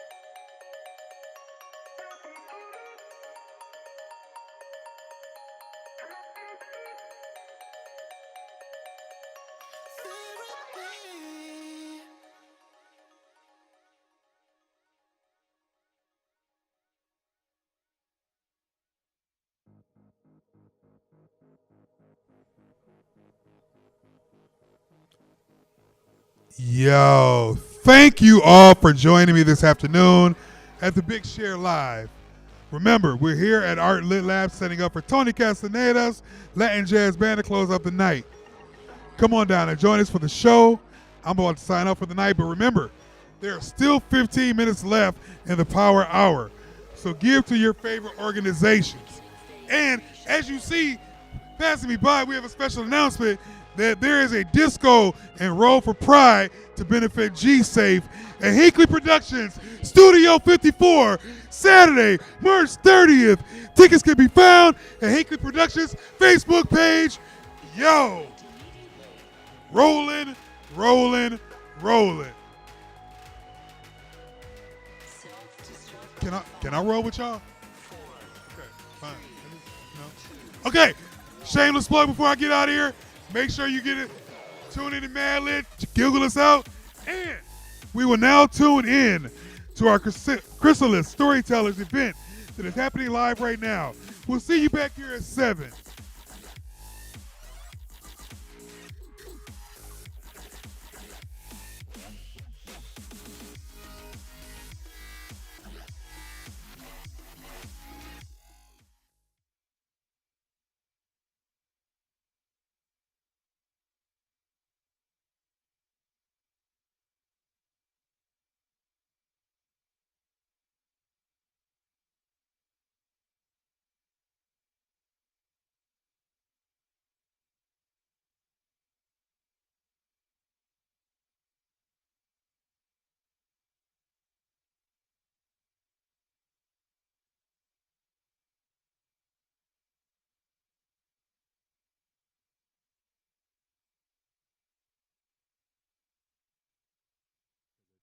One of the things I really wanted to speak on was that I think illness is such that it's separation, and I think folks of land, of whatever land that you are of, have wisdom because you're living with it. You're living with the land, and I think so many of the systems that we've been a part of that have been put upon us, all of us, felt very differently as a person that has a lot of privilege standing up here right now saying that. I think that until we really address that these systems that we are all living under are the real illness, we're not really going to move a lot forward. And Araceli said it all at the beginning, like it is happening. It's a privilege to be able to say that, though, to see that it has started. And I'm just excited to keep going and keep dreaming with you. So thank you. I think I'm going to close. Okay. Thank you.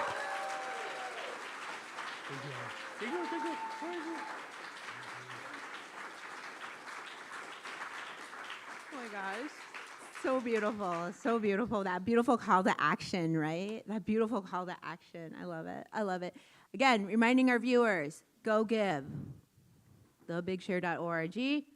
Find Chrysalis and so many other organizations, over 60 organizations in southern Wisconsin that are being supported tonight.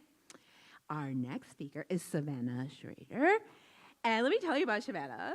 Savannah is a person who lives with anxiety and depression. She's also part of our board here at Chrysalis. Hey, kudos to board members. Hey, y'all do like all of these behind the scenes work to, to make this all happen. One thing that I found super interesting of Savannah as she comes up here, maybe she might even do a dance on the way here. I don't know. But she's into dancing. I love that about her volunteering for high school students in the area as well. Just a little short reminder, you all can take pictures and tag Chrysalis. You can do that, but more than that, we would ask not. But thank you so much. Let's welcome her.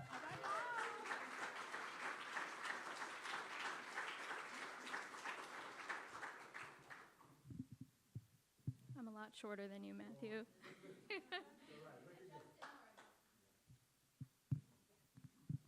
Okay. Can everyone hear me okay? Wonderful, great. Thank you for being here tonight. My story focuses on how parents teach you how to be, and sometimes for some of us, how not to be.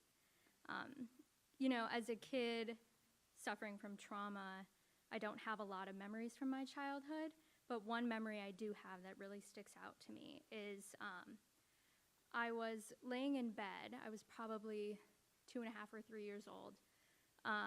And all I could hear laying in bed trying to fall asleep was my parents screaming at each other downstairs.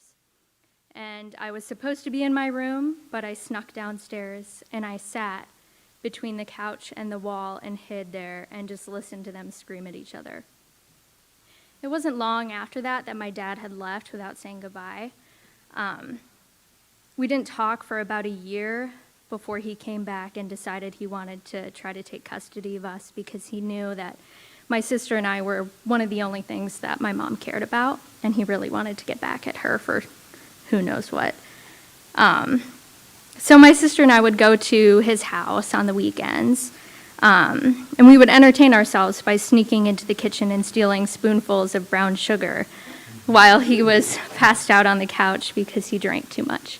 I think I developed a weird relationship with food after that, but that's for another time, I guess. He'd start drinking well in advance of the afternoon. He would chain smoke cigarettes, 2 or 3 packs a day in the house, until he'd pass out on the couch around 5 p.m. I'd come home to my mom's house with spider bites absolutely everywhere, all over my body. My hair and clothes reeked of cigarette smoke, and I actually ended up developing asthma from breathing in secondhand. My mom never asked questions, though. I always thought that was a little weird, but maybe she just wanted to stay out of the way because she wanted us to have a connection with him. One time, she did ask questions, though. So my mom made the 30 or so minute drive to my dad's house to drop us off for the weekend. And so she dropped us off and left. And then a few hours later, my dad was passed out on the couch, of course. I went to go take a shower. I was probably 11.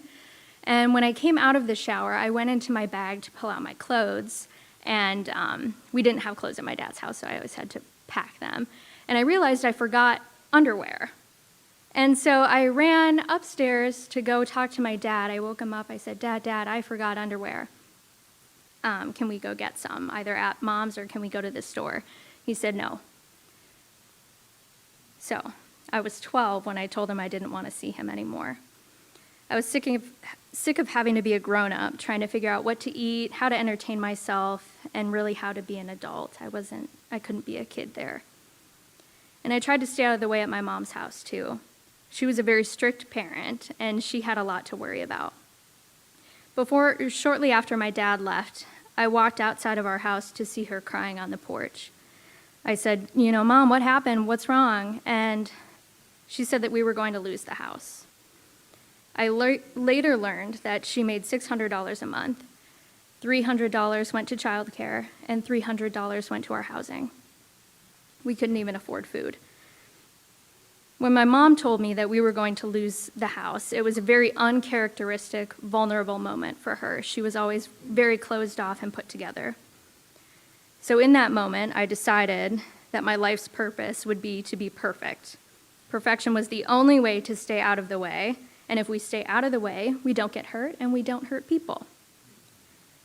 I'm 26 now. I have anxiety and depression, and I'm learning to cope with my childhood dream of finding unconditional love. I've learned that it starts with me and it's for me. Thank you. Thank you. I'm teaching myself that it's okay to mess up. It's okay to make mistakes, to say how I feel and feel how I say, even if it means I'm not perfect. A few years ago when I was in college for 6 years. Every final exam season, before every final, I would have a panic attack. What they don't tell you about law school, because I graduated from law school, but your grade is 100% based on your performance for the final exam. There are no other assignments that are graded. Your participation is not graded, is 100% based on your final exam. And to add on to that, you are judged based on the performance of the students in your class. And if you want the job that I wanted, you have to kind of be in the top 20% of your class in order to get that job. So every exam season, I felt like the weight of the world was on my shoulders. I ended up getting the job that I wanted. I left, but that is, again, another story for another time. And, you know, when I got to that job, I would have near panic attacks every time I had to admit that I didn't know something, or I couldn't find the answer, or having to send an email to someone. I would have a near panic attack every time. And now, while I still have a drive to pursue the correct answer, try to find it, but if I can't, I'm willing to admit when something, you know, isn't out there for me or I can't find it. I'm calmer and I'm less concerned that my failure is something that my failure to know equals a failure to meet expectations or an annoyance to the recipient or an imperfection in myself. I'm learning to value who I am, to share this story as a piece of me, and to love myself still. I'm messing up, I'm emotional, and my generational trauma ends with me. Thank you.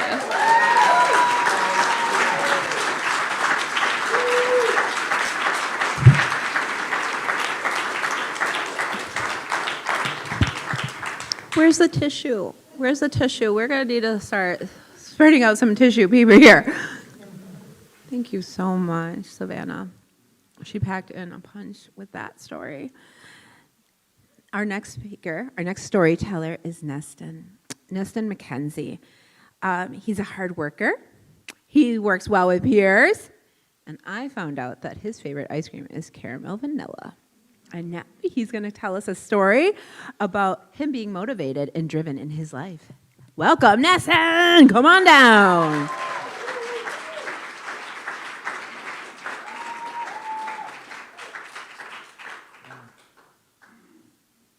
Hi, guys.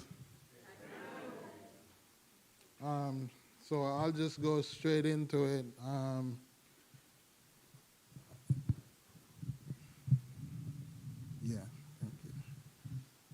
Yeah, so I'm going to go straight into it. I got a bit of accent. I hope you guys don't mind.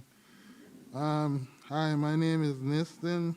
I live with a diagnosis of schizophrenia. I had my first severe mental breakdown when I was 20 years old. I think it may have been due to the fact that I was working extraordinarily long hours at the time. I lived in New Jersey.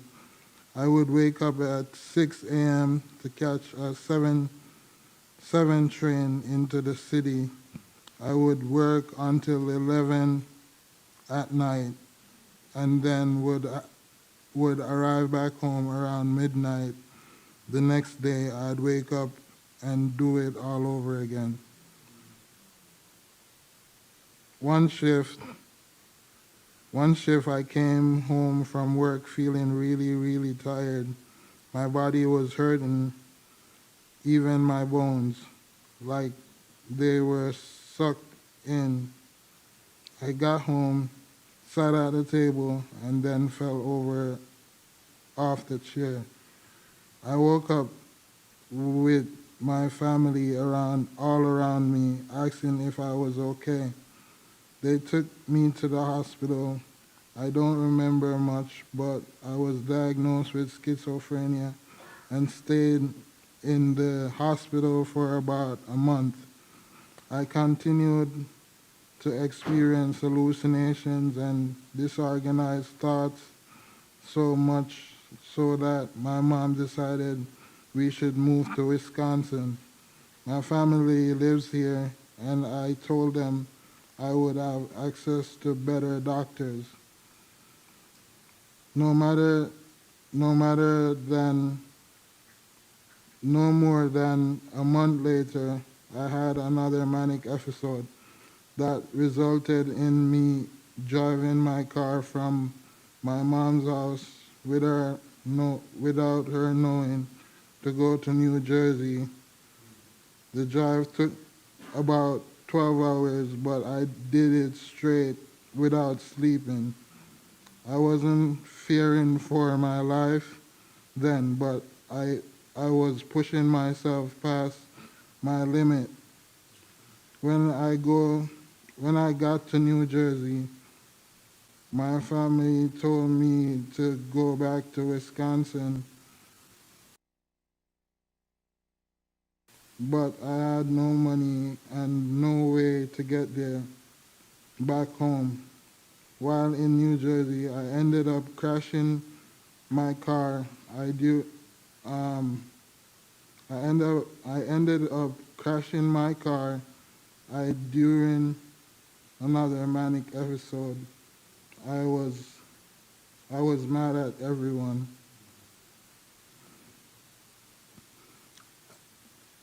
I spent the night in jail and was bailed out by one of my mom's friends.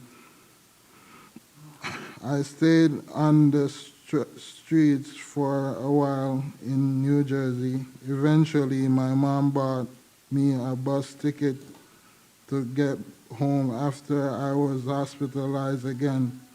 I made it home, but I was still manic.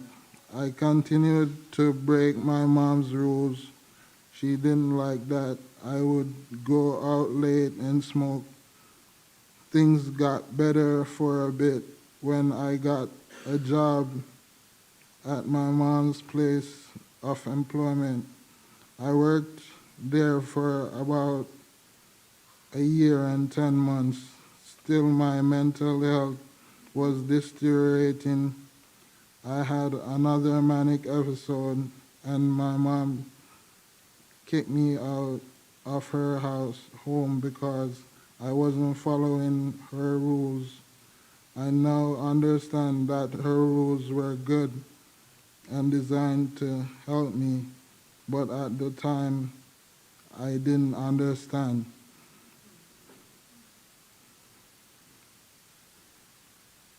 By this time, I was 24 or 25. I had nowhere to go, so I asked a girlfriend of mine if I could put my things in her storage, and she agreed. I stayed at a Holiday Inn across the street from my mom's house for the first 2 nights, but I ran out of money and I had to find another place to stay. To be honest, I don't remember how I got from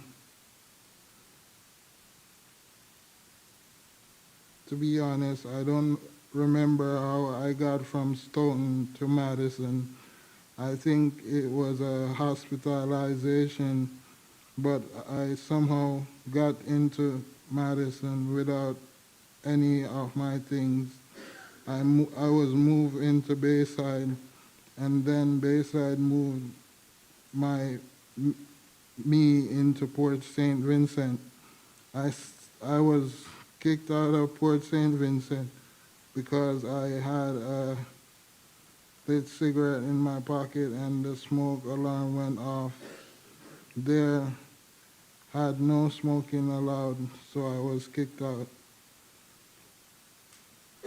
I found employment in Madison Sourdough and Amazon, which allowed me to have some money I made.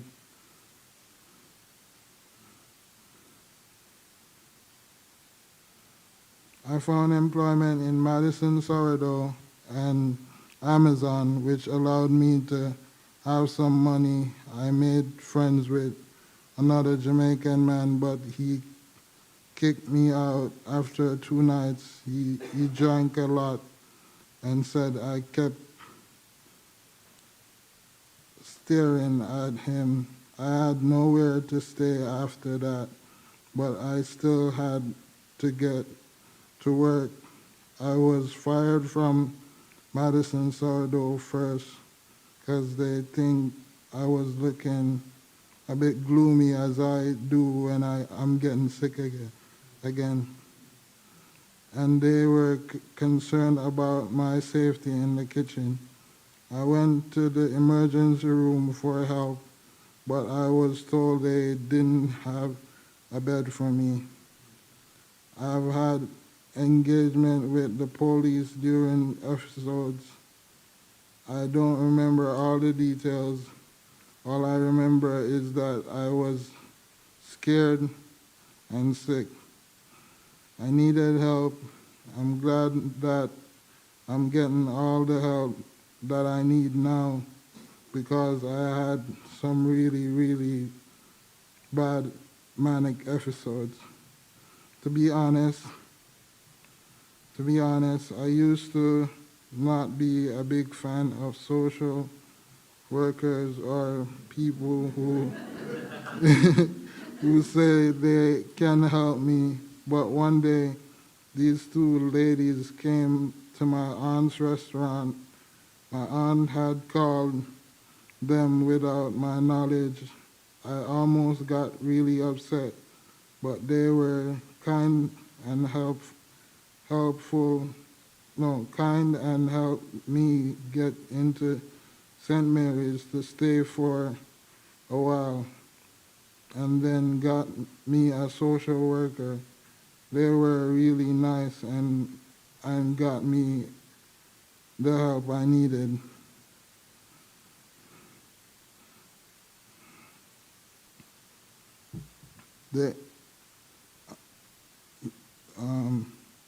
They were kind and helped me, got me into St. Mary's to stay for a while, and then got me on a social worker. They were really nice and got me the help I needed.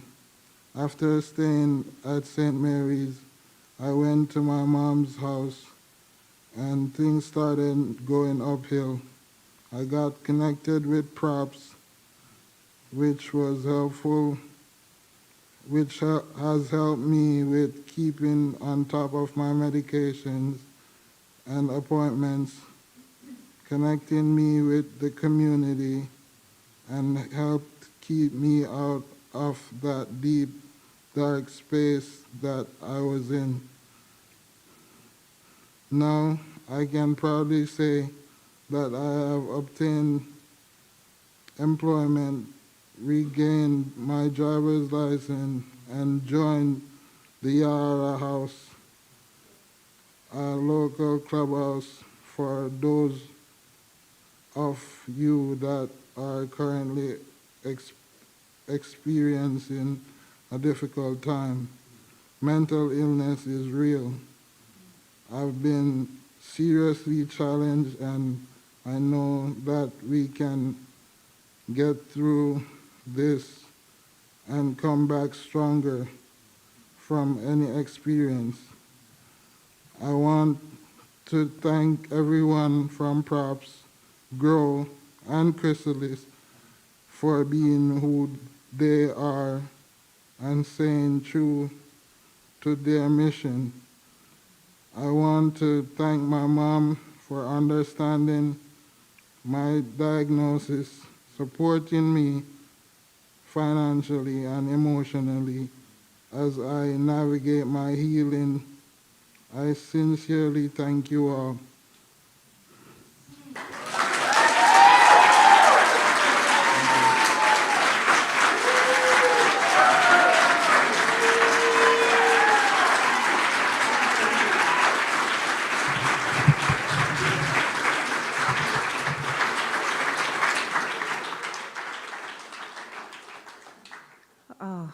Stories of the journey, the story is so powerful. Thank you so much, Neston. Thank you so much. I'm just still like, wow, what a journey. So many years, so many ups and downs and all these twirls in that journey. And just to like finally be like, you know what, I'm gonna do this. You did that work, you put in that work. Thank you so much. Call to action time. There's that QR code in the back. We are still doing this fundraiser. Again, it's not about giving. It's about sharing at this point. We've raised over did we make our goal? We've made our goal. Woo! It's all about sharing the love at this point. It's all gravy. And that's because there was so much story, so much beautiful energy. Let's take a break. I see a couple elders in the back. Please, there's like 3 seats right up here by me. Please come and sit down. So we're going to take a hot 10-minute break. Bathrooms are right through that door. All gender bathrooms and so forth. Childcare is into the right. Thank you. We'll see you all in about 10 minutes. Go get your drinks and popcorn. Thanks.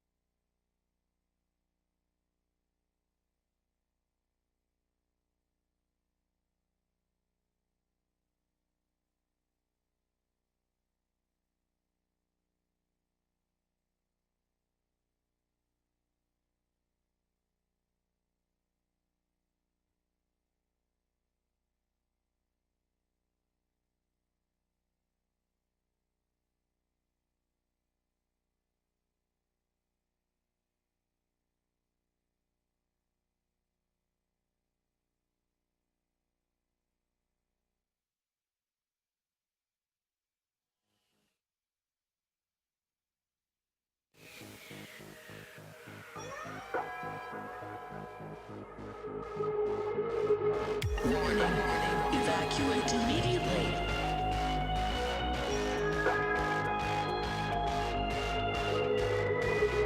Warning, escape pod malfunction.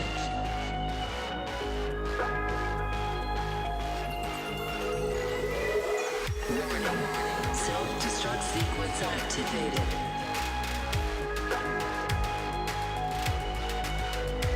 Self-destruct in 5, 4, 3, 2, 1, 0.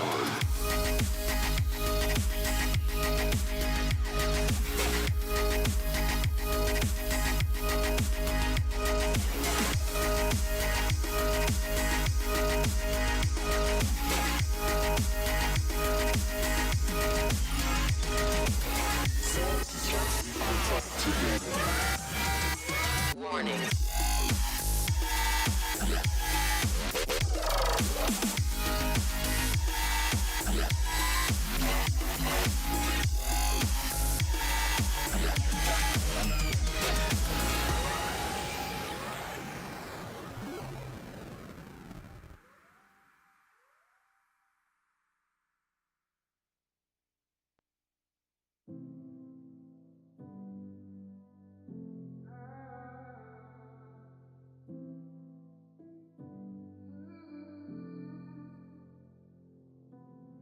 This time I grow stronger.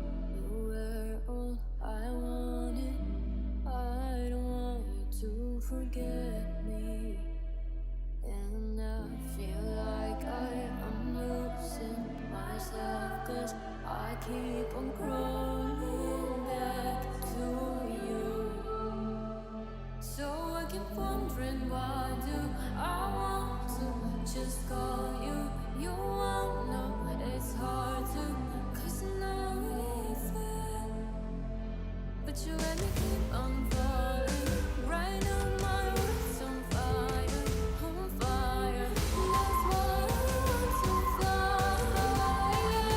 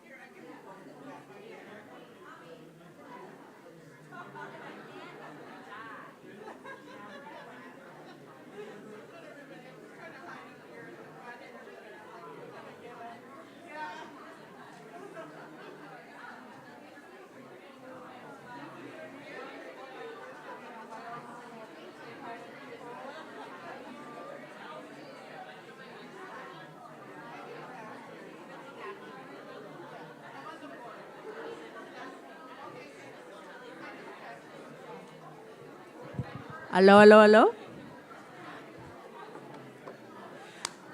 Clap once if you can hear me.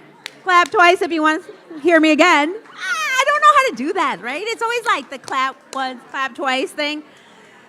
Okay. So as we're moving back to our seats, anybody see those cool T-shirts all around here? The shared threads. Yeah. Can we buy those? Are those still available for us to purchase? Yeah. At Bonfire. You can buy them off of the website? Is that where we can get them? Okay. In the donation station, there's a QR code. You can probably go to chrysalis.org and get your own too, for those of us who are joining us online. When I saw that shirt, it reminded me of this poem that I wrote many, many years ago. It's called The Writer's Prayer. May I weave with a stronger thread, a thread that would feed the body and the soul, slightly more tender to trusting a shooting star, willing to forgive than forget, to crisscross my heart and hope for a better tomorrow. I'll go out and listen to an owl's song. Instead of glory, I'll go for the feeling, to craft a smile in a child's face. Words are my journey, and craft will be my work, and Jesus will be my editor, and the Holy Ghost will be my storyteller, and I will be God's humble, creative scribbler. Faith will be my speed, and my notebooks are my testament. But my voice will be mine. Thank you. Because thank you. So our next storyteller is Jessica Perez. Like, we've been seeing this woman and all of her energy just like floating all around here. I just love her, love her, love her so much. Just since the moment I met her, I already thought of her being like 4 other people. One of the things that when I did a little biography Was your wife about her, she with said, another man last night? I am so here for that. Did she And come home in a terrible looking fright? from level 5. Well, let me tell you, I guess you can oh, find buddy, these like it's vegan alright. donut people on Instagram because they're everywhere. I'm on the guy that was with your wife last night. Yeah, they're. I guess And they're I'm a everywhere. soft, They're nowhere and sweet, everywhere. gentle kind of what is man. it? How about recovery kids? And I treated her the nicest way I can. I treated her with all the love and affection you don't give. I gave that woman of yours a brand new reason to live. Pardon me if I'm speaking out of turn. But like to say, I guess we live and learn. And I can tell you, I really learned her right. Yeah, I'm the guy that was with your wife last night.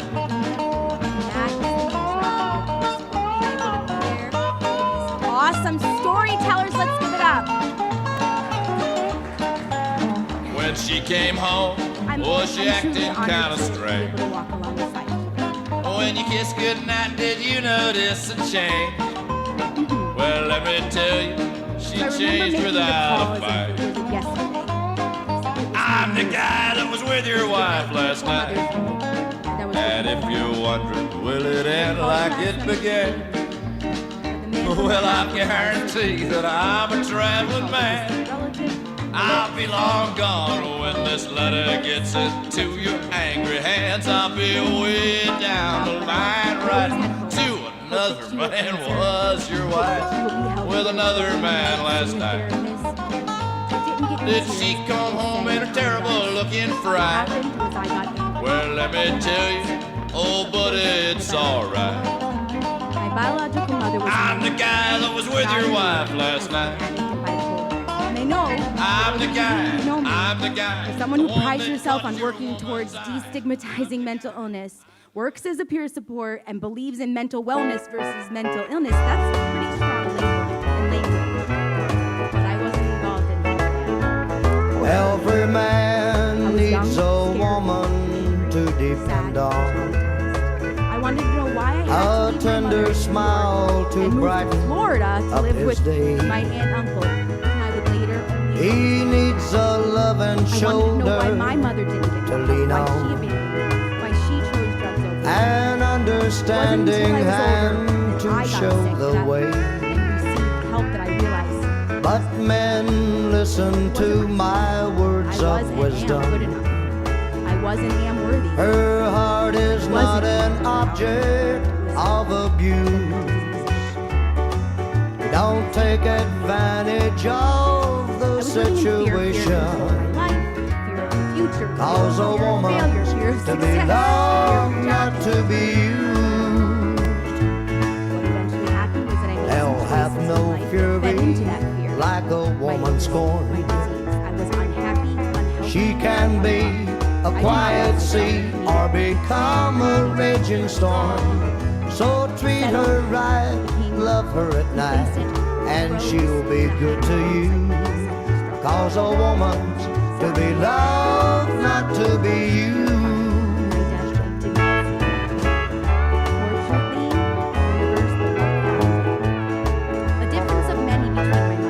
It's the little things that go a whole lot farther.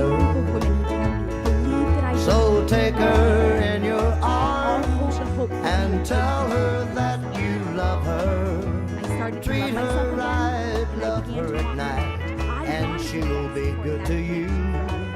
Cause I a wanted woman's others to be loved, not to be used. I wanted to live life to the fullest. Yes, a woman's to be loved, not to be used. My mother died while I was truly starting to live. One of the greatest gifts that I've ever been given in my life was being able to be there for my biological mother as she passed. I was able to forgive her, love her, and thank her for bringing me into this world.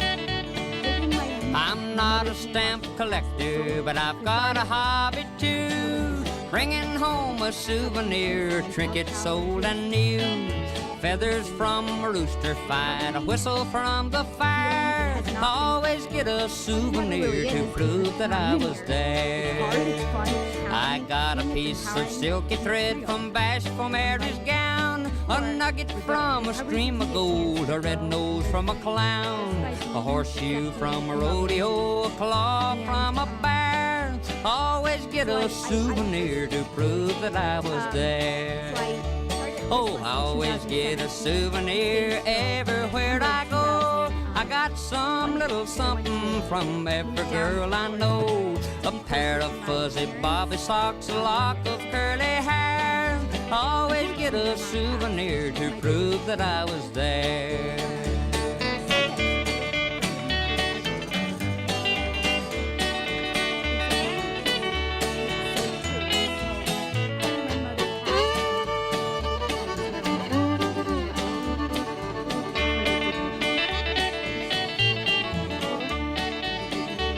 I took a burned out piston from a winning racer car. Well, I've even got a G-string from Gene Shepard's guitar. I've collected everything from soap to silverware. Always get a souvenir to prove that I was there. Now I'm not bragging when I say with women I have dealt. You can tell I've been there by the notches on my belt. I've collected different things from every love affair. Always get a souvenir to prove that I was there. I've got a fine collection, but you're my pride and joy. You're the one I like the best. You make me a happy boy. To trade you for a million things, hon, I wouldn't dare. Cause you and me are gonna get me another souvenir. But she's also a rock star at her job. She's a good person. She loves reggae music and R&B, and she loves to travel. She's here to tell us a story that she was All join hands and circle down south and a little moonshine in your mouth. Lose your hold, send a grand trail back with a lady in the lead. Al, the man you left in a right, your boy go right and left in a hurry up, boys, and don't be slow. There's chicken in a bread pan picking up dough, and to meet your partner, walls flow. Meet your honey and a pat her on the head. She don't like biscuit, feed her cornbread. First couple out to the right with a lady round a lady and a gent so low with a lady round a gent. The gent don't go well, swing 'em in a center with a two-pair whirl and a lead 'em up a two when you buckle up full. Change your left-hand lady for the left. That's what I should be when I grew up, a whistler.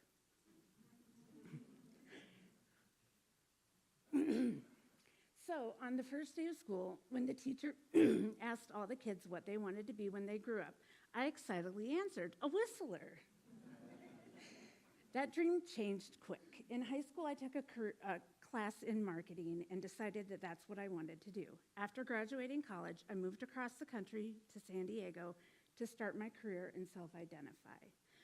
While I was quite successful climbing the corporate ladder, I was empty inside. I had everything, a home, car, career, savings, toys, travel all over the world, family, friends in every circle. It appeared I had everything, yet I knew it wasn't supposed to feel like this emptiness. I began to seek fulfillment in partying, which was mostly alcohol and cocaine use. I ran into some trouble and decided to move back across the country to Madison. I found a great job at a privately owned company managing the marketing department. 2 years later, during the economic recession, I had made it through 3 rounds of layoffs, but I knew my time was coming. I found another great job at the UW School of Business managing marketing campaigns. While my career blossomed, my emptiness inside grew deeper. It wasn't supposed to be like this. I was doing everything to build my life. A quick 6 months later at UW, my contract wasn't renewed due to budget cuts. I was pissed. I left a great job to find something stable at the state and ended up unemployed anyway. My partying increased and I upgraded from cocaine to heroin. Whoa, it really wasn't supposed to be like this. No one tries mind-altering substances and wants to become dependent upon them. My head flooded with shame. All I could do was wonder how things got so bad. How did I lose everything? How did everything fall apart? I was able to quit heroin after 6 years, yet my drinking increased, eventually to the level of dependence. I remember thinking, well, I'd rather be a drunk than a junkie. Again, not healed yet or healing. I couldn't kick the alcohol. It was everywhere. It's legal, it's commonly used and widely accepted. Again, it really wasn't supposed to be like this. I went from being on top of my career and having everything to flat on my face and homeless. How did I lose it all? How was I going to manage not drinking without getting sick from withdrawal? No one wants to become an addict. No one wants to become dependent or lose control. I had dreams, from being a whistler to a marketing master. It really wasn't supposed to be like this. I had no clue where to turn for help. I was desperate. Addiction, let alone recovery, wasn't a thing in my family. What I knew of recovery was that commercial you see on TV, where someone's sent to an island for 30 grand, and they come back a week later and they're cured. That was not a possibility for me. My primary care doctor was able to refer me to local resources where I was able to find recovery and start living a sober life. Through my active addiction, my self-worth became non-existent. The shame cycles I had spun had depleted any value I once had. I believed there was no way I was hireable after everything I had done. When I learned about peer support and how I could reach back and help someone going through a similar struggle with my lived experience, I became hopeful again. I've since advanced my career and I'm a peer support supervisor. It may not have been what I thought it was supposed to look like, but today I'm grateful for how it looks.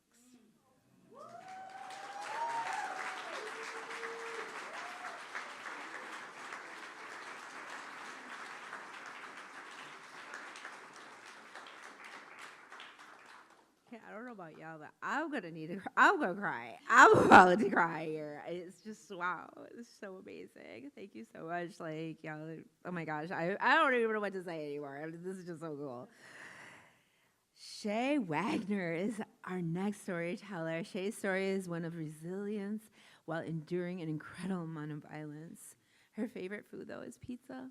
And she's a kind person. She's very loving. Okay, will you come over here? Thank you, Miss Wagner. Come on down, okay.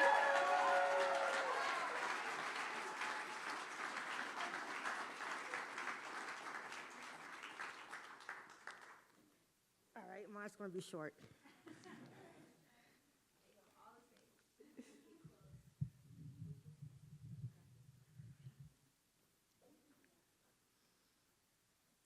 All right.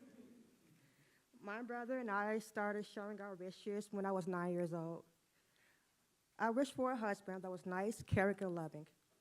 Someone that will always tell me they love me. Someone who would give me hugs and kisses because my parents did not give that to me. My parents gave me beatings and verbal abuse.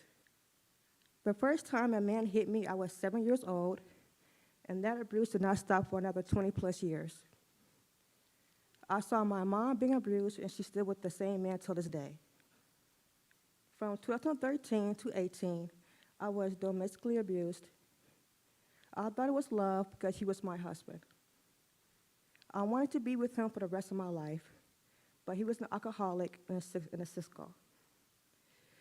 We have 3 children together. At 25, he tried to unalive me in front of our children. He stabbed me over 15 times and only got 12 years in prison. I was in denial that he did this to me for a long time. There was no way, I thought. I jumped to another abusive relationship right after.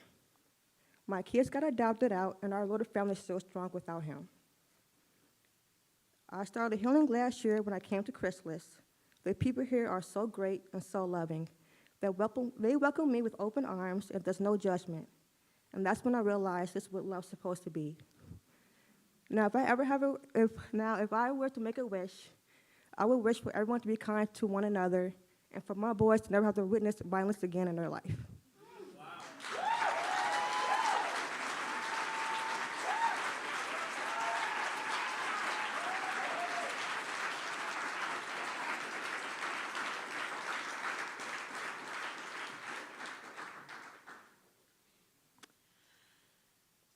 Somebody told me tonight, they're like, wow, I've never heard you sound so confident tonight.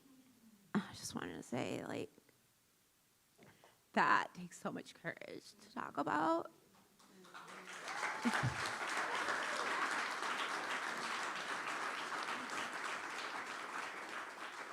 Got a hella easy job here. I just get to tell y'all like crazy names and stuff. Kim Freeman. Kim Freeman is a former employee of Chrysalis who learned through her own mental health crisis that work can help and heal and recover for others. What she would like you to know about her is that she has 5 kids and still had time to come over here. Her favorite ice cream is Reese's Buttercup, and she loves people. Come on down, Kim.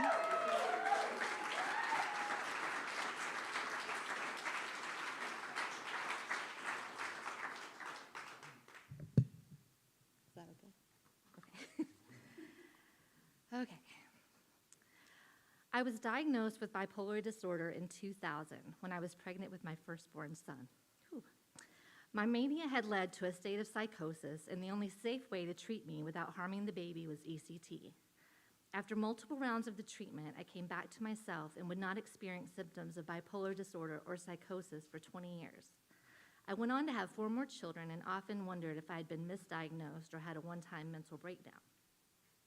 Because of my lived experience with mental health challenges, I became a certified peer specialist in 2016 and began working for Madison Trauma Therapy. It was at MTT that I first learned of Chrysalis. One day, Alicia Clark came in to tell us about Chrysalis's services. My biggest takeaway was that they had multiple peer specialists on staff. I was the only peer at MTT. I knew after Alicia left that day that I wanted to work with other peer specialists and for Chrysalis. In February of 2019, I was hired on staff at Chrysalis. I found it to be the most intentionally positive place that I had ever worked. It was such a joy to work there with other peer specialists who loved their work and supported their consumers with grace. In February of 2020, I celebrated what I thought was the first of many work anniversaries with the agency, and then COVID hit. Like most companies, Chrysalis had to pivot. All of our staff had to work from home, providing telehealth to consumers, and meeting on platforms like Zoom to host staff meetings and have consults. At that time in my life, I had been very active in the Madison community, and I'm an extrovert by nature, so when the whole country was asked to stay home and businesses closed temporarily, I started to slip into a depression that I wasn't really aware of until mania showed up in May of 2020. I think my manic episode began to be apparent on the day of We're Still Moving for Mental Health, Chrysalis's yearly fundraiser that had been moved online. I remember a coworker wanted to have a virtual dance party for her movement activity, invited others to join her. I did and immediately felt this surge of energy and happiness that I hadn't felt since the lockdown. By mid-May, my mania led me to lose touch with reality and led me into a state of psychosis. I was at a friend's house one night when the break with reality hit its peak. He and my other friends could not help me, so they called Crisis. My head was spinning, thinking this was a movie and I was the star. Then 2 police officers in full gear came into my friend's home, placed me in handcuffs and into the back of a police car. The entire time I thought they were some of my other friends dressed up and playing a joke on me. The police transported me to Winnebago, a mental hospital in Oshkosh. When I first arrived, they asked me what my goals were, and I said the only goal I had was to get back to working as a peer specialist at Chrysalis. However, Winnebago felt like a prison more than a place of restoration, so I worked hard to get out of there. I was still in psychosis and riding high on mania when I was released. Friends supported me with places to stay when I did not want to go home. If it weren't for these people intentionally caring for me, my story would have a very different ending. Not long after getting out of Winnebago, I crashed into full-blown depression mixed with anxiety. I tried to go back to work for Chrysalis at this time, but quickly realized I couldn't support people in my depressed state of mind. It was just too heavy. Throughout this time, my friends and family supported me by taking walks with me, praying for me, calling often to check on me, and having what we called social distance cookouts. But none of this lifted my depression. I was so low, I began to have suicidal ideations, but I did not have a plan. At this point, I decided to test one of Chrysalis's mottos that work is recovery, and was given a job for 3 hours a day, once a week at our local Chick-fil-A. Monica, the owner, wanted to be part of my healing journey. By the fall of 2020, I was beginning to feel like myself again. My prescriber and I had been tweaking my meds, and I thought we had found the right cocktail for me. But it wasn't long before my normal state of mind shifted to mania and again peaked with psychosis the day after Christmas. I ended up in UW Hospital with the help of friends calling crisis. No handcuffs this time, but I did get to ride in a police car. Even in my, handcuffs that's just awful. I'm sorry. That is just, can we stop that? We need to stop that. Sorry. Anyway. Even in my altered state of mind, I knew I needed more support this time around. So I began to advocate for myself and set up an intake with CCS, where I asked for Chrysalis to be my service facilitation agency. I left the UW with a 6-month Chapter 51, or emergency detention, I think maybe they're called. Over the next few months, I joined Chrysalis Clubhouse and participated in a few virtual sessions. The dance breaks were the best. I took walks with my service facilitator KZ regularly. I did yoga therapy weekly, and I met with my employment specialist, Amy Yonker. I also listened to my prescriber and began taking lithium, which I really believed helped me find balance. In May of 2020, I got a job at Journey Mental Health Center as a peer specialist. This job has been a perfect fit for me, allowing me to ease back into the role of peer specialist by giving me a lot of flexibility. I started working 20 hours a week, and now I'm up to 30. However, the best thing about the job is the consumers or the peers that I work with. Supporting them on their journey of recovery by sharing parts of my story when appropriate has been healing for me as well. I really do believe that work can help a person on their road to recovery. I know there are times in a person's life, like mine, that it just isn't possible. But if it's at all possible, I encourage anyone struggling with their mental health to work, whether it's 3 hours or 30. And I would also encourage anyone here today to donate to Chrysalis if you haven't already. Not only do they provide opportunities for people with substance use or mental health challenges to go back to work with their support, they also take care of their employees. Because I was working with Chrysalis at the time of my crisis, I was able to draw short-term and long-term disability through their insurance. Having this safety net enabled me to focus on my recovery and healing without worrying about how to pay my bills, and I will always be grateful for that benefit and for Chrysalis.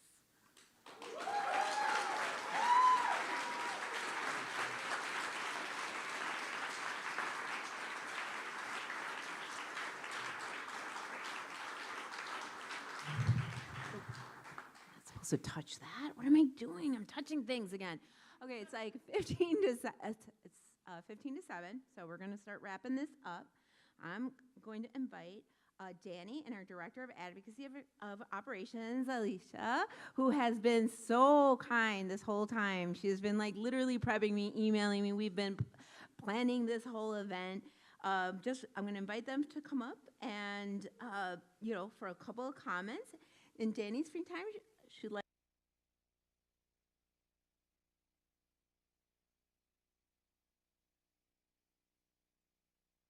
Okay, invite me next time, Danny. I'm free. Alicia enjoys cuddling with her Chihuahua. Are you kidding? Alicia. Okay, we need to because I have a Bruno too, and he's about this big, and he's only like 7 pounds. He has his own Instagram if you wanted to follow him. Of course he does, right? Of course. Anyways, this night has been so impactful. This has been so beautiful. Just remind you all again that you can visit the donation station with Amy and spread the good news. Acceptance, liberation. That's the goal. Liberation. Thank you all. Have a good night.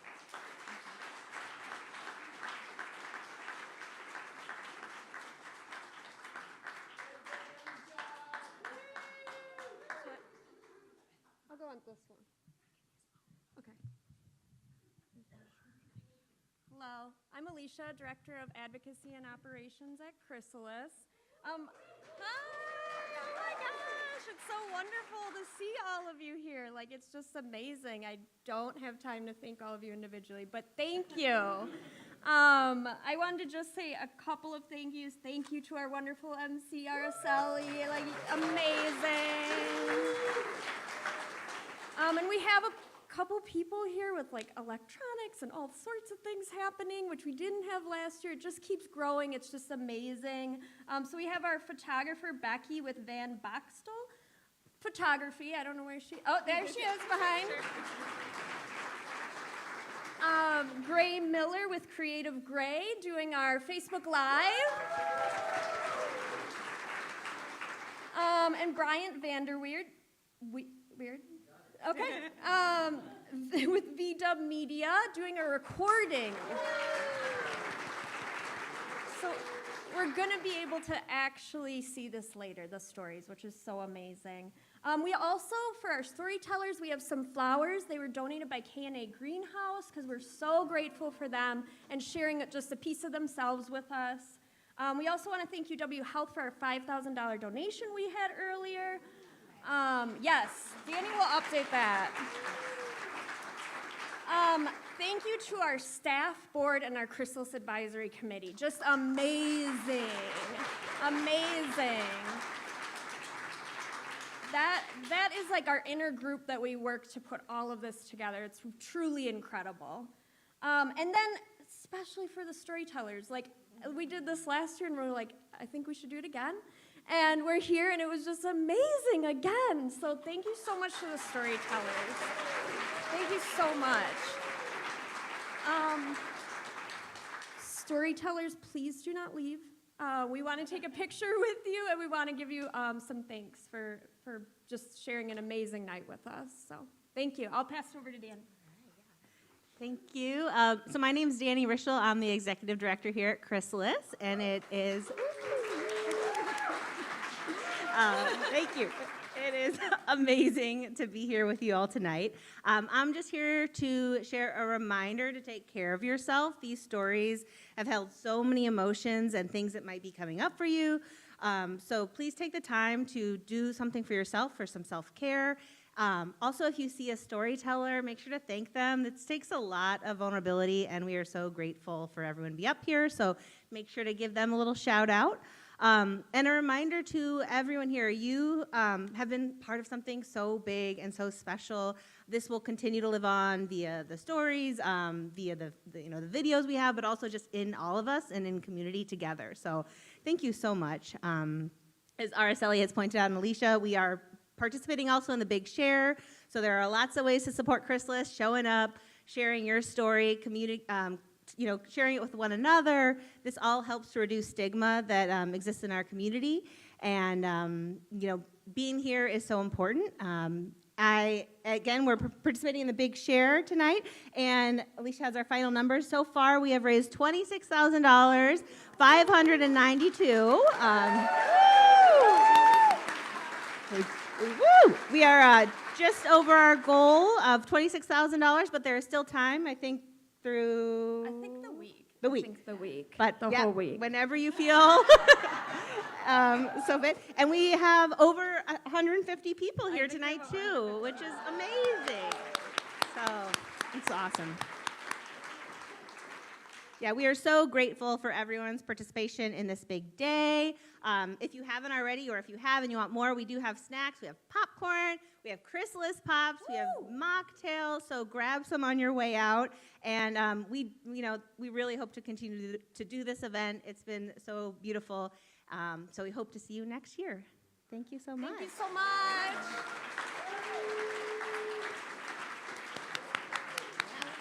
All right, and yep. Storytellers, come on up. We'll take a picture. Storytellers, please come up.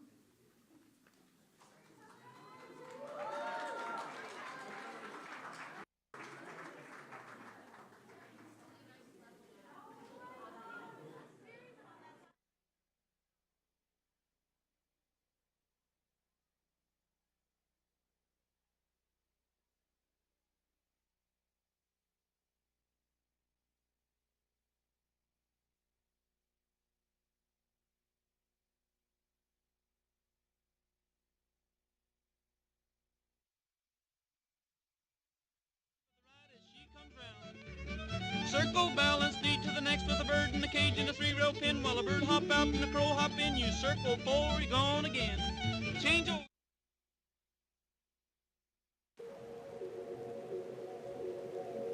Cycle starting again. So much fighting on what we get done between the moon and the sun. And you know time doesn't stop. This whole life is a clock, moving too fast. And you can't even feel like I can do this again. I don't even know who I am. I don't even think there's a plan for me.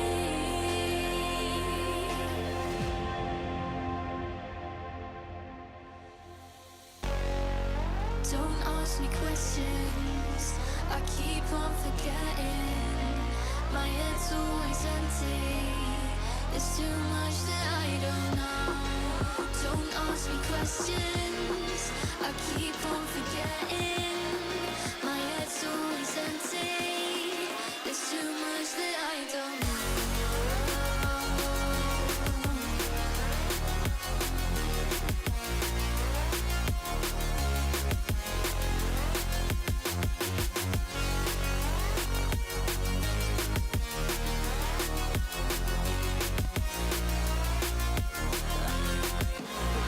There's too much that I don't know.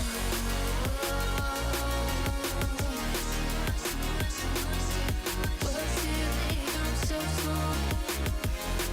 There's too much that I don't know.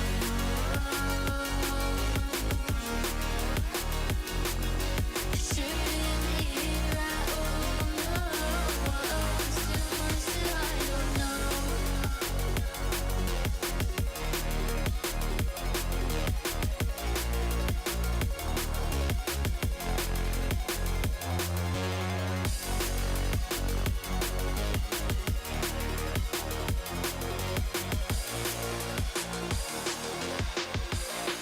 There's too much that I don't know.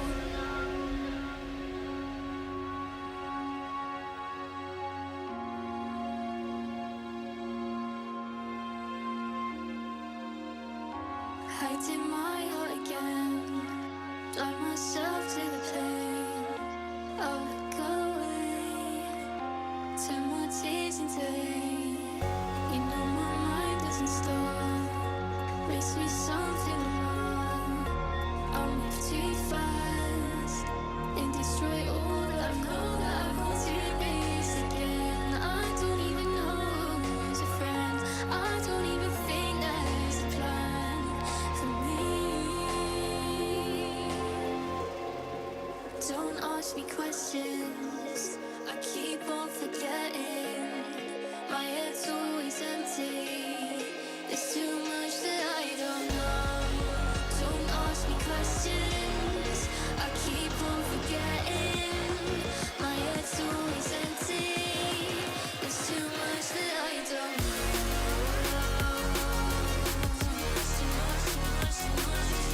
Words too big, I'm so small. There's too much that I don't know.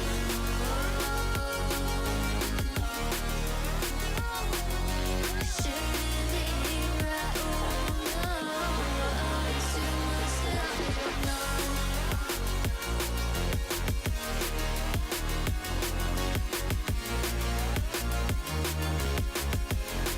There's too much that I don't know. Too much, too much, too much, too much, too much, too much.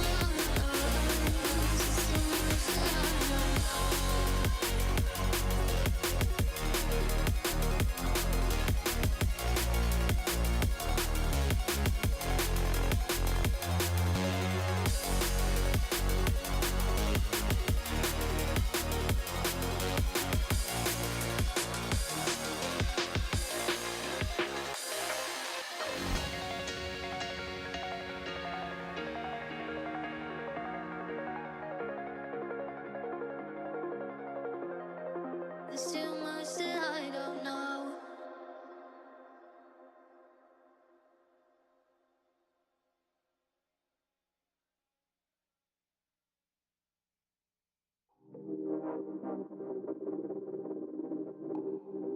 know.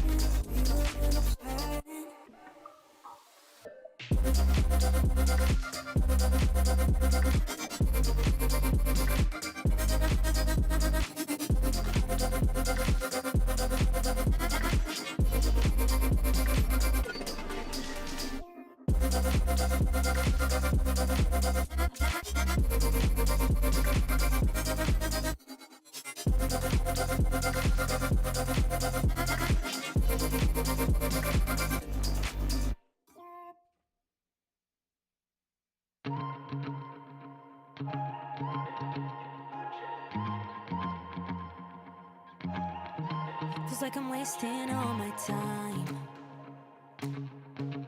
thinking about the things that won't lift me up, wouldn't keep it in my mind. All those things that won't lift me up, I just care about you and I. Check, check, check. Just care Check, about check, you check. and I. Just care about you and I. I just Okay. I mean, I'll tell you. Okay. So you want to play one song first, or we can just? No, you can do the intro, and then we'll play a song.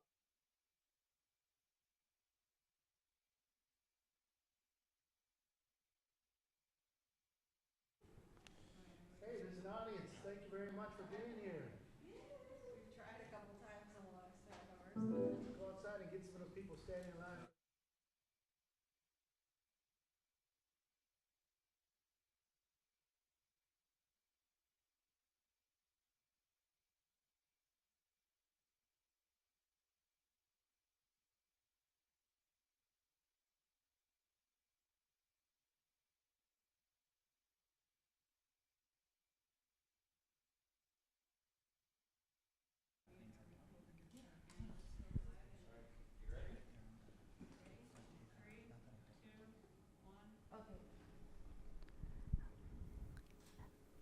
Hello, we are live on The Big Share. Thank you all for joining us. It is 7 o'clock p.m. We're kicking it off with the absolutely phenomenal Tony Castaneda Latin Jazz Band. Round of applause, y'all. They're going to take it away for one song, and then they will announce our Power Hour winner. So thanks, y'all, for tuning in. Enjoy.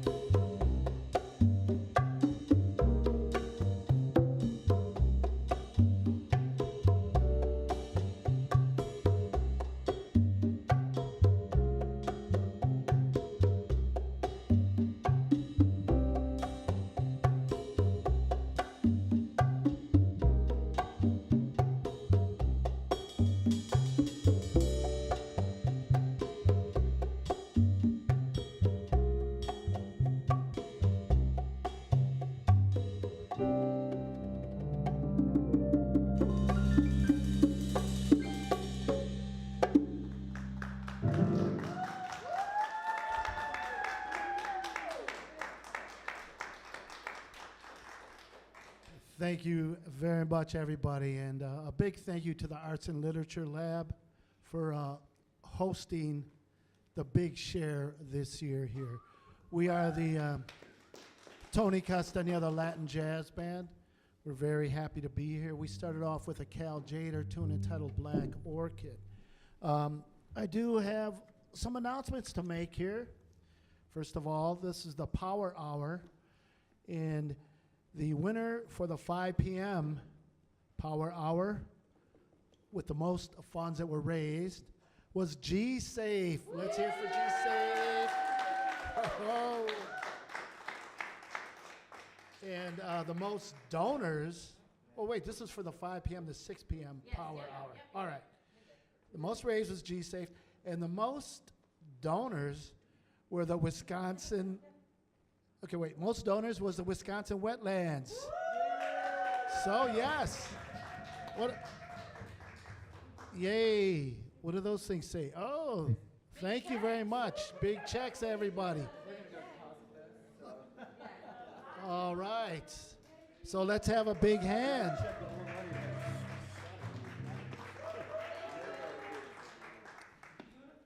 We would also like to thank Hinckley Productions for, they've been filming all the stuff that was done here today at the Arts and Literature Lab. So let's have a big hand for Hinckley Productions. They always do a great job, always. And we want to let everybody out there that's listening and watching know that they can still contribute to the community-based agency of your choice. And you just got to go to thebigshare.org. I knew that.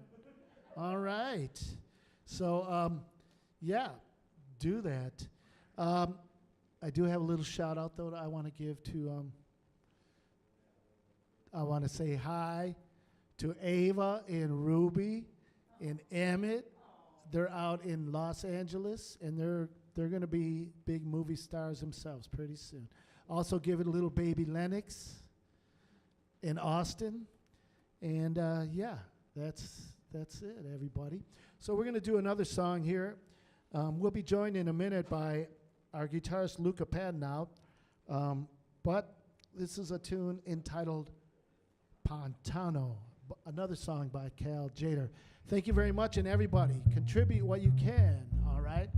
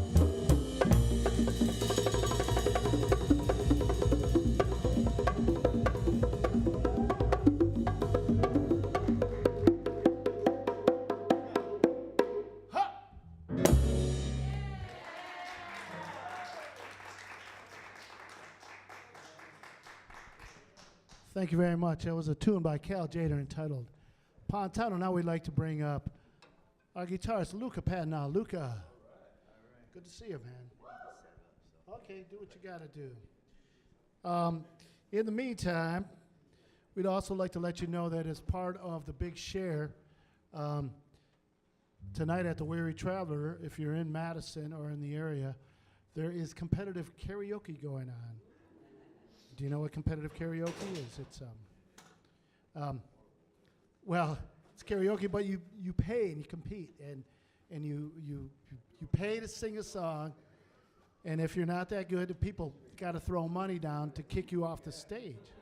It's kind of like the Gong Show, if you remember what the Gong Show is. So, but then somebody can pay more money to keep you up on the stage. So it's a good way and a fun way of raising money, and that's another way you can support your community and also have fun doing it. And all right, our next song here is a tune by another song by Cal Jader. I guess we're playing all Cal Jader tonight.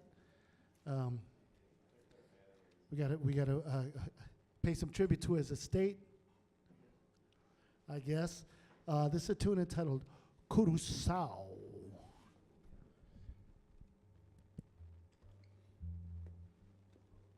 If you don't mind, Luca's going to be setting up, and as we're playing, so yeah, that's all right. That doesn't look too bad on TV, does it? I wasn't on. Luca's going to be setting up as we play, so that's all right. That's part of this performance art piece that we're doing here at the Arts and Literature Lab.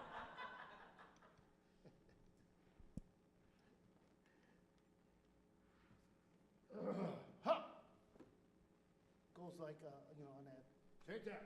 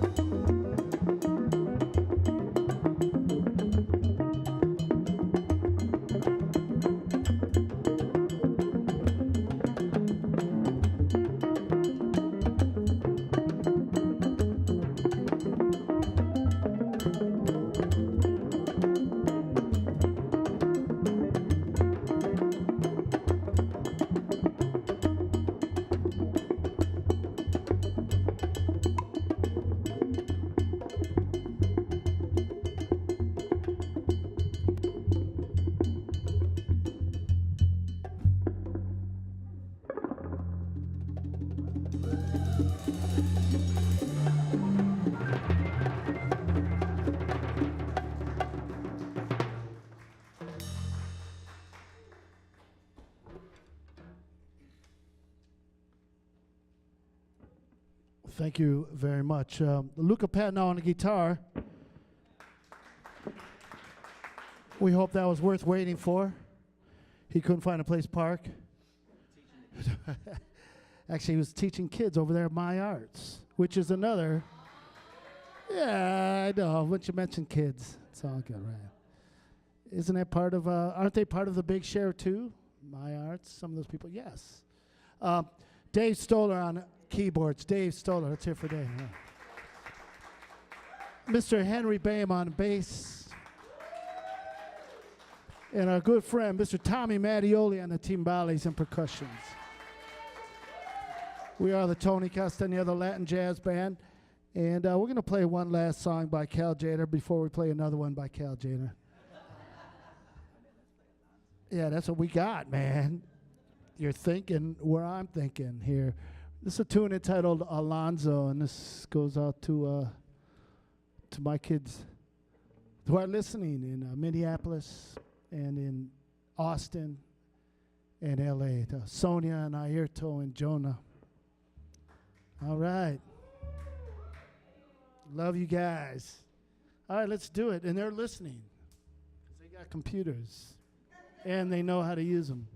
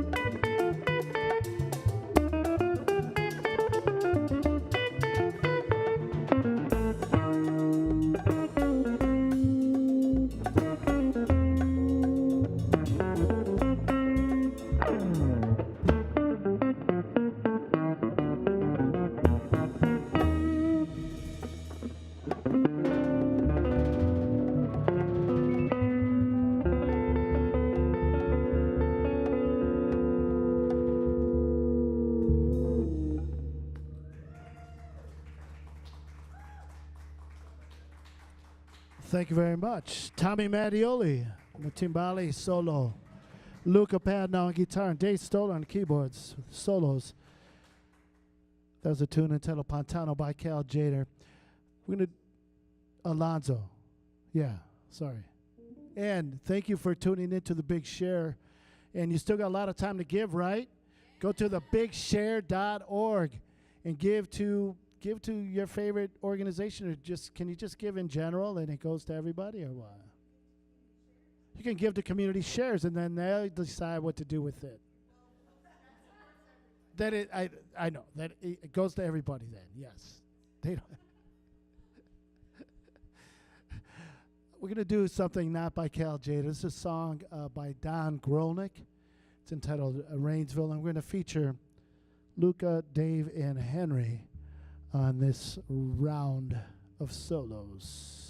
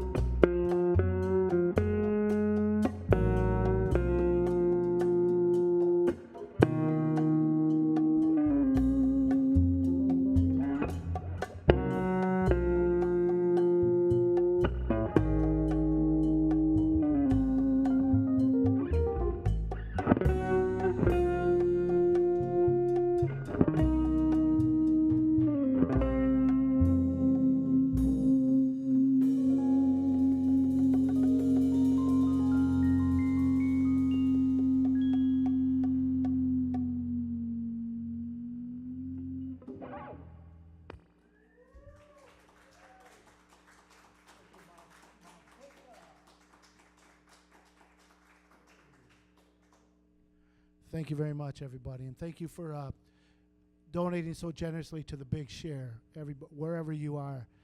And we're the Tony Castaneda Latin Jazz Band. We're happy to be here. We want to give a big hand to Hinckley Productions, who is recording and taping and filming all this. And they've been doing this every year for several years now. And thank you very much. And they do a great job, even with such a complicated band as ours. We're actually easy. That song was by Don Gronick entitled Rainsville, everybody. We're going to do a tune here by Chano Pozo Gonzalez. And it's called Manteca, right?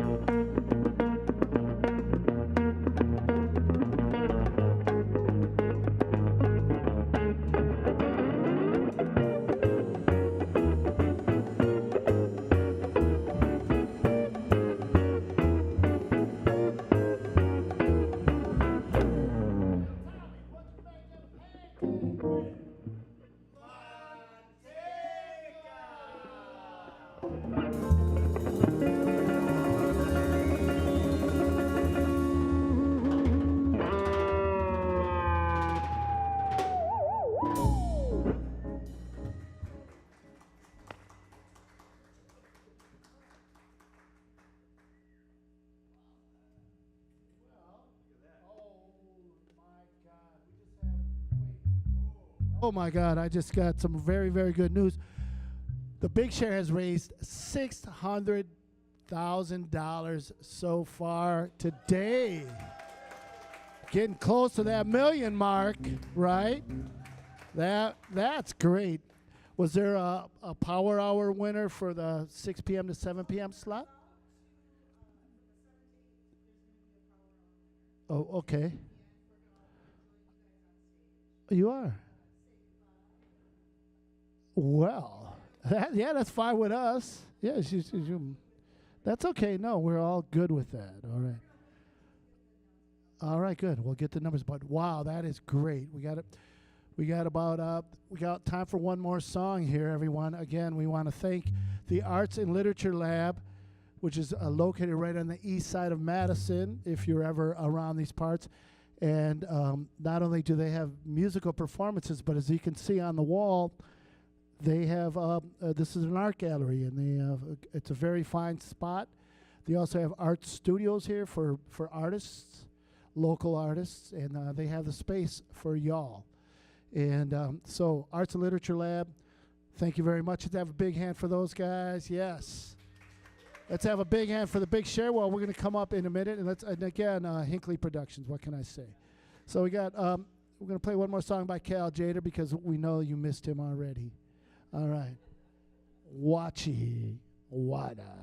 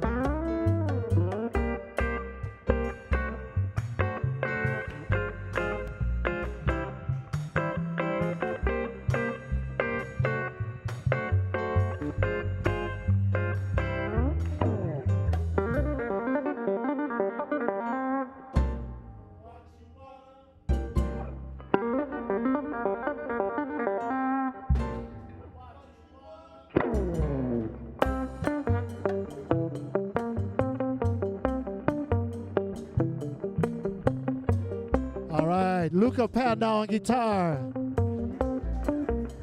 Dave Stoller on keyboards. Henry Babe on bass. Tommy Mattioli on the timbales. With the Tony Castaneda Latin Jazz Band. Thank you very much. It's been great. You guys ready? You got an announcer. They're going to come up in a minute. All right. Thank you very much. We love you.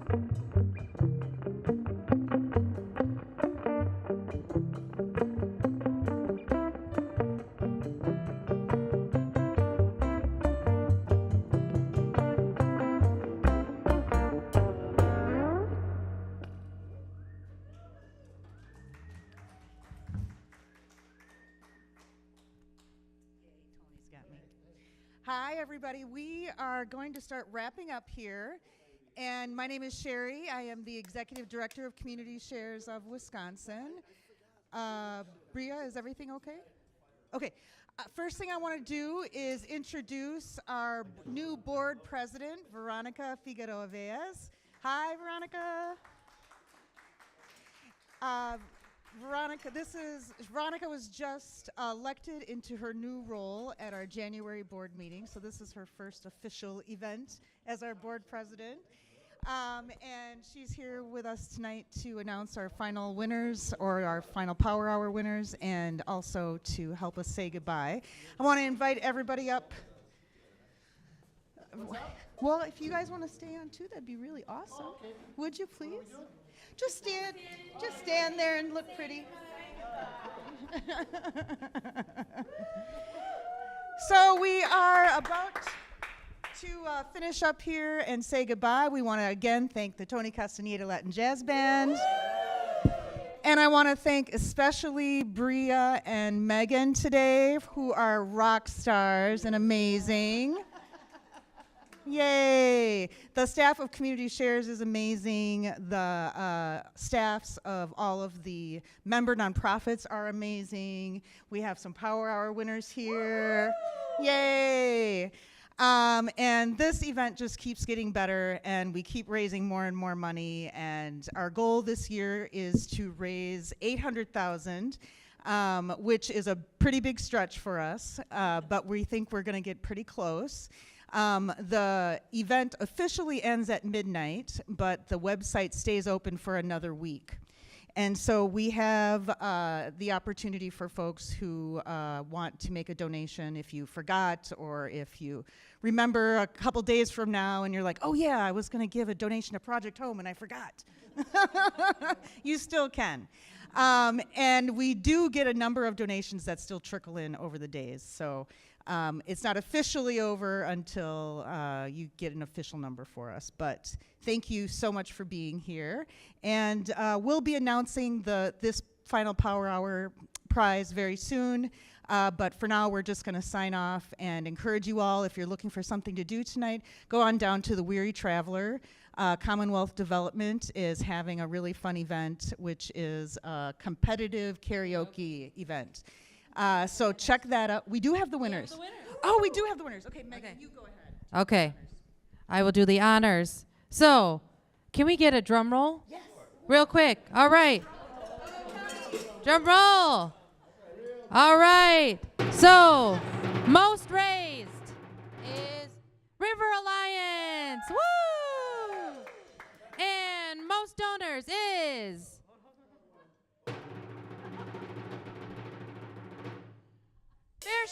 Fair Share.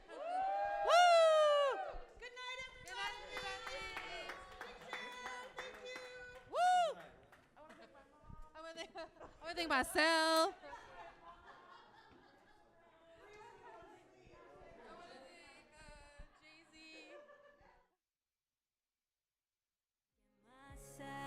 Together, who can keep me on? This blood runs through my veins. It's all on you.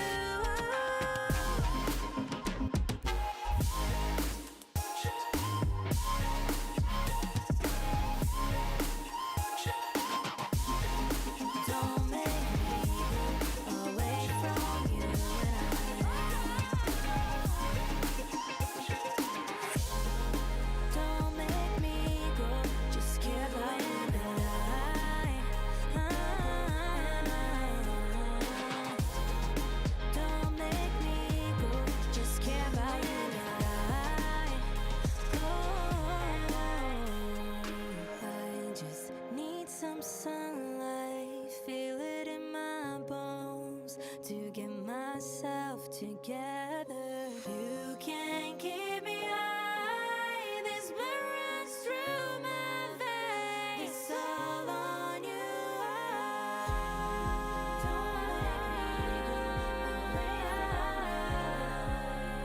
It's all on you, so don't make me go away from you.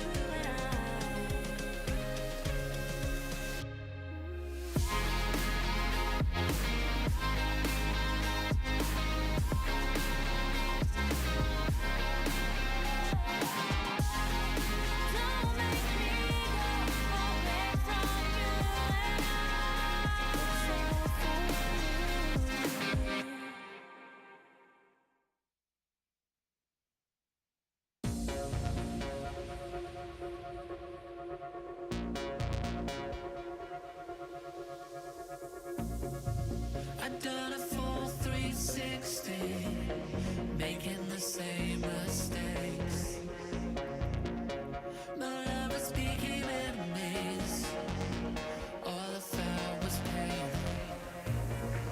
But then you healed my heart when I was afraid of being hurt again. You took the spark and you ignited up a flame.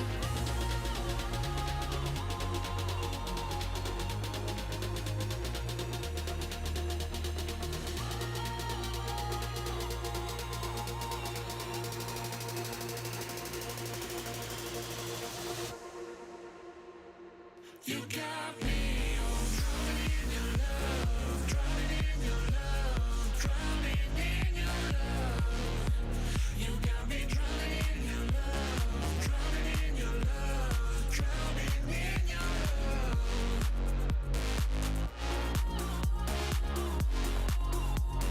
Drowning in your love.